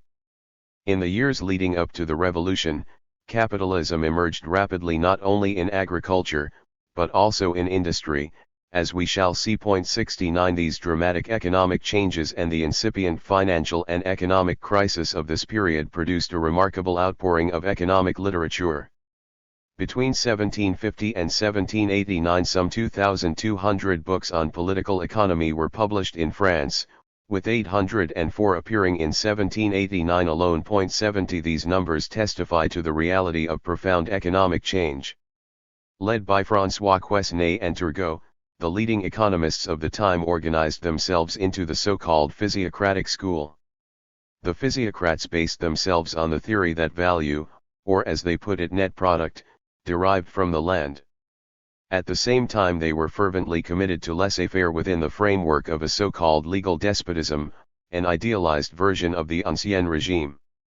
Marx had high praise for the physiocratic school, seeing them as the first economists to sketch a theory of surplus value. 71 According to a recent study of the school by Johnny Vaggai, profit was a systematic feature of the physiocratic understanding of the so-called net product or surplus. 72 Indeed, the decades leading up to the revolution saw the evolution of physiocratic teaching in the direction of explicitly capitalist conceptions. Following Quesnay, Nicole Baudot, a popularizer of physiocratic doctrine, demonstrated the productive potential of free or wage labor and of the capitalist entrepreneur in both farming and manufacture. 73 As is well known, another Quesnay disciple, Turgot, actually attempted to introduce a free market in grain and labor during his tenure as Controller General and Minister of Finance. Indeed, it is in Turgot's writings that we witness the transformation of physiocratic teaching from an economic theory based on agriculture into a theory of capitalism proper. This was simply a reaction on the part of a sophisticated economic thinker, on the one hand, to the increasing pervasiveness of capitalist farming based on wage labor, and on the other hand, to the growth of manufacturing. 74. In his principal work, Reflections sur la formation et la distribution de richesses, Turgot repeatedly underlines his fealty to the basic principles of physiocratic theory. Nonetheless, in a backwards and forwards manner, Turgot moves toward a recognition of the value-creating potential of both industry and agriculture, of the essential role of capital to the activity of farmers and manufacturers, and to the common condition of agricultural and farm workers, both of whom were competing to sell their labor to employers in return for a wage. 75 In Turgot's work the primary focus becomes not land as a material entity that produces wealth, but capital as a value which attempts to expand and realize itself whether in farming or manufacture. 76 At the same time, Turgot explicitly acknowledges the more productive and advanced form of capitalist agriculture based on capitalism, prevalent throughout the north of France where competitive leases were the rule. 77 While Turgot harked back to the notion of the net product at various points in the Reflections, he increasingly acknowledged the role of profit in capitalist activity. 78 Turgot's economic principles, like those of other French theorists of the time, were a reflection and theorization of what had already emerged in French society, and which he hoped would develop further. The physiocrats were not without their critics. Jean-Joseph Louis Graslin and Emmanuel Joseph Sieyès rejected altogether the idea that land was the source of wealth. On the contrary, they asserted that it was labor which was the true source of wealth. Labor in both agriculture and industry produced value. 79 The position of Sieyès in this respect had important political implications. In the physiocratic scheme elaborated under the Ancien Regime, the landed proprietors enjoyed a special place as receivers of the net product. But in the social order described in Sieyès' justly famous revolutionary pamphlet USCEKLE Tiers État, this group simply vanishes. Wage labor in France. The growing prominence of a labor theory of value was directly tied to the increasing dependence of most of the population on wages. But, according to Communal, no true proletariat existed because the wage-earning class, which Communal acknowledges existed, was required to live off its own subsistence. An authentic proletariat must be dependent on the market for its means of subsistence as well as be wage-based. As a matter of fact, Communal's concept of a wage-earning class living off its own subsistence appears to be a bit of a contradiction in terms. If wage workers in 18th century France could sustain themselves through their own subsistence, why did they turn to wage work in increasing numbers? As we have already seen, the rural wage-earning class in 18th century France in fact did not, and could not, live off its own subsistence. That is why it turned more and more to wage work. It is true that many rural workers had gardens and were able to glean and forage for a certain portion of their subsistence. It is this possibility that Communal points out. Nonetheless, a substantial part of the food, and eventually even the clothing and household articles of rural workers, had to be obtained by spending money in the market. Money, indispensable to subsistence, was only available to the laboring classes through the sale of their labor power in the market in return for wages. Consequently, the sale of labor in return for wages was an intrinsic feature of the 18th century economy. Moreover, dependence on wages seems to have increased among the rural population throughout the century. Following from this growing importance of wage labor, the role of surplus value or capitalist profit produced by wage workers composed an expanding element in the 18th century French economy. Communal's view is perhaps based on the purest idea that a true proletarian is one who not only must sell all their labor power in the market, but also one who must buy all their means of subsistence in the market as well. Communal apparently would have us believe that the rural laboring population prior to the revolution was not proletarianized because it did not obtain all means of subsistence from the market. While the degree of wage dependency varies depending on time and place, it is also true historically that growing dependency on wages entails a progressive loss of control over the means of production on the part of producers as capitalism develops. From Communal's quite unhistorical and mechanistic perspective, proletarians, and hence capitalism, either do or do not exist.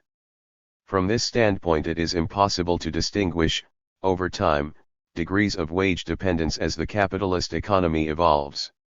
In Communal's view, the working class comes into being fully developed ex nihilo, or it does not exist at all. There is no making of the working class through the vicissitudes and contradictions of concrete history. Indeed, Communal contrasts 18th century French peasant producers with what he represents as a truly proletarianized English rural workforce who are consequently utterly dependent on the market.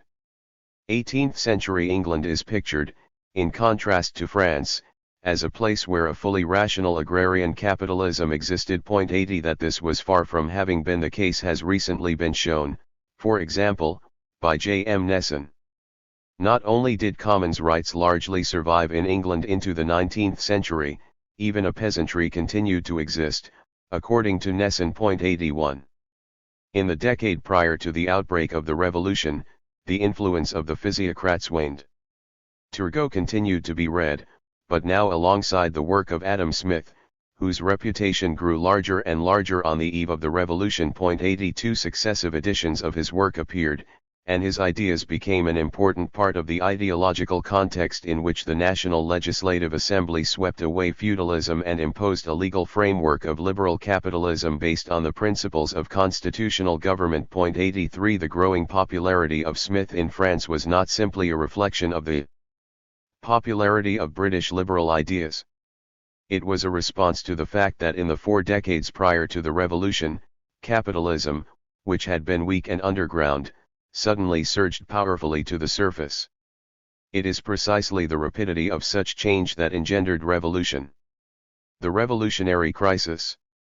There can be no question about the existence of agrarian capitalism on the eve of the revolution of 1789. On this basis there occurred a tremendous expansion of commerce, especially foreign and overseas commerce.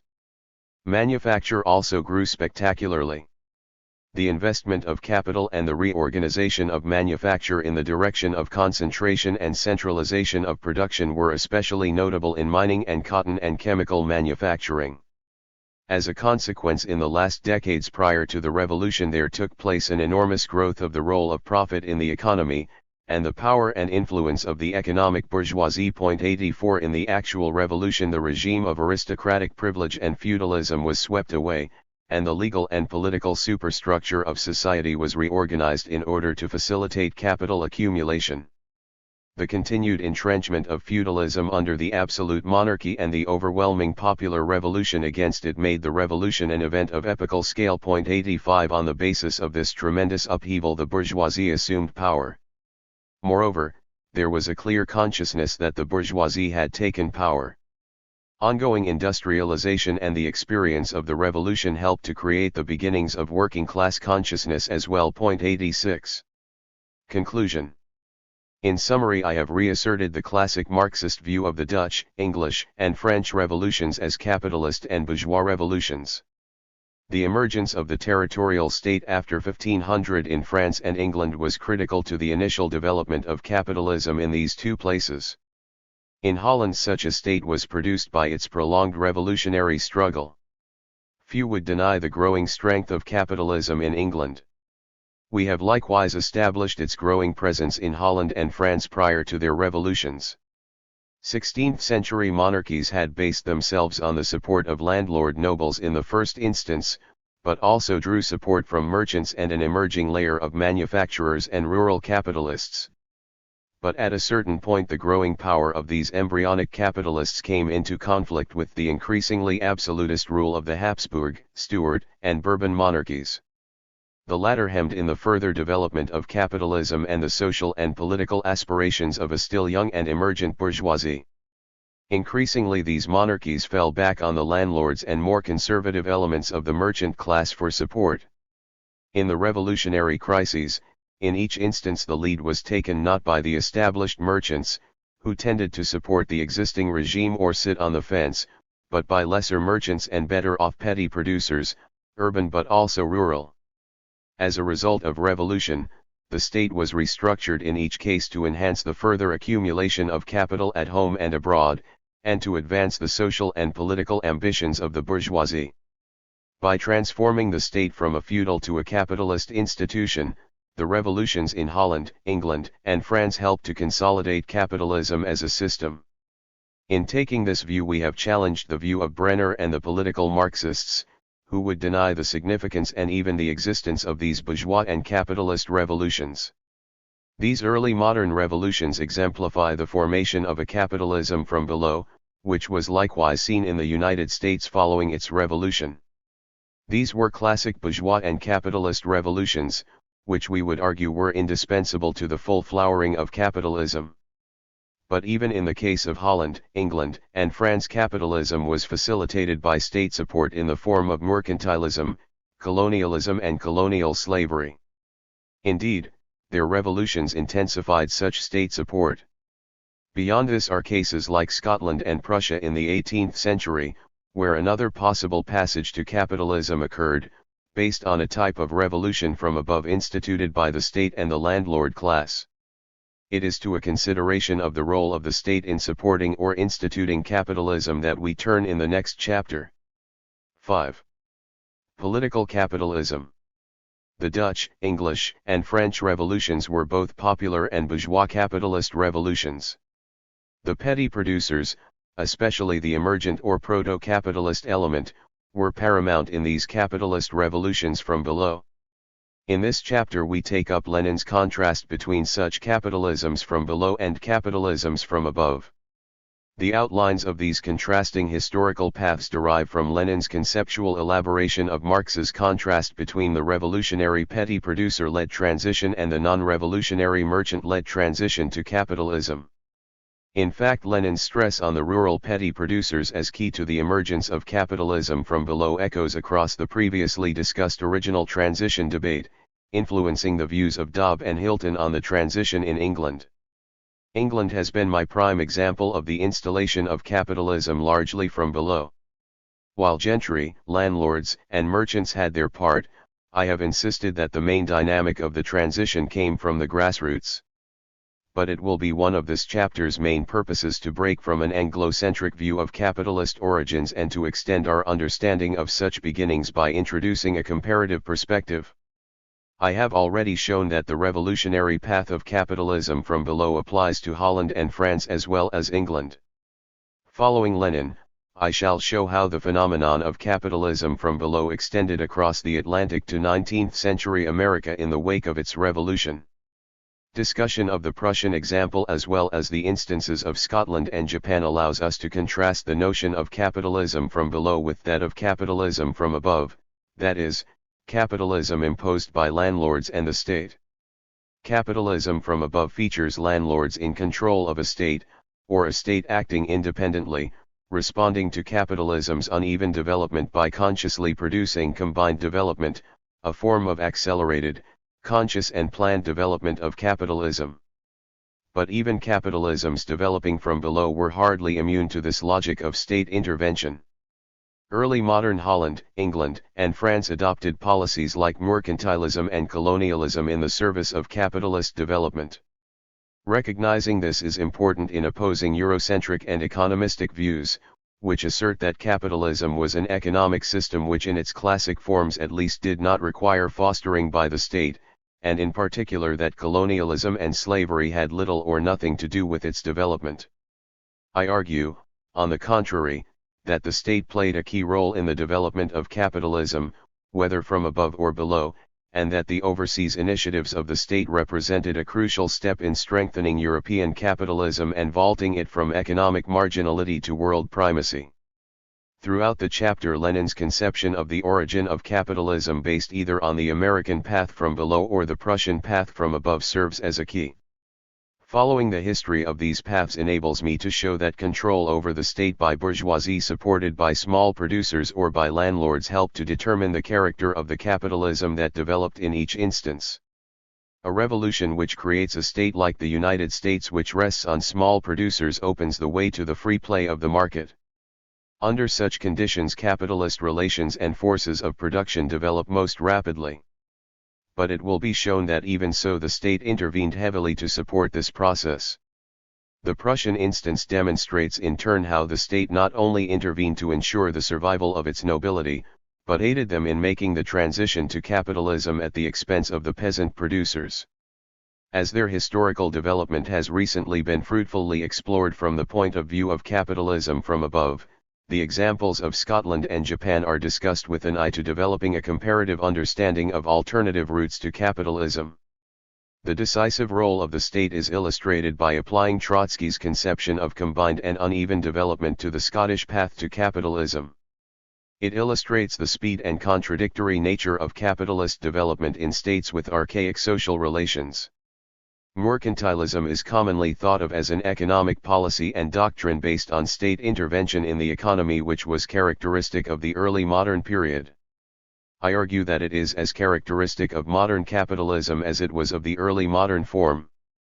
Moreover, it exemplifies one of the ways that the coercive role of the state has been used to accelerate the accumulation of capital. Anderson, Wallerstein, and Teschke argue that mercantilism reflected the views of a state directed by the nobility.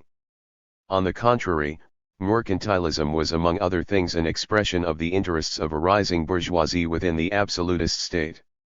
Indeed, its most successful practitioner was capitalist England. Following the 17th century revolution from below, bourgeois economic interests predominated in that state. Colonialism and slavery were two of the most successful features of mercantilism backed and protected by the state. The role of colonialism and slavery in the development of capitalism has been greatly disputed.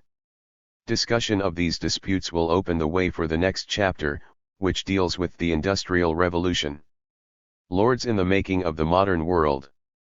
In my argument so far, I have made clear that the bourgeois and capitalist revolutions in Holland, England, and France opposed absolutist regimes based on the landlord class. This was true even of the Spanish monarchy's intervention in the Low Countries in light of the European-wide aristocratic social and political base of the Habsburgs. The foundation of the royalist cause in England, likewise, was the landed class. While there were capitalist landlords in England, most landlords supported the monarchy, and only a minority supported Parliament. The main social base of the Revolutionary Party was rural and urban petty producers as well as merchants and manufacturers. Moreover, it was principally from this same social element that agrarian and manufacturing capitalism emerged. In emphasizing the bourgeois and capitalist character of these early revolutions, I have opposed the arguments of Brenner and his followers that it was landlords who played the main role in ushering in capitalism in England, for Brenner the first and classic path of capitalist development. Now I aim to put the role landlords did play in the development of capitalism in perspective. While it was not central in the English case, it was in other places. And this difference in the social character of the regimes that opened the way for capitalism made a lasting political difference. They contributed to the emergence of modern democratic political orders or to 20th century fascisms, or determined that modern class struggle would assume the form of Gramscian wars of position or of movement. The origins of modern dictatorship or democracy are the central problematic of Barrington Moore's famous Social Origins of Dictatorship and Democracy, Lord and Peasant in the Making of the Modern World. 1 Though urban merchant and industrial capitalists were involved, the political destiny of modern states was determined by agrarian social relations, according to Moore. In the early modern revolutions discussed by Moore, including England, France, and the United States, it was an emergent agrarian capitalist class which included capitalist farmers, rather than a dominant landlord class, that played the key role in the transition to capitalism. This was true also in heavily urbanized Holland, as Brenner has shown. Where the early modern transitions to capitalism were based on the grassroots of society, as in the above cases, they proved critically important to the emergence of a democratic political order. On the other hand, Moore argued that the continued dominance of landlords over peasants in Germany and Japan in the process of capitalist development led to a politically reactionary outcome in the form of modern fascism. It eventually could lead, as in the case of 20th century China and Russia, to the elimination of the landlords altogether and the installation of communist regimes. Successful early modern political revolution made it possible to pursue modern class struggle within the limits of a liberal democratic political order. Contrariwise, the failure of such early modern struggles ensured that modern class struggles in Germany, Japan, Russia, and China would take the form of violent counter-revolutionary or revolutionary conflict. Moore's formulation has the virtue of linking the development of capitalism to class struggle and the nature of the state. Its indebtedness to Lenin's distinction between capitalism from above and below is patent.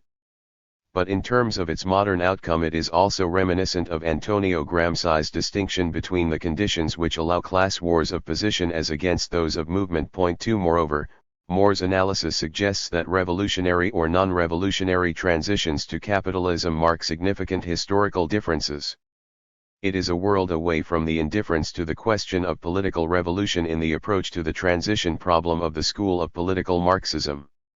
Engels was the first to note that a transition from feudal society to capitalism had arisen on the basis of the institution of capitalism from above, in the form of Prussian landlords taking the lead in using the state to initiate and institute capitalism. 3 Moreover, for him the character of such a transition was no mere academic question. It bore on the political and economic future of capitalism and the prospects for socialism in Germany and elsewhere. In the peasant question in France and Germany, he tried to deal with the fact that the peasants in these two countries remained an influential political element that had to be dealt with by astute socialist policies. On the other hand, he noted that as a result of the development of landlord capitalism, the peasants were no longer a factor in the important German state of Prussia. East of the Elbe the same process has been going on for centuries. Here too the peasant is being increasingly put down, or at least economically and politically forced into the background. They were no longer a significant element. Big landed estates in Prussia present a simple political case. We are dealing with undisguised capitalist production, for it was not necessary to temper socialist measures in Prussia, as it was elsewhere in Germany where peasants remained politically influential. The agrarian question was of urgent concern for the most important successors of Marx and Engels, particularly for Karl Kosky, the acknowledged leader of German social democracy until the First World War, and Vladimir Ilyich Lenin, the leader of Russian Bolshevism. In the agrarian question, Kosky sought to deepen Engels's analysis by assembling and examining data from Germany, France, Britain, and the United States with an eye on their political implications. he was particularly interested in the different pace and character of capitalist accumulation in industry and agriculture. His study included the extent of rural capitalist development, its emergence in different national contexts and the barriers that impeded its further progress. Koski analyzed both the nature of class relations and the forms of the productive forces, including the level of mechanization. The penetration of capitalism in agriculture was more complex than in industry, but was no less inexorable. It would be wrong for Marxists to either retard or accelerate the disappearance of the peasant producer, Koski concluded. 5. But while Lenin fulsomely praised Koski's work and its political conclusions, he was above all concerned with the possibility of revolution in Russia. It was in this context that he elaborated Engels's conception of capitalism from above into one of two contrasting paths to capitalism. In the second edition of The Development of Capitalism in Russia, Lenin outlined the alternative routes to capitalism. Either the old landlord economy, bound as it is by thousands of threads to serfdom, is retained and turned slowly into purely capitalist, Junker economy. The basis of the final transition from labor service to capitalism is the internal metamorphosis of feudalist landlord economy. The entire agrarian system of the state becomes capitalist and for a long time retains feudalist features. Or the old landlord economy is broken up by revolution, which destroys all the relics of serfdom, and large land ownership in the first place. The basis of the final transition from labor service to capitalism is the free development of small peasant farming. 6. Under the Prussian path the state assumes a capitalist form but retains feudal characteristics. As Lenin puts it in the agrarian program of social democracy in the First Russian Revolution, composed the same year, the Prussian route assumes the political form of a landlord monarchy. The American path leads to what he describes as a farmer's republic. 7. In the same work he names the alternative paths as Prussian and American. These two paths of objectively possible bourgeois development we would call the Prussian path and the American path, respectively. In the first case feudal landlord economy slowly evolves into bourgeois, Junker landlord economy, which condemns the peasants to decades of most harrowing expropriation and bondage, while at the same time a small minority of Grossbauern arises. In the second case there is no landlord economy, or else it is broken up by revolution. In this case the peasant predominates, becomes the sole agent of agriculture, and evolves into a capitalist farmer. 8. In this passage Lenin points out the terrible economic consequences of Prussian-style capitalism on the mass of producers. Elsewhere in the same work he contrasts this outcome with what is possible for such producers under the American route. A mass of free farmers may serve as a basis for the development of capitalism without any landlord economy whatsoever since, taken as a whole, the latter form of economy is economically reactionary, whereas the elements of free farming have been created among the peasantry by the preceding economic history of the country. Capitalist development along such a path should proceed far more broadly, freely, and swiftly owing to the tremendous growth of the home market, and of the rise in the standard of living, the energy, initiative, and culture of the entire population. 9. In these few lines Lenin captures not only the economic but also the political difference a capitalism from below made to the political and social evolution of England, France, and the United States as suggested by Moore. At the same time we are able to appreciate better why Gramscian class wars of position have characterized these countries, compared with the class wars of socialist revolution and fascist counter-revolution in places like Russia, Germany, and Japan where capitalism came to predominate. At the same time as he outlined these contrasting paths Lenin moved from a Eurocentric to a global understanding of capitalist development. Initially preoccupied with the development of capitalism in Russia in order to contest Narodnik claims that it was not developing and could not develop there, and to lay down an understanding of how socialism could arrive there that was more sophisticated than their naive conception of skipping capitalism, he aimed, in the development of capitalism in Russia, to show that despite economic backwardness, capitalism was emerging in Russia in the late 19th century. Indeed, Lenin's text is path-breaking in dealing with the emergence of capitalism in a non-Western country.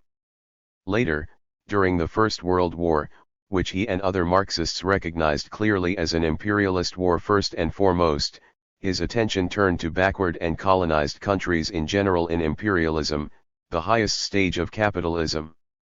Together these two works shifted the focus from capitalism in the West to its development on the capitalist periphery. It need hardly be added that, following in the footsteps of Marx's discussion of the prospects of socialism in Russia, this reorientation raised the specter not simply of further capitalist development, but of the breakthrough of socialism on the periphery. Point 10. Indeed, it needs to be underlined that Lenin's discussion of both imperialism and the development of capitalism in Russia is preoccupied not with the historic development of capitalism, but with learning from the past in order to make socialist revolution in the future. In Lenin we find a deeply politicized understanding of the transition in which the state plays a fundamental role. The American and Prussian paths. Lenin's distinction between the Prussian and American paths formed the starting point for an extended historical and comparative analysis of American and Prussian capitalism by Terence Byers. Point 11. We encountered Byers earlier in the debate on the decline of feudalism. He criticized Brenner's stress on the importance of social property relations and the initiatives of landlords in the development of capitalism, emphasizing instead the differentiation of the peasantry through market mechanisms. Lenin's account of the American path toward capitalism highlighted the absence of a strong landlord class as a barrier to the process of the social differentiation of the rural producers. The basis of the transition was a process of differentiation within the mass of peasant farmers, the market-driven evolution of economically well-positioned producers into capitalist farmers, and the transformation of disadvantaged petty producers into wage workers. Lenin initially hoped for such an evolution in Russia. He regarded the failure of a landlord class to develop in America as a result of the continuing availability of unoccupied free land. Byers notes that Lenin's remark unfortunately leaves out the forcible expropriation of the aboriginal population of North America. In contrast, it should be recalled that Lenin's mentor Marx did not ignore the dispossession of the aboriginals. We can recall his passing and sarcastic reference in Capital to the fact that the extirpation, the enslavement and entombment in mines of the aboriginal population, sign at least the rosy dawn of the era of capitalist production. Point 12. 2 pages further Marx shifts his glance to the North American mainland. The treatment of the aborigines was, naturally, most frightful in plantation colonies destined for export trade only, such as the West Indies, and in rich and well-populated countries, such as Mexico and India, that were given over to plunder. But even in the colonies properly so called, the Christian character of primitive accumulation did not belie itself. Those sober virtuosi of Protestantism, the Puritans of New England, in 1703, by decrees of their assembly set a premium of £40 on every Indian scalp and every captured redskin, in 1722 a premium of £100 on every scalp, in 1744, after Massachusetts Bay had proclaimed a certain tribe as rebels, the following prices: for a male scalp of 12 years and upwards £100, for a male prisoner £105, for women and children prisoners £55, for scalps of women and children £50 and 13 pence. Such passages indicate that Marx fully understood that the growth of capitalist forces of production came at the expense of non-European peoples. Rosa Luxemburg in The Accumulation of Capital pointed out how in the wake of the railways, financed by European and in particular British capital, the American farmer crossed the Union from east to west and in his progress over vast areas killed off the Red Indians with firearms and bloodhounds, liquor and venereal disease. Point 14. Nonetheless, when it came to evaluating capitalism in its own terms, Lenin, like Marx, thought of the United States as the most advanced capitalist country, unleashing extraordinary productive forces while promoting social and political progress. In the case of the productive forces, not only did agricultural output increase, there also developed an expansion of demand for manufactures including agricultural means of production as well as consumer items. Point 15. Lenin's other path to capitalism, as we have noted, was capitalism from above or the Prussian route to capitalism. There, the late 18th and early 19th century feudal class gradually transformed itself into a class of capitalist farmers in a way that stifled the development of the peasant economy. As Lenin described it, the Prussian landlord dependence on serfdom of the early modern period continued, while being slowly transformed in the direction of capitalism. Byers concludes that Prussian agriculture became capitalist while retaining many feudal aspects, and was reactionary in its effects on the population. This was a far more reactionary solution for the agrarian question than the English or the North American. It was politically and socially reactionary. It was also economically reactionary. 16 Prussian landlordism became Junker-controlled capitalist farming, the new basis for the social and political domination of this class. The peasants were reduced to wage workers while still bearing the degrading stigma of serf status, and the development of the home market and the forces of production were retarded because of the impoverishment of the mass of the population. 17. Byers's scholarly study, which includes economic and historical sources that have appeared since Lenin wrote, finds the latter's account of the Prussian path still convincing and scarcely departs from it. His investigations enable him to deepen Lenin's notion of the Prussian path's economically reactionary nature. He acknowledges that Prussian capitalism did release labor for industry. On the other hand, it did not provide a market for producer or consumer industries, and did not supply capital or food to the industrialization process. Industrialization progressed in spite of, rather than because of, the contribution of capitalist agriculture in Prussia. 18. In contrast, Byers's account of the American path differs substantially from that of Lenin. It features a much greater regional diversity than indicated by Lenin. Though Lenin was aware of the plantation slavery economy in the southern states of the United States, he underestimated its importance. More importantly, contrary to Lenin's expectations, the social differentiation of the agricultural population into capitalist farmers and agricultural workers in the North did not run its course, and the bulk of American agriculture remained based on the family farm or petty commodity production. Not only did the spread of tenant farming and the development of mechanization in agriculture allow the perpetuation of the family farm. 19 According to Byers, we also see, in the activities of the American state, powerful intervention which served to reinforce significantly the survival of the family farm/petty commodity production. That state intervention acted to maintain and support agricultural overproduction and so sustain the widespread existence of family farms. 20. With regard to the intervention of the state, Byers refers to the American government's clearing of the West of its indigenous population, conversion of the land from state-owned to private property, encouragement of the railways and establishment of state banks. In the longer run, he refers to the establishment of permanent farm subsidies by the federal government in the 1930s. 21 The conception of American capitalist development as the result of the free play of the market is completely mythical. Yet Byers's own account of American capitalism from below might be criticized for not making more of the importance of political revolution, with the significance of the American Revolution and Civil War and the role of petty producers in these conflicts. Breaking with the English state and capitalist merchant oligarchy in the initial revolutionary clash and ending slavery in the second conflict made it possible to consolidate a strong state, allowing the better part of North America to be exploited on a capitalist basis. Farmers, petty merchants, and craftspeople provided the rank and file of the victorious armies in these conflicts. Byers' achievement was to criticize and deepen Lenin's conception of the two paths to capitalism, and by doing so show how fertile a political and historical conception it was. He concludes his study of the American and Prussian path in the transition with reflections on the significance of these cases to the study of capitalist origins elsewhere. He argues that such an extension of Lenin's idea requires investigations of the nature, the prerequisites, and the class agents of accumulation, which almost invariably will be found to lie in the countryside. 22 As Brenner has suggested, the outcomes of such transitions are determined by class struggle.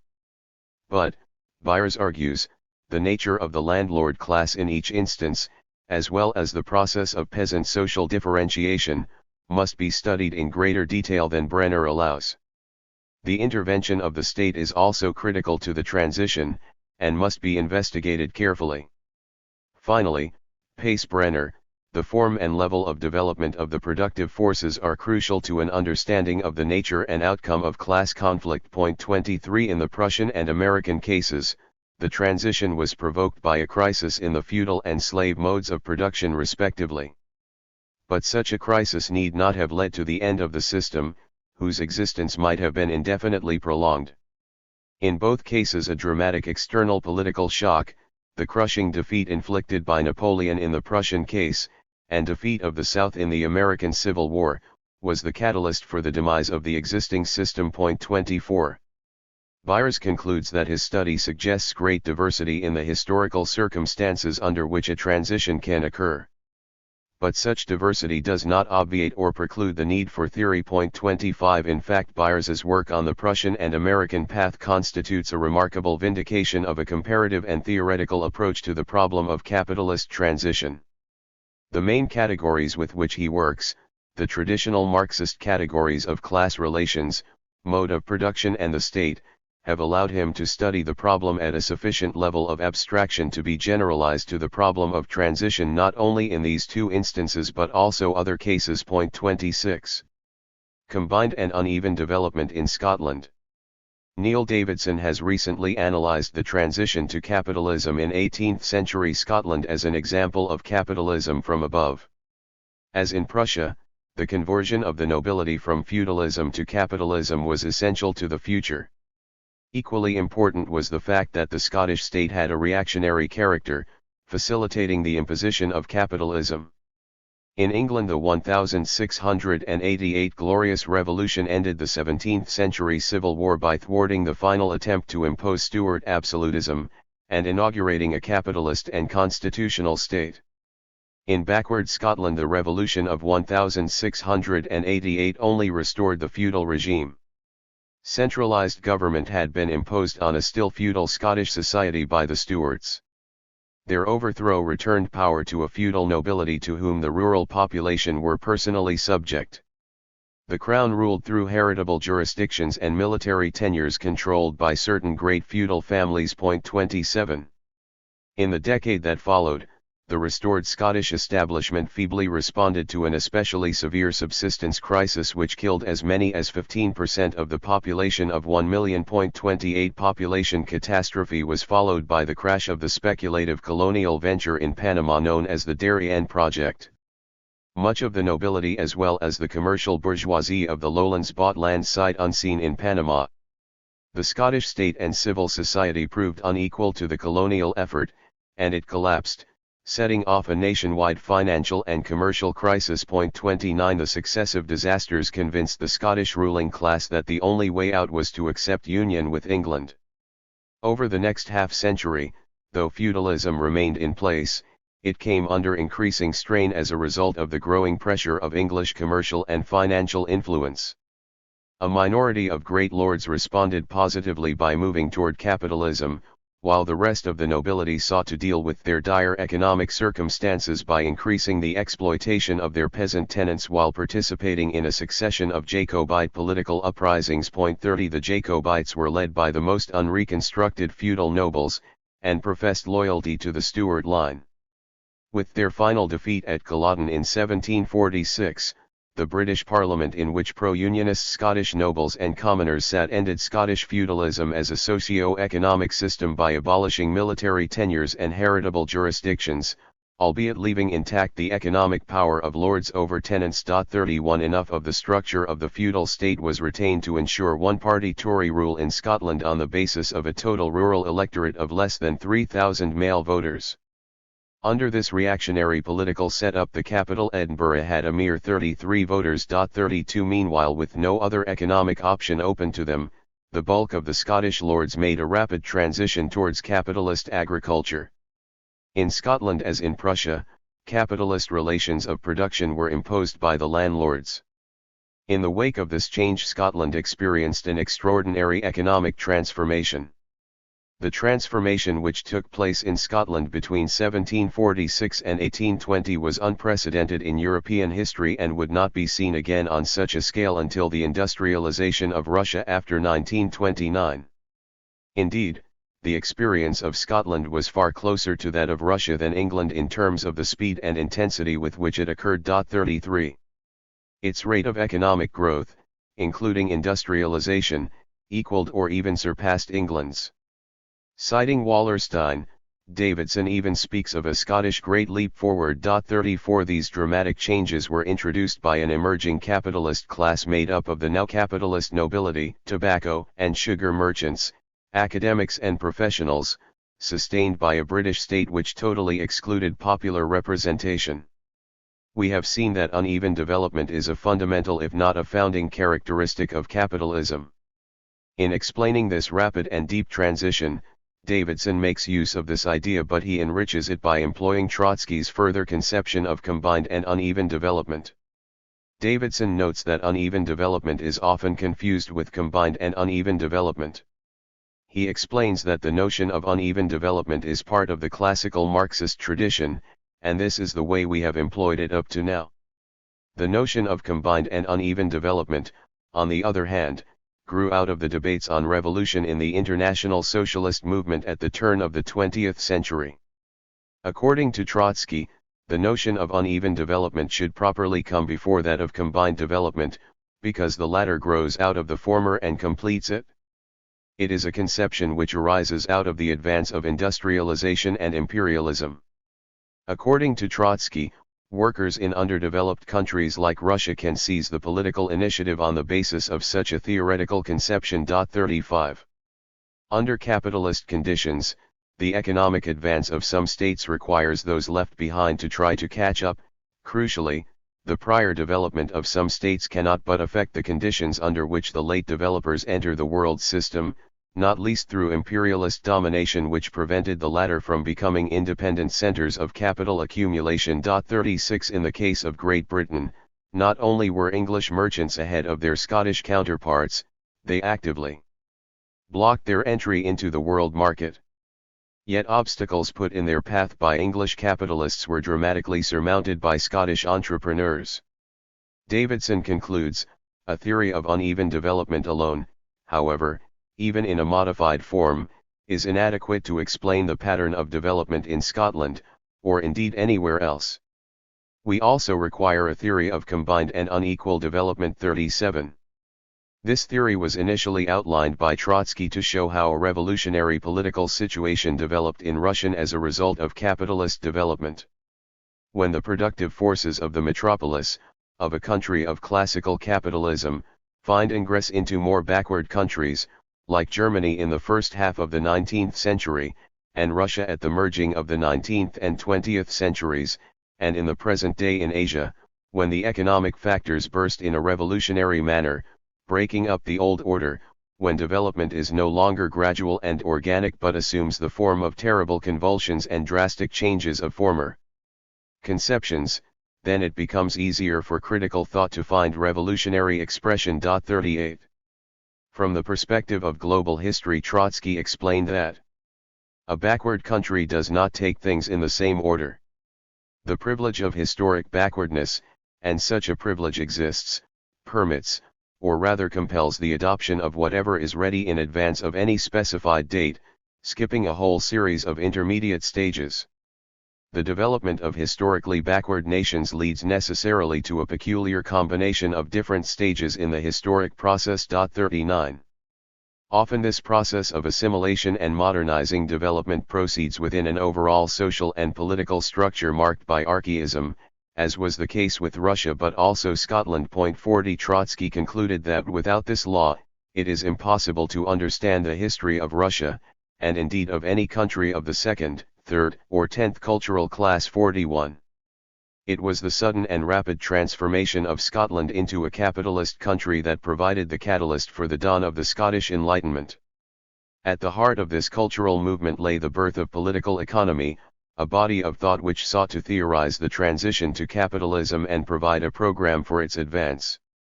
Its single greatest achievement was Adam Smith's Wealth of Nations, which, as Hobsbawm put it, is best read, as his contemporaries read it, as a handbook of development economics. 42. Davidson insists that the program of political economy of Smith and the others was bourgeois and capitalist in its class basis and revolutionary in its intent, which was to impose capitalism on rural Scotland. 43 Smith, in particular, aimed to reduce the role of the state, which he identified with the vestiges of feudalism, while at the same time freeing market forces within the field of civil society. 44 Along with other members of the Scottish Enlightenment, he sought to accelerate the removal of the remaining legal obstacles in the way of the modernization of Scottish agriculture while dissolving the intellectual barriers to enlightenment by substituting the study of political economy for obscurantist Calvinist or Jacobite ideology.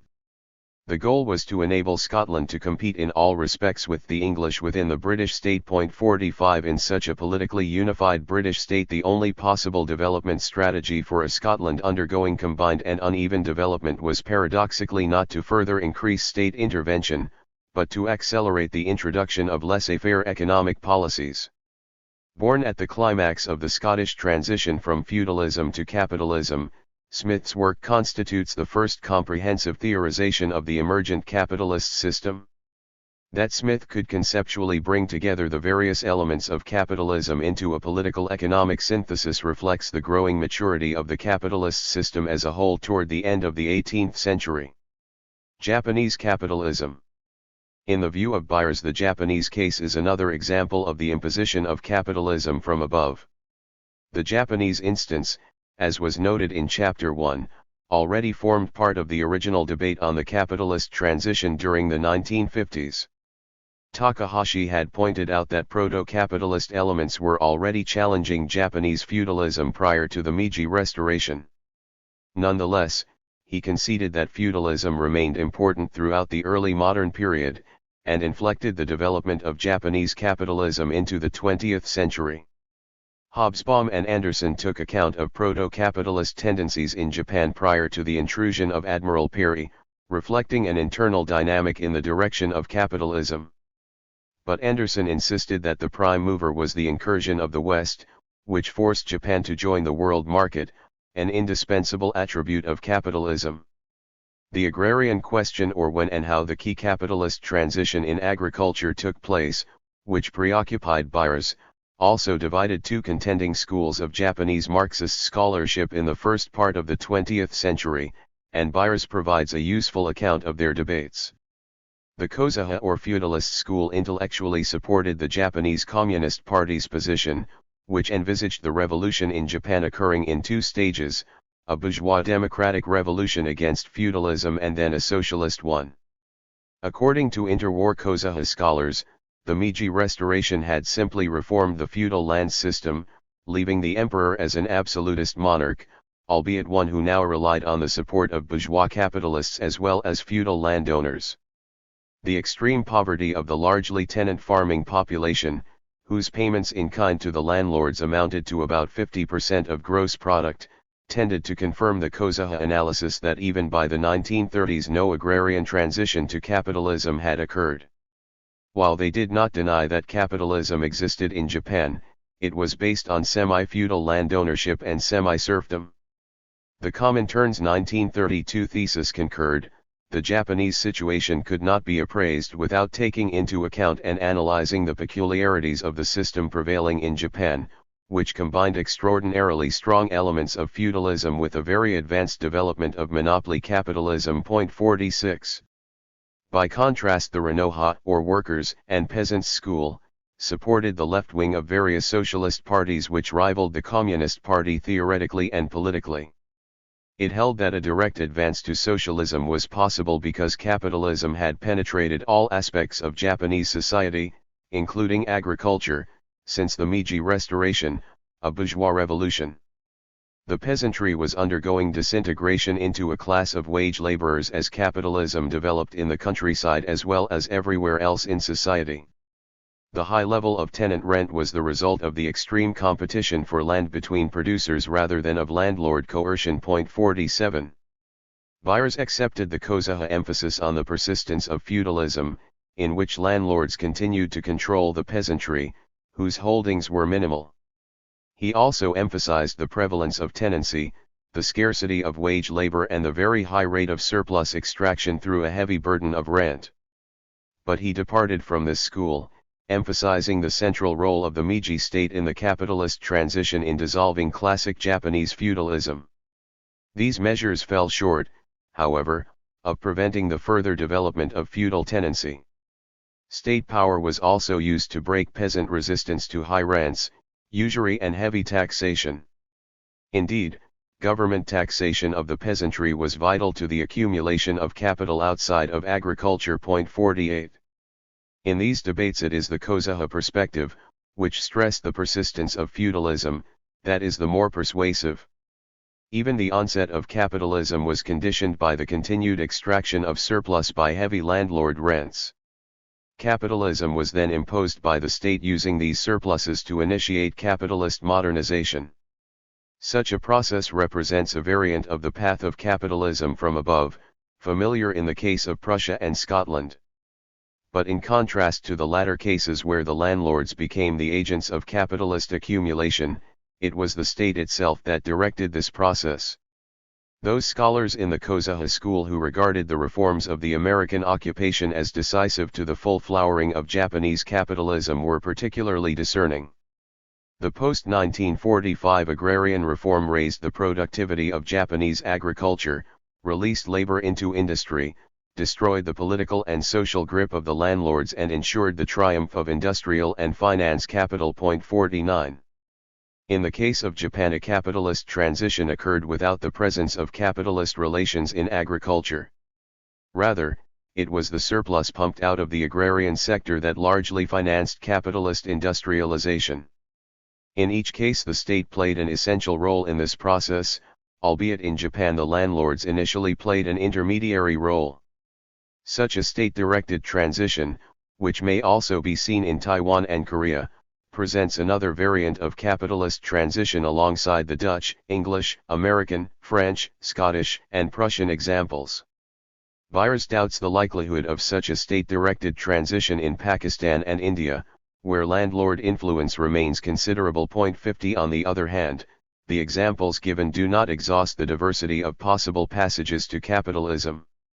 Based on these examples, the following factors have to be taken into consideration in studying capitalist transitions taking place in other parts of the underdeveloped world: the nature of the landlord class, differentiation of the peasantry, class struggle, labor supply, changes in the productive forces, and the role of the state. 51. This discussion of the role of the state in Asian capitalism points to the fact that the development of capitalism has varied greatly. Whereas late developing Japan represents a clear case of state-directed development, England seems an instance of a more largely market-driven capitalism. The United States appears as an even more extreme example of the latter. Yet the state loomed large in the early stages of English capitalism, and some regard the United States as an outright neo-mercantilist state. It maintained high tariffs, and forcibly and consciously instituted capitalist agriculture at the expense of slaveholders and the hunting and gathering populations. Russia exemplifies the very embodiment of state-directed capitalist development. The case of German capitalism, based on an alliance of capitalist landlords on the one hand and bankers and industrialists on the other, appears to approximate the Japanese and Russian model. It has been suggested that these cases, as well as those of, for example, Korea and Taiwan, might all be examined from the perspective of the so-called developmental state. Even mercantilist Holland and England could be regarded as instances of such a state. 52. An understanding of capitalist development requires a comparative understanding of such historical and geographical differences and the role of the state in each instance. Likewise, we should be open to comparing these cases with those of the Socialist Soviet Union and Maoist China. In terms of their development strategies, both socialist states appear to be closest to the example of Japan, in which the surpluses necessary to industrialization were squeezed out of the peasantry by the state. The difference would seem to lie in the Soviet and Chinese attempt to not only exploit but reorganize peasant production. Indeed, in the latter case Mao pursued policies of rural industrialization comparable to the development of rural industrialization in early modern Europe. The mercantilism of free trade. The deep-seated prejudice that capitalism represented a triumph of free trade over political imperialism goes back to Adam Smith. In fact, as John Gallagher and Ronald Robinson pointed out long ago, capitalism has used both overt political imperialism and free trade to assure global domination depending on the historical and strategic circumstances. Point 53. For both political and economic reasons, Smith was a committed advocate of the free market and a believer in a minimal state. A determined opponent of Stuart and other absolutist monarchies' restraints on individual and economy liberty, he aimed to reduce the role of the state to undertaking public works and maintaining order. He was at pains to denounce what he called the mercantile system, or state-regulated overseas trade. According to Smith, mercantilism was biased in favor of foreign trade and export-oriented industry to the neglect of the development of the internal economy, which depended on agriculture and attendant industries. Smith, to be sure, was to a certain extent a supporter of overseas commerce, regarding it as favorable to the division of labor, competitiveness, and innovation. However, he was opposed to protectionism and the conquest and maintenance of colonial possessions. Countries that acquired colonies in quest of power in international affairs often benefited less than the countries that were hindered from acquiring such colonial possessions. The regulations that were designed to exclude rivals frequently ended up crippling the industry of the colonizing power. Point 54. Such prohibitions represented a distortion in the efficient employment of capital which might otherwise be used to meet more effectively the demands of the market at home and abroad. Smith here is theorizing based on an amnesia which ignores the history of capitalism, which was based on state protectionism. Excluding foreign goods through tariffs and navigation acts allowed local manufacturers to accumulate capital, create a home market, and force open foreign markets. Smith's amnesia in fact is a harbinger of the moment, noted by Gallagher and Robinson, when the politics of early modern capitalist imperialism gave way to the politics of free trade in England, the most advanced of the capitalist states. In this discussion of capitalist origins, we have seen how the early modern state was at first essential to prolonging the feudal order, but in the longer run provided an indispensable framework within which capitalism and national markets developed. Continuing to take the English case as our example, the States Enclosure Acts, labor statutes and poor laws, justices of the peace, regulated markets, militias, armies and navies, definition of private property relations, provision of means of exchange and credit, and government contracts were indispensable to early capitalism. Mercantilism has been seen as being concerned with state-directed and supported overseas trade as part of this pattern of state intervention in the economy. But it is important to emphasize that the internal economy of early modern states was another important aspect of the mercantile system, or mercantilism. The creation of national export industries dependent on the state entailed restructuring which enhanced the internal as much as the external power of the state. In the eyes of early modern governments, no real distinction existed between political and economic power. In its latter aspect, mercantilism was a theory of international relations viewed from an economic perspective. Such doctrines reflected policies of economic nationalism which characterized European governments between the 16th and 18th centuries. No one better summed up the mercantilist theory than the late 17th century political economist William Petty. In 1690, Petty described the theory as concerned with the wealth of every nation, consisting chiefly in the share which they have in the foreign trade with the commercial world rather than in the domestic trade, of ordinary meat, drink, and clothes, and sea, which bring in little gold, silver, jewels and other universal wealth. 55 As Michael Perlman notes, for Petty, universal wealth was merely a sign of power which derived from the development of the economic forces of the nation. 56 Under the sway of Adam Smith's negative judgment, the assessment of mercantilism on the part of liberal economic theorists and historians has traditionally been hostile. Government interference, the existence of monopolies and the overall search for economic rents have been seen as crippling economic growth. However, strands of a dissenting interpretation remained alive. The 19th century German historical school, influenced by the neo-mercantilist views of Friedrich List, tended to be more favorable to the role of the state in the economy, and in the 1930s, when state intervention was on the agenda, the history of mercantilism attracted much interest. It was then that the great works on the history of mercantilism by Eli Heckscher and Jacob Viner were written. 57 The followers of Smith tended to deride the mercantilist belief that money was an essential ingredient in the wealth of a nation. On the contrary, John Maynard Keynes argued that the mercantilist view was an implicit recognition of the tie between the abundance of money and low interest rates which would stimulate trade and investment. 58. Despite its bias toward laissez-faire, Ronald Findley and Kevin O'Rourke's recent sweeping history of world trade adopts a historical perspective which eschews passing judgment on whether mercantilism was positive or negative. The authors explain that the mercantilist theoreticians of the 17th and 18th centuries regarded international trade as a zero-sum game. Colonies were regarded as a market for manufactures and a source of raw materials from which foreigners had to be excluded. Political and military conflict between states was taken for granted. Those states that could garner a sufficiently large amount of financial resources would triumph in war. Such success could then ensure the wealth necessary to maintain and extend the power of the state. The objective of a state's economic policy was to secure monopoly control over a given sector of trade, thereby gaining monopoly profits and providing the means to carry on warfare. Acquiring precious metals was important in this regard. Given the presumed reality of the zero-sum nature of these conflicts, the liberal notion of gains from trade to all parties as a result of peaceful commerce was beside the point. 59. As our brief discussion of the historiography of mercantilism indicates, non-Marxists have made important contributions to an understanding of mercantilism.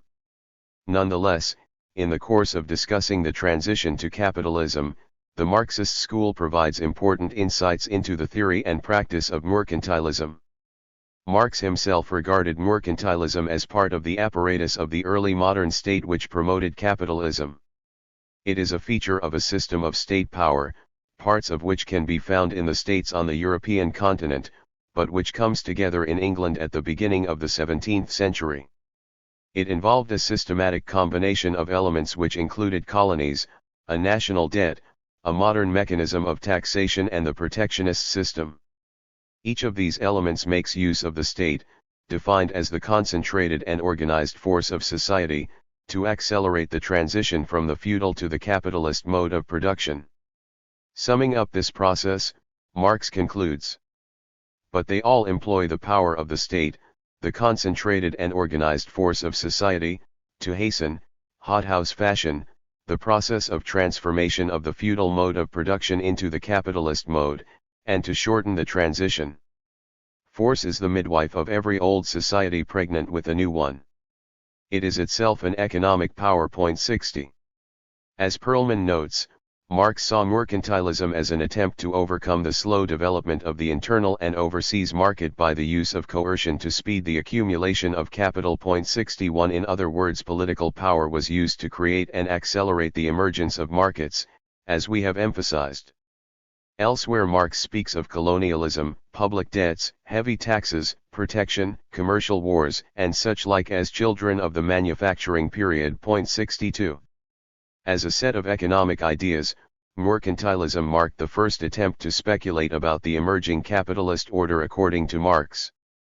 The first theoretical treatment of the modern mode of production, the mercantile system, proceeded necessarily from the superficial phenomena of the circulation process as individualized in the movement of merchants' capital, and therefore grasped only the appearance of matters. 63. This was partly the result of commercial capital being the first independent mode of the existence of capital in general, but it was also the consequence of the overwhelming influence of commercial capital in the period when feudal production was overthrown and modern production began to develop. 64 Moreover, for Marx, mercantilism served the interests of a rising bourgeoisie. The national character of the mercantile system is not merely a phrase on the lips of its spokesman.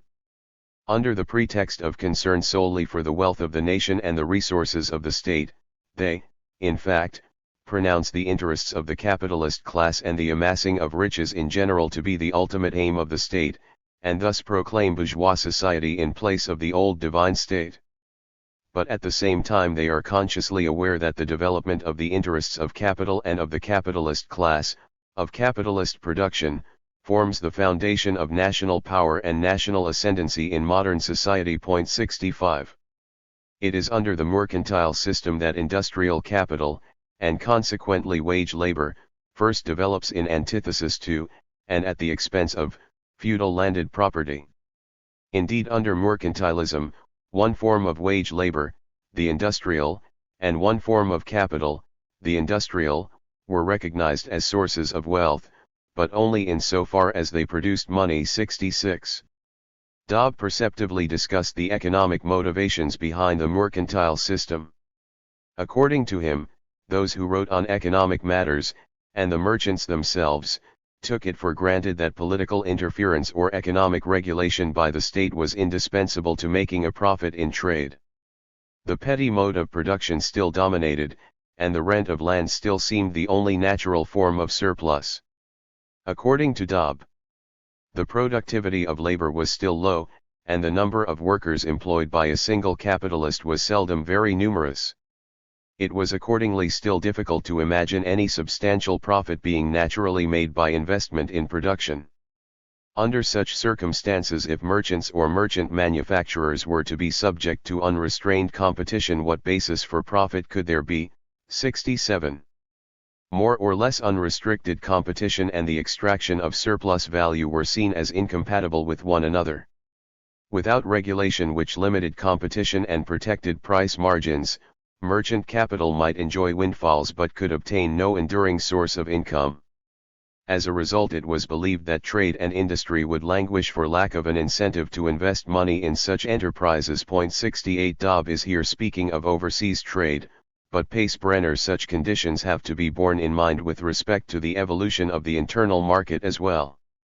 Mercantilists of the 17th century sought to increase the amount of money circulating in the state. This was part of a drive toward a favorable balance of trade. What was sought was an increase in exports, particularly of manufactures, while permitting as few imports as possible. The French finance minister Jean-Baptiste Colbert defined commerce abroad as facilitating the import of goods that favored manufacture while placing an embargo on the import of foreign manufactures. While the import of foreign manufactures was discouraged, the import of raw materials necessary to manufacture at home was sanctioned. A favorable balance of trade which drew money into the country could be expected to increase prices internally. At the same time, it tended to depress the price level of the country from which the gold had been drained. It thereby helped to lower the price of the products which were purchased abroad for import, and to raise the price of exported commodities, the policy of buying cheap and selling dear.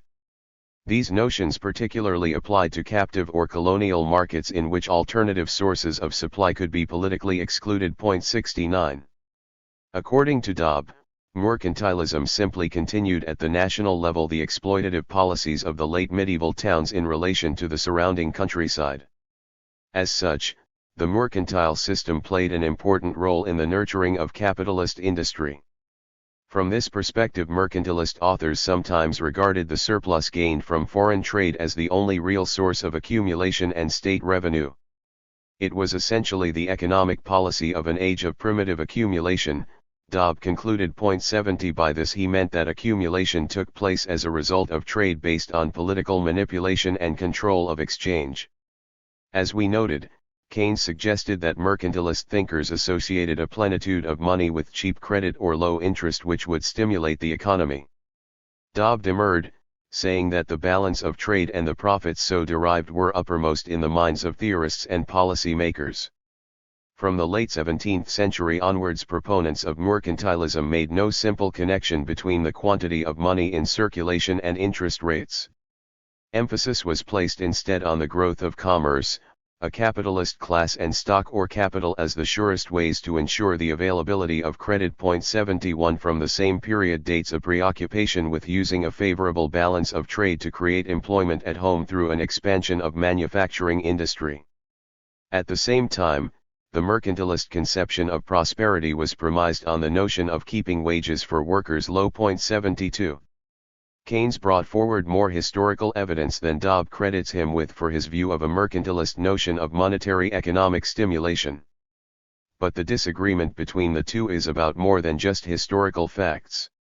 Keynes advanced his overall argument about the balance of payments, the level of interest and economic activity to counter the still prevalent liberal orthodoxy of the 1930s that such relationships were self-adjusting in terms of the international division of labor and should not be tampered with.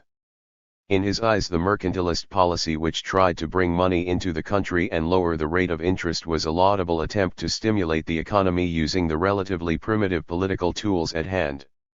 The Marxist Dobb, like orthodox economic liberals, tended to be skeptical about the feasibility of such short-term and politically inspired fixes.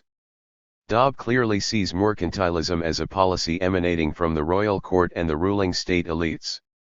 But he also views it as reflecting the interests and outlook of the more privileged merchants and manufacturers. Clearly these two groups were affiliated, the one subordinated to the other. Dobb is sensitive to the fact that the class basis of the two groups differed.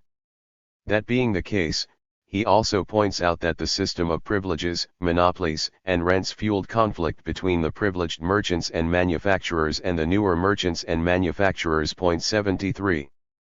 Perry Anderson's view of the class basis of mercantilism follows from his view of the early modern state, which he sees as reflecting the class interest above all of the nobility.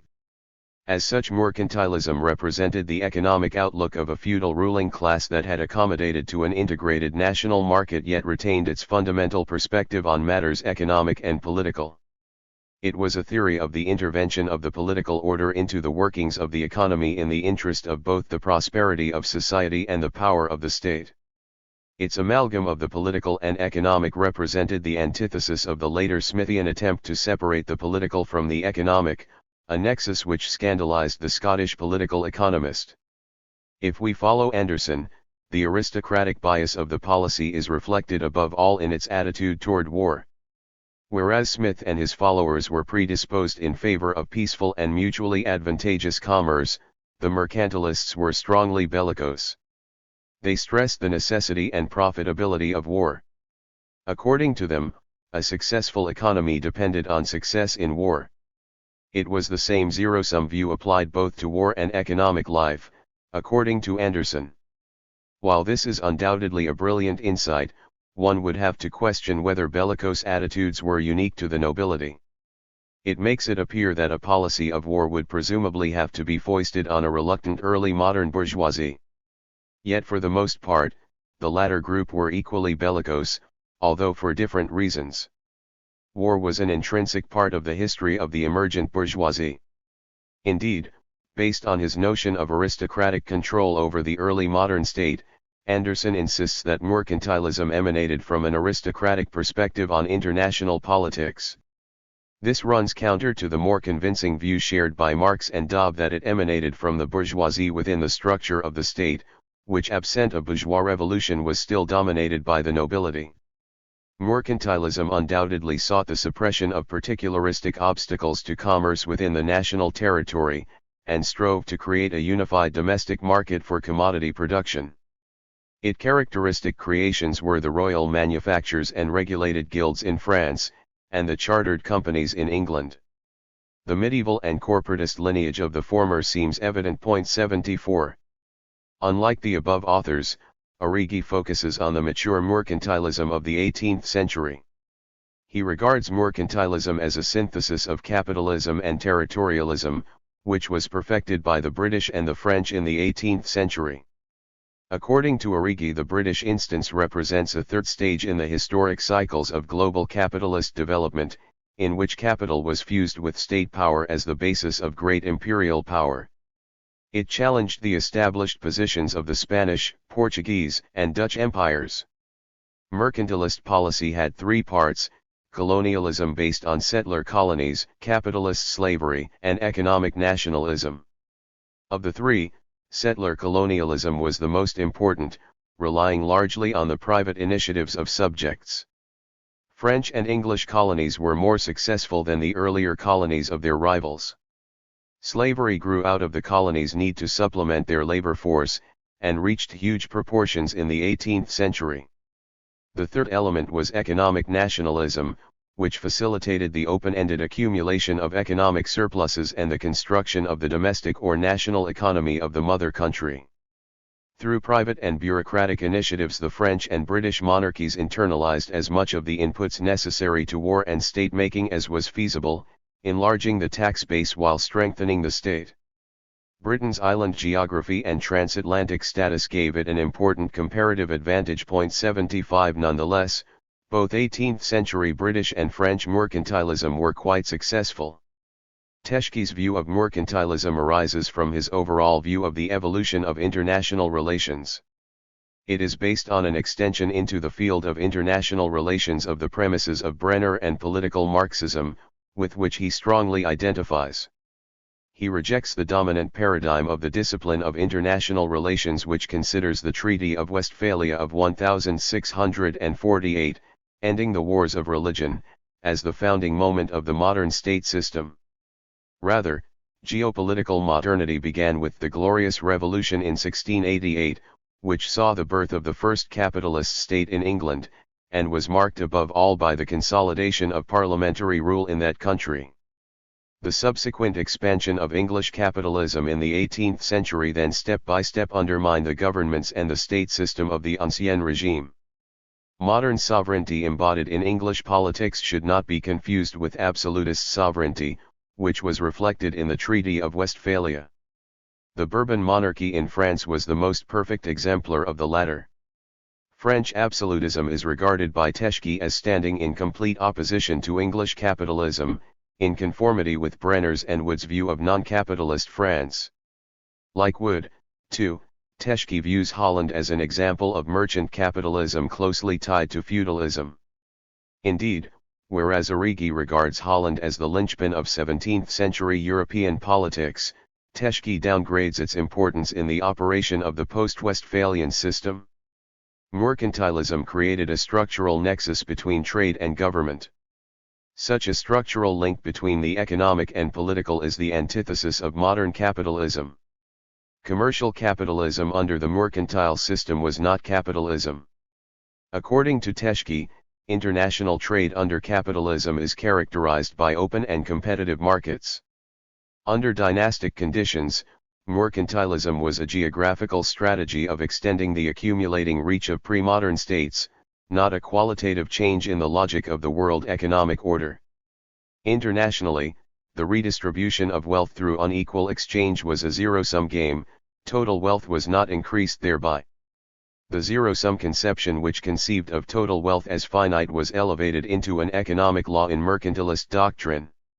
This was because the sphere of production remained outside its theoretical scope. Profits from trade were not systematically reinvested in the means of production but in the means of violence. 76 On a national level, economic growth was thought of in terms of absolute population growth, absolute gains from trade and immigration, or absolute territorial gain. 77. Teschke's account is deficient in its view of the relationship between the state and market on at least 3 counts. In the first place, he refuses to take account of the fact, already pointed to by Arrighi above, that the most successful mercantile state was not an absolutist state, but the most successful capitalist country, post-revolutionary 18th century England. 78 Robin Blackburn has described the English mercantilism of that period as an inverted one, not with financiers and merchants serving the raison d'etat any longer, but with the state serving capitalist purposes. For all that, it was still mercantilist in that the state more than ever interfered in the market.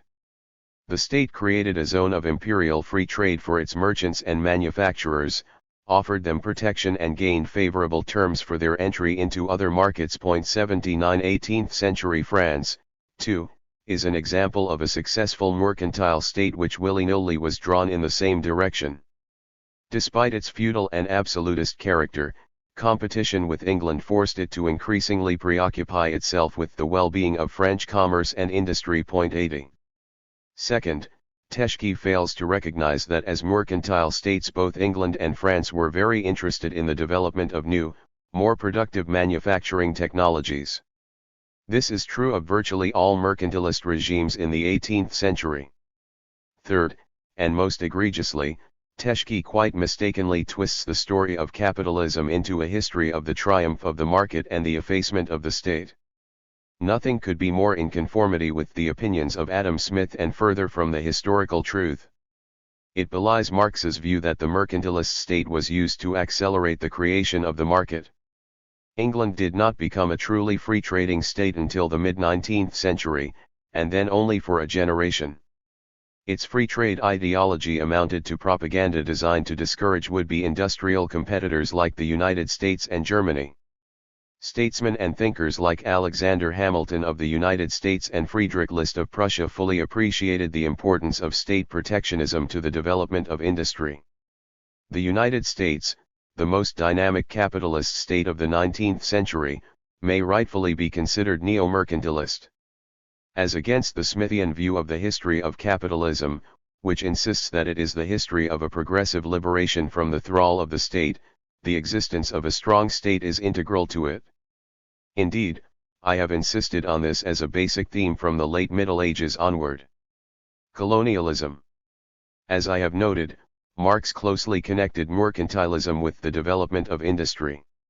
It was an aspect of the age of early modern manufactures. According to Marx, colonialism was a critical feature of the mercantile system. Today, industrial supremacy implies commercial supremacy. In the period of manufacture properly so called, it is, on the other hand, commercial supremacy that gives industrial predominance. Hence the preponderant role that the colonial system plays at that time. 81. Marx's judgment of colonialism was an ambivalent, or better a dialectical, one.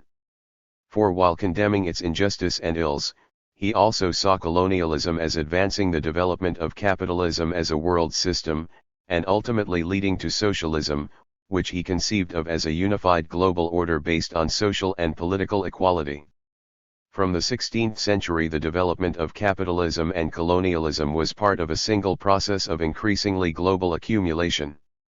Western Europe was undeniably at the center of capitalism. But socialism would put an end to uneven development and self-evidently would have no political headquarters. Many historians and post-colonial theorists choose to deny or forget Marx's dialectical approach and universalist and socialist perspective on the ultimate fate of capitalism.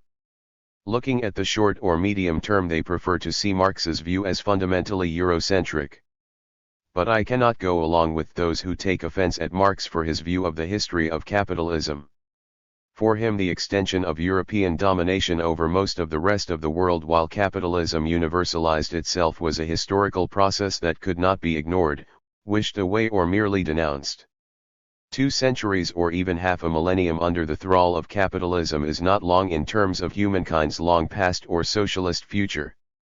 Marx's critics accuse him of Eurocentric attitudes.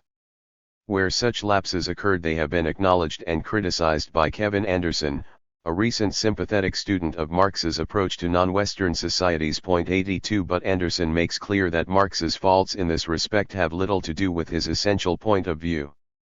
Those who brandish the charge of Eurocentrism against him often do so because they refuse or are unable to appreciate his dialectical sense of the historical process, his mordant sensibility and his tough-mindedness. 83 This dialectical approach was the one he took to the study of capitalism itself.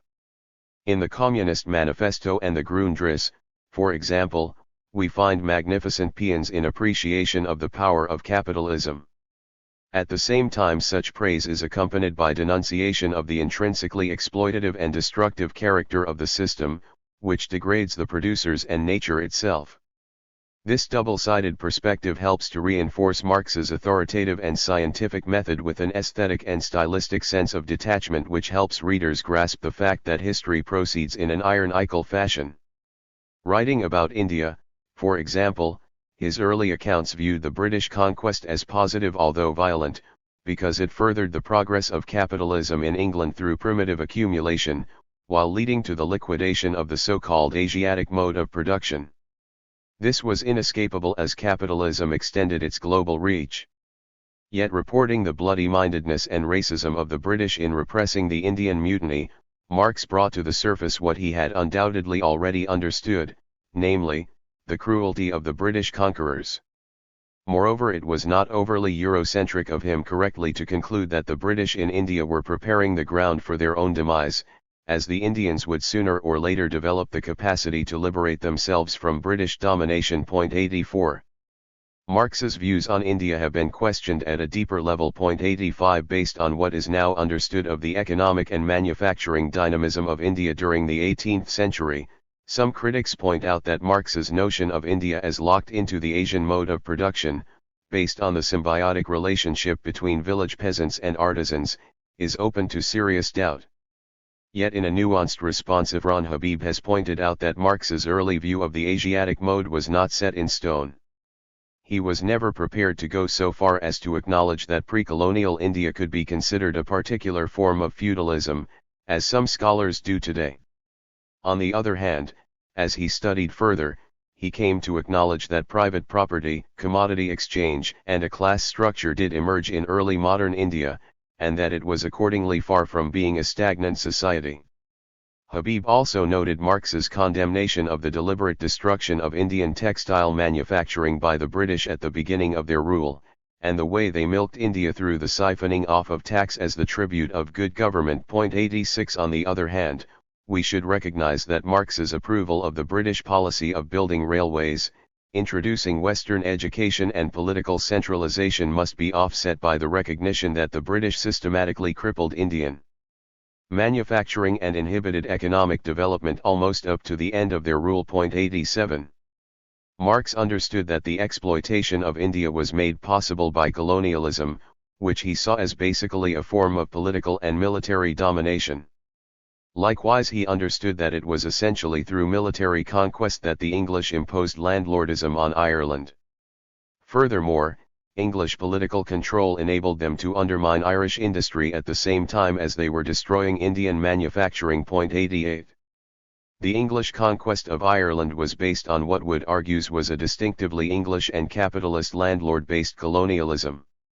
Its distinctiveness from the Spanish, French, and Portuguese form of colonial exploitation was rooted in an agrarian capitalism whose dynamic lay in raising the level of relative surplus value. 89. In other words, English colonialism was an outgrowth of a unique and superior form of capitalist economy. This judgment perhaps makes sense with respect to some British colonies of North America like New York and Pennsylvania in the short run. In the longer term, such English-style landlordism was undermined in North America by access to cheap land.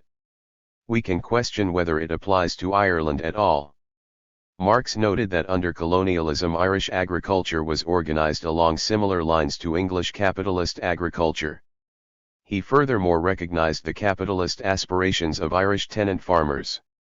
But, contrary to Wood, he stressed that both the labor and capital of such farmers, rather than going toward the creation of more relative surplus value and further accumulation, were for the most part confiscated by rack renting and largely absentee English landlords. 90. Political and economic colonialism in Ireland, it should be noted, worked through what has been described as a classic form of racial oppression, the precursor of the racial oppression inflicted on African slaves in the New World. 91. Viewed from this perspective, racism was a form of ideological control that was born in the early modern period and was designed to reinforce colonial domination and exploitative relations of production. Following the Second World War, many theorists in the underdeveloped countries explained underdevelopment through the notion of unequal exchange. Samir Emin, for example, underscored the transfer of surplus from colonial countries to the developed world as a result of the transfer of surplus value from countries of lower to those of higher productivity. 92. Apparently unbeknownst to Amin, this process of unequal exchange had already been pointed out in Marx's Grundrisse, in a critique of David Ricardo's theory of comparative advantage entitled Two Nations May Exchange According to the Law of Profit in Such a Way That Both Gain, but One Is Always Defrauded. 93. As Marx explains, nations may continually exchange with one another, may even continually repeat the exchange on an ever-expanding scale, without for that reason necessarily gaining in equal degrees. One of the nations may continually appropriate for itself a part of the surplus labor of the other, giving back nothing for it in the exchange. 94. In common with other proponents of the dependency school, Wallerstein views unequal exchange as a characteristic feature of colonialism, facilitating the export of capital from the periphery and its accumulation at the center of the world system. Responsibility for this state of affairs was due in large degree to the power of the strong states in the core, which politically enforced economic inequality. In direct opposition, Brenner insisted that the failure of capitalism in the periphery and the hemorrhage of capital toward Europe was due not to colonial domination but rather to the class relations within colonized states which stymied the rise of capitalism. As we have noted earlier, Brenner ignores the way that the international relations of dependency shape internal class relations in favor of ongoing colonialism. Jim Blount, a Marxist geographer, has been the most outspoken opponent of Brenner's Eurocentrism, regarding it as directed against not only Wallerstein's view, but also other proponents of the dependency school like Ammon and André Gunder Frank. Blount made known his position in different places, but nowhere more cogently than as part of a debate in the journal Political Geography. 95 Prior to 1492, according to Blount, Europe was not in any way ahead of Africa and Asia in development or even in the preconditions of development. After 1492, Europeans came to dominate the world, and they did so because 1492 inaugurated a set of world historical processes which gave to European proto-capitalists enough capital and power to dissolve feudalism in their own region and begin the destruction of competing proto-capitalist communities everywhere else. 96. There are four main points to Blount's argument. Europeans had no advantage over Africans or Asians prior to 1492 in respect of an evolution toward capitalism and modernity. Medieval Europe was no more advanced or progressive than Africa or Asia. It was colonialism, especially in the Americas, which made capitalism possible and gave Europe the advantage after 1492. The exploitation of the Americas in the 16th and 17th century produced much more capital than is acknowledged and enabled a major transformation of European society. There was no uniquely European transformation of relations of production from feudalism to capitalism, as Brenner and others have insisted. Rather, there was a transition toward capitalism from a range of broadly feudal and feudal tributary modes of production that was hemisphere-wide prior to 1492. It was European colonialism after that date that arrested the process outside of Europe. In response to the first point, Chris Harman, who was committed to the idea that Western Europe was the starting place of early capitalism, conceded Blount's argument to an extent. 97 According to him, the productive forces of humanity were developing across Eurasia and in Africa over a long period prior to 1492. In several places in these regions, tendencies to capitalism were emerging. But Harman underscores that for contingent historical reasons such tendencies emerged more slowly elsewhere than in Western Europe, and this provided Europe with an advantage. On the contrary, Blount asserts that these proto-capitalist tendencies were developing uniformly everywhere. But even if this is true, the first breakthrough to capitalism turned out to be a zero-sum game, with the Europeans emerging as the winners. Once ahead, the Europeans were able to maintain their advantage by force. Moreover, the development of European colonialism, which is Blount's second point, is regarded by him as the key stumbling block in the way of further non-European capitalist development. Indeed, it should be stressed that the essence of colonialism is in the final analysis not economic domination. It is about the use of force and the opportunities that force allows. Political control permits the restructuring of economic relations in favor of those who wield coercive power. But colonialism has to be understood in dialectical fashion as an outgrowth of the dynamic development of capitalism within Europe. Its development did not come out of the blue, but reflected the expansive drive of capitalism. It arose out of the quest for increasing amounts of bullion necessary to supply the rapidly emerging capitalist marketplace within Europe at the end of the 15th and beginning of the 16th centuries. The urgency to find fresh sources of gold and silver was admittedly increased by the simultaneous search for profit in the African slave trade and slave plantation economy, as well as the growth of the Asian spice trade. In the course of its subsequent development, colonialism expanded out of the need to find markets for European manufactured products, create settler colonies, and profit further from the slave trade and the slave plantation economy. It should be reiterated that even so, Europe's early overseas success was as much or more a military and political than an economic one. Yet its martial and administrative superiority already reflected a growing technical and organizational capacity which was an outgrowth of an internally expanding capitalist economy. It then used its martial strength and political power to enhance its internal economic development while expanding its political and economic reach further overseas. In other words, Blau tends to view colonialism as a contingent, or perhaps political and military, factor ensuring European success, while standing in the way of the economic development of non-Europeans. In fact, colonialism sprang from Europe's internal dynamic, which for better or worse included both its emerging political and economic strength. André Gunder Frank radically challenged Blaut's conception. 98 Contrary to Blaut's view of even global development, Frank insisted on its uneven character. Against the whole pack of Eurocentric historians, he argued that in 1492 and for long afterward it was Asia that was globally in the economic ascendant, not Western Europe. But it should be immediately recalled that it was Hobsbawm who first invoked uneven development as part of the original transition debate, conceding the backwardness of Western Europe in relation to much of Eurasia. But instead of seeing this as a disadvantage as Frank would have it, Hobsbawm argued that it turned to Western Europe's advantage. Hobsbawm, we can recall, also harked back to the notion of uneven development, insisting that capitalism developed on the periphery of Eurasia and entailed a process of rapid coming from behind and leaping ahead. In other words, it was the very backwardness of the West which gave it an advantage. Marx's view of the integral role and significance of overseas conquest and colonialism in the history of capitalism remains intact. From the beginning his view of colonialism was dialectical, destructive of non-European societies while helping to accelerate the development of the capitalist world market and the process of capital accumulation. Blaut's argument that Europe's conquest of the world was not based on capitalism but rather on colonial conquest is unsustainable because the power of colonial expansion depended on the growing strength of capitalism. Frank's point about the economic superiority of Asia over Europe throughout the early modern period confirms that economic progress was far from being a monopoly of Western Europe. On the other hand, the notion of uneven capitalist development in which what had been peripheral emerges as the center is key to understanding the eventual advance of Western Europe over the rest of the world. Slavery. At the focal point of colonialism were the slave trade and the colonial slave plantations.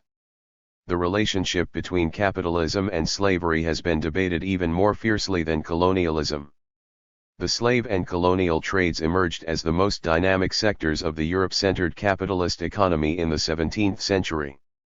It stoked the flames of European, and especially British, trade and manufacturing-based economic expansion in the 18th century. British exports accounted for over 56% of all industrial production in the period 1700 to 1760, and over 46% in the period 1780 to 1800. Overwhelmingly North America, the Caribbean, and Latin America were the major markets for these overseas sales. 99 It is estimated that in 1770 this Atlantic trade furnished as much as 55% of gross fixed capital formation investment in Great Britain. 100 At the heart of this Atlantic economy, including the North American mainland, lay the slave trade and the plantation economy based on slave labor. Already in the 16th century the number of Africans taken from Africa as captives and enslaved amounted to 370,000. By the 18th century the total reached no less than 6,130,000. In 1800 there were over 3 million slaves in the Americas despite an enormous mortality. 101. It was Eric Williams, in his Capitalism and Slavery published in 1944, who first made the connection between the profits made in the slave trade and slave plantations and the Industrial Revolution. 102 He argued that the surplus extracted from the sugar slave plantation complex and the associated triangular trades opened the way to industrialization. Williams's thesis was contested by historians uncomfortable with the idea that the breakthrough of European capitalism was based on slavery. They succeeded in throwing some doubt on his statistics regarding the profitability of slavery and the significance of exports, arguing that the capital necessary to industrialization was available within the British economy. Yet Williams for the most part has been vindicated by recent historiography. 103. Certainly there is little question now that the sale of manufactures in the Caribbean was important to the development of British capitalism in the 18th century. The speed up in the rate of industrial growth based on exports depended in good part on purchasing power generated by the British West Indies. It seems that demand stemming from Africa, the Caribbean, and North America ultimately generated by the production of sugar raised the export of manufactures from Britain abroad by a large factor. It may have been responsible for more than half of the growth of English exports in the third quarter of the 18th century. The institution of slavery had an important effect in increasing investment in the empire through the development of the triangular trades with North America and the Caribbean, as well as in the building of maritime and transportation infrastructure. Return on this investment in turn increased income in England. At the same time, the re-export of sugar to the continent brought enormous profits. How can we understand the relationship between capitalism and slavery? The classic analysis of the slave mode of production is by the Marxist historian of Greek antiquity, Geoffrey E. M. de Ste Croix. 104. According to him, the free wage laborer has his own labor power to sell and must be considered variable capital. In contrast, the slave is the property of the master, and as such is a means of production, or is a constituent part of constant or fixed capital, like land, tools, and draft animals. 105. In antiquity, slavery was not the only form of unfree labor.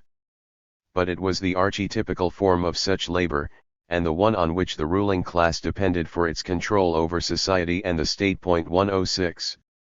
What was its relationship to capitalism in the early modern period, when wage labor was gradually becoming the dominant form of exploitation? In attempting to answer this question, we find that there are a number of differing positions. Wallerstein, concerned as he is with conceiving capitalism as a single system, considered slavery and serfdom as forms of exploitation alongside wage labor as part of a capitalist world system which emerged in the 16th century.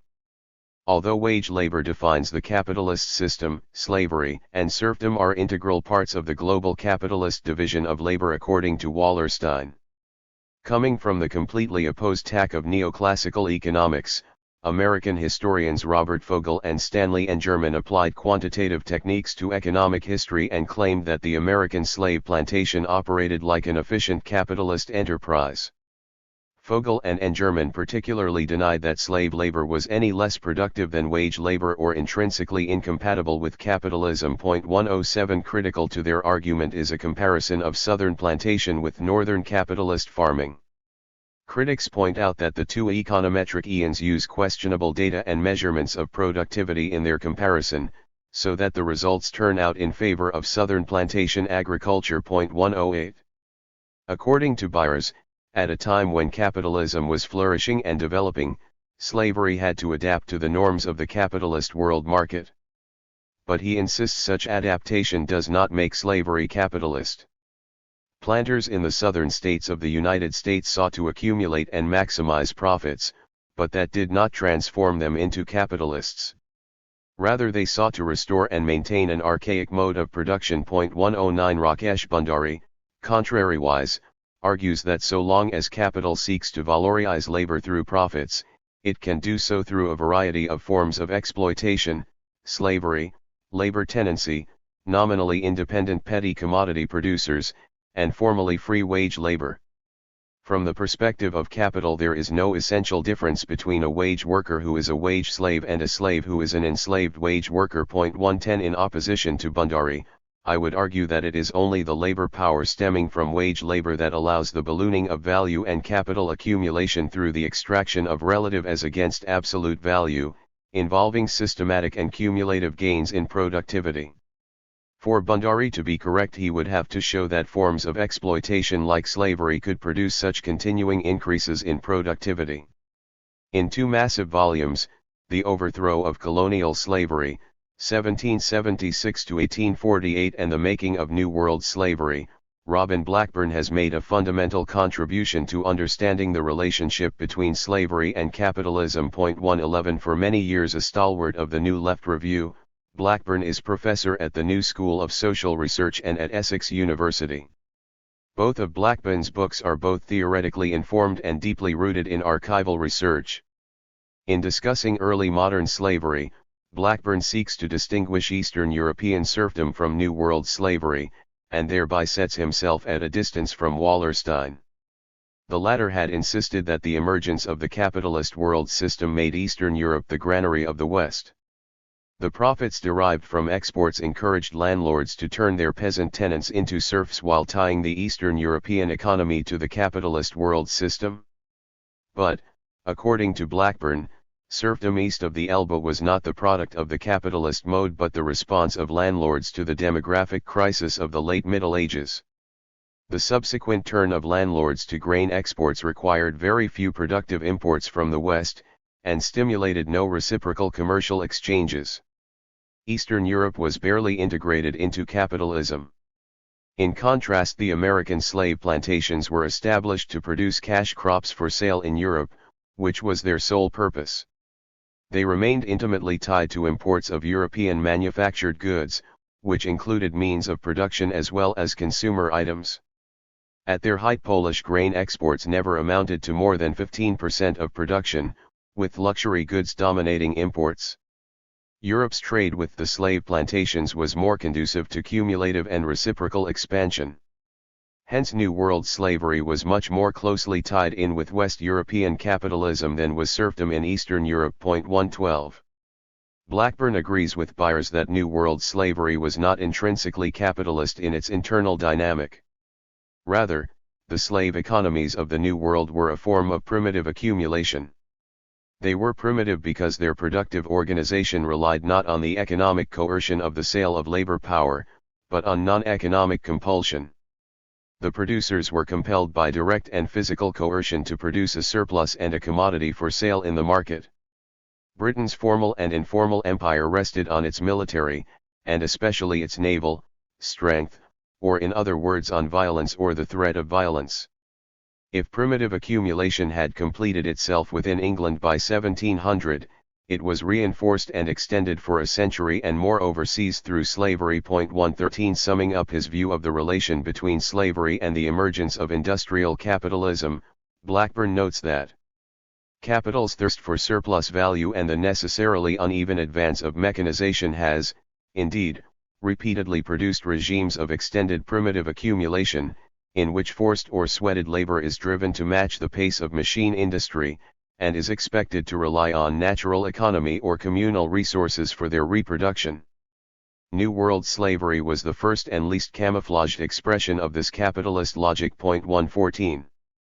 But if Blackburn's view captures the essence of the relationship between early modern slavery and capitalism, the question remains of the extent of its importance to the development of capitalism since the 16th century, and more particularly, to the origins of the Industrial Revolution in the late 18th and early 19th centuries. The early historians of the Industrial Revolution were nearly unanimous in linking the expansion of British commerce of the 18th century, including the slave trade and plantation slavery, with the onset of industrial capitalism. 115 British Marxist historiography, including Hobsbawm's Industry and Empire and Christopher Hill's From Reformation to Industrial Revolution, acknowledged the importance of this link. 116 After the Second World War, a new trend in academic historiography surfaced, stressing the importance of British internal factors to the Industrial Revolution. It became dominant by the late 1960s and remained so until the 1980s. 117 The turn toward examining the roots of industrialism in Britain was obviously to be welcomed.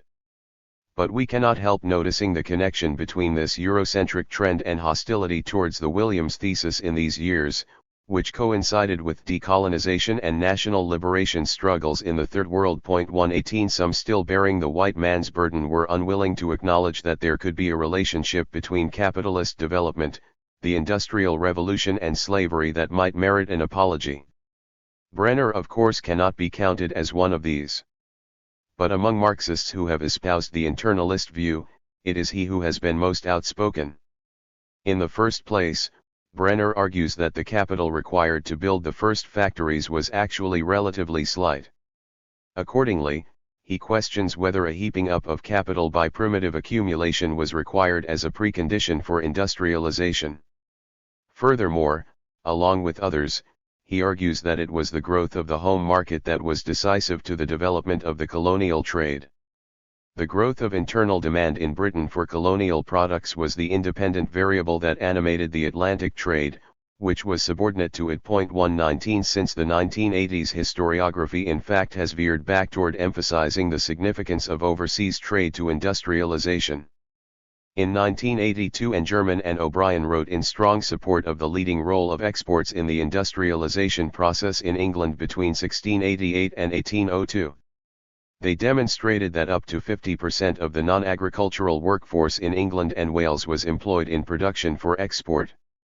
They showed that increases in overseas sales accounted for much of the increase in manufacturing output during the period. 120 Meanwhile, Utsa Patniak has shown the tremendous sums that Britain schemed from the slave plantations and India through fiscal manipulation and re-export of colonial products.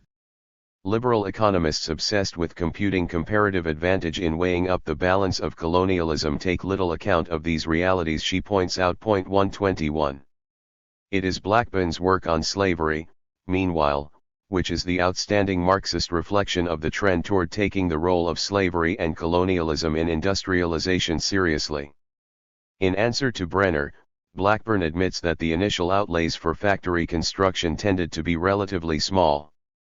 But he points out the huge sums invested in the laying down of infrastructure, canals, roads, harbors, docks, warehouses and shipping, all of which required capital. In addition, if manufacturers required relatively little fixed capital, they needed copious amounts of working capital or credit. 122 Much of this capital came from the Atlantic trade. Moreover, the overseas market was the most dynamic sector of the British market in the 18th century, and its range included the whole of the Americas.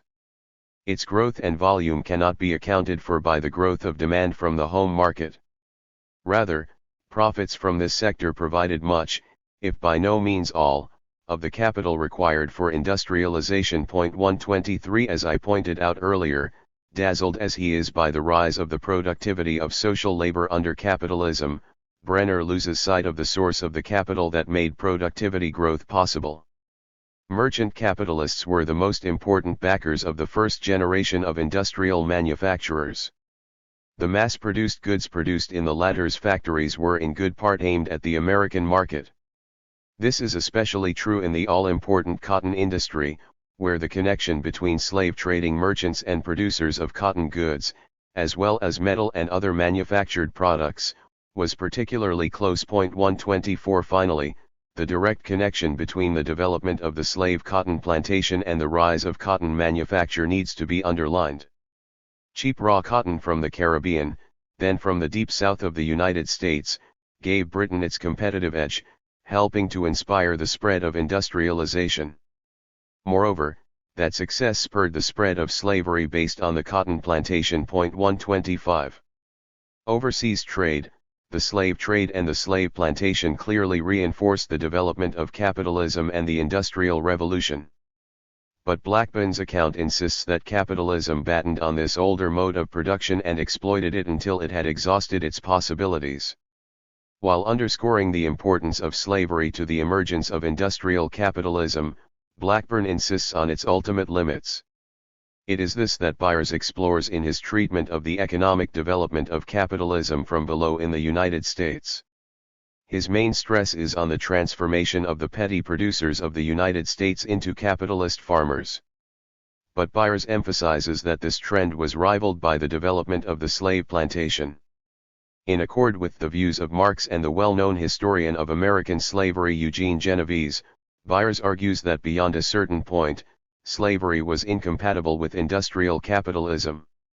Byers criticizes Fogel and Engerman's attempt to prove that the slave plantation was an efficient form of capitalist enterprise.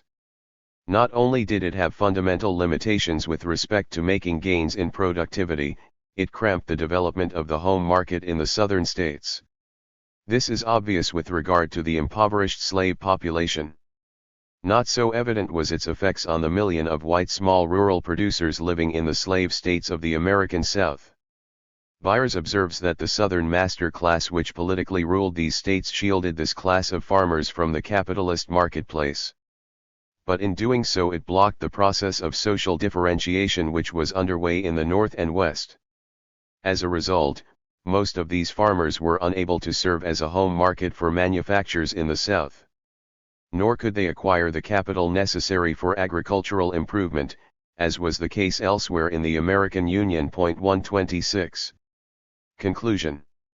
Looking back, we can note that the theoretical conceptions of Lenin, Trotsky, and Marx have formed the basis of the argument of this chapter that the state played a central role in the development of capitalism.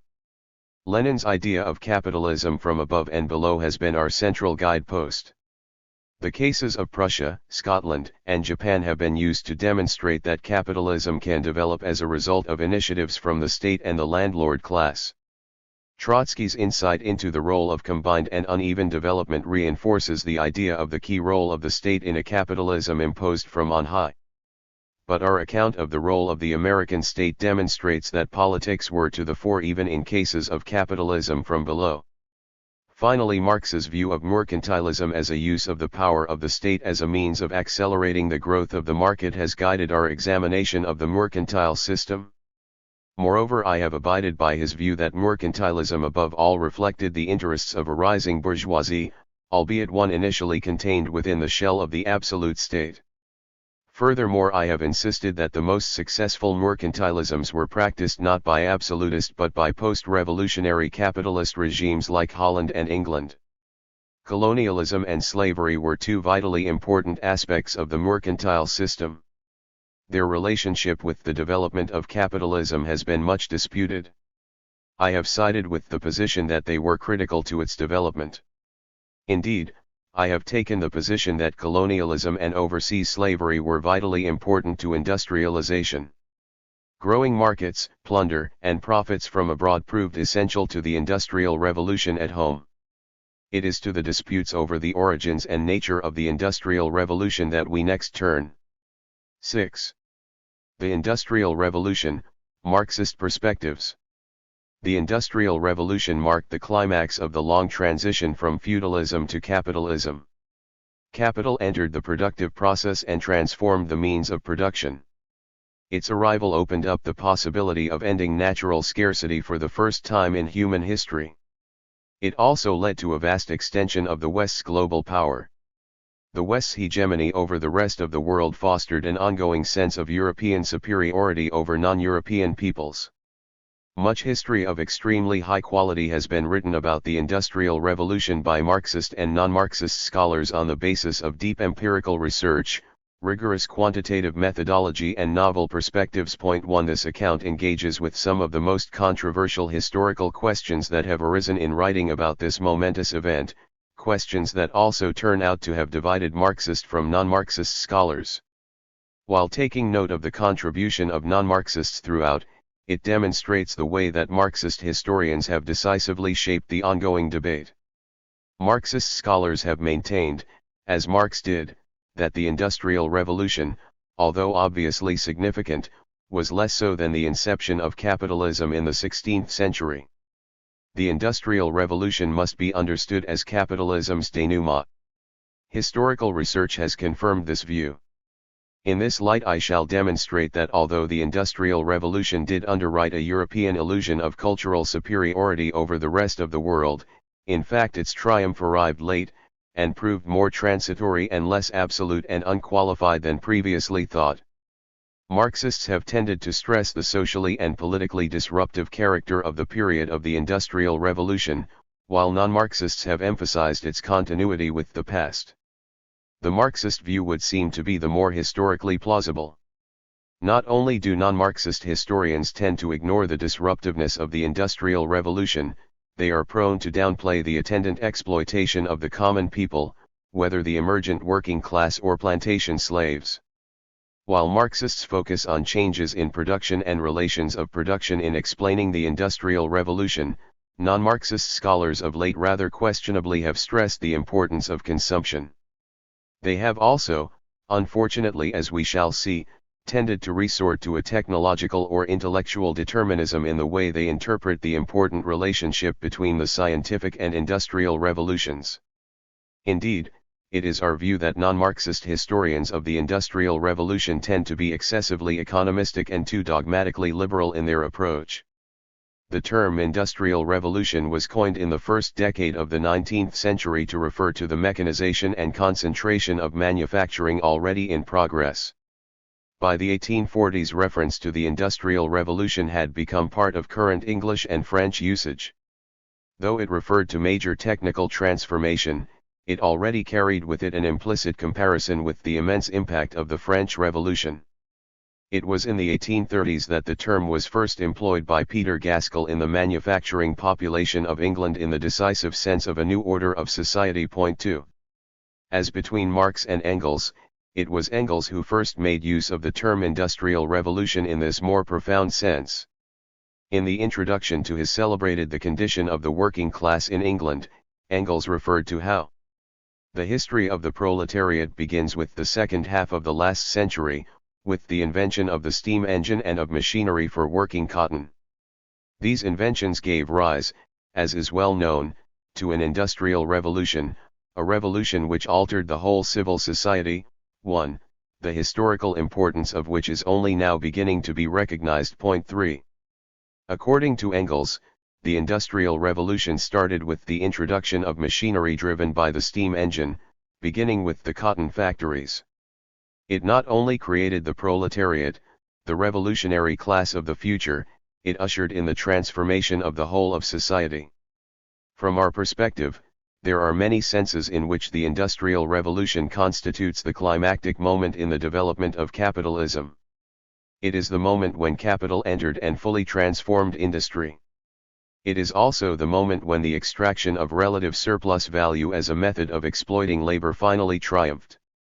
The extraction of relative surplus value, or increases in productivity due to technological improvements or the redeployment of labor, had already played a part in the history of capitalism. Evident in the reorganization and gradual improvement of agriculture since the 16th century, it also was manifest in the restructuring of industry through the increasing division of labor in handicraft manufacture and the spread of the putting out system. But as I have repeatedly argued, the effects of the extraction of relative surplus value on the capitalist economy were at first comparatively limited. Early capitalism depended mainly on the extraction of absolute surplus value, by extending the working day and year, intensifying work, and keeping wages low. In this stage, the extraction of increasing relative surplus value manifested itself in gradual and cumulative improvements in agriculture and rural industry. But the extraction of absolute surplus value remained fundamental to capitalist production. With the onset of the Industrial Revolution, the extraction of relative surplus value became decisive. The introduction of machinery and the reorganization of production into centralized factories released the full productive potential of social labor organized by capital. The result was a dramatic rise in the share of industry in British national output.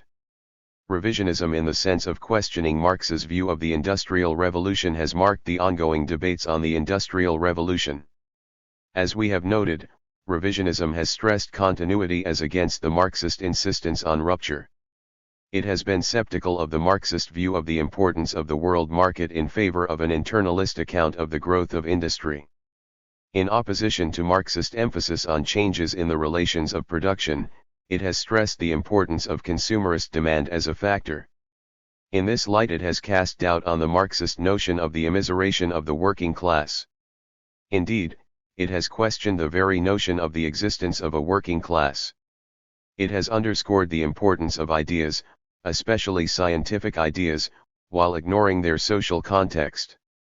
Challenges to the Marxist view have fueled a stimulating and constructive historical debate on the Industrial Revolution while forcing Marxists to deepen and refine their analysis.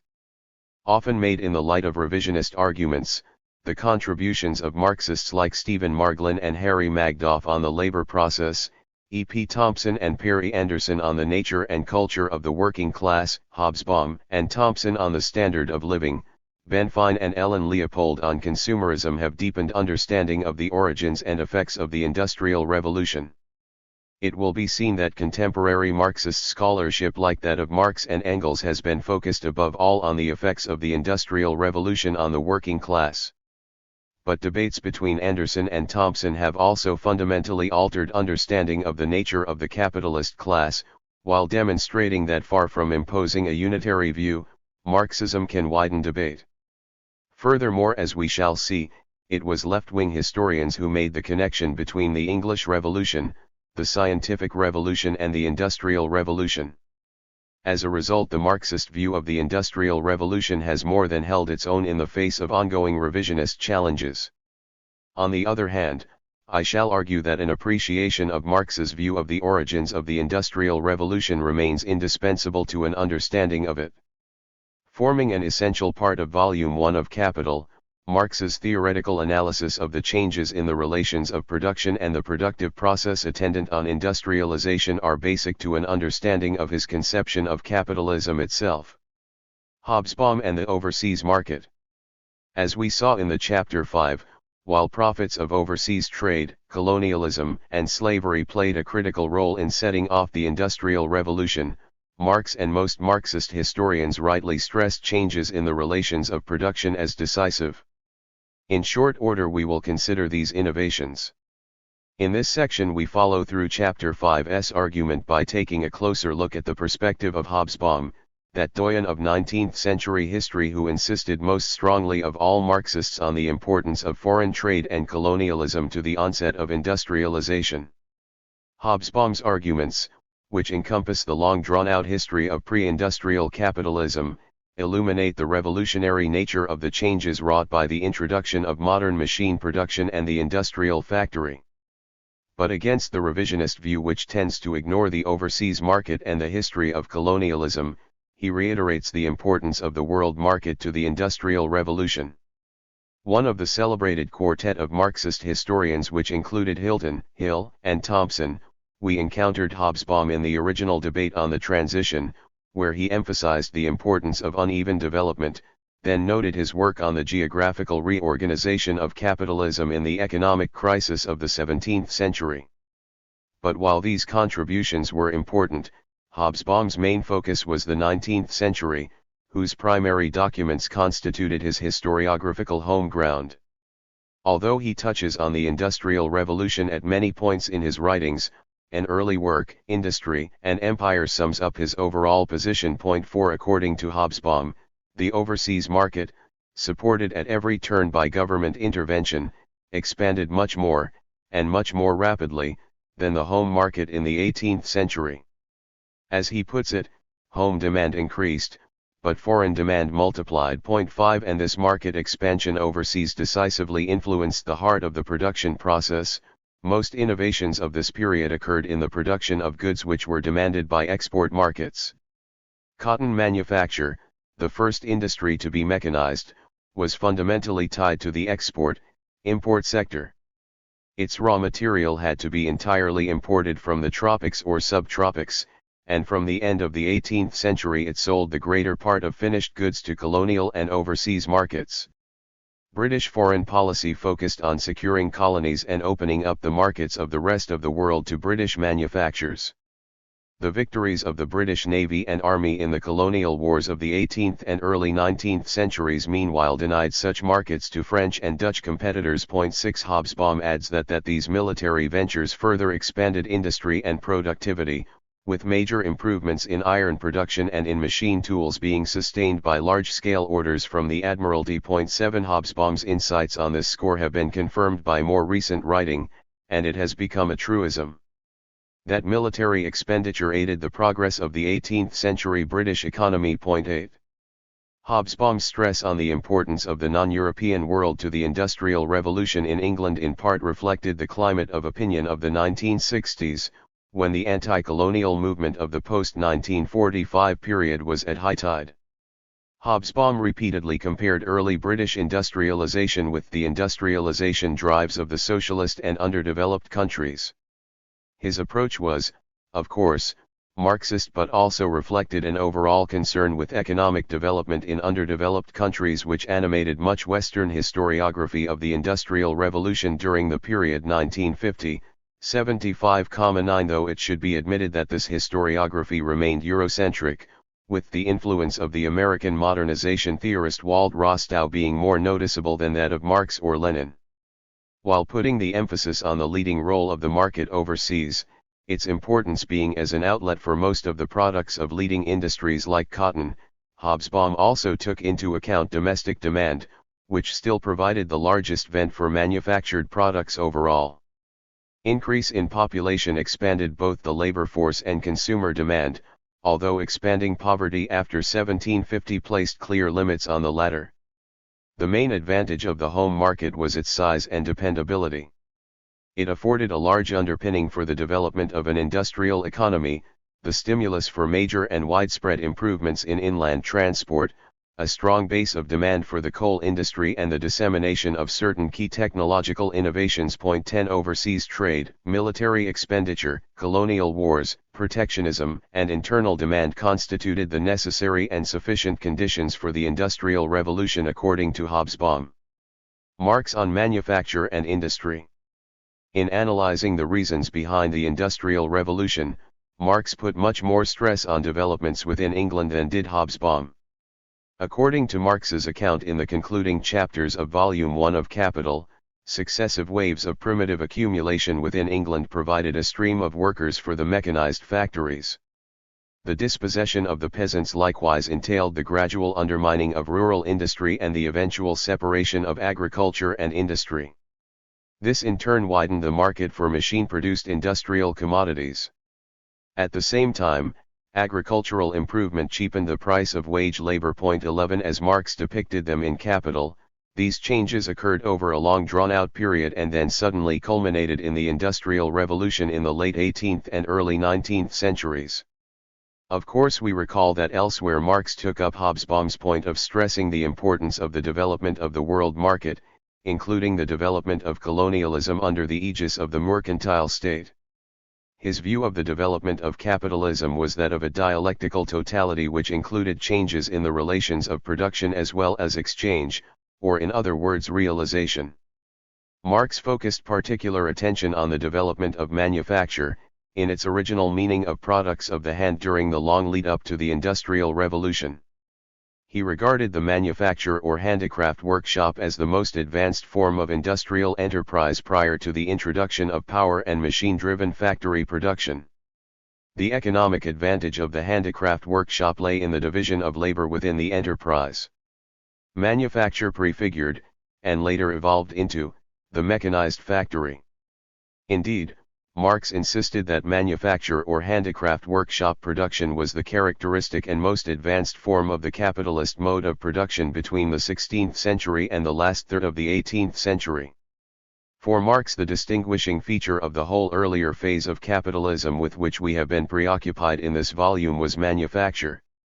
True, he placed great emphasis on the development of capitalist agriculture from the 16th century onward, but it is noteworthy that he called the whole period between the 16th and 18th centuries the age of capitalist manufacture, not capitalist agriculture. In other words, what was decisive for him were those elements in the early modern period which prepared the ground for the Industrial Revolution, the revolution in the forces of production, or the breakthrough to centralized manufacture using power-driven machinery. Point 12 Revolution in this department had the potential to revolutionize all other sectors of the economy. Rural and domestic handicrafts did not simply disappear in the face of the development of manufacture beginning in the 16th century. Rather, they coexisted with and were reorganized by manufacture, according to Marx.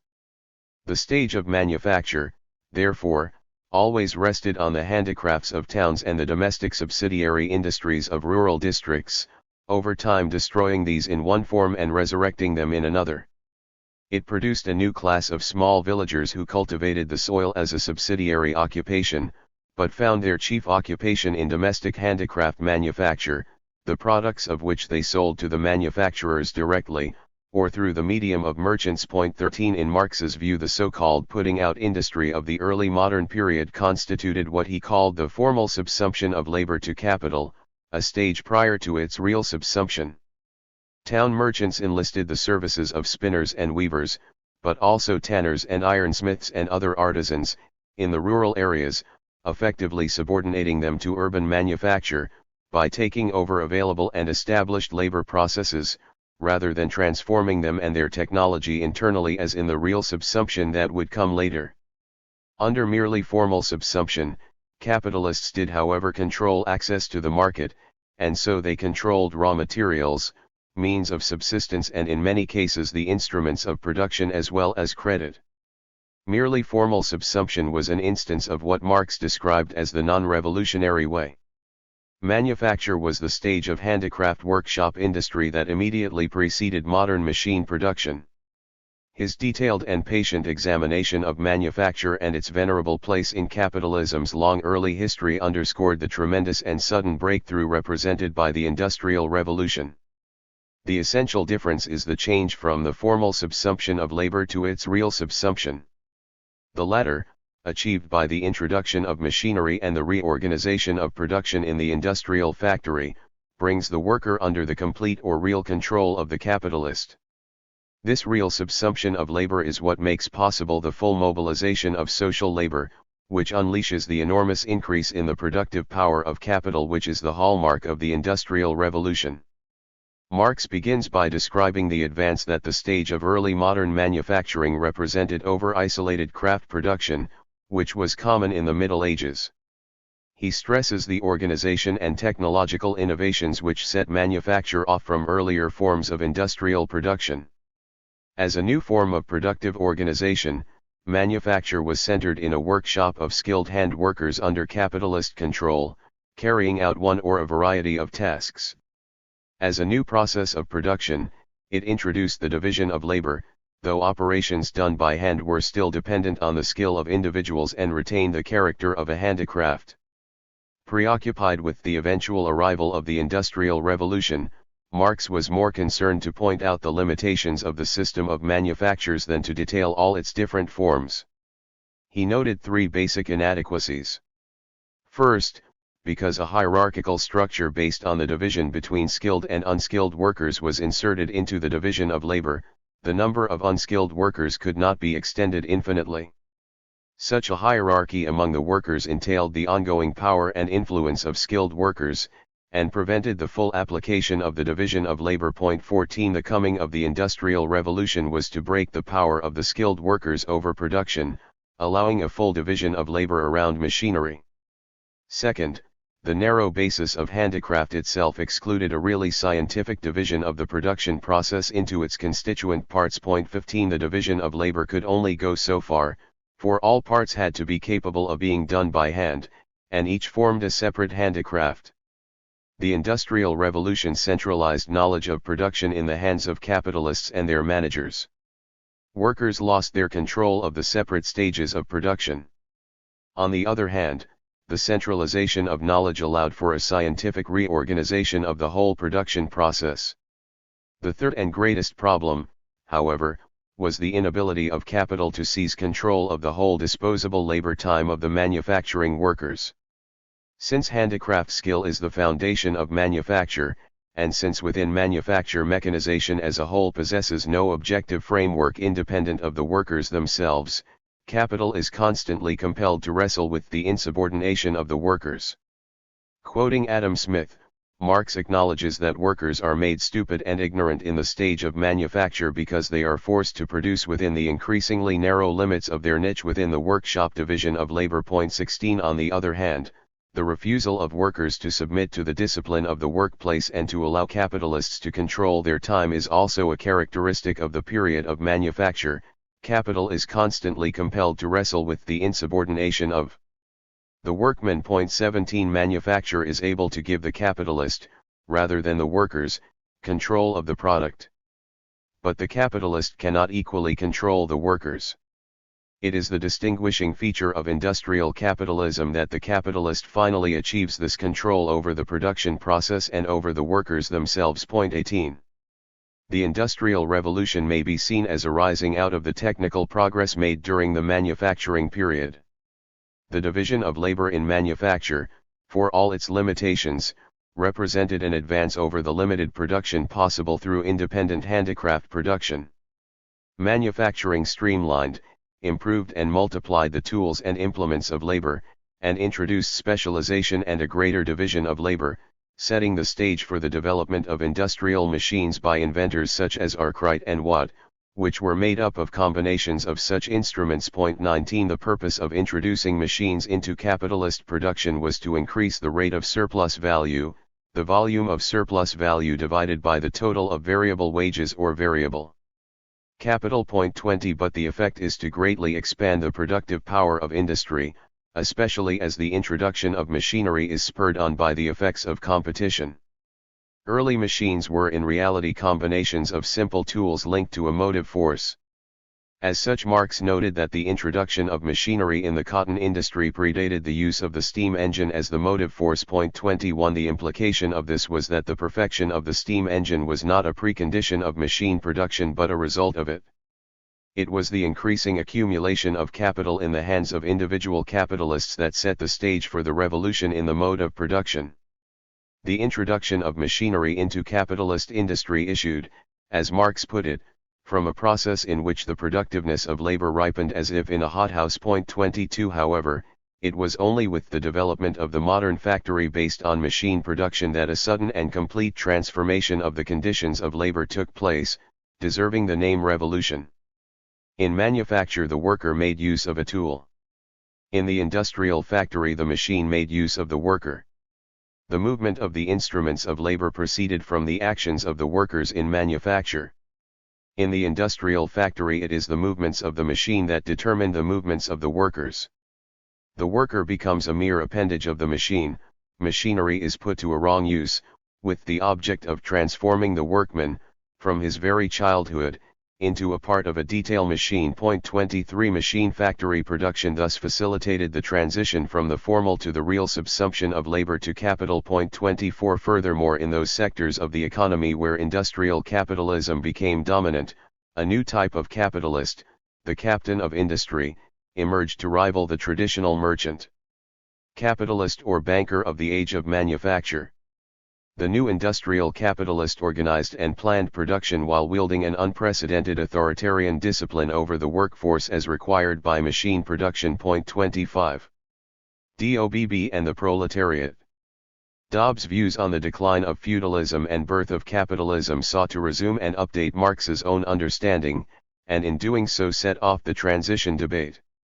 With respect to the Industrial Revolution, Dobbs summarized many of Marx's insights, and refined them in the light of current historical research.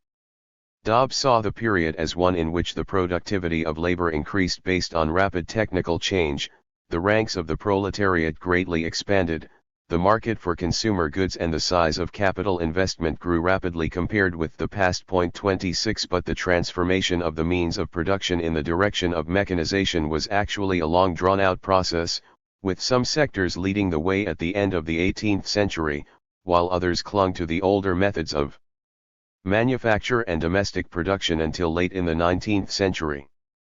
The survival of these older methods of production meant that a homogeneous factory proletariat did not emerge until the last quarter of the 19th century. Point 27.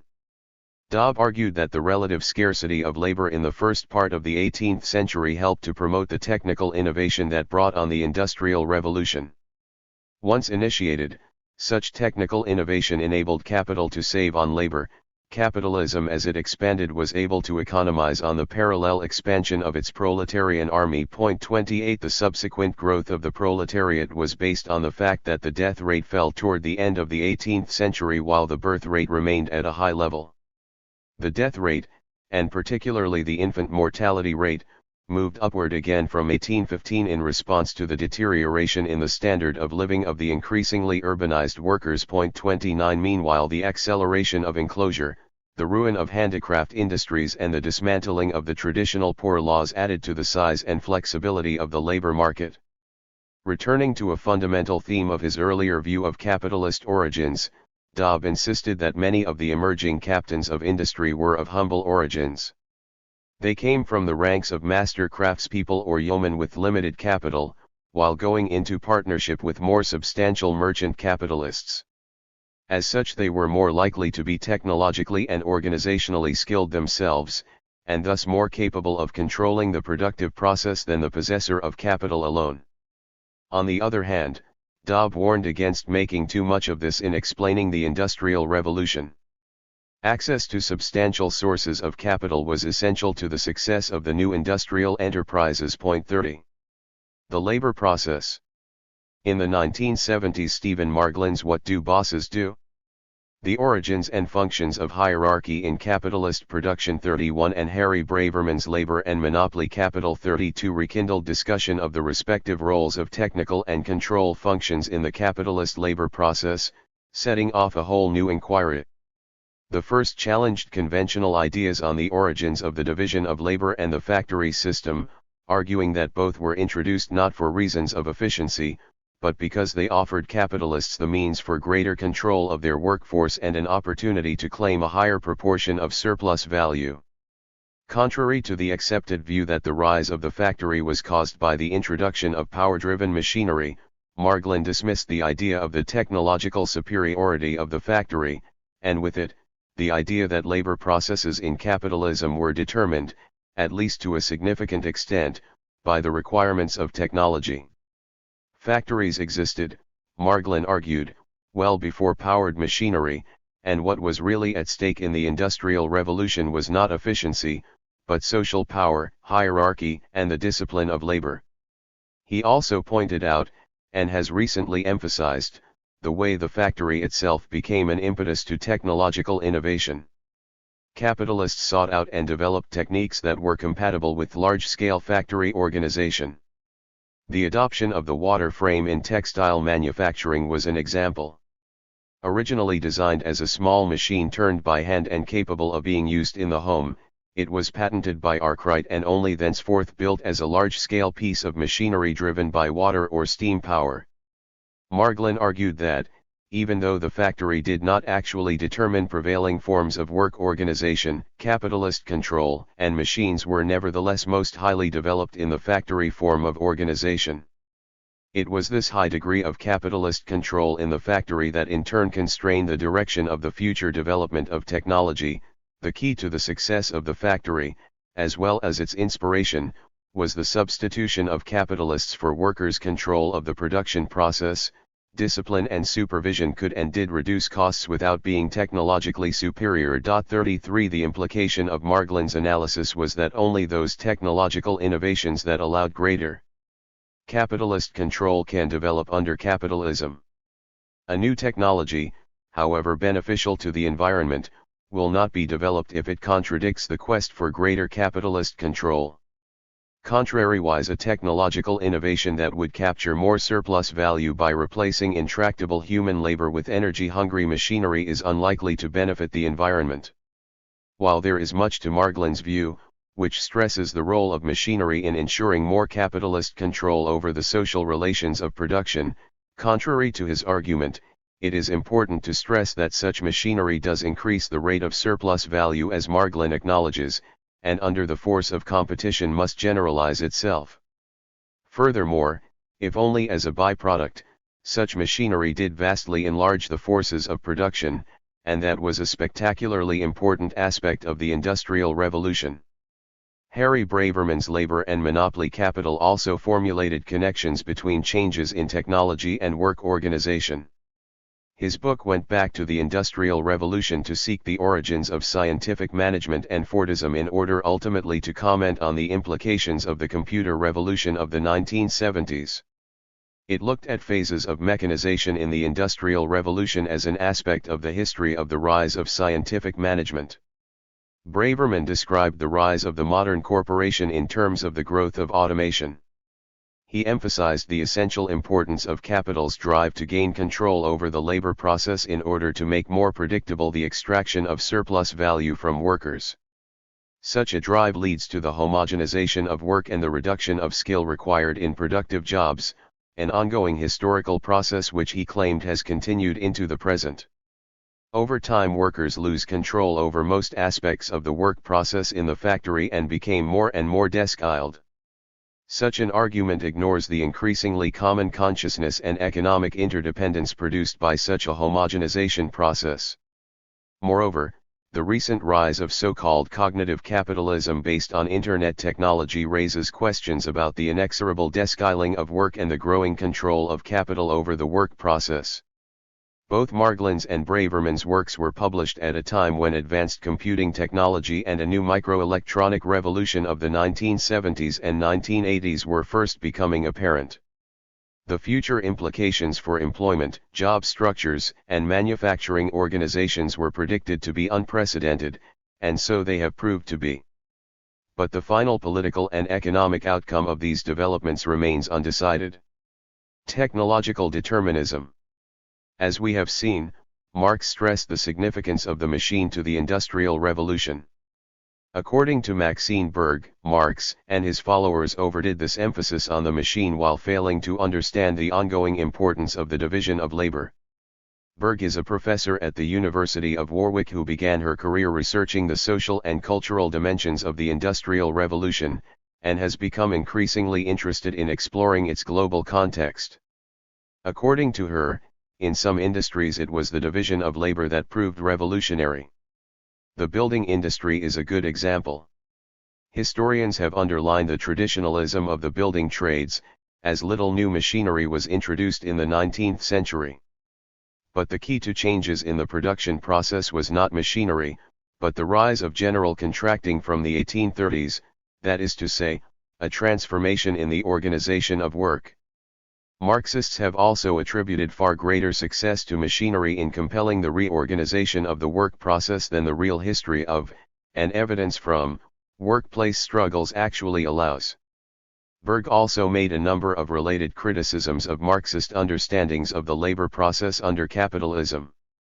Though Marxists argue that technological change is the outcome of struggles between workers and capitalists, they have been from the start subject to, and have failed to expunge, a linear framework of technological determinism. Moreover, she argues, the search by Marxists for examples of desk-eying, divisions of labor and mechanization in any historical period is inspired by questions and interpretations of production and work suitable only to England and other modern Western capitalist economies. Berg also accuses Marxists of seeking to situate their individual studies in terms of key turning points that marked out the transition to manufacture, or to modern industry as the case may be. The result has been a failure to grasp the diversity of the experience of industrialization. There were many alternatives to mechanization in improved hand technology, the use of cheap labor-saving materials, the division of labor and the simplification of individual tasks, which were developed in their own right.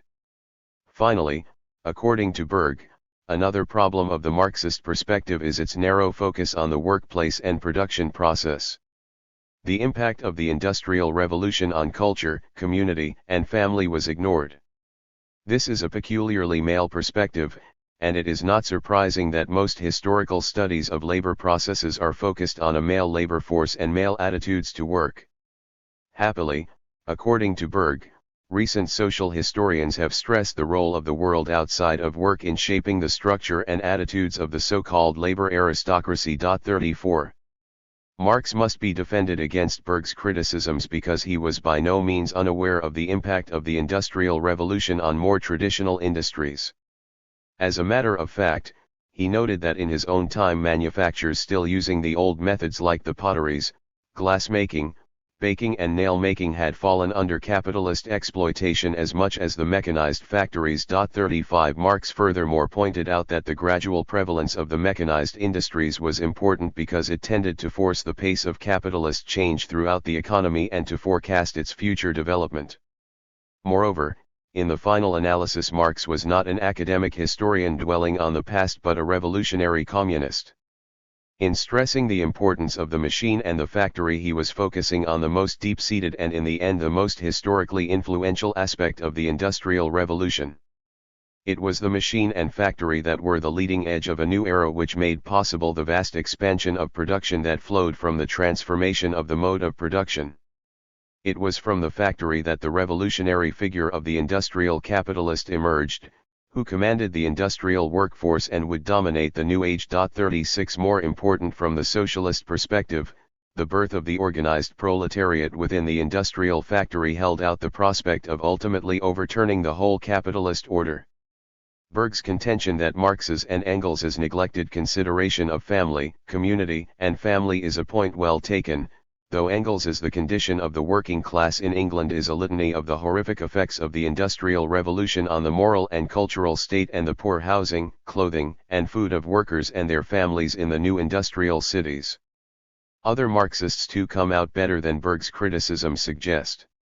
Dobb noted the unevenness of the mechanization of industry, while the revered Marxist historian Raphael Samuel, a pioneer of the cultural history of the Industrial Revolution, demonstrated that the struggle over the introduction of machinery remained a crucial aspect of class struggle in many sectors of manufacturing well into the 19th century.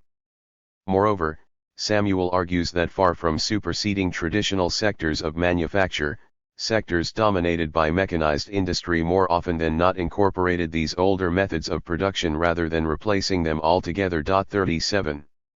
Mention of Samuel reminds us that he was among the chief inspirations of the History Workshop journal founded in 1976. The journal consciously dedicated itself to the recovery of history from below. As such, it assumed a deliberately socialist perspective in which feminism and Marxism had an important place. The culture of the Industrial Revolution, gender, family, urban life, entertainment, and sports, was among its preoccupations. In this light, Berg's insistence on the need to overcome a narrow Marxist economism in the study of the Industrial Revolution, while laudable, appears somewhat misplaced. Inspiring this turn toward understanding the culture of the working class above all was the towering figure of E. P. Thompson, who surpassed all his Marxist predecessors in recovering the origins of the English working class. Thompson and the working class making its own history. Marx and Engels viewed the Industrial Revolution as a catastrophe for workers, who lost control of their work and were dispossessed, and whose standard of living was reduced to bare subsistence as a result. While Dobb was fully cognizant of these deleterious effects on workers, he tended to discount the social and political unrest that accompanied the Industrial Revolution, characterizing the period as one in which the working class remained deeply divided. To the contrary, Hobsbawm put stress on the level of social and political discontent during the period. In his study of the Industrial Revolution and in other writings, he underlined the successive waves of Luddite and radical, trade unionist, and utopian socialist, and finally democratic and Chartist agitation that characterized the period 1815 to 48. According to Hobsbawm, no period of British history has been as tense, as politically and socially disturbed, as the 1830s and early 1840s, when both the working class and the middle class demanded what they regarded as fundamental changes. 38 It was the Industrial Revolution as well as the French Revolution that brought the people, and more especially the proletariat, onto the stage of modern history. But it was Thompson, another in the quartet of great British Marxist historians, who most deeply and controversially explored the cultural and social meaning of the Industrial Revolution, and his work gave rise to the greatest number of critical controversies. Thompson was motivated by a profound commitment to reconstituting the history of the English working class, rescuing it from its internment in the archives. He began this work by taking up Marx's remarks, which we have already noted, about the lack or refusal of discipline among workers in the pre-industrial economy. In a brilliant article entitled Time, Work Discipline, and Industrial Capitalism, Thompson explored the relaxed discipline characteristic of the pre-industrial workforce and the trauma of work intensification that came with the imposition of machine and factory methods of production. 39 Moreover, it was impossible fully to understand the response of the mass of the English population to the Industrial Revolution without taking account of the pre-industrial traditions of popular protest which, reached far back into English history, religious nonconformity, notions of the rights of freeborn Englishmen, and the ideologies that helped to galvanize 18th-century popular protest. 40 In explaining the behavior of the pre-industrial mob, Thompson, in a famous article published in Past and Present, singled out the existence of a popular ideology or moral economy of provision which rejected the unrestricted application of the laws of the market, of supply and demand, especially when it came to the availability of bread in times of dearth. 41 Since Thompson wrote, we note parenthetically, it has been demonstrated that pre-industrial protest shaped the character not only of the working class but of capitalism itself. The researches of historians like Berg and Andywood have shown that worker resistance or its absence helped determine the forms of industrial organization that emerged in different sectors of the economy. 42. These currents of resistance resurfaced powerfully in the period of feverish revolutionary agitation in England which followed the taking of the Bastille in France in 1789. As part of this wave of protest which engulfed intellectuals, artisans, and members of the radicalized middle class, workers took an increasing part. Government repression during the Napoleonic Wars only strengthened democratic resolve, while the years 1791–5 provided the democratic impulse. It was in the repressive years that we can speak of a distinct working class consciousness maturing. 43 Sympathy for revolutionary political change served as an impetus which helped to strengthen nascent working class organizations. 44 The new steam-driven factories struck contemporaries as embodying forces which were transforming nature itself.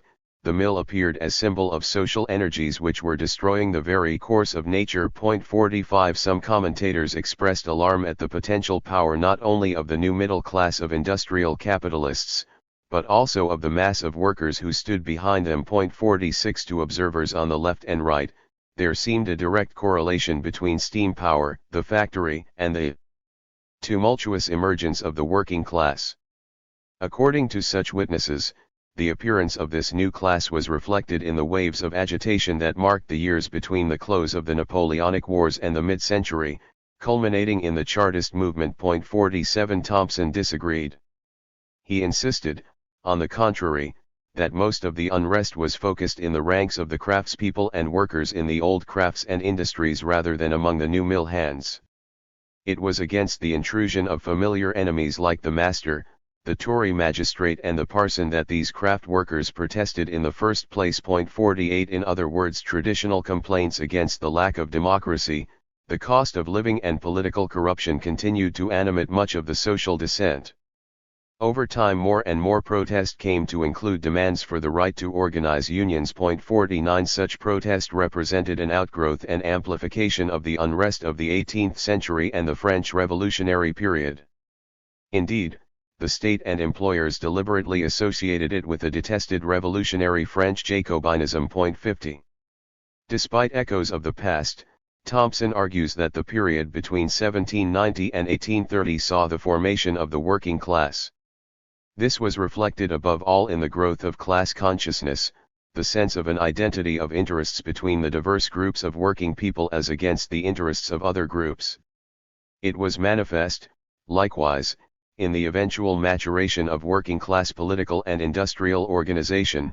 By 1832 there were strongly based and self-conscious working-class institutions, trade unions, friendly societies, educational and religious movements, political organizations, periodicals, working-class intellectual traditions, working-class community patterns and a working-class structure of feeling. 51 But Thompson insisted that the formation of the working class was not the spontaneous product of the factory system. An external force, the Industrial Revolution, was not imposed on the undifferentiated mass of the population and did not single-handedly generate a working class. Rather, changing productive relations and working conditions associated with the Industrial Revolution interacted with the radical religious, political and cultural traditions of the previous century and, in the hands of their heirs, resulted in the institutions, culture and social organization which became the English working class. According to Thompson, the making of the working class is a fact of political and cultural, as much as of economic history. 52 At this point Thompson was not only invoking the agency of the working class in its own making, he was also insisting on the open-endedness and political nature of the historical process of class formation. For Thompson, class is a political category. Thompson's project was not simply about recovering the history of the working class. It was about reasserting the agency of this class as the driving force of history against what he regarded as the attempt by Stalinism to repress such agency. But not in circumstances of its own choosing. This insistence on the centrality of working class self-assertion was important in reintroducing the importance of culture and agency in Marxism. But they also proved very controversial. Thompson admitted that the development of capitalist industry had something to do with the emergence of the working class. But he put his emphasis upon the notion that the working class emerged through a history of its own making. It was above all the development of its collective consciousness that made it into a class, in his view. Thompson's stress on the importance of the cultural determinants of class subsequently led some post-structuralist thinkers to a questioning of the notion of class altogether. Scholars like Patrick Joyce and Garth Stedman Jones took Thompson's emphasis on the cultural aspect of class to the point of rejecting the Marxist notion of class in itself, the insistence that the existence of a class must reflect their common relations to the means of production as well as class for itself, the consciousness of this common condition, the political aims and projects and cultural trends that develop out of it. For these post-structuralists, to tie economic and social location to consciousness is to be economically determinist. Class has meaning only insofar as its members recognize themselves to be members of such a grouping, irrespective of any objective or economic determination. According to them, English workers demonstrably did not recognize themselves as such. Those who insist on the existence of class in itself in their eyes are guilty of class essentialism. On this basis, these post-structuralists have questioned whether English workers during the Industrial Revolution can be considered to have belonged either to a class in itself or class for itself. 53. Thompson disassociated himself from such a culturalist view, which went with the suggestion that he had distanced himself from the emphasis on economic and material factors characteristic of his fellow British Marxist historians, particularly Dobb. I find actively unhelpful recent attempts to suggest a rupture in British Marxist historiography between the work of Maurice Dobb and the historiography of the 1960s. I see on both sides of this supposed break a common tradition of Marxist historiography submitted to an empirical discourse, and culturalism is a term which I refuse. 54. We would expect nothing else from someone who was not merely a historian, but a committed historical materialist and political revolutionary. Indeed, Thompson's understanding of class as political rather than something merely cultural should be underscored. In The Poverty of Theory, Thompson's celebrated diatribe against the structuralism of Louis Althusser, he sought to situate himself at some distance from others' attempts to emphasize economic or social determinism. In his polemic, Thompson denounced what he thought of as Althusser's arbitrary imposition of an unbefitting theoretical straitjacket on the concrete facts of history. Nonetheless, it seems to us, as Perry Anderson has suggested, that Thompson bent the branch too far, viewing class too much in terms of class for itself, its degree of consciousness and political organization. 55 Consequently, he conceded too much to the post-structuralist critics of Marxism, who in the name of an empiricist or linguistic immanentism rejected what they called essentialism or the possibility of abstraction from the empirical, and in so doing discarded the Marxist view of history. Altogether, Marx could never be accused of insisting on a one-to-one correspondence between thought and concrete historical facts. According to him, the two were separate in the sense that thought has its own specificity and the facts of history have an existence independent of thought. As a result, the order of exposition of the categories of thought differed from that which was manifest in the relations of real historical development. A process of abstraction was necessary to avoid limiting thought to the mere repetition of the concrete things that happened in history. Abstraction, which lay at core of Marx's method, allowed the interpretation of society in its complex manifestations. On the other hand, In order for this process of interpretation to be successful, abstractions had to be constantly compared to historical realities so that the general logical determinations remained in accord with concrete history, while being distinguished from it. 56. With regard to the existence or not of a working class during the Industrial Revolution, then, its existence as a class in itself would represent an abstraction from the relations of production existing in English society at that time.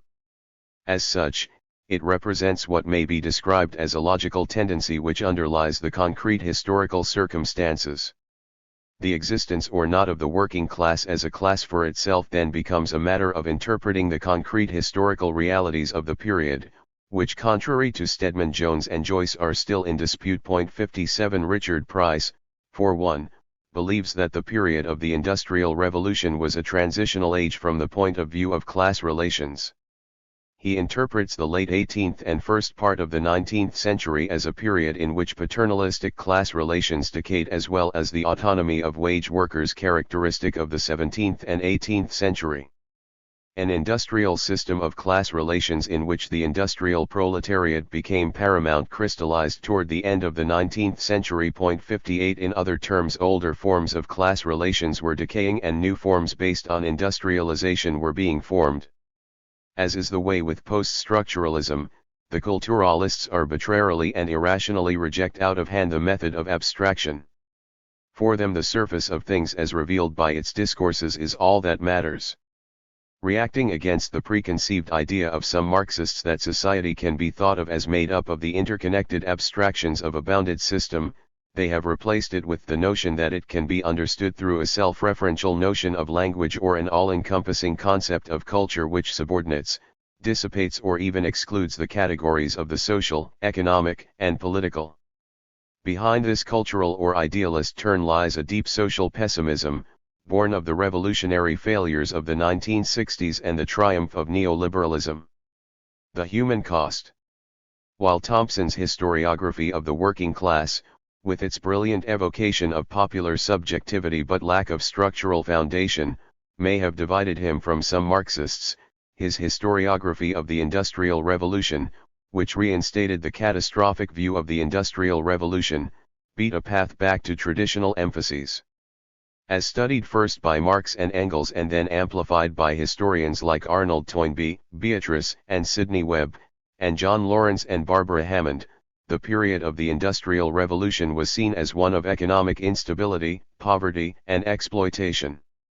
However, recent revisionist academics have been interested less in the victims of industrialization than in the rate of economic growth, less in the human cost of enclosure than in improvements in agricultural output, less in exploitation and ruthless competition than in dislocations, immature financial institutions and exchange, uncertain markets, and the inevitable course of the trade cycle.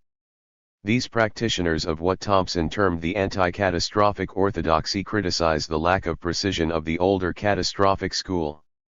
Thompson, in turn, challenged this new school for its moral complacency, narrowness of frame of reference and ignorance of the actual working class movements of the time. 59 He sought to gauge the historical meaning of the Industrial Revolution from the perspective of a historian with a profound understanding not merely of England in the throes of industrialization, but of the social tempos of pre-industrial England. Thereby he put himself in a position to measure the full human cost of industrial capitalism in a way that escaped others. Thompson's achievement is clearest in his contribution to the so-called standard of living debate. The human cost of the Industrial Revolution was an active issue for those who lived in the 19th century, and was much debated then. In the 20th century it gave rise to the standard of living controversy among academic historians.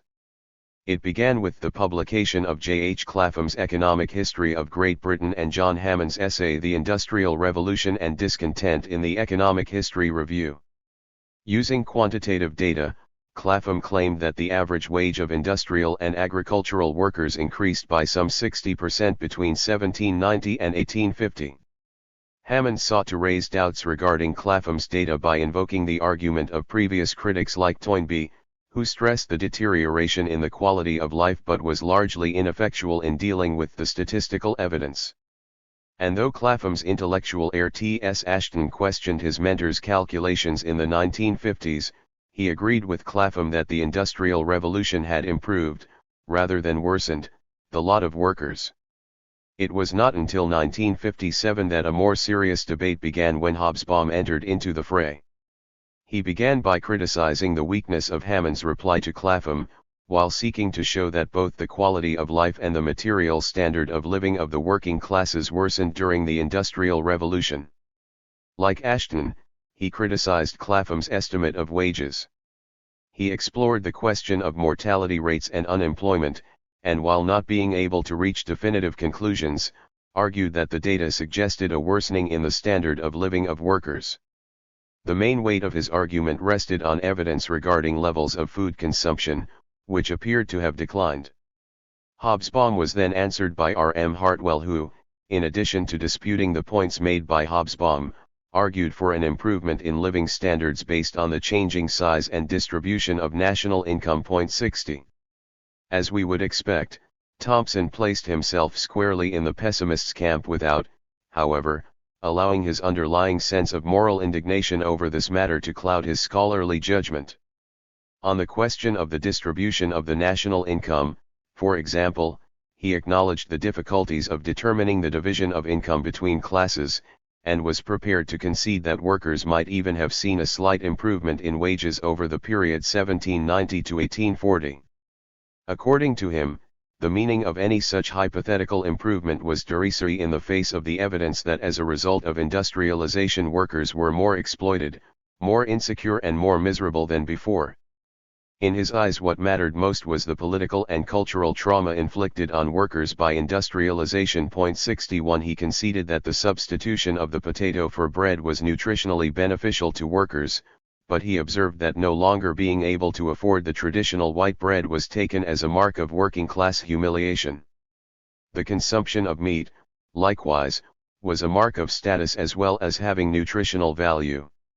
Meat consumption, he observed, declined between 1790 and 1850, but he admitted it was difficult to be definitive. 62. On the other hand, his overall conclusion was scathing. His own share in the benefits of economic progress consisted in more potatoes, a few articles of cotton clothing for his family, soap and candles, some tea and sugar, and a great many articles in the Economic History Review. 63 On housing and the urban environment, he was even more bleak.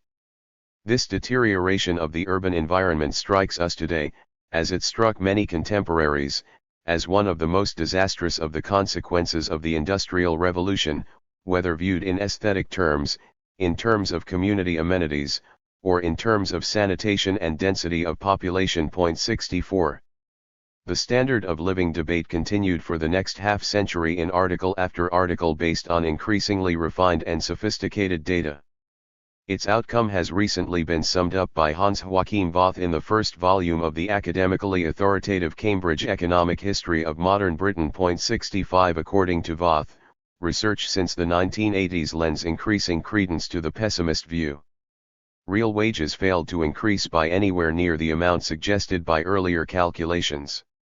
Any gains made were likely the result of longer hours at more intensive work.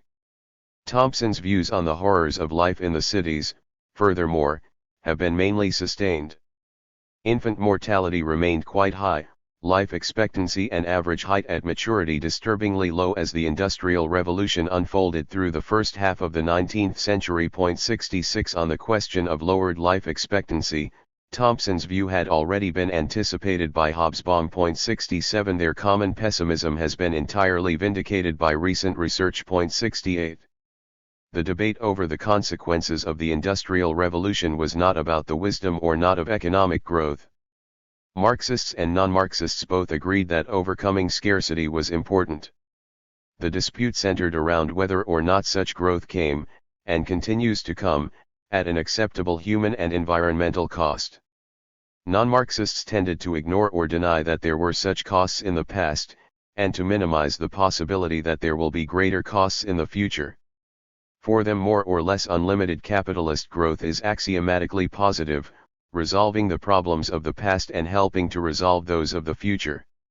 On the contrary, Marxists do not regard economic growth as an end in itself.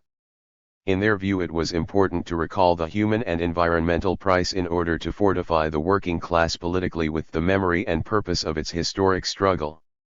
The goal of growth in the past from a working class perspective was to achieve economic sufficiency. Any back-of-the-envelope calculation of the relationship between current levels of world population and global GDP reveals that such material sufficiency is now possible. The justification for further human privation or environmental deterioration has disappeared. The issue for the 21st century is not further material growth, but redistribution of existing wealth on a world scale.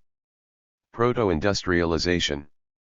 For Marx, the modern factory was the most advanced form of industry and the birthplace of the industrial proletariat, which he believed would destroy capitalism.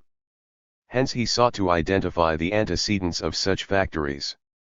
He found them in the early modern manufacture or large handicraft workshop and its workforce, which were the most advanced form of economic organization of the period preceding the Industrial Revolution. Rural industry in his view was merely an extension and dependency of such manufactures. But a recent historical school has identified the domestic manufacture or rural putting out systems as a distinct historical phase which preceded and paved the way for industrialization proper.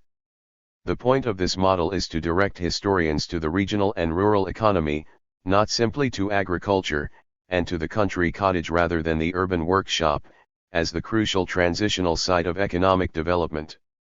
This economic phase is now popularly known as proto-industrialization. The concept was first used by Franklin Mendels in an article published in the Journal of Economic History, and the word and the concept soon became current in the writings of early modern economic historians. 69 A Marxist version of proto-industrialization was laid out by Peter Kreid, Jürgen Schlumbum, and Hans Mettich. 70 Economic historians have long recognized the existence and importance of the great increase in manufacturing production in the countryside between the 17th and 19th centuries. This rural industry, practiced in conjunction with agriculture, has now been elevated into the crucible of early modern economic and social change. It is maintained that proto-industrialization paved the way for the factory system and wage labor, or in short industrialization. The development of proto-industrialization from the 17th to the 19th centuries was closely connected with the expansion of the market in Europe and overseas. The world market for mass-produced goods grew at such a pace from the later 16th century that traditional urban manufacturers could not efficiently respond, hampered as they were by guild restrictions and high labor costs. Complementary agricultural development entailed increasing regional differentiation between arable and pastoral regions. An interregional symbiosis based on comparative advantage came into being. An underemployed peasantry in pastoral regions became the basis for a flexible and self-exploiting industrial labor force, and the industry it took up improved the seasonal employment of labor. The possibilities of alternative industrial employment broke through the traditional limits placed on population growth by the size of land holdings. Rural workers, living as they did in a world of traditional peasant culture and values, took less than the customary urban wage for their industrial work, and labored more intensively in the face of falling wages. Access to small amounts of land enabled them to produce part of their own subsistence. Their dispersal across the countryside, furthermore, made it difficult for them to organize to prevent wage reductions by merchants. Access to this cheaper labor force, therefore, gave merchants a differential profit, one which was above the usual urban rates. This differential profit in turn provided a major source for capital accumulation. Proto-industry is credited not just with being a source of labor and capital, but, in addition, with providing the entrepreneurship and the technical and organizational changes which led to the first major increases in productivity before the factory. 71 In the specifically Marxist version of proto-industrialization as conceived by Kreid, Schlumbum, and Mettich, proto-industrialization is seen as an intrinsic feature of the transition from feudalism to capitalism. In this version, stress is laid on the contribution that proto-industrialization made to the growth of the labor supply necessary to the eventual industrial revolution. Proto-industry developed in regions where peasants exploited substandard agricultural land and were forced to seek employment to supplement their income.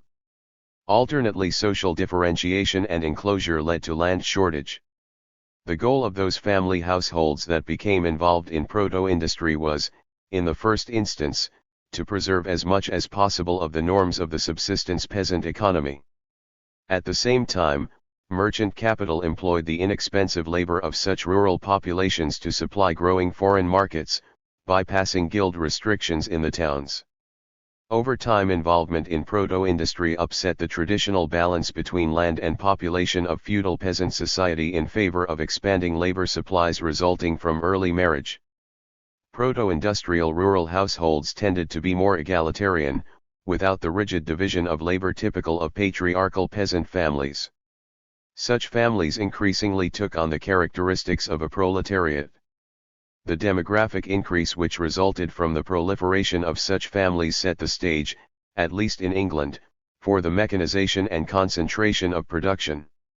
While the latter might have happened in some regions of England, it should be pointed out that most regions of that country and the rest of Europe where proto-industry established itself over the course of centuries did not see a transition to mechanized and concentrated industries. On the contrary, most such areas eventually witnessed deindustrialization.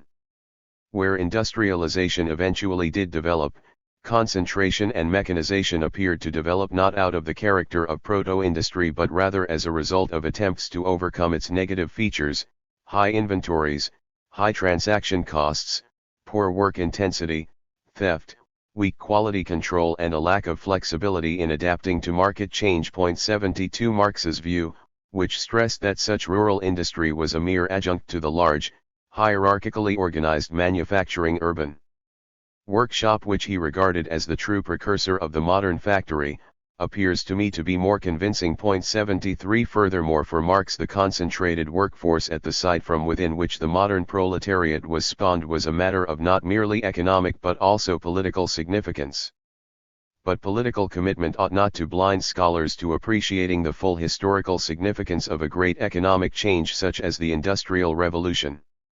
As an apologist for capitalism during the upheaval of the Industrial Revolution, Thomas Malthus complained that lack of sexual restraint on the part of the working class led inevitably to overpopulation and unalterable misery. The destitution of the emergent working class was its own fault. In response to this patently ideological argument, Marx in high dudgeon correctly pointed out that the true culprit was industrial capitalism, whose drive to accumulate was producing the relative surplus population or so-called reserve army of labor necessary to hold down wages. As a result of this dispute, Wally Seckham argues that Marxists have wrongly shied away from including demographic factors in the analysis of capitalism and other modes of production. Without such an analysis, no fully materialist analysis of capitalism is possible.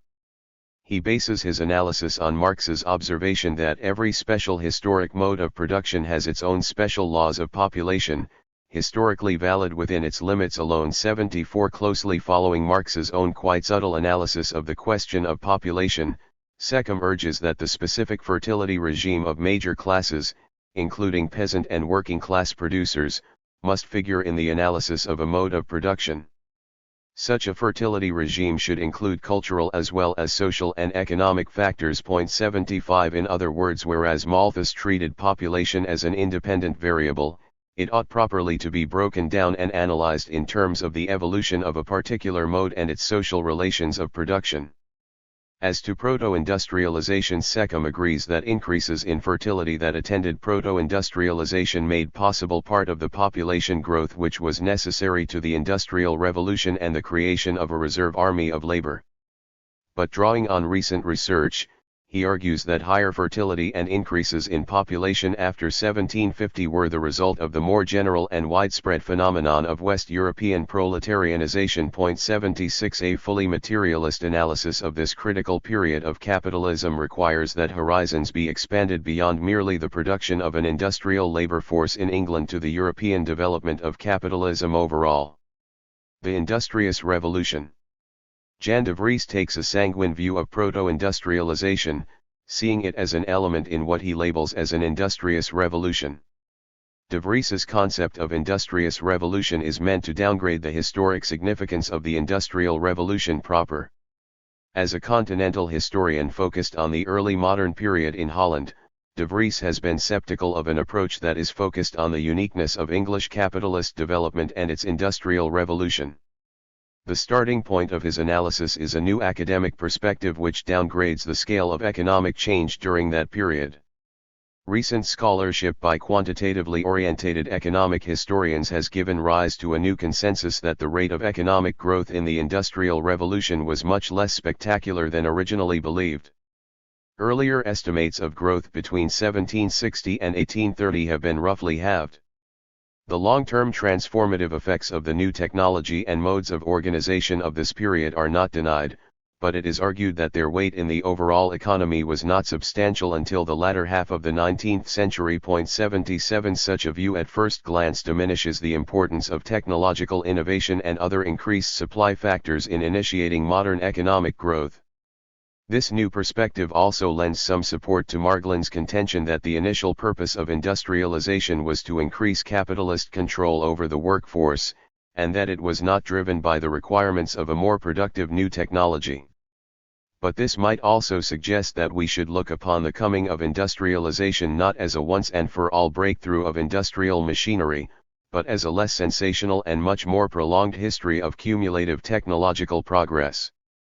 Indeed, Andy Wood has argued that early forms of industrial capitalism are to be found already in the 17th century in the metal-producing regions of the West Midlands, the textile region of the West Riding, the lead fields of Derbyshire, the northern Pennines and Yorkshire and the Newcastle coal fields. 78 David Levine and Keith Wrightson take a similarly long view in their study of coal mining in Newcastle between 1560 and 1765.79. The implications of this research for Marxist scholarship are complex. On the one hand, it lends credence to the fundamental Marxist contention that the birth of capitalism in the 16th century was more historically decisive than the eventual Industrial Revolution. On the other hand, it also leads us to reconsider the historical significance of the distinction between the revolutionary and non-revolutionary paths to capitalism which was so important to Marx and Dobb. For them the revolutionary path was revolutionary because it entailed a reorganization or even a transformation of the means of production. The non-revolutionary path entailed a merely formal and external control of such means of production by merchant capital. As such, however, it could be connected with that other characteristic of early modern industry noted by Marx, the resistance of craft producers to industrial discipline. Resistance to such changes by producers and merchant capitalists was likely responsible for much of the delay in the onset of the Industrial Revolution. 80 Indeed, it is noteworthy that the first industry to undergo mechanization was the cotton industry, which was in fact a virtually new industry which came into being largely independent of the traditional textile trades. Older sectors of industry tended to resist such innovation.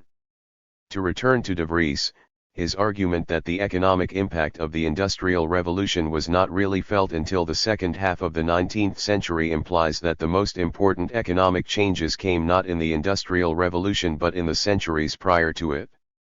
It was this early modern period that prepared the ground for the subsequent Industrial Revolution. It came about as a result of the so-called Industrious Revolution of the period from the 16th to 18th century, which affected not only England but the rest of Northwest Europe. According to De Vries, research has revealed the period preceding the technological breakthroughs of the Industrial Revolution to have been much more economically dynamic in England and on the continent than previously believed. At the core of this dynamism lay changes in the relationship between the family household economy and the market. 81 Such a view reminds us of the fact that capitalism did not develop simply in England but in the whole northwest quadrant of Western Europe. This research confirms that prior to the 17th century the number of hours worked and the intensity of work was much less than today. As a result, society was leisure-rich for the great majority. In the 17th century the birth of a new urban and consumer society, based on an intensification of labor and greater specialization and division of labor, began to undermine this relaxed approach. 82 The amount of family labor per year oriented to the market increased, as did the purchase of commodities by family households. One way that such households increased money income available for the purchase of consumer goods was by increasing agricultural productivity, not through technological improvement, but by dint of reduced leisure and intensified work on the land. 83 The deepening of rural markets gradually led to the displacement of labor out of direct agricultural work toward rural transport, crafts, and manufacture. Thus, whereas 75% of labor time in the countryside was devoted to agriculture in the early 16th century, this declined to approximately 50% by 1800.84. According to De Vries, the chief implication of recent research is that proto-industry was about family households redeploying female and child labor from subsistence agriculture toward money-producing commercial activity.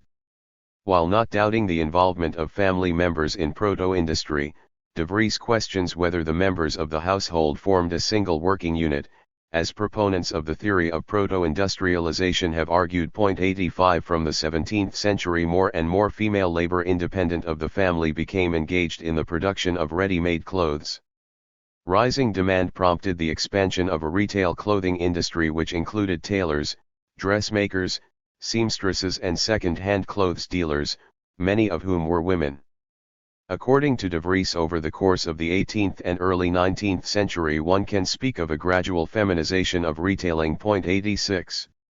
Over the period 1500 to 1800 both the intensity and duration of work increased. De Vries observes that the Protestant Reformation played a not insignificant part in facilitating this change by instilling a work ethic and helping to suppress holy days. 87 That this period of early modern capitalism saw a redeployment and some intensification of labor seems plausible. It fits well with the view that while the exploitation of relative surplus value slowly increased, the extraction of absolute surplus value remained centrally important through the first 3 centuries of capitalism. It is suggestive as well of a capitalist economy in which human labor as well as draft animals and wind and water power played a much greater role than in the capital and fossil fuel intensive economy we inhabit. There seems little to object to in De Vries's overall contention that a more efficient use of labor helped to prepare the way for the Industrial Revolution. 88 His further claim that the expansion of internal demand played a role in the move to industrial capitalism seems uncontroversial, at least on the surface. 89 On the other hand, the second element of his industrious revolution, that increased demand based on rising wage income in the family household, was what mobilized this more effective deployment of labor, appears more questionable. De Vries provides evidence of a considerable expansion of the market for consumer goods across a broad range of commodities in the 18th century. He shows that parts of the working class were able to increase purchases of coffee, tea, tobacco, ready-made clothes, and even watches in the same period. 90 On the other hand, his evidence suggests that for workers the family household was not an important site of either production or significant market-based consumption. 91 Individual members of workers' families found employment. But the actually quite limited number of relatively cheap items bought in the market for consumption by workers were consumed individually rather than by the family. In other words, the working class family did not act together as a productive unit, nor did it practice collective consumption. As a result, De Vries fails to demonstrate that a rise of overall family household income among workers was able significantly to compensate for stagnant real wages or per capita income during the Industrial Revolution. As we shall see, there is little evidence of a consumerist revolution among the working class. 92. De Vries's industrious revolution is part of a current trend in historiography which seeks to shift the emphasis from supply to demand in explaining the Industrial Revolution. Basing itself on the somewhat exaggerated notion that the contemporary economy is built on consumption, it sees the origins of modernity, and indeed the Industrial Revolution, in the growth of this same consumption. Ben Fine and Ellen Leopold observe that this perspective on the Industrial Revolution is especially attractive to right-wing historians. Fine and Leopold argue that it is a perspective which stresses individual choice and consumer satisfaction, associates economic progress with the consuming rich both old and new, and draws attention from Marxist preoccupations with work, production, and class. 93 Fine and Leopold have asserted with some exaggeration that the notion that demand can play a significant role in major economic change is quite weak. Rather, I would say that it could not play such a role until wages began to rise in the advanced capitalist countries after 1880. Demand certainly could not assume such a position under the conditions appertaining during the Industrial Revolution, which included declining real wages. 94 The purchase of new clothes which would have expanded demand was largely beyond the means of workers. Rather, it was through the acquisition of hand-me-downs from their betters or through the second-hand market that they acquired their apparel. Mass markets for manufactured clothes did not emerge until the second half of the 19th century. 95 The Scientific Revolution. Like De Vries, Margaret Jacob viewed the 17th and 18th centuries as decisive for the Industrial Revolution. But for her it was the contribution of the scientific revolution to creating a new scientific and technological culture that was critical to the breakthrough of the Industrial Revolution. Moreover, she situated the roots of this movement in the context of the English Revolution. I have previously stressed the social and political importance of the English Revolution to the full institutionalization of capitalism. It brought the state under the control of capitalist property owners and abolished the political and social barriers in the way of further capitalist development. According to Jacob, the essential context for the emergence of the new science, likewise, was the English Revolution. The English Revolution shaped both science and its integration, not only in England but, as English science spread, also in much of the Western world. By 1660 and the end of the first phase of the English Revolution, the prosperity of the English state came to be seen as linked, at first tentatively and then decisively, with the development of science and technology. 96 The political and social upheaval which overthrew the established order of society also established the new scientific culture. It shaped the natural philosophical thought of Isaac Newton and Robert Boyle, moving them towards a mathematical and experimental method of inquiry and placing the question of the social uses of the new knowledge in the forefront of serious discussion among contemporaries. Scientific progress which could lead to human improvement, as conceived originally by Francis Bacon, became an intrinsic part of the revolutionary goals of the Puritan revolutionaries. The Puritan regime failed to realize these objectives, but in failing it made science and natural philosophy an intrinsic feature of a new social philosophy. By the time of the Restoration, the prosperity of the English state was seen to be linked with advancing science and technology. Jacob did not propose this in isolation.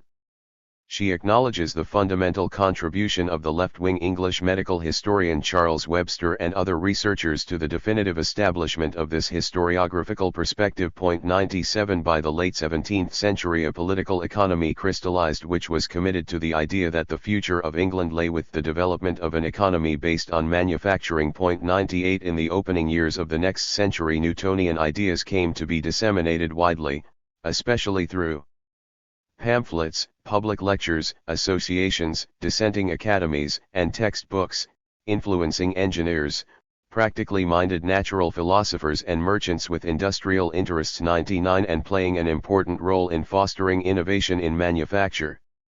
However, while she stresses its contribution to the Industrial Revolution, Jacob makes it clear that the appearance of this new culture should not be conceived of as an alternative to economic explanations.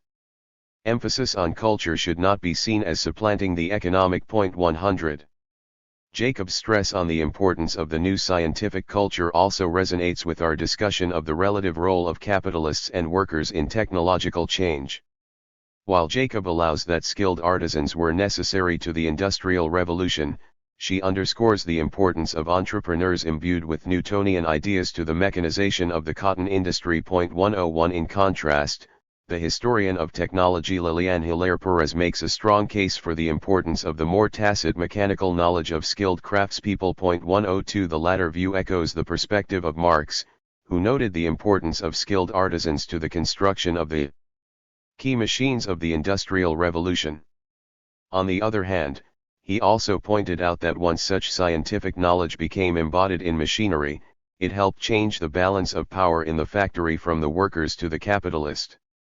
Indeed, a fundamental objective of the leaders of the scientific revolution like Francis Bacon, Robert Boyle, and William Petty was to appropriate the knowledge of craftspeople, reorganize it and deliver it into the hands of capitalists. 103.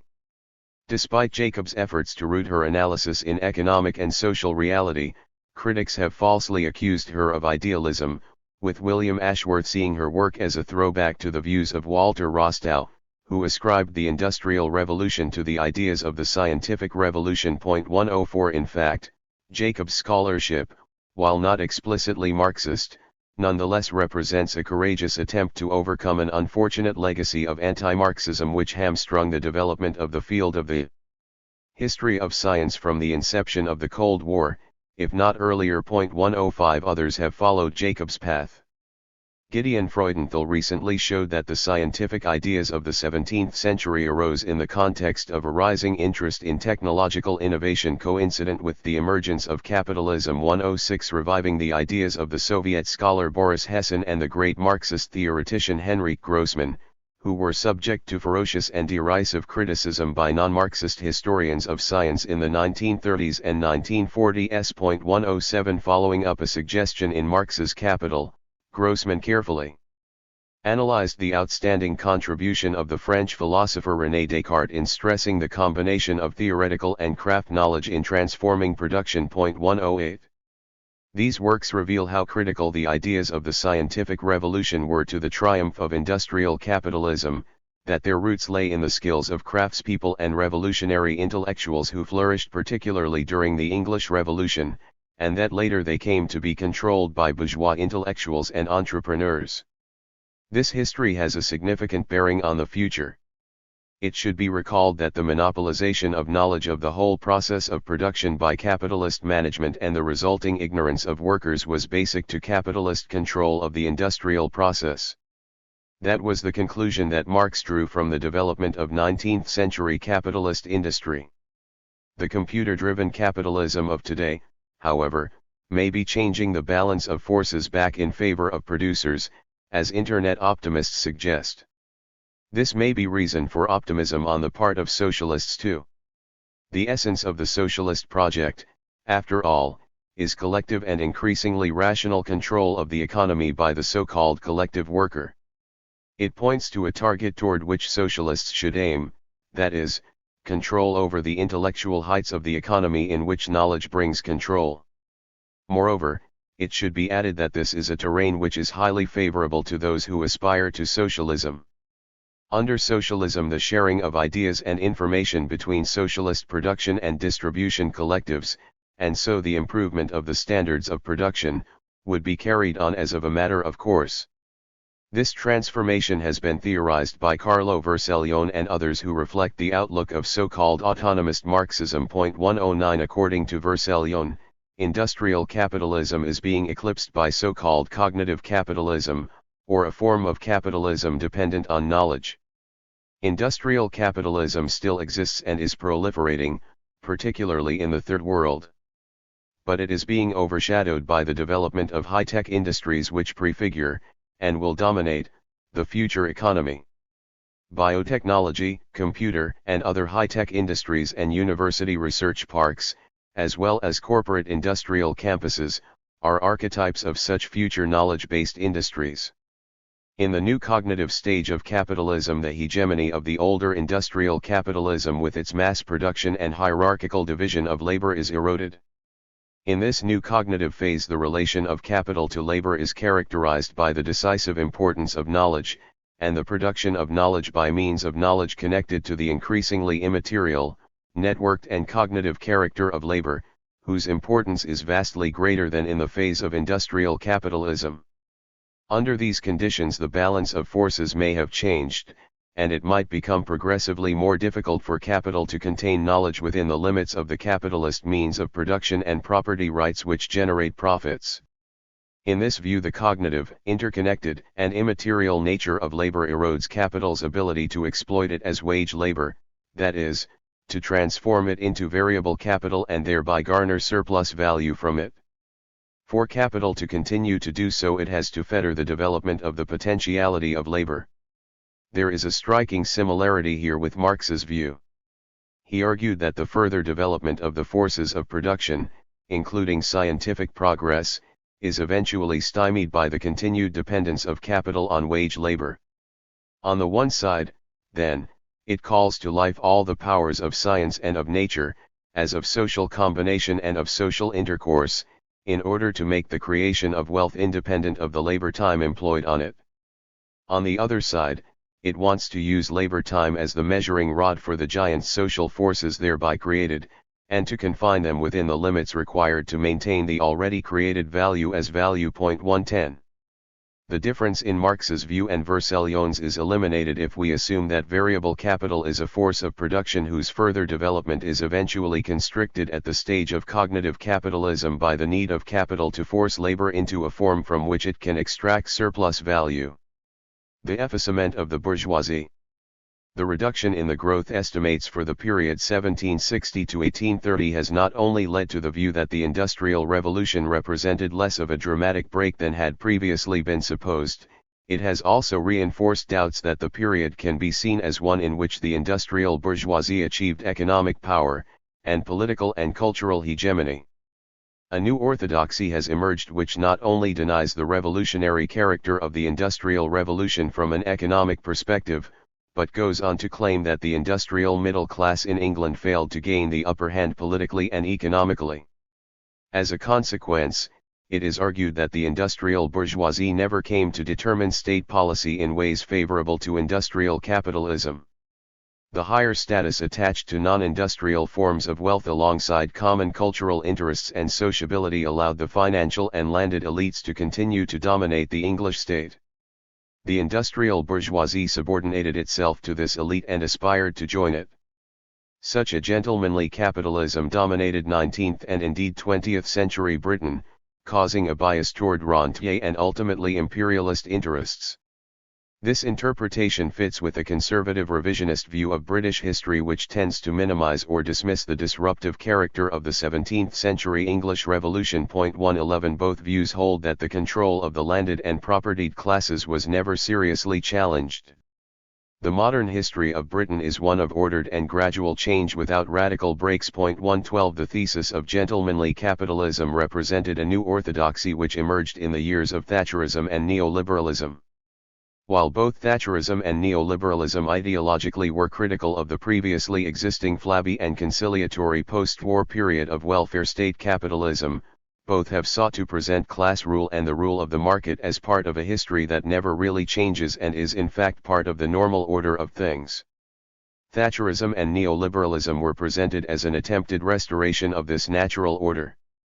The reader will note the unfortunate congruence between the idea of the natural rule of the landed elite and the conception of Brenner, who insists that the landlords took the initiative in instituting capitalism from above. Ironically, the idea of gentlemanly capitalism emerged in the aftermath of a debate on English history between Thompson and Anderson, which grew out of their celebrated contretemps over class. In an article in New Left Review published in 1964, Anderson argued that the passage of the Reform Act and the repeal of the Corn Laws, far from representing the triumph of the English bourgeoisie over the landed elite, marked its effacement in the face of the imminent threat of lower-class radicalism. In the wake of the repeal of the Corn Laws, a campaign was launched to do away with primogeniture, the ultimate legal defense of the aristocracy, the call for free trade not only in corn but in land aimed directly at the root power of the aristocracy. The bourgeoisie refused to follow the call. Its courage had gone. Henceforth it was bent exclusively on integrating itself into the aristocracy, not collectively as a class, but by individual vertical ascent. This treason not only perpetuated landlord control of political life, but was the source of the chronic problems of the incompletely modern English industrial capitalism faced with rising German and American competition. 113. The aristocratic outlook which continued to dominate the British state and the mentality of the more successful layers of the bourgeoisie made it very difficult to address the declining competitiveness of British manufacturing. Britain drifted toward a rentier capitalism and a commitment to imperialism overseas as an alternative. The implication was that Britain missed its appointment with a necessary bourgeois revolution during the crises of 1832 and 1846. Anderson formulated this view in an effort to explain the apparent economic and social paralysis of Britain in the 1960s and 1970s. According to Anderson, the ongoing aristocratic ascendancy had blocked the further rational development of British capitalism. Thompson responded to Anderson by insisting that the latter was intent on imposing a French model of revolutionary change on English history. According to Thompson, from 1688 the aristocracy as a class no longer dominated England. Aristocrats, gentry, and merchants all were capitalists. Down to the Reform Bill of 1832, what he refers to as old corruption ruled over the English state, the state being relatively autonomous from the class system. As such, it included certain aristocratic magnates and great merchants as well as their hangers on. 114 In the crisis of 1832 the industrial bourgeoisie played a role, but alongside the gentry who were also capitalist. Moreover, the industrial bourgeoisie left the heavy work of popular agitation and protest in the hands of plebeian radicals. 115 The Anderson view that the aristocracy emerged from the crisis as the masters of the state is seriously overstated in Thompson's opinion. According to Thompson, the aristocracy was useful in providing stability and order, but the reality of political and even cultural power had passed into the hands of the bourgeoisie. 116 In a subsequent article, Anderson made clear that, like Thompson, he considered England since 1688 a capitalist country, and that the aristocracy was already at that point a capitalist landed class. But he also reiterated his view that both before and after 1832 the landed elite as well as the financiers dominated British society and politics, with all the negative consequences that followed. In doing so, he argued that this was the consequence not simply of political and cultural privilege, but of their economic wealth, which was considerably greater than that of the industrial bourgeoisie. 117 It is Anderson's view that has, somewhat ironically, tended to prevail in conservative academic circles. This is due in part to the influence of a right-wing interpretation of the place of gentlemanly capitalism in the interpretation of British history. But I would also point out that Anderson's notion of persistent aristocratic power, which he extended to the entire European continent in lineages of the absolutist state, became the foundation of a sweeping reinterpretation of European 19th-century history by the Marxist historian Arnaud J. Meyer. The situation in England figures largely in Mayer's account, although England's economy was dominated by manufacturing and merchant capitalism, the aristocracy continued to be paramount. This was so because land remained the chief source of wealth and income. 118. Anderson's view of continued aristocratic political dominance represents an important corrective to the assumption of a triumphant industrial bourgeoisie. It helps to explain a lot about the trajectory of English capitalism in the late 19th century. But there is a danger that such a view may obscure the determining character of class conflict. As Thompson insisted and Anderson admitted, both the industrial and aristocratic elite were members of the same capitalist class. Moreover, in the two great political conflicts between these elites in the first part of the 19th century, it was the interests of the industrial bourgeoisie that predominated. Finally, the ultimately conciliatory attitude of the industrial bourgeoisie toward the nobility was dictated by their need to make common cause against the political and economic threat of the emerging working class. Their defensiveness in this respect parallels that of the French bourgeoisie following the June Days and the Commune. In my view, the overall evolution of 19th-century England as well as France was determined by class conflict rather than inter-elite struggles. In both cases, the state mediated an alliance between the landed and manufacturing bourgeoisie against workers, and evolved in the direction of favoring imperialism and high finance at the expense of industrial modernization. Conclusion. I conclude this discussion of the Industrial Revolution by insisting on the ongoing importance of Marxist views. Not the least important was Marx's own view of the historical meaning of the Industrial Revolution, which remains fundamental to an understanding of capital itself. Moreover, without derogating from the contributions of non-Marxist scholars, it can be said that the contributions of Hobsbawm, Thompson, Anderson, and others working in this tradition remain at the forefront of historiographical discussion of the period. Hobsbawm's stress on the overseas and colonial market, his and Thompson's emphasis on the turmoil and distress caused by industrialization, and Thompson's and Anderson's discussion of class relations constitute enduring contributions to understanding the transformations of the new industrial age. I have also made a point of qualifying the importance of the Industrial Revolution, pointing to the greater significance of the 16th century origins of capitalism and the trend to diminish the actual degree of economic transformation entailed in the initial phases of industrial capitalism. There is a danger that too much stress on the Industrial Revolution will only confirm what I have attempted to avoid in this narrative, a too Anglo-centric view of capitalism. Industrialization began almost simultaneously in France and elsewhere on the continent, although perhaps not to the same extent. Moreover, England's advantage proved short-lived, eroding significantly from the 1870s onwards. From then on, industrial capitalism began to take hold in Germany, the United States and even Japan. It is important therefore in conclusion to try to place capitalism in global perspective, as I shall try to do in the final chapter of this account. 7. Capitalism and World History. The coming of the Industrial Revolution signaled the global triumph of capitalism. This economic revolution, coupled with imperialist rule, underpinned the subsequent 2 centuries of Western ascendancy. But what strikes me is how slow the arrival of the triumph was. It took 3 centuries, and how economically hard-pressed capitalism was up almost to the last moment before it finally prevailed. Up to the second half of the 18th century, the long-standing outflow of bullion from Europe toward Asia continued.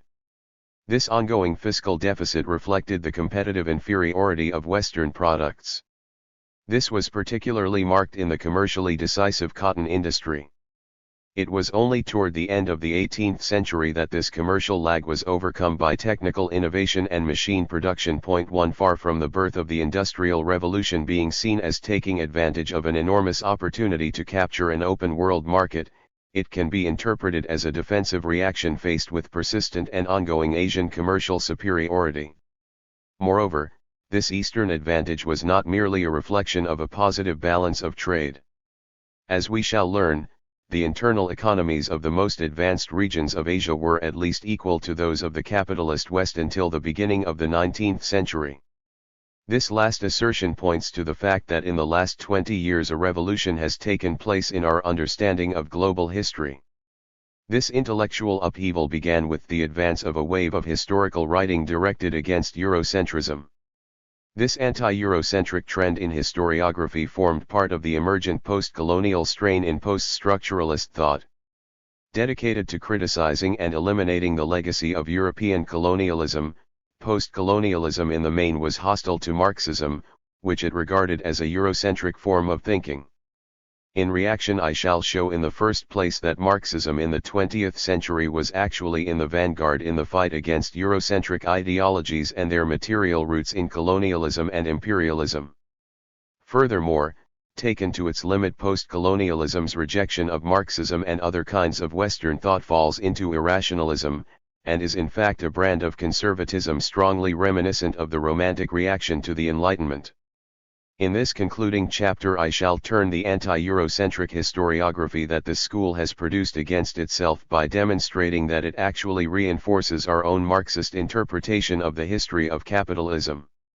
It is worth recalling that the Romantic movement of the early 19th century, which reacted against the French Revolution, helped to create modern historiography.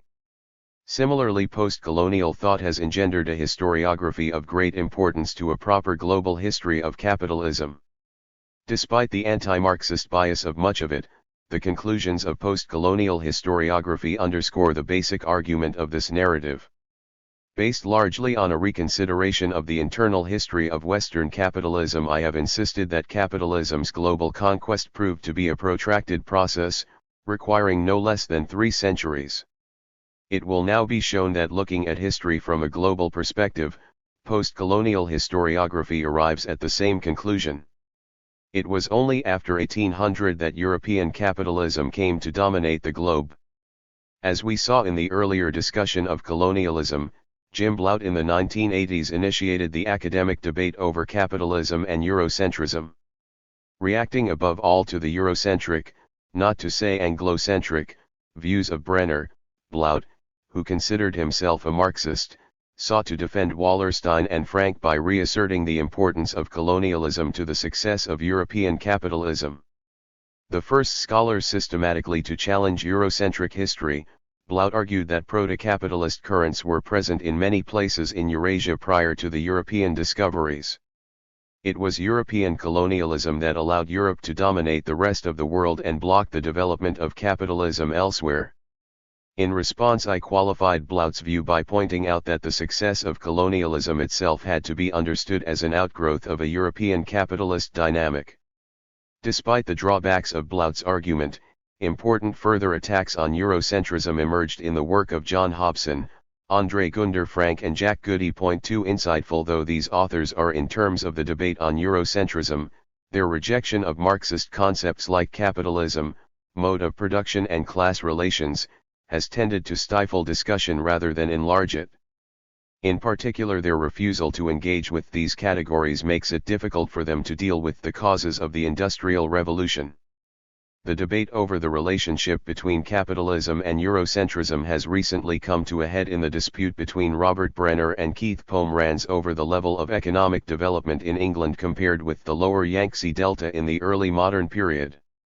Pomeranz's intervention may be seen as an attempt to bring the precision of neoclassical quantitative methods to the support of the post-colonial position. 3 In the course of the debate that followed, it was shown that while Brenner is correct in asserting the ultimate advantage of the capitalist economy based on higher levels of productivity, this lead did not become manifest before 1800. This finding confirms a central thesis of this work, that the productive superiority of capitalism only became evident little by little, and then only under the aegis of the mercantilist state.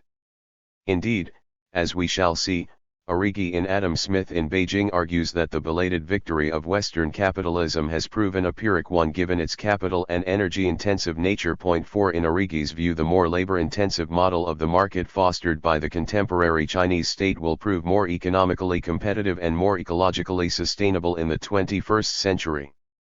In conclusion, we outline the premises of a non-Eurocentric approach to the history of capitalism.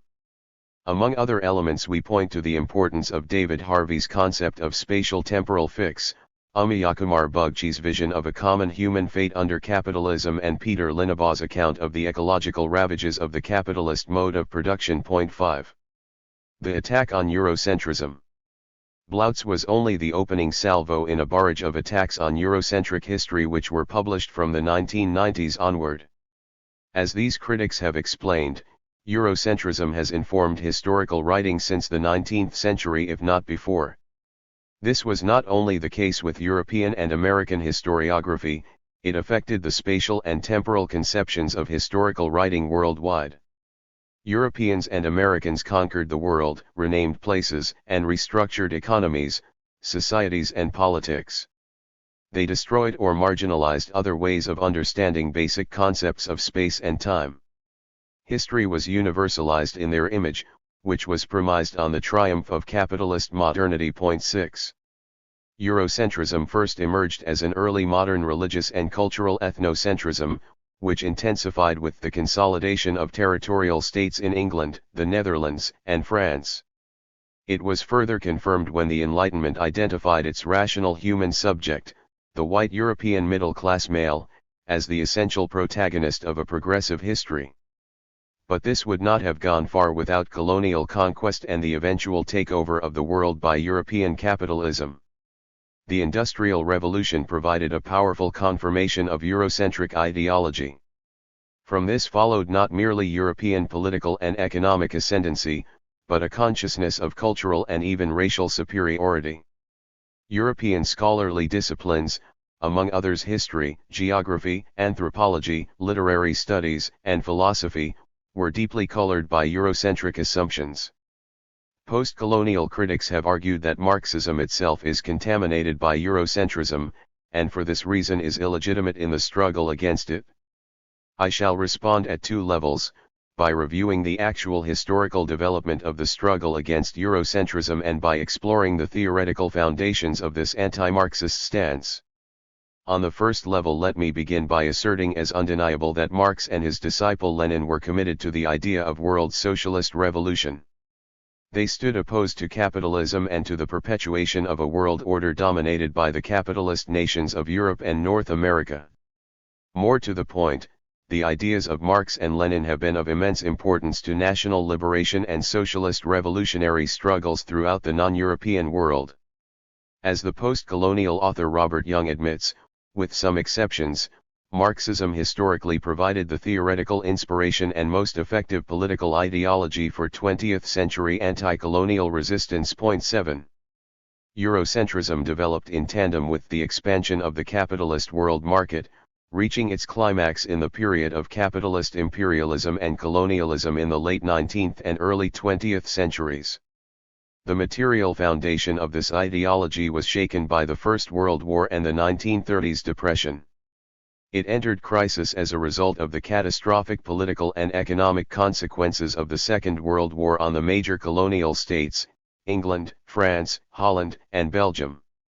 The United States, the sole surviving capitalist great power, restructured both imperialism and the accompanying Eurocentric worldview after 1945. It did so through its worldwide system of naval and air bases and its policy of open markets reinforced by new international financial institutions, the International Monetary Fund and the World Bank, which it controlled.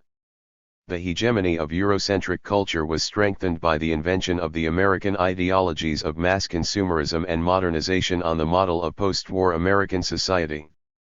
The Point 4 aid program facilitated the export of the modernization ideology to underdeveloped countries by linking educational and scientific institutions there to those in the United States.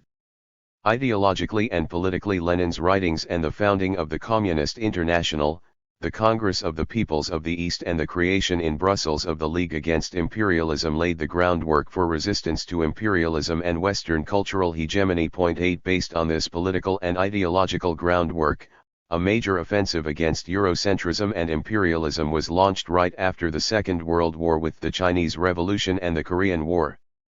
It continued with the Cuban and Vietnamese revolutions. These uprisings inspired by Marxism were revolutionary struggles but also national liberation movements against Western imperialism and colonialism. They were high points in a great series of national liberation struggles in Iran, Algeria, Egypt, Iraq, Southern Africa, Ethiopia, and Eritrea running from the 1950s through the 1970s. Mao Zedong, Ho Chi Minh, Fidel Castro, Ecobedo Che Guevara, Kwame Nkrumah, Ahmed Sukarno, and Abdel Nasser emerged as the most important political leaders of the anti-imperialist movement. In 1959 the newly decolonized states sought to give themselves a degree of political cohesion by creating the non-aligned movement at Bandung. Intellectually and politically, Lenin's ideas on imperialism and anti-colonialism proved critically important. Mao's concept of a people's war and Castro and Guevara's of guerrilla war played a large part in the military strategy of anti-imperialist struggle. In terms of economic development, Lenin's new economic policy, the Soviet economist Evgeny Alexeyevich Preobrazhensky's theories of socialist accumulation, Mao's conception of the Great Leap Forward and Cultural Revolution, and the ideas of Latin American dependency theorist Raoul Prebys were important. Not to be overlooked especially in a discussion of Eurocentrism were the ideas of the Marxist theoretician Frantz Fanon on the need to achieve a psychological liberation from Eurocentric influence through struggling for national liberation. Marxist ideas gained ascendancy throughout the underdeveloped world but especially in Asia. This is obvious in the case of China and Vietnam, but the ongoing political relevance of Marxist ideology throughout the Indian subcontinent should also be noted. By 1980 the combination of struggles in the underdeveloped world, coupled with growing social and ideological protest in the United States and the other advanced capitalist countries, had placed Eurocentric ideas and imperialism on the defensive. But U.S. counterinsurgency campaigns, neoliberalism as well as ideological currents like ethno-nationalism and postmodernism helped to take the wind out of anti-imperialist resistance. It is in this context of attacks that the hostility to Marxism in post-colonial studies should be placed. For as Krystal Bartolowicz has remarked, This field has been deeply and constitutively informed by theoretical protocols and procedures, Foucauldian discourse analysis, deconstruction, Lacanianism, which are not merely indifferent, but in their dominant forms, actively and explicitly hostile to Marxism. 9 Capitalism since the 1980s has become thoroughly global, and nowhere is it more dynamic than in Asia. It is likewise among the intellectual bourgeoisie of Asia that some of the strongest roots of post-colonialist ideology are to be found. It is Marxism, of course, that continues to be the most important critique of capitalism, continuing to inspire active resistance notably in South Asia. Given the above historic record and the global nature of contemporary capitalism, the post-colonial charge of Marxism being Eurocentric appears politically suspect in its motivations. As to the notion that Marxism is an intellectual construct contaminated by its Western origins, Neil Lazarus points out that as used by post-colonialists, the West is invoked as an ideological trope which serves to make it difficult to trace out the actual political and economic roots of its historic power over the rest of the world. 10 In this perspective, Eurocentrism including Marxism is seen not as an ideology but as a worldview, whose horizon cannot rationally be transcended, only deconstructed and discounted. According to the post-colonial view, Marxism is inscribed in the fabric of Western disciplinarity and institutionalized knowledge production, and hence is contaminated. Taken to its limit, post-colonialism falls into complete irrationalism, considering all intellectual practices that stake a claim to represent truth as inherently false. 11. In my view, insofar as it is able to continue to grasp social reality, Marxism must be regarded as applicable and useful outside the European context. Indeed, Arif Derlich claims that Mao produced a specifically Chinese version of Marxism which became the foundation for a distinctive Chinese modernity. 12 As Mao Zedong expressed it in 1938. Communists are Marxist internationalists, but Marxism must be realized through national forms. There is no such thing as abstract Marxism, there is only concrete Marxism. The so-called concrete Marxism is Marxism that has taken national form. We need to apply Marxism to concrete struggle in the concrete environment of China, we should not employ it in the abstract. 13. In any event, given the place of Marxist thought and practice in 20th century China, the idea that Marxism is fundamentally Eurocentric appears absurd. Academic arguments against Eurocentrism began when the radical political movements that had begun after 1945 subsided. Indeed, anti-Eurocentric scholarship began to flourish when Marxism and communist movements and governments retreated. Like post-structuralism and cultural studies, post-colonialism or anti-Eurocentrism seems to have been a product of the reaction to the politics of national liberation and Third World Marxism. Indeed, it arose coincidentally with the full emergence on the world stage of East and South Asian capitalism in the 1980s, which helped to breathe new life into capitalism and the bourgeoisie. In this light I cannot help but feel that in the hands of some the debate over Eurocentrism, however important, represents an attempt to change the subject.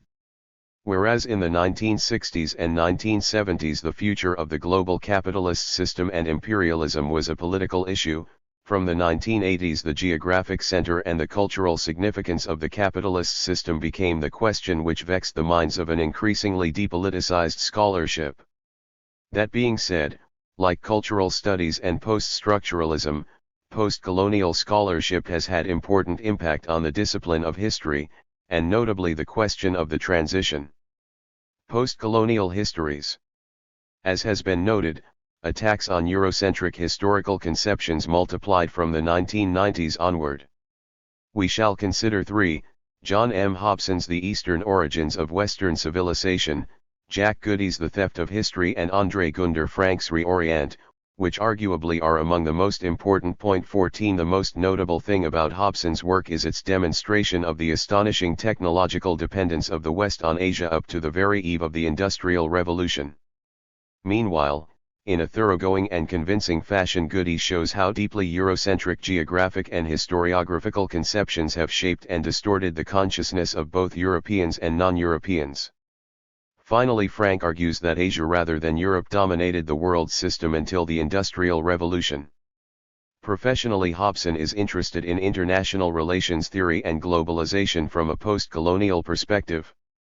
His work argues that the East provided a crucial role in enabling the rise of modern Western civilization and seeks to replace the notion of the autonomous or pristine West with that of the Oriental West. 15 More specifically, he asserts that the peoples of Asia after 500 AD created a global communications and economic network which allowed the diffusion of Eastern ideas, institutions, and technology which were assimilated by the West, and that the development of Western imperialism after 1500 enabled the West to appropriate all manner of economic resources, enabling it to develop at the expense of the East and the rest of the world. 16 Hobson shows that the West's technological reliance on Asia did not end abruptly with the opening of the age of colonialism at the beginning of the 16th century, but went on throughout the early modern period.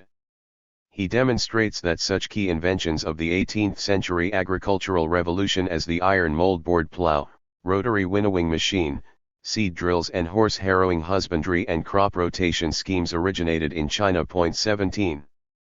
Hobson's argument that the West's triumph was due to a sequence of fortuitous accidents, that the rise of the West could be explained almost wholly through contingency, is less convincing. According to Hobson, the Europeans needed a great deal of luck given that they had been neither sufficiently rational, liberal democratic, nor ingenious to independently pioneer their own development. 18 Hobson even explains the British Industrial Revolution by pointing to the fact that the latter were good copycats of other people's ideas, as used to be said disparagingly of the Japanese. 19. Beyond the notion of the West as lucky or good copycats, Hobson does not offer any explanation for the emergence of Western capitalism. As I pointed out in the introduction, the rise of capitalism cannot be explained as a merely aleatory matter. Otherwise, history as a discipline has no rational foundation. The task of the historian is rather to elicit the factors that, if they did not determine, nonetheless shaped events, in this case, the emergence of capitalism. As to the matter of copying, what Hobson fails to acknowledge is that being open to foreign techniques and ideas might reflect a positive feature of a society, whose internal social and political structures consequently are worth analyzing. Many societies of course borrow techniques and ideas from elsewhere. But there were a number of structural features of emergent capitalism that made such borrowings fall on particularly fertile economic ground. Marx's insistence on capitalism's distinctive social relations of production, in which capitalists fully control the means of production and are able to innovate at will, is of most significance. But also notable is Hobsbawm's stress on the West's historic backwardness and marginality, which tended to make it open to exogenous influences. Likewise, Wallerstein's emphasis on the failure to consolidate an overarching imperial political order, as well as Harman's underlining of the internal weakness of the early modern territorial states, need to be taken into consideration. Together, these structural features of capitalism point to the existence in Europe of a space for the market and the productive classes which was not evident elsewhere. In short, in his eagerness to combat Eurocentrism, Hobson turns a blind eye to any internal characteristics of Western society that may have enabled it to achieve political and economic supremacy. It is not surprising therefore that Hobson concludes that Marx, the student of capitalism, was nothing but a Eurocentric Orientalist. 20. Perhaps the most sweeping critique of Eurocentrism thus far has come from the British anthropologist Jack Goody. As a social anthropologist with a deep interest in the study of kinship and family systems, he has in recent years devoted his attention to a comparative analysis of complex societies and their interactions. Goody regards economic surplus, towns, and trade and communication as key to the analysis of such societies. Over long periods of time there has been ongoing interaction between the developed areas of the world, with no region able to claim an inherent superiority. He is not always but is mainly respectful of Marx, and in the pages of New Left Review has been highly laudatory of the work of the French Marxist anthropologist Maurice Godelier, for whom, he notes in passing, the last instance never arrives. 21 On the other hand, he is impatient with what he regards as the simplistic formulations of Marxists who harp on about class and the social relations of production. But his objections are mainly directed against Eurocentrism, of which Marxism forms a part in his view. His recent work The Theft of History reveals just how deeply entrenched Eurocentric conceptions have been.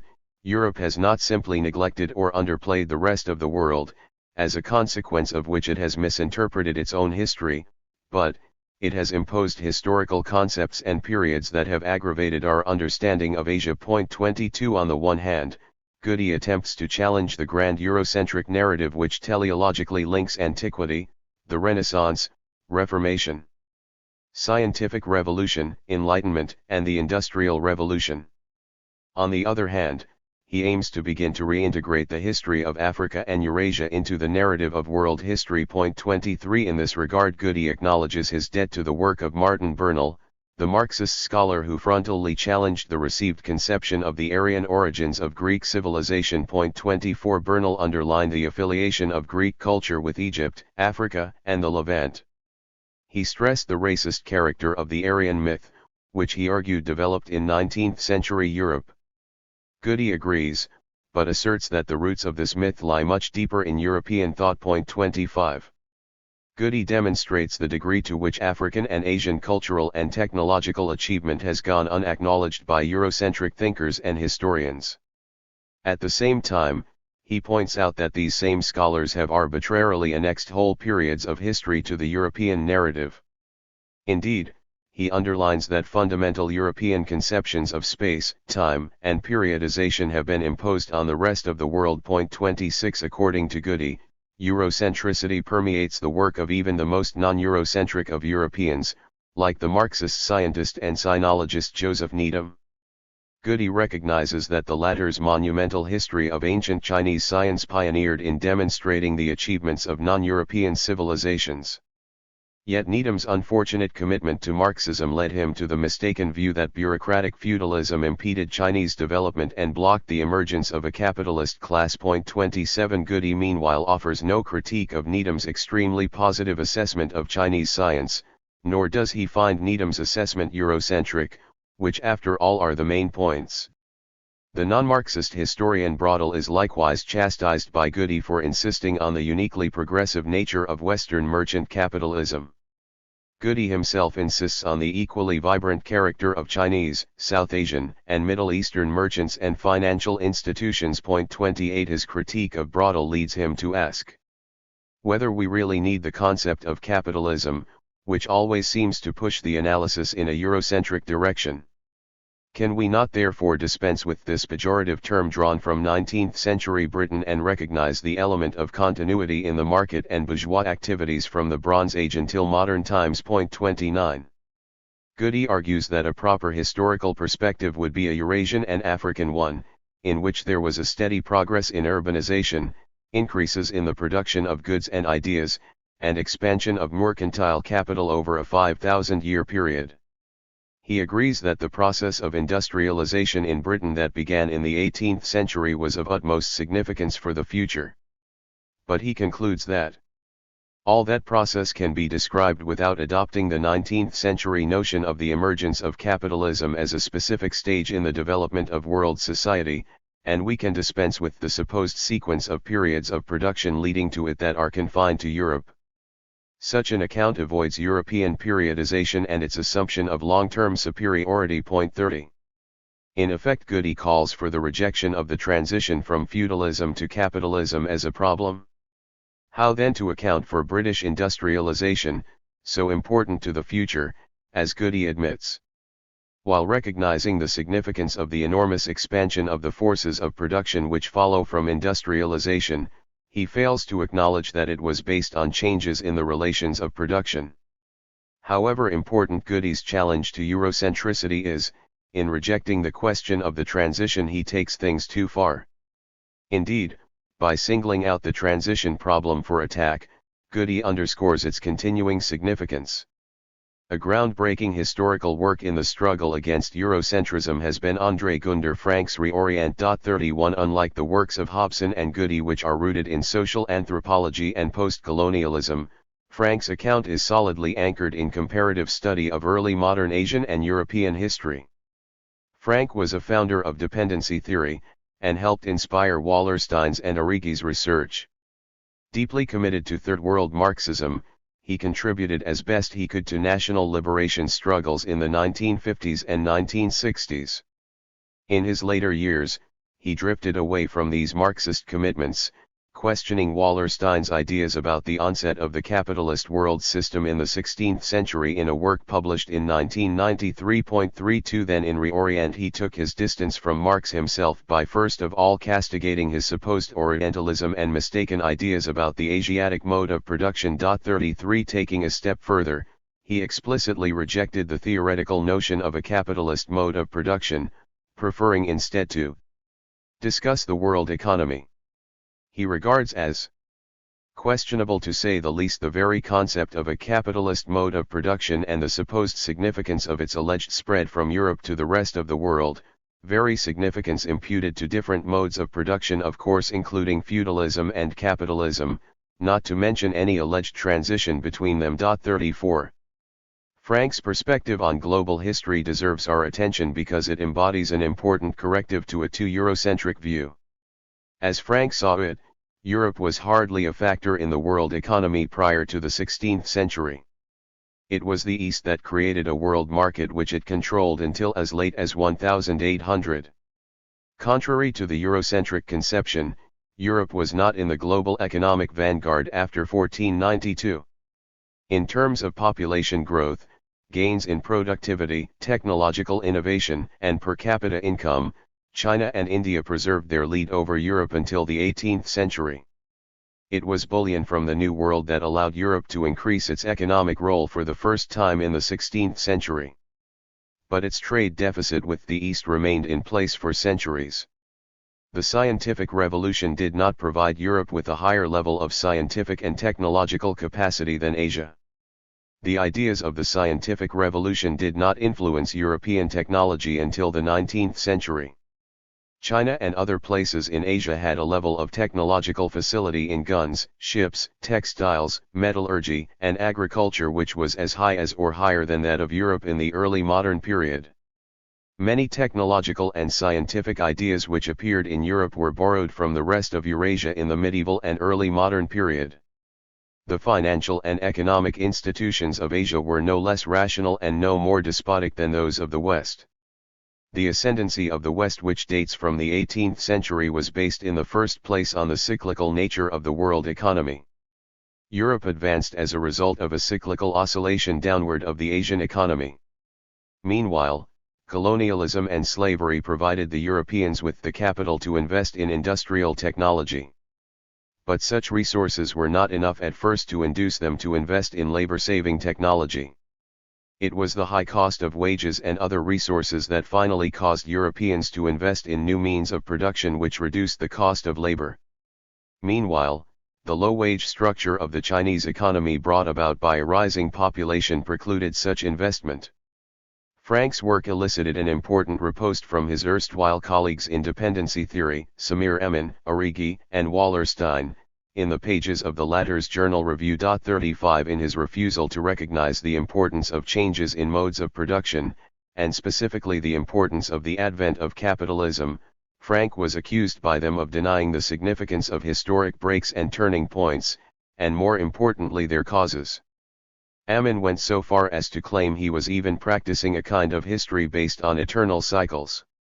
Indeed, according to these former colleagues, Frank's obsession with economic flows was nothing less than an economism which amounted to a paean to economic efficiency in the neoliberal mode.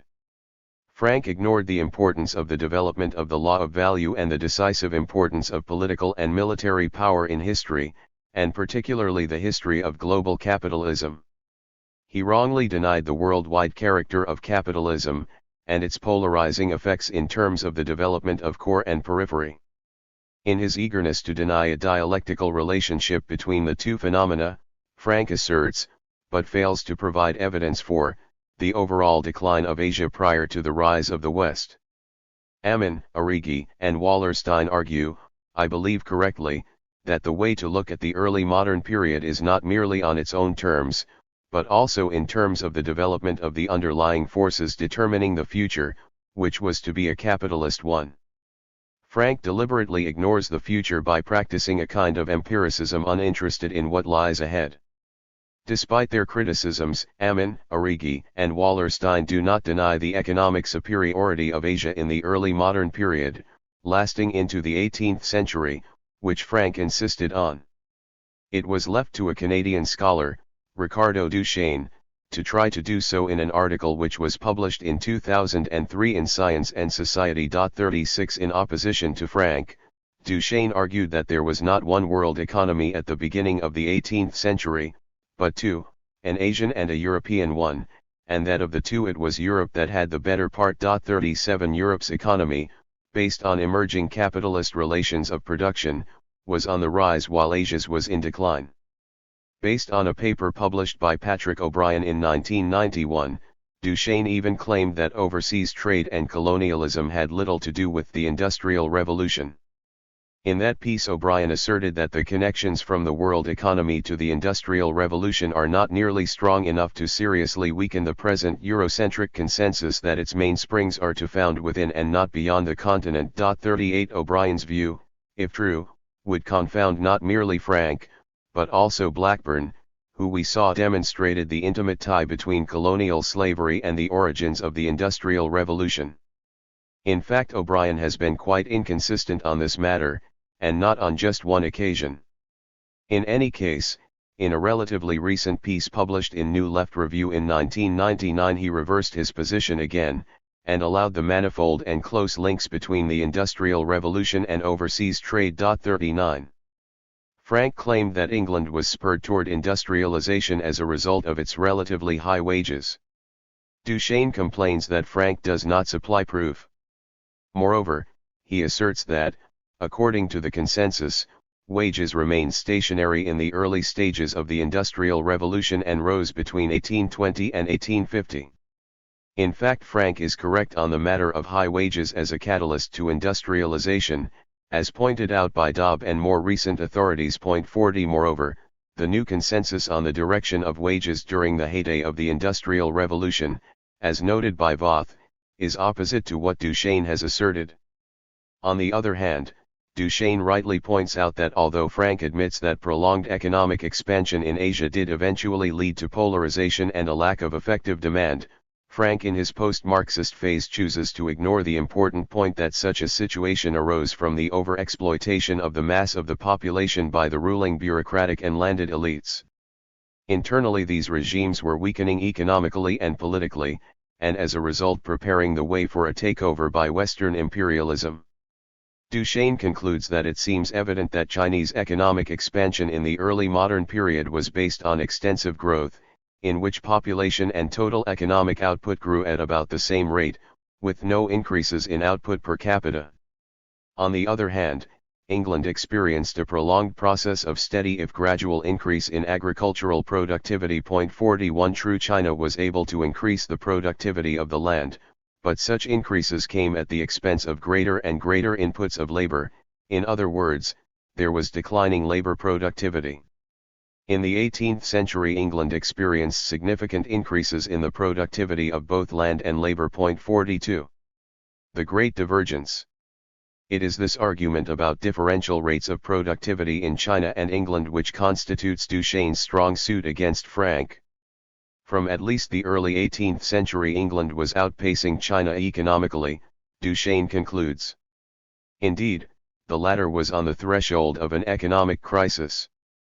But Duchesne's view on this matter had already been challenged by the appearance of Kenneth Pomeranz's The Great Divergence. 43 Pomeranz is a historian of China who studies the past from the point of view of neoclassical economics. He is part of a network of California economic historians who came to prominence in the age of neoliberalism, it is fair to say, while rewriting economic history from this perspective. Pomeranz was not directly answering Duchesne. If he was challenging anyone, it was the bigger fish Robert Brenner.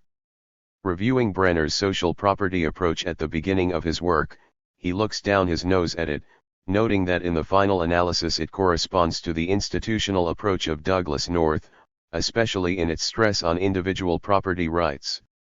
Such private property rights imply alienated labor, in other words producers earning wages and unable to enjoy the full fruits of their labor. Both North and Brenner assume as a result that the most productive economy is one where land and labor are completely separated. Point 44. Pomerantz starts his quantitative analysis by insisting that a proper discussion of the respective economic performance of Europe and Asia should narrow the focus to the most advanced areas of development. Accordingly, he focuses on England and the lower Yangtze Delta. He then attempts to show that these regions were quite similar in the character of their economies, the nature of their respective patterns of growth and the effects of such growth up to 1800. In both cases the institutional structures and population patterns reinforced economic growth. Growth of fixed capital and levels of productivity and gross domestic product per capita were approximately similar.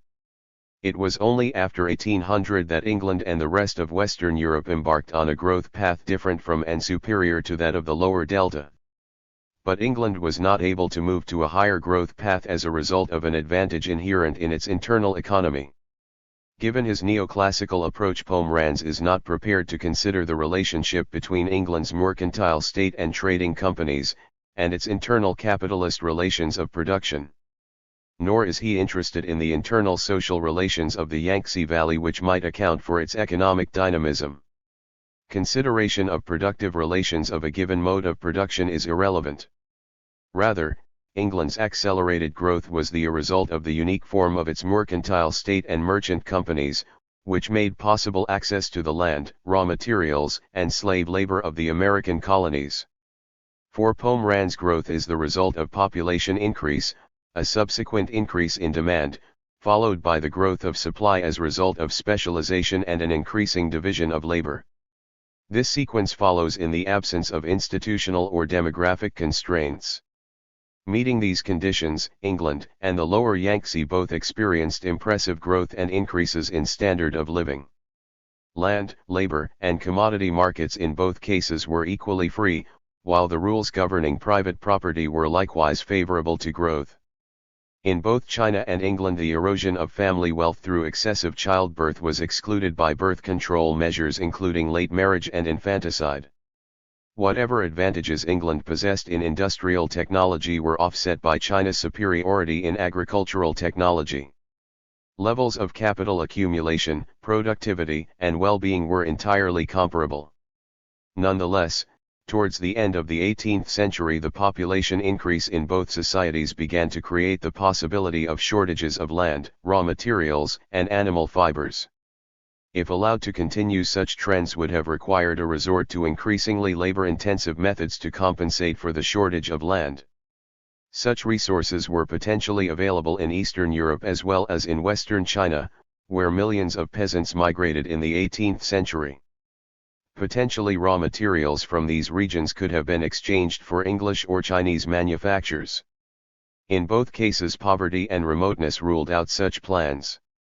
In other words, the imperial expansion of China in the 18th century and the growth of the East European commerce proved incapable of generating sufficient demand to absorb English or Chinese manufactures. Accordingly, these outlying regions were not able to become reliable suppliers of food and raw materials. What opened the path for England's exit from this cul-de-sac was Atlantic expansion. This allowed the establishment of the distinctive overseas food and raw material producing economies using slave labor that allowed England and later Europe to escape the Malthusian trap. This kind of unequal exchange was not established between the core and periphery in China. The result was that after 1800 China moved toward Malthusian crisis. In the meantime, Europe was able to exchange an expanding volume of manufactured exports for sugar, grain, cotton, and timber, while avoiding committing the massive amount of land and labor which would have been necessary to produce them at home. The development of this trade, meanwhile, made it feasible to develop the coal resources and steam power attendant on the Industrial Revolution. In arguing for the notion of equal levels of economic development between England and China in the early modern period, Pomerantz joins Blaut and Frank in challenging Eurocentrism. But from our perspective, that of the transition debate, Pomeranz's perspective offers important support to the idea that colonialism and slavery played a critical role in the triumph of industrial capitalism. Reacting to the threat that Pomeranz's sophisticated analysis poses to his own view, Brenner, assisted by the China specialist Christopher Isett, soon entered the lists against him. 45 As with Pomeranz, the focus of Brenner's and Isett's response is on a comparison of England and the delta of the Yangtze. But with Brenner there is a welcome return to a social relations of production, or what he calls a social relations of property approach. According to him, there is a complete contrast between these relations in England in the early modern period and the Yangtze Delta in the Qing period. The contrasting economic strategies of the upper and lower classes in these regions led to decisively different outcomes, manifest already in the period prior to the Industrial Revolution. In the Yangtze Delta, peasants and landlords possessed direct access to the means of social reproduction, land and rent, the latter based on extra economic coercion. They were accordingly shielded from the need to utilize resources in the most productive way possible in the face of market competition. As a result, they had no need to allocate resources in ways that would promote economic development. The region experienced a Malthusian trajectory, which by the 18th and 19th centuries turned into a demographic and ecological crisis. In England the situation was reversed. Most peasants did not have direct control of land, and landlords were unable to garner rent based on extra economic coercion. They were both free and compelled by market competition to use resources so as to maximize their rate of return. As a result, England experienced economic growth which led to the Industrial Revolution. The obvious conclusion from this analysis, and one with which I agree, is that the contrasting relations of production in bureaucratic and feudal China and capitalist England explain the radically different outcomes. In my view, there is no question that the divergent course of class struggle between peasant producers and landlords in China and England determined this different result. The bureaucratic feudal state in China was repeatedly rescued from peasant revolt by foreign invasion, as in the Mongol invasion of the 13th century and again in the Manchu invasion of the 17th century. In England, to the contrary, late medieval peasant revolt began to move England away from feudalism and toward capitalism. The only modern invasion of England in 1688, rather than reinforcing bureaucratic and feudal control, destroyed the vestiges of the bureaucratic feudal order with the political support of English and Dutch capital. Brenner goes on to reiterate, not very convincingly, that colonialism and slavery had nothing to do with English economic growth and the origins of the Industrial Revolution. But this was not the last word. In 2009, Robert C. Allen published a paper which challenged the views of Brenner and Isett. 46 Allen is known as a brilliant and iconoclastic econometric historian. Among his remarkable works is an analysis of Soviet industrialization in the 1930s, which surprisingly concluded that it represented a noteworthy example of the efficient use of economic resources. 47 Allen criticized both Brenner and Pomeranz for basing their work on a comparison of a few crops, rice and wheat in the Yangtze, and wheat in England. Allen points out that agriculture in both cases was about much more than grains. Meat, butter, and wool were produced by farmers in England, while Chinese farmers raised pigs and chickens, and cultivated cotton and mulberry trees. A full analysis requires that all these products be factored in, especially since animal and vegetable production reinforced each other. On this basis, Allen reanalyzed the data. His conclusions reinforced Pomeranz, that productivity and incomes in China were on a par with those in England. The great divergence came after 1800. Do Allen's conclusions put Brenner's relations of production approach into question? They do not, in my view. What they do is to postpone its full impact to the 19th century. It took centuries for capitalist relations of production, and especially the extraction of relative surplus value, to manifest their economic superiority. Allen's data on the development of English agricultural productivity, which Brenner himself cites, makes this clear. 48 Between 1500 and 1750, labor productivity in English agriculture rose by slightly more than 50%. Yet in its first 100 years, when capitalist relations were first starting up, there was a net decline in productivity. The next century saw moderate cumulative gains, which were enough to overcome the previous threat of Malthusian crisis. But the major rate of gain over the whole period came between 1700 and 1750, with continuing increases into the 19th century. At a certain point, quantitative economic gains turned into a qualitative economic transformation. But looking back, it is important to reiterate that primitive accumulation and the extraction of absolute surplus value were intrinsic to the early development of capitalism, including the gradual rise of the importance of the extraction of relative surplus value. The importance of the extraction of relative surplus value in increasing the rate of growth only became evident over the long run.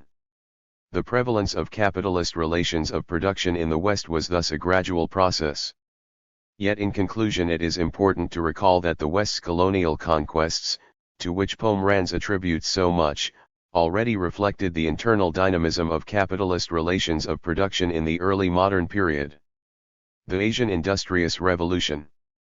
Brenner and others who have insisted on the importance of the extraction of relative as against absolute value have viewed China and Asia as the prime examples of where continued reliance on the latter can lead. Given ongoing Malthusian constraints, more and more labor must be invested in maintaining an existing per capita level of output. Rather than development, the result is what is referred to as involutionary growth, diminishing returns on increasing inputs of labor. Eventually even this expedient is exhausted and society falls into demographic crisis. Pomeranz and Allen fundamentally agree with this assessment, contesting only the date at which China moved towards such a crisis.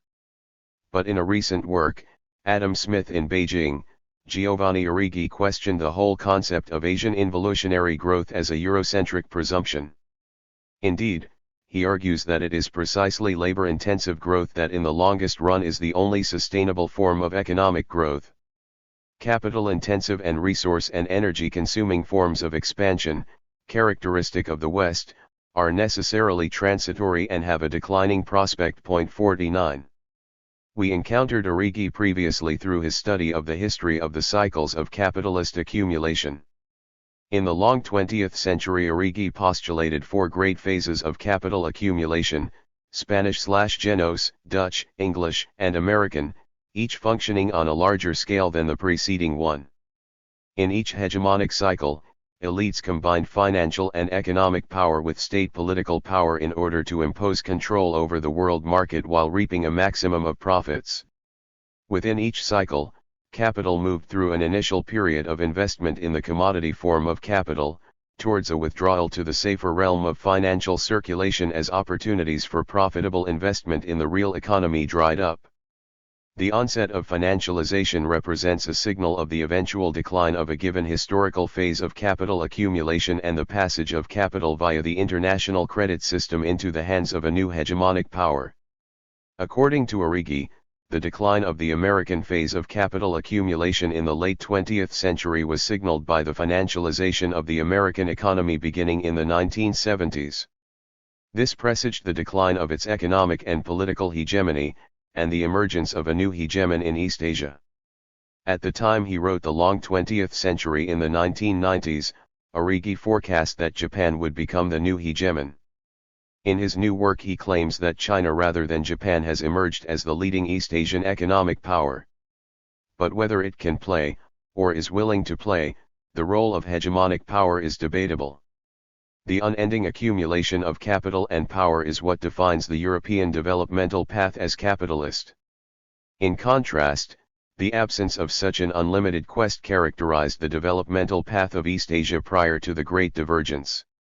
East Asia was a market economy but not a capitalist. 1.50 In this light it is Adam Smith, the champion of the market, rather than Marx, the analyst of the capitalist mode of production, who inspires Arrighi. According to Arrighi, it was Smith, towards the end of the 18th century, who extolled China as a market economy superior to Europe. 51 At the same time it was Smith who insisted that the social division of labor was the basis of economic development. 52 Parenthetically, we should recall that Marx chastised Smith for not taking the social division of labor seriously into account. Instead, he based his claims of the virtues of the market division of labor on the analytically inappropriate technical division of labor. 53 Indeed, this is a crucial point, for Marx believed that Smith not only sidestepped discussing the pitfalls of the market division of labor, but in so doing obscured the fact that a socialist economy could create a superior social division of labor. Arrighi admits that Smith mistakenly used the pin factory as his example of the virtues of the market division of labor. He furthermore acknowledges that Smith decried even the technical division of labor within the pin factory as soul-destroying. But even so, Arrighi endorses Smith's correlation of rising labor productivity with the development of specialized units and branches of production arising from an expanding market. 54. Based on his positive view of the market, Smith considered China as the ultimate exemplar of what he called the natural path of development. Such a natural path uses exchange to develop the home market, to promote agriculture and retail trade rather than to expand foreign trade. Coupled with Smith's critique of the technical division of labor and of the negative effects of large-scale capital, Arrighi notes that Smith believed that the European path to development, which emphasized the capture of foreign markets, was unnatural and ultimately unsustainable. 55. Smith's recognition of China's inward rather than outward directed economic path is undoubtedly historically correct. Yet he does not sufficiently acknowledge Smith's simultaneous disparagement of China's low wages and lack of economic dynamism. Furthermore, Arrighi should acknowledge that Smith actually had little real knowledge of the vastness and complexity of the Chinese economy. 56 In any event, Arrighi argues that China's more natural or Smithian path not only was the basis of China's development in the past, but is the key to the growing emergence of China as the world's future economic powerhouse. The source of his view lies in the theory of the industrious revolution developed by the Japanese economic historian Kaoru Sugihara, who according to Arrighi has put Smith's view into modern context. 57 As we have seen, De Vries took up Sugihara's term industrious revolution and applied it to the development of the early modern European economy.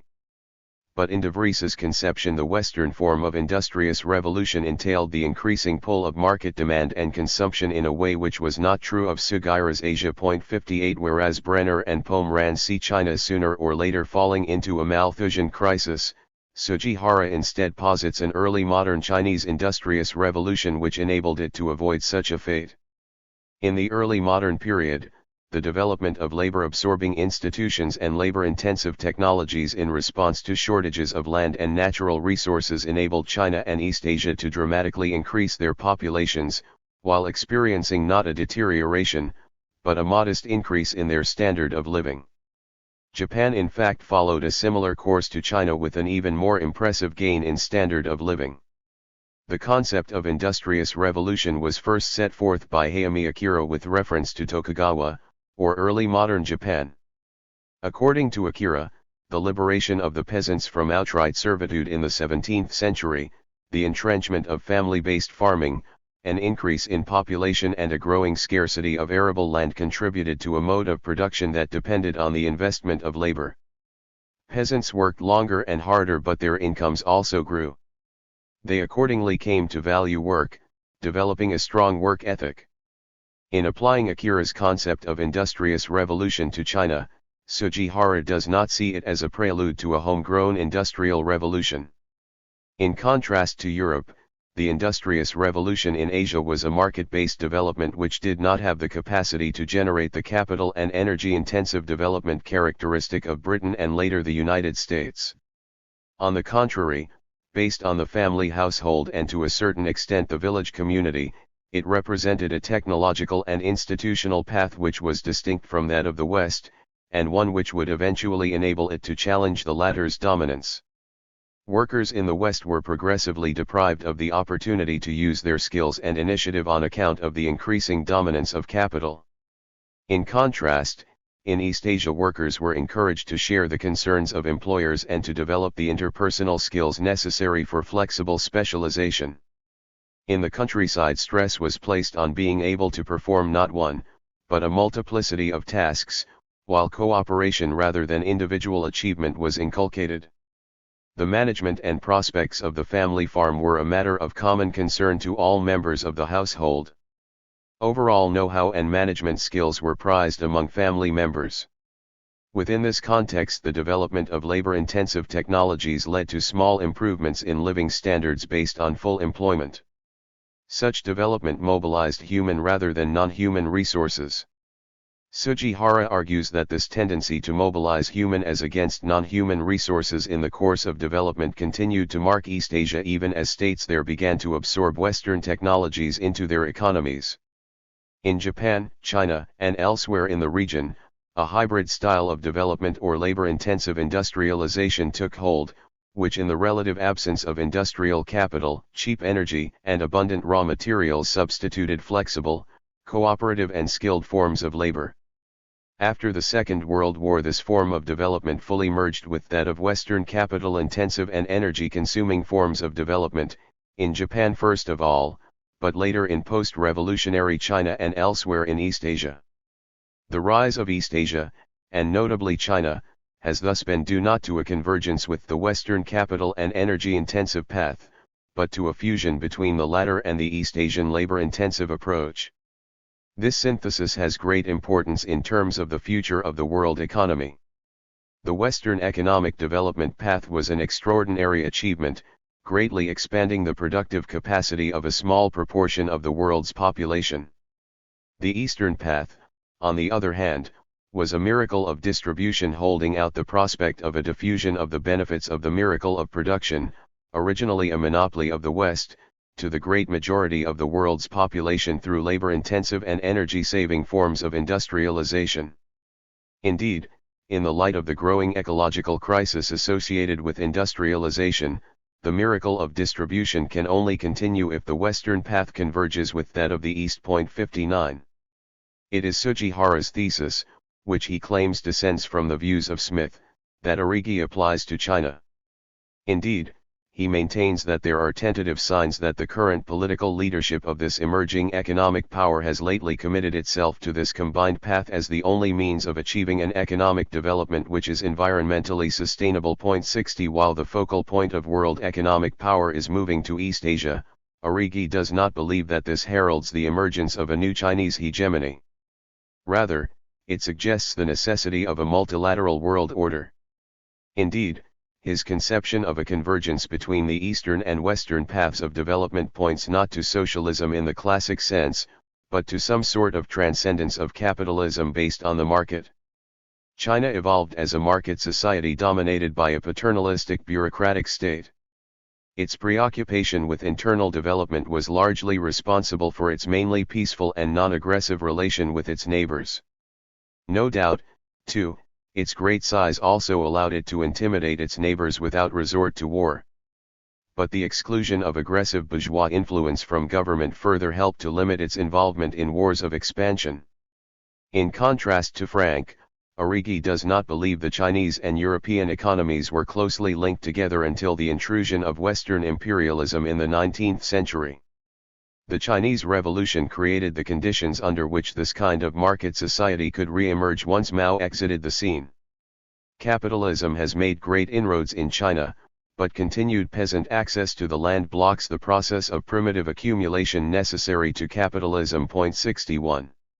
Reaction to Origi's notion of the importance of the industrious revolution to Chinese past and future development is epitomized by Mark Elvin.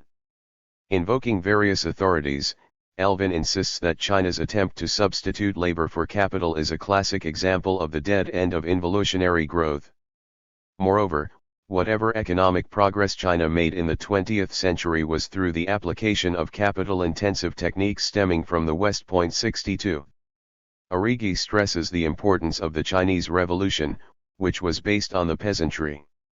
That upheaval cleared the ground for reviving and empowering its traditional market economy based on small-scale producers. 63. On the other hand, in my opinion, he ignores or dismisses the key link between the overthrow of the feudal landlords by the revolution and the emergence in China of an American path to capitalism, as defined by Lenin and Byers.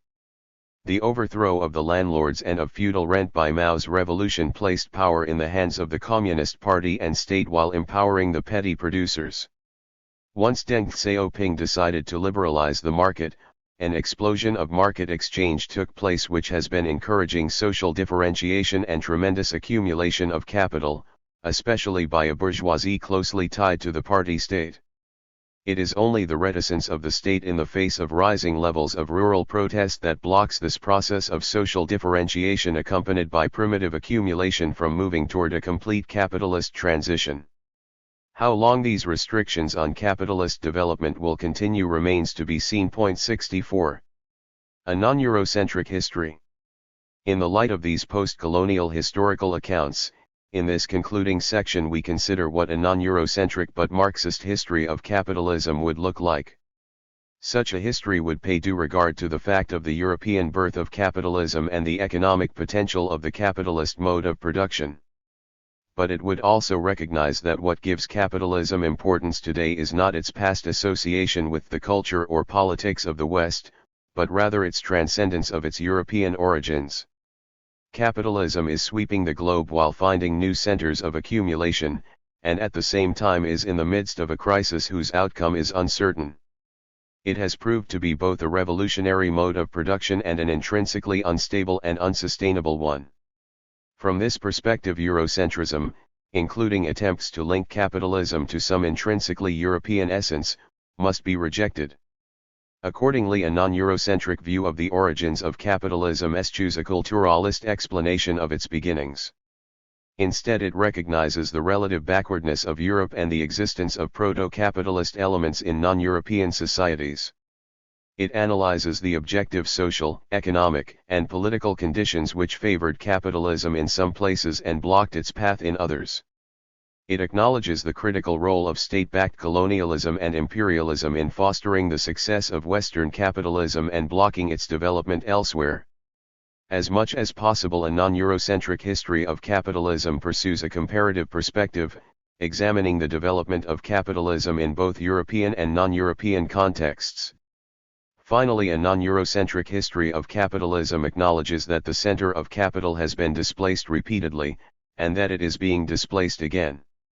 In this connection, Harvey's work on spatial fixes is of great importance because it points to the intrinsically uneven character of capitalist development and the shifting location of its historical epicentre. Finally, a non-Eurocentric history ought to be based on the assumption that whatever its economic benefits may have been, capitalism has operated against the interests of the mass of a common humanity, and threatens the natural foundations of human society. Harvey's spatial fix. A scholar who has been particularly aware of the effects of the historical and geographic unevenness of the capitalist accumulation process and the importance of the current shift of its global epicentre to China is David Harvey. We can recall that Harvey's insistence on the notion of accumulation by dispossession helped to deepen our understanding of primitive accumulation as an ongoing process that is intrinsic to capitalism not merely in the early modern period, but right up to the present. But his notion of accumulation by dispossession is but part of his overall conception of the renewal of the process of capital accumulation by means of what he terms spatial fix. Harvey argues that one of the ways that capitalism has repeatedly attempted to overcome its crises of overaccumulation is through the abandonment of older centers of accumulation which have exhausted their profit potential, and movement toward new poles of accumulation.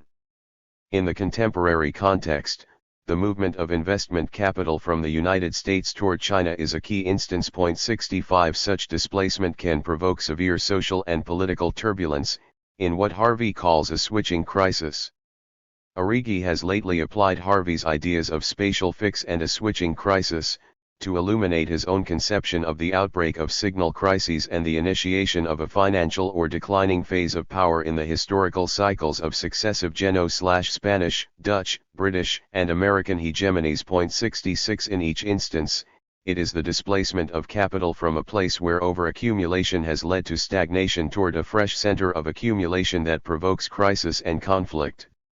It was Marx himself, of course, who first pointed out how capital had successively moved from Venice to Holland to England and finally to the United States, from one pole of accumulation to the next through the mechanism of the international banking and financial system. 67 While we have limited hard or quantitative data on such capital movements, the sequence has been more or less confirmed by Braudel and Richard Goldthwaite. 68 It is to Harvey's credit that he has brought this geographical dimension of the historical movement of capital to the fore. Nonetheless, This spatial displacement of capital should be seen in light of Marx's more fundamental notion of uneven development, which he considered a characteristic feature of capitalism. We can recall that it was uneven development that marked the genesis of capitalism in backward Western Europe, emerging out of the more civilized parts of Eurasia, as pointed out by Hobsbawm. But we have also observed the characteristic geographic unevenness of capitalist development making itself felt through the concentration of wealth, initially created by widely scattered petty producers, into the hands of early capitalists, whose relatively dispersed points of economic activity ultimately became concentrated in cities like Milan, Paris, and London.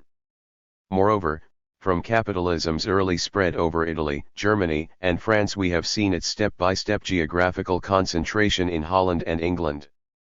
Spatial fix appears to be one feature of this overall tendency toward uneven development, which seems to be related to opportunities to make and sustain profits, or the lack thereof. Capitalism versus Humanity and Nature. Amiyakumar Bugchi's perilous passage, Mankind and the Global Ascendancy of Capital, looks at the global impact of the development of capitalism from the perspective of global human development. 69 As such, it helps to transcend the divide between Eurocentric and non-Eurocentric conceptions of history. Bugchi, an eminent historian and political economist, rose from humble circumstances to become one of India's most distinguished social scientists and head of the Institute of Development Studies in Kolkata. Like Frank and Arrighi, he denies that Europeans gained any decisive advantage in technology and standard of living over Asia prior to the Industrial Revolution. Until the 19th century, European manufacturers could not compete on equal terms with those of China and India. 70 Unlike other critics of Eurocentrism, Bugchi remains committed to a Marxist view of history. Marx's theoretical works lay out the basic dynamics of capitalist accumulation on a world scale. 71 Capitalism is not simply about free trade and free markets. Competition among capitalists and the states that backed them was an integral part of the rise of capitalism in Europe and its spread to the rest of the world.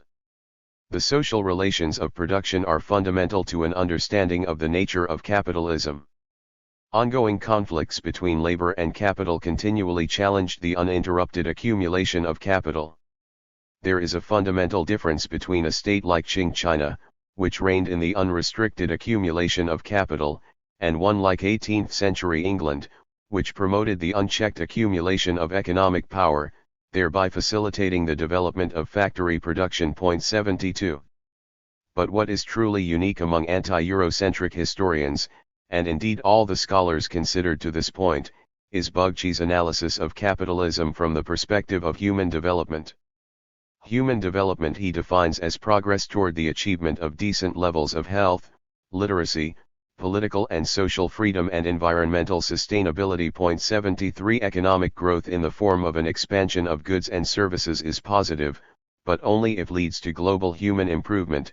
I argue that economic growth in the sense of production of more goods and services can be said to be a good thing only if it leads to greater human development. 74 By that measure, the development of capitalism was negative even for most Europeans until nearly the end of the 19th century.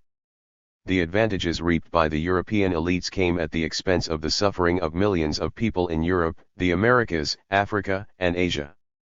Bugchi properly emphasizes the exploitation and ravages of European imperialism and colonialism on non-Europeans, and their role in barring the way to economic development outside of Europe.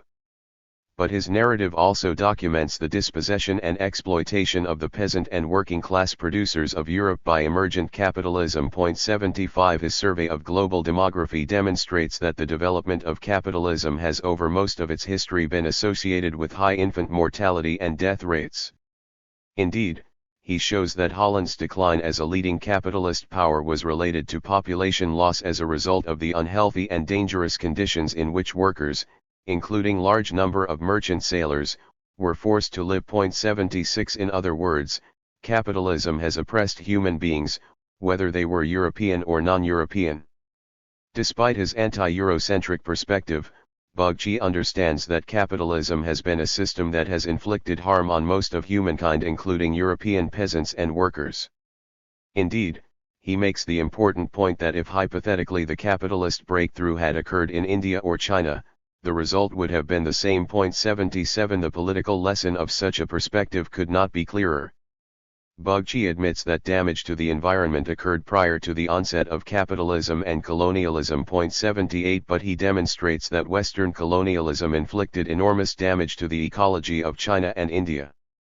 Recently, a former student of E.P. Thompson, Peter Linnebaugh, has attempted to document the terrible harm inflicted on the natural environment by the destruction of the commons worldwide by capitalism.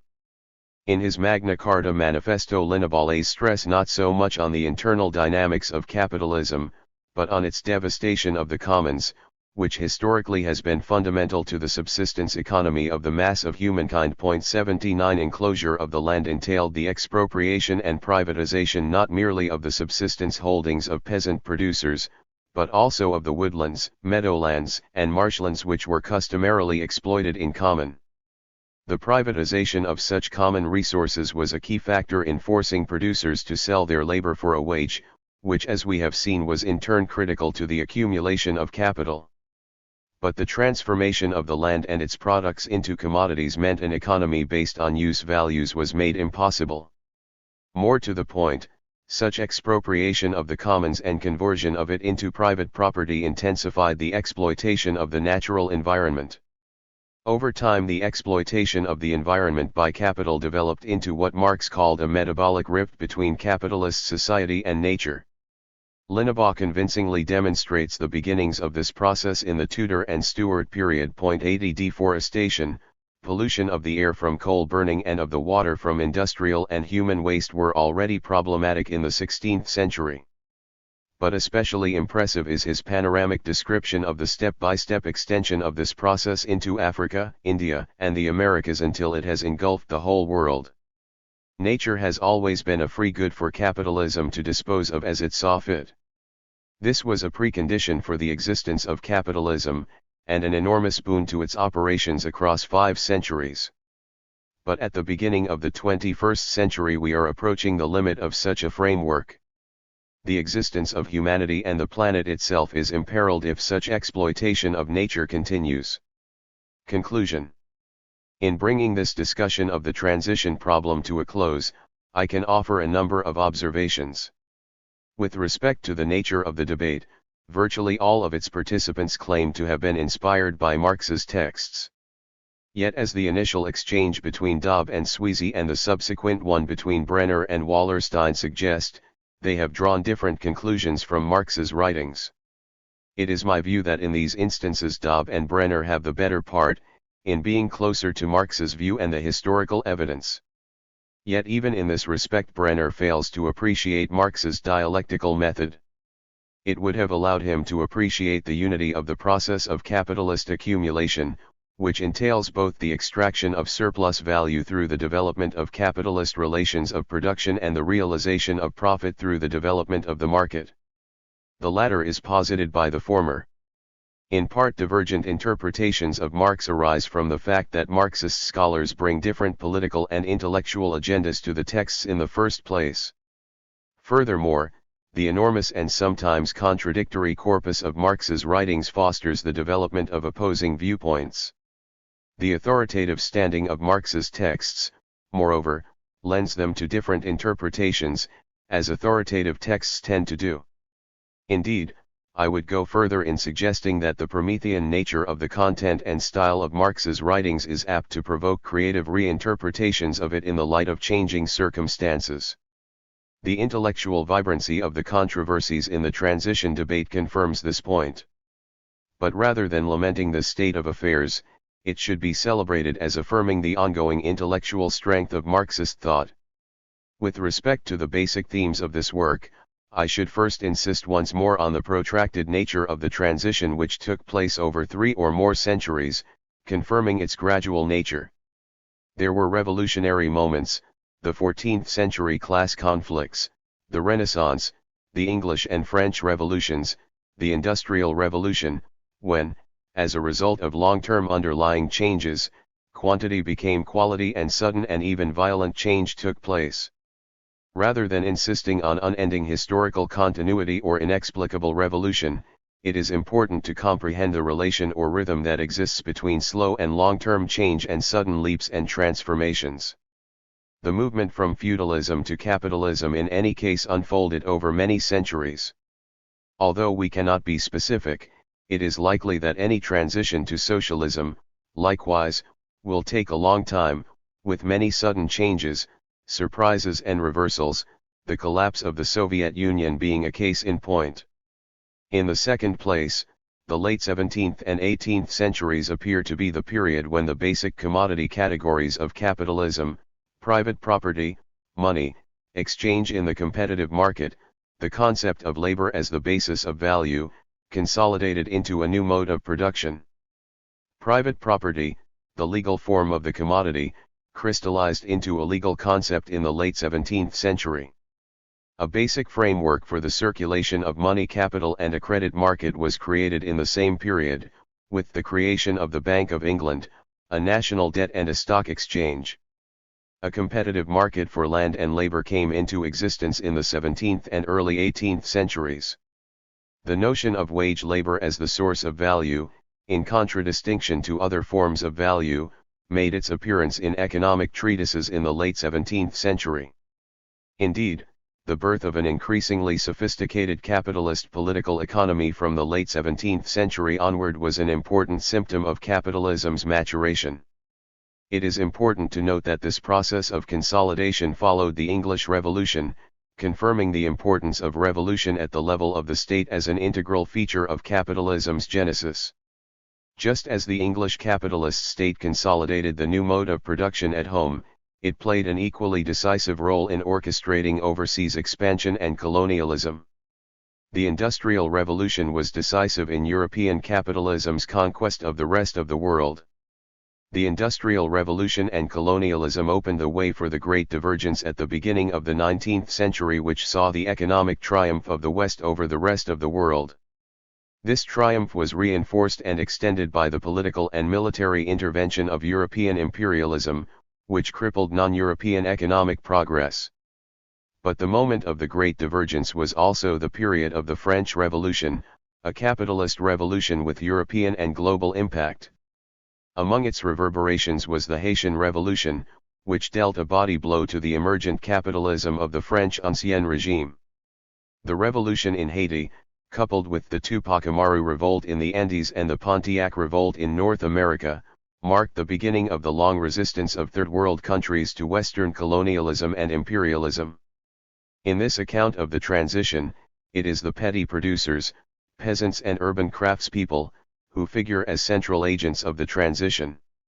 They were the underclass of the feudal system, whose ambitions were kept in check by heavy rent and other legal and personal restrictions maintained by the upper class.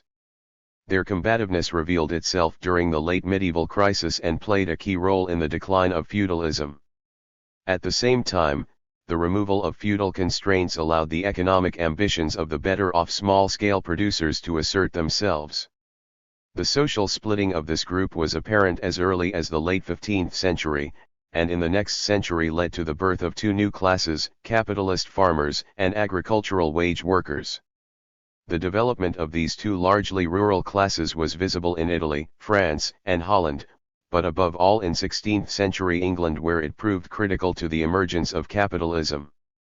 Capitalist farmers, a group whose economic ambitions were evident in the late medieval period, together with well-to-do craftspeople, followed a revolutionary path by reorganizing production in both agriculture and industry from the 16th century onward.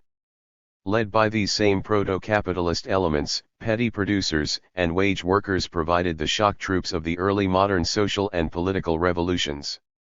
Early more or less successful variants of capitalism were manifest in Italy, Germany, France, and Holland. The new mode of production finally consolidated itself in England in the course of the 17th century. From the beginning, the development of the global market played an essential role in both helping to dissolve the vestiges of the feudal system and providing a market for capitalist manufactured commodities. The distinguishing feature of the new mode of production was the use of wage labor, and its employment as variable capital in both agriculture and industry. The new social relations of production made possible capital accumulation on the basis of the extraction of relative as against absolute value. While these advantages were already evident from the 16th century, their superiority did not become evident until the 18th century. It was only towards the end of the 18th century and the onset of the Industrial Revolution that the great divergence between this mode of production and those in place elsewhere became clear. Having discussed the origins of capitalism at length and carried his sketch of the history of capitalism down to the 20th century, Dobb ventured to discuss its future prospects at the conclusion of his studies in the development of capitalism. Based on this long perspective, he cautiously took the view that the role of state monopoly capitalism, evident since the beginning of the 20th century, was bound to increase. The Great Depression of the 1930s and the two world wars had permanently increased the role of the state in the economy. He also asserted that the influence of the socialist states led by the Soviet Union, and of the countries of the Third World, would likely grow. As Dobb presented them, these developments seemed to be the more or less inevitable outcome of a long historical process. The first of these forecasts has been more or less sustained. The role of the state as an instrument of big capital looms larger than ever, especially in the light of the collapse of the recent experiment in global neoliberalism. On the other hand, Dobb's further prediction about the future influence of the Soviet Union and its allies as well as the underdeveloped countries represents a cautionary tale of the dangers of historical prediction. The Soviet Union is no more, while with the exception of China and possibly India and Brazil, the economic gap between the developed and underdeveloped countries has increased rather than diminished. 1. Forecasting the future in the wake of the Second World War, the basis of Dobb's predictions was that the development of state monopoly capitalism, the growing power of the Soviet bloc and the Third World states would hem capitalism in and eventually lead to its collapse. The neoliberal experiment that began in the 1980s represented a temporarily successful reaction to these trends. This neoliberal endeavor has collapsed, and the global capitalist system has entered a period of the doldrums if not outright decline. If there is no immediate remedy, this period of decay could prove indeterminately prolonged and dark. In my more pessimistic moments I recall Dobb's own characterization of the decline of feudalism as stretching out over centuries. Writing in 2000 while the neoliberal experiment was still going strong, Guy Bois saw neoliberalism as a symptom of deepening capitalist crisis. Toward the conclusion of his account of the late medieval feudal crisis, Bois offered a qualified comparison between that crisis and the contemporary crisis of capitalism. 2. In doing so, Bois was able to suggest the gravity of the current situation from a historical perspective. Like the late medieval crisis, the current state of affairs is marked by ongoing large-scale unemployment, growing insecurity, violence, and social marginalization. The two eras are likewise characterized by outbursts of the irrational in the realm of culture in which the existing elites are fully complicit. At the same time, Bois hastened to distinguish the sources of crisis in each case, the one engendered by an insufficiency of production in an economy based on petty production, the other rooted in a crisis of overproduction in an economy based on industrial capitalism. According to Bois, the response to this contemporary crisis of overproduction at the heart of the economy has been the emergence of a powerful financial capitalism.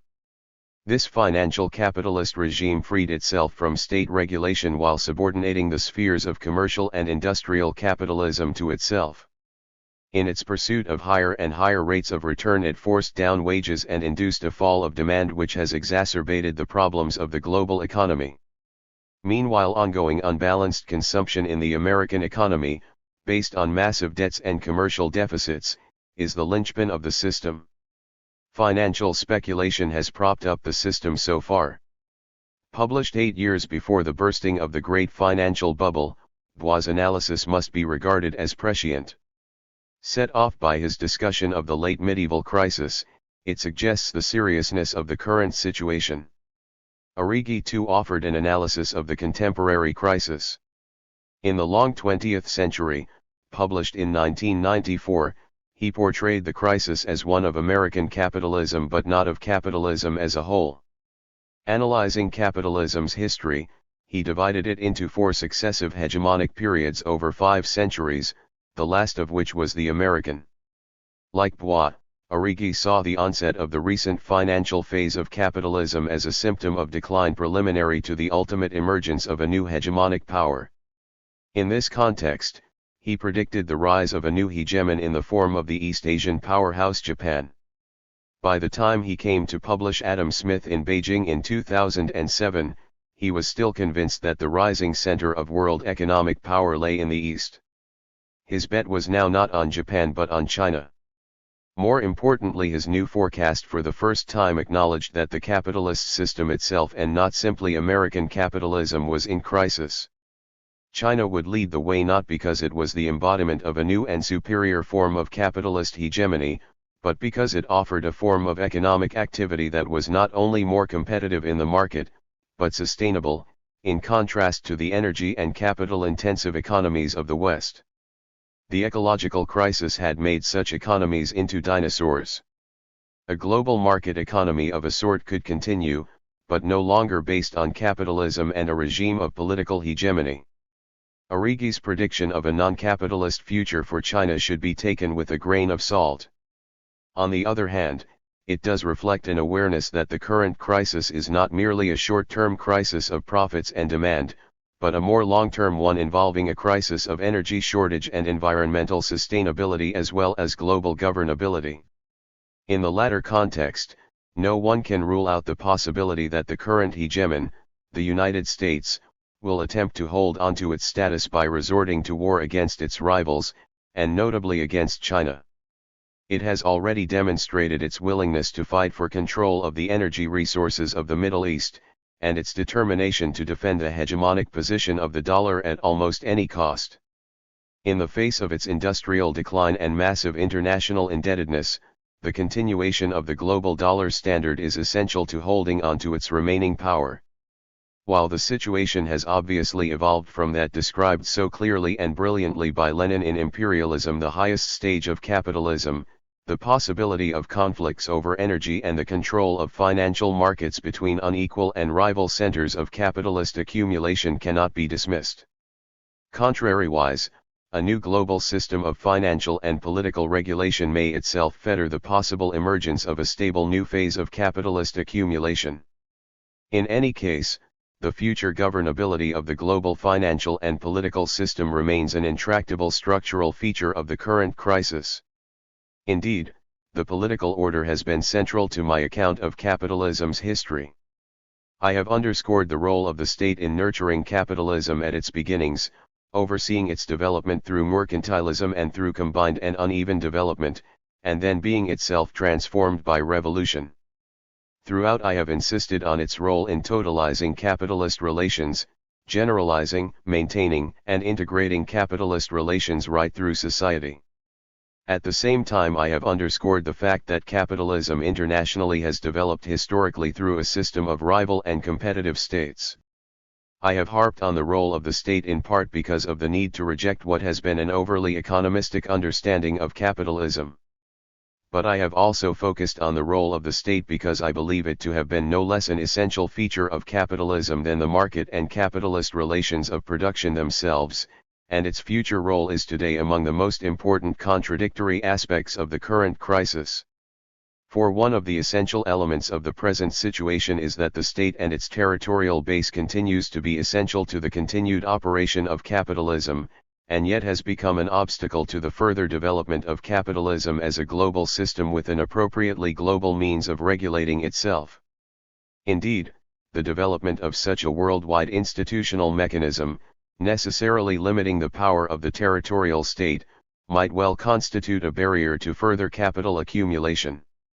In the light of this crisis of the capitalist state, the objective of the working class should be to organize itself politically in order to advance the democratization of the political order, locally, nationally and internationally, as an alternative to capitalism. Let me conclude this discussion of the limits confronting capitalism by referring to the problem of sustaining value, the central concept of Marxist political economy. Marx observed that the accumulation of capital itself becomes a barrier to future accumulation. In the first instance, he was referring to the short-term and recurrent difficulty of maintaining profit margins on the basis of a growing mass of capital. But in a wider and longer perspective, he was pointing to the problem of the continued accumulation of surplus in the form of capital becoming a barrier to the further development of the forces of production. In order to understand why this is the case, it is important to recall that the application of scientific culture to economic life was of great importance to Marx's understanding of capitalism, and more importantly, its eventual transformation into socialism. According to Marx's Capital, the introduction of machinery into production in the Industrial Revolution, rather than lightening labor, had the effect of enlarging the pool of proletarians, increasing the workday, intensifying the character of work, and enslaving the worker to the machine. 3 Under capitalist conditions, the quest for surplus value increases the exploitation of workers while descaling them. On the other hand, writing in the Grundrisse, Marx argued that beyond a certain point the colossal development of capitalist industry undermines value or abstract labor as a measure of social wealth. He contrasts value, a form of wealth bound to the expenditure of human labor time, with the gigantic wealth-producing potential of modern science and technology. Value, which is intrinsic to the initial period of industrialization, becomes increasingly anachronistic in terms of the potential of the mature system of production to which it gives rise. But to the degree that large industry develops, the creation of real wealth comes to depend less on labor time and on the amount of labor employed than on the power of the agencies set in motion during labor time, whose powerful effectiveness is itself, out of all proportion to the direct labor time spent on their production, but depends rather on the general state of science and on the progress of technology. 4. Under such circumstances, the full realization of the potential of the mature productive system would entail the withering away of value. But capitalism cannot permit such an abolition of value because it lives off of it. The theft of alien labor time, on which the present wealth is based, appears a miserable foundation in face of this new one, created by large-scale industry itself. 5 The overthrow of value is only possible through the overthrow of capitalism by socialism. Otherwise, the further transformation and development of the forces of production in the direction of the full application of science and new technologies, including those that are more ecologically sound, is crippled by the persistence of the indispensable quest by capital for value, and especially surplus value. 6.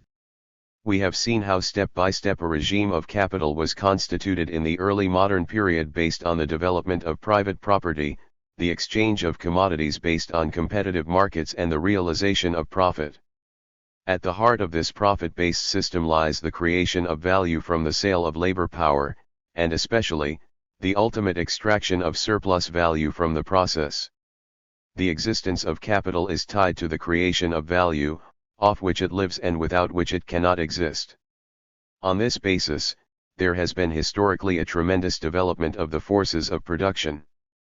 Included in these forces of production are all the scientific, technical, and cultural resources, including the ecological sciences, necessary to further human development and the preservation of humanity's relationship with nature. Yet these resources are being increasingly commodified, because they are proving vital to the development of the most technically advanced forms of productive capital. Indeed, in order to produce profits, the production of such knowledge must necessarily be tied to a labor process that produces value.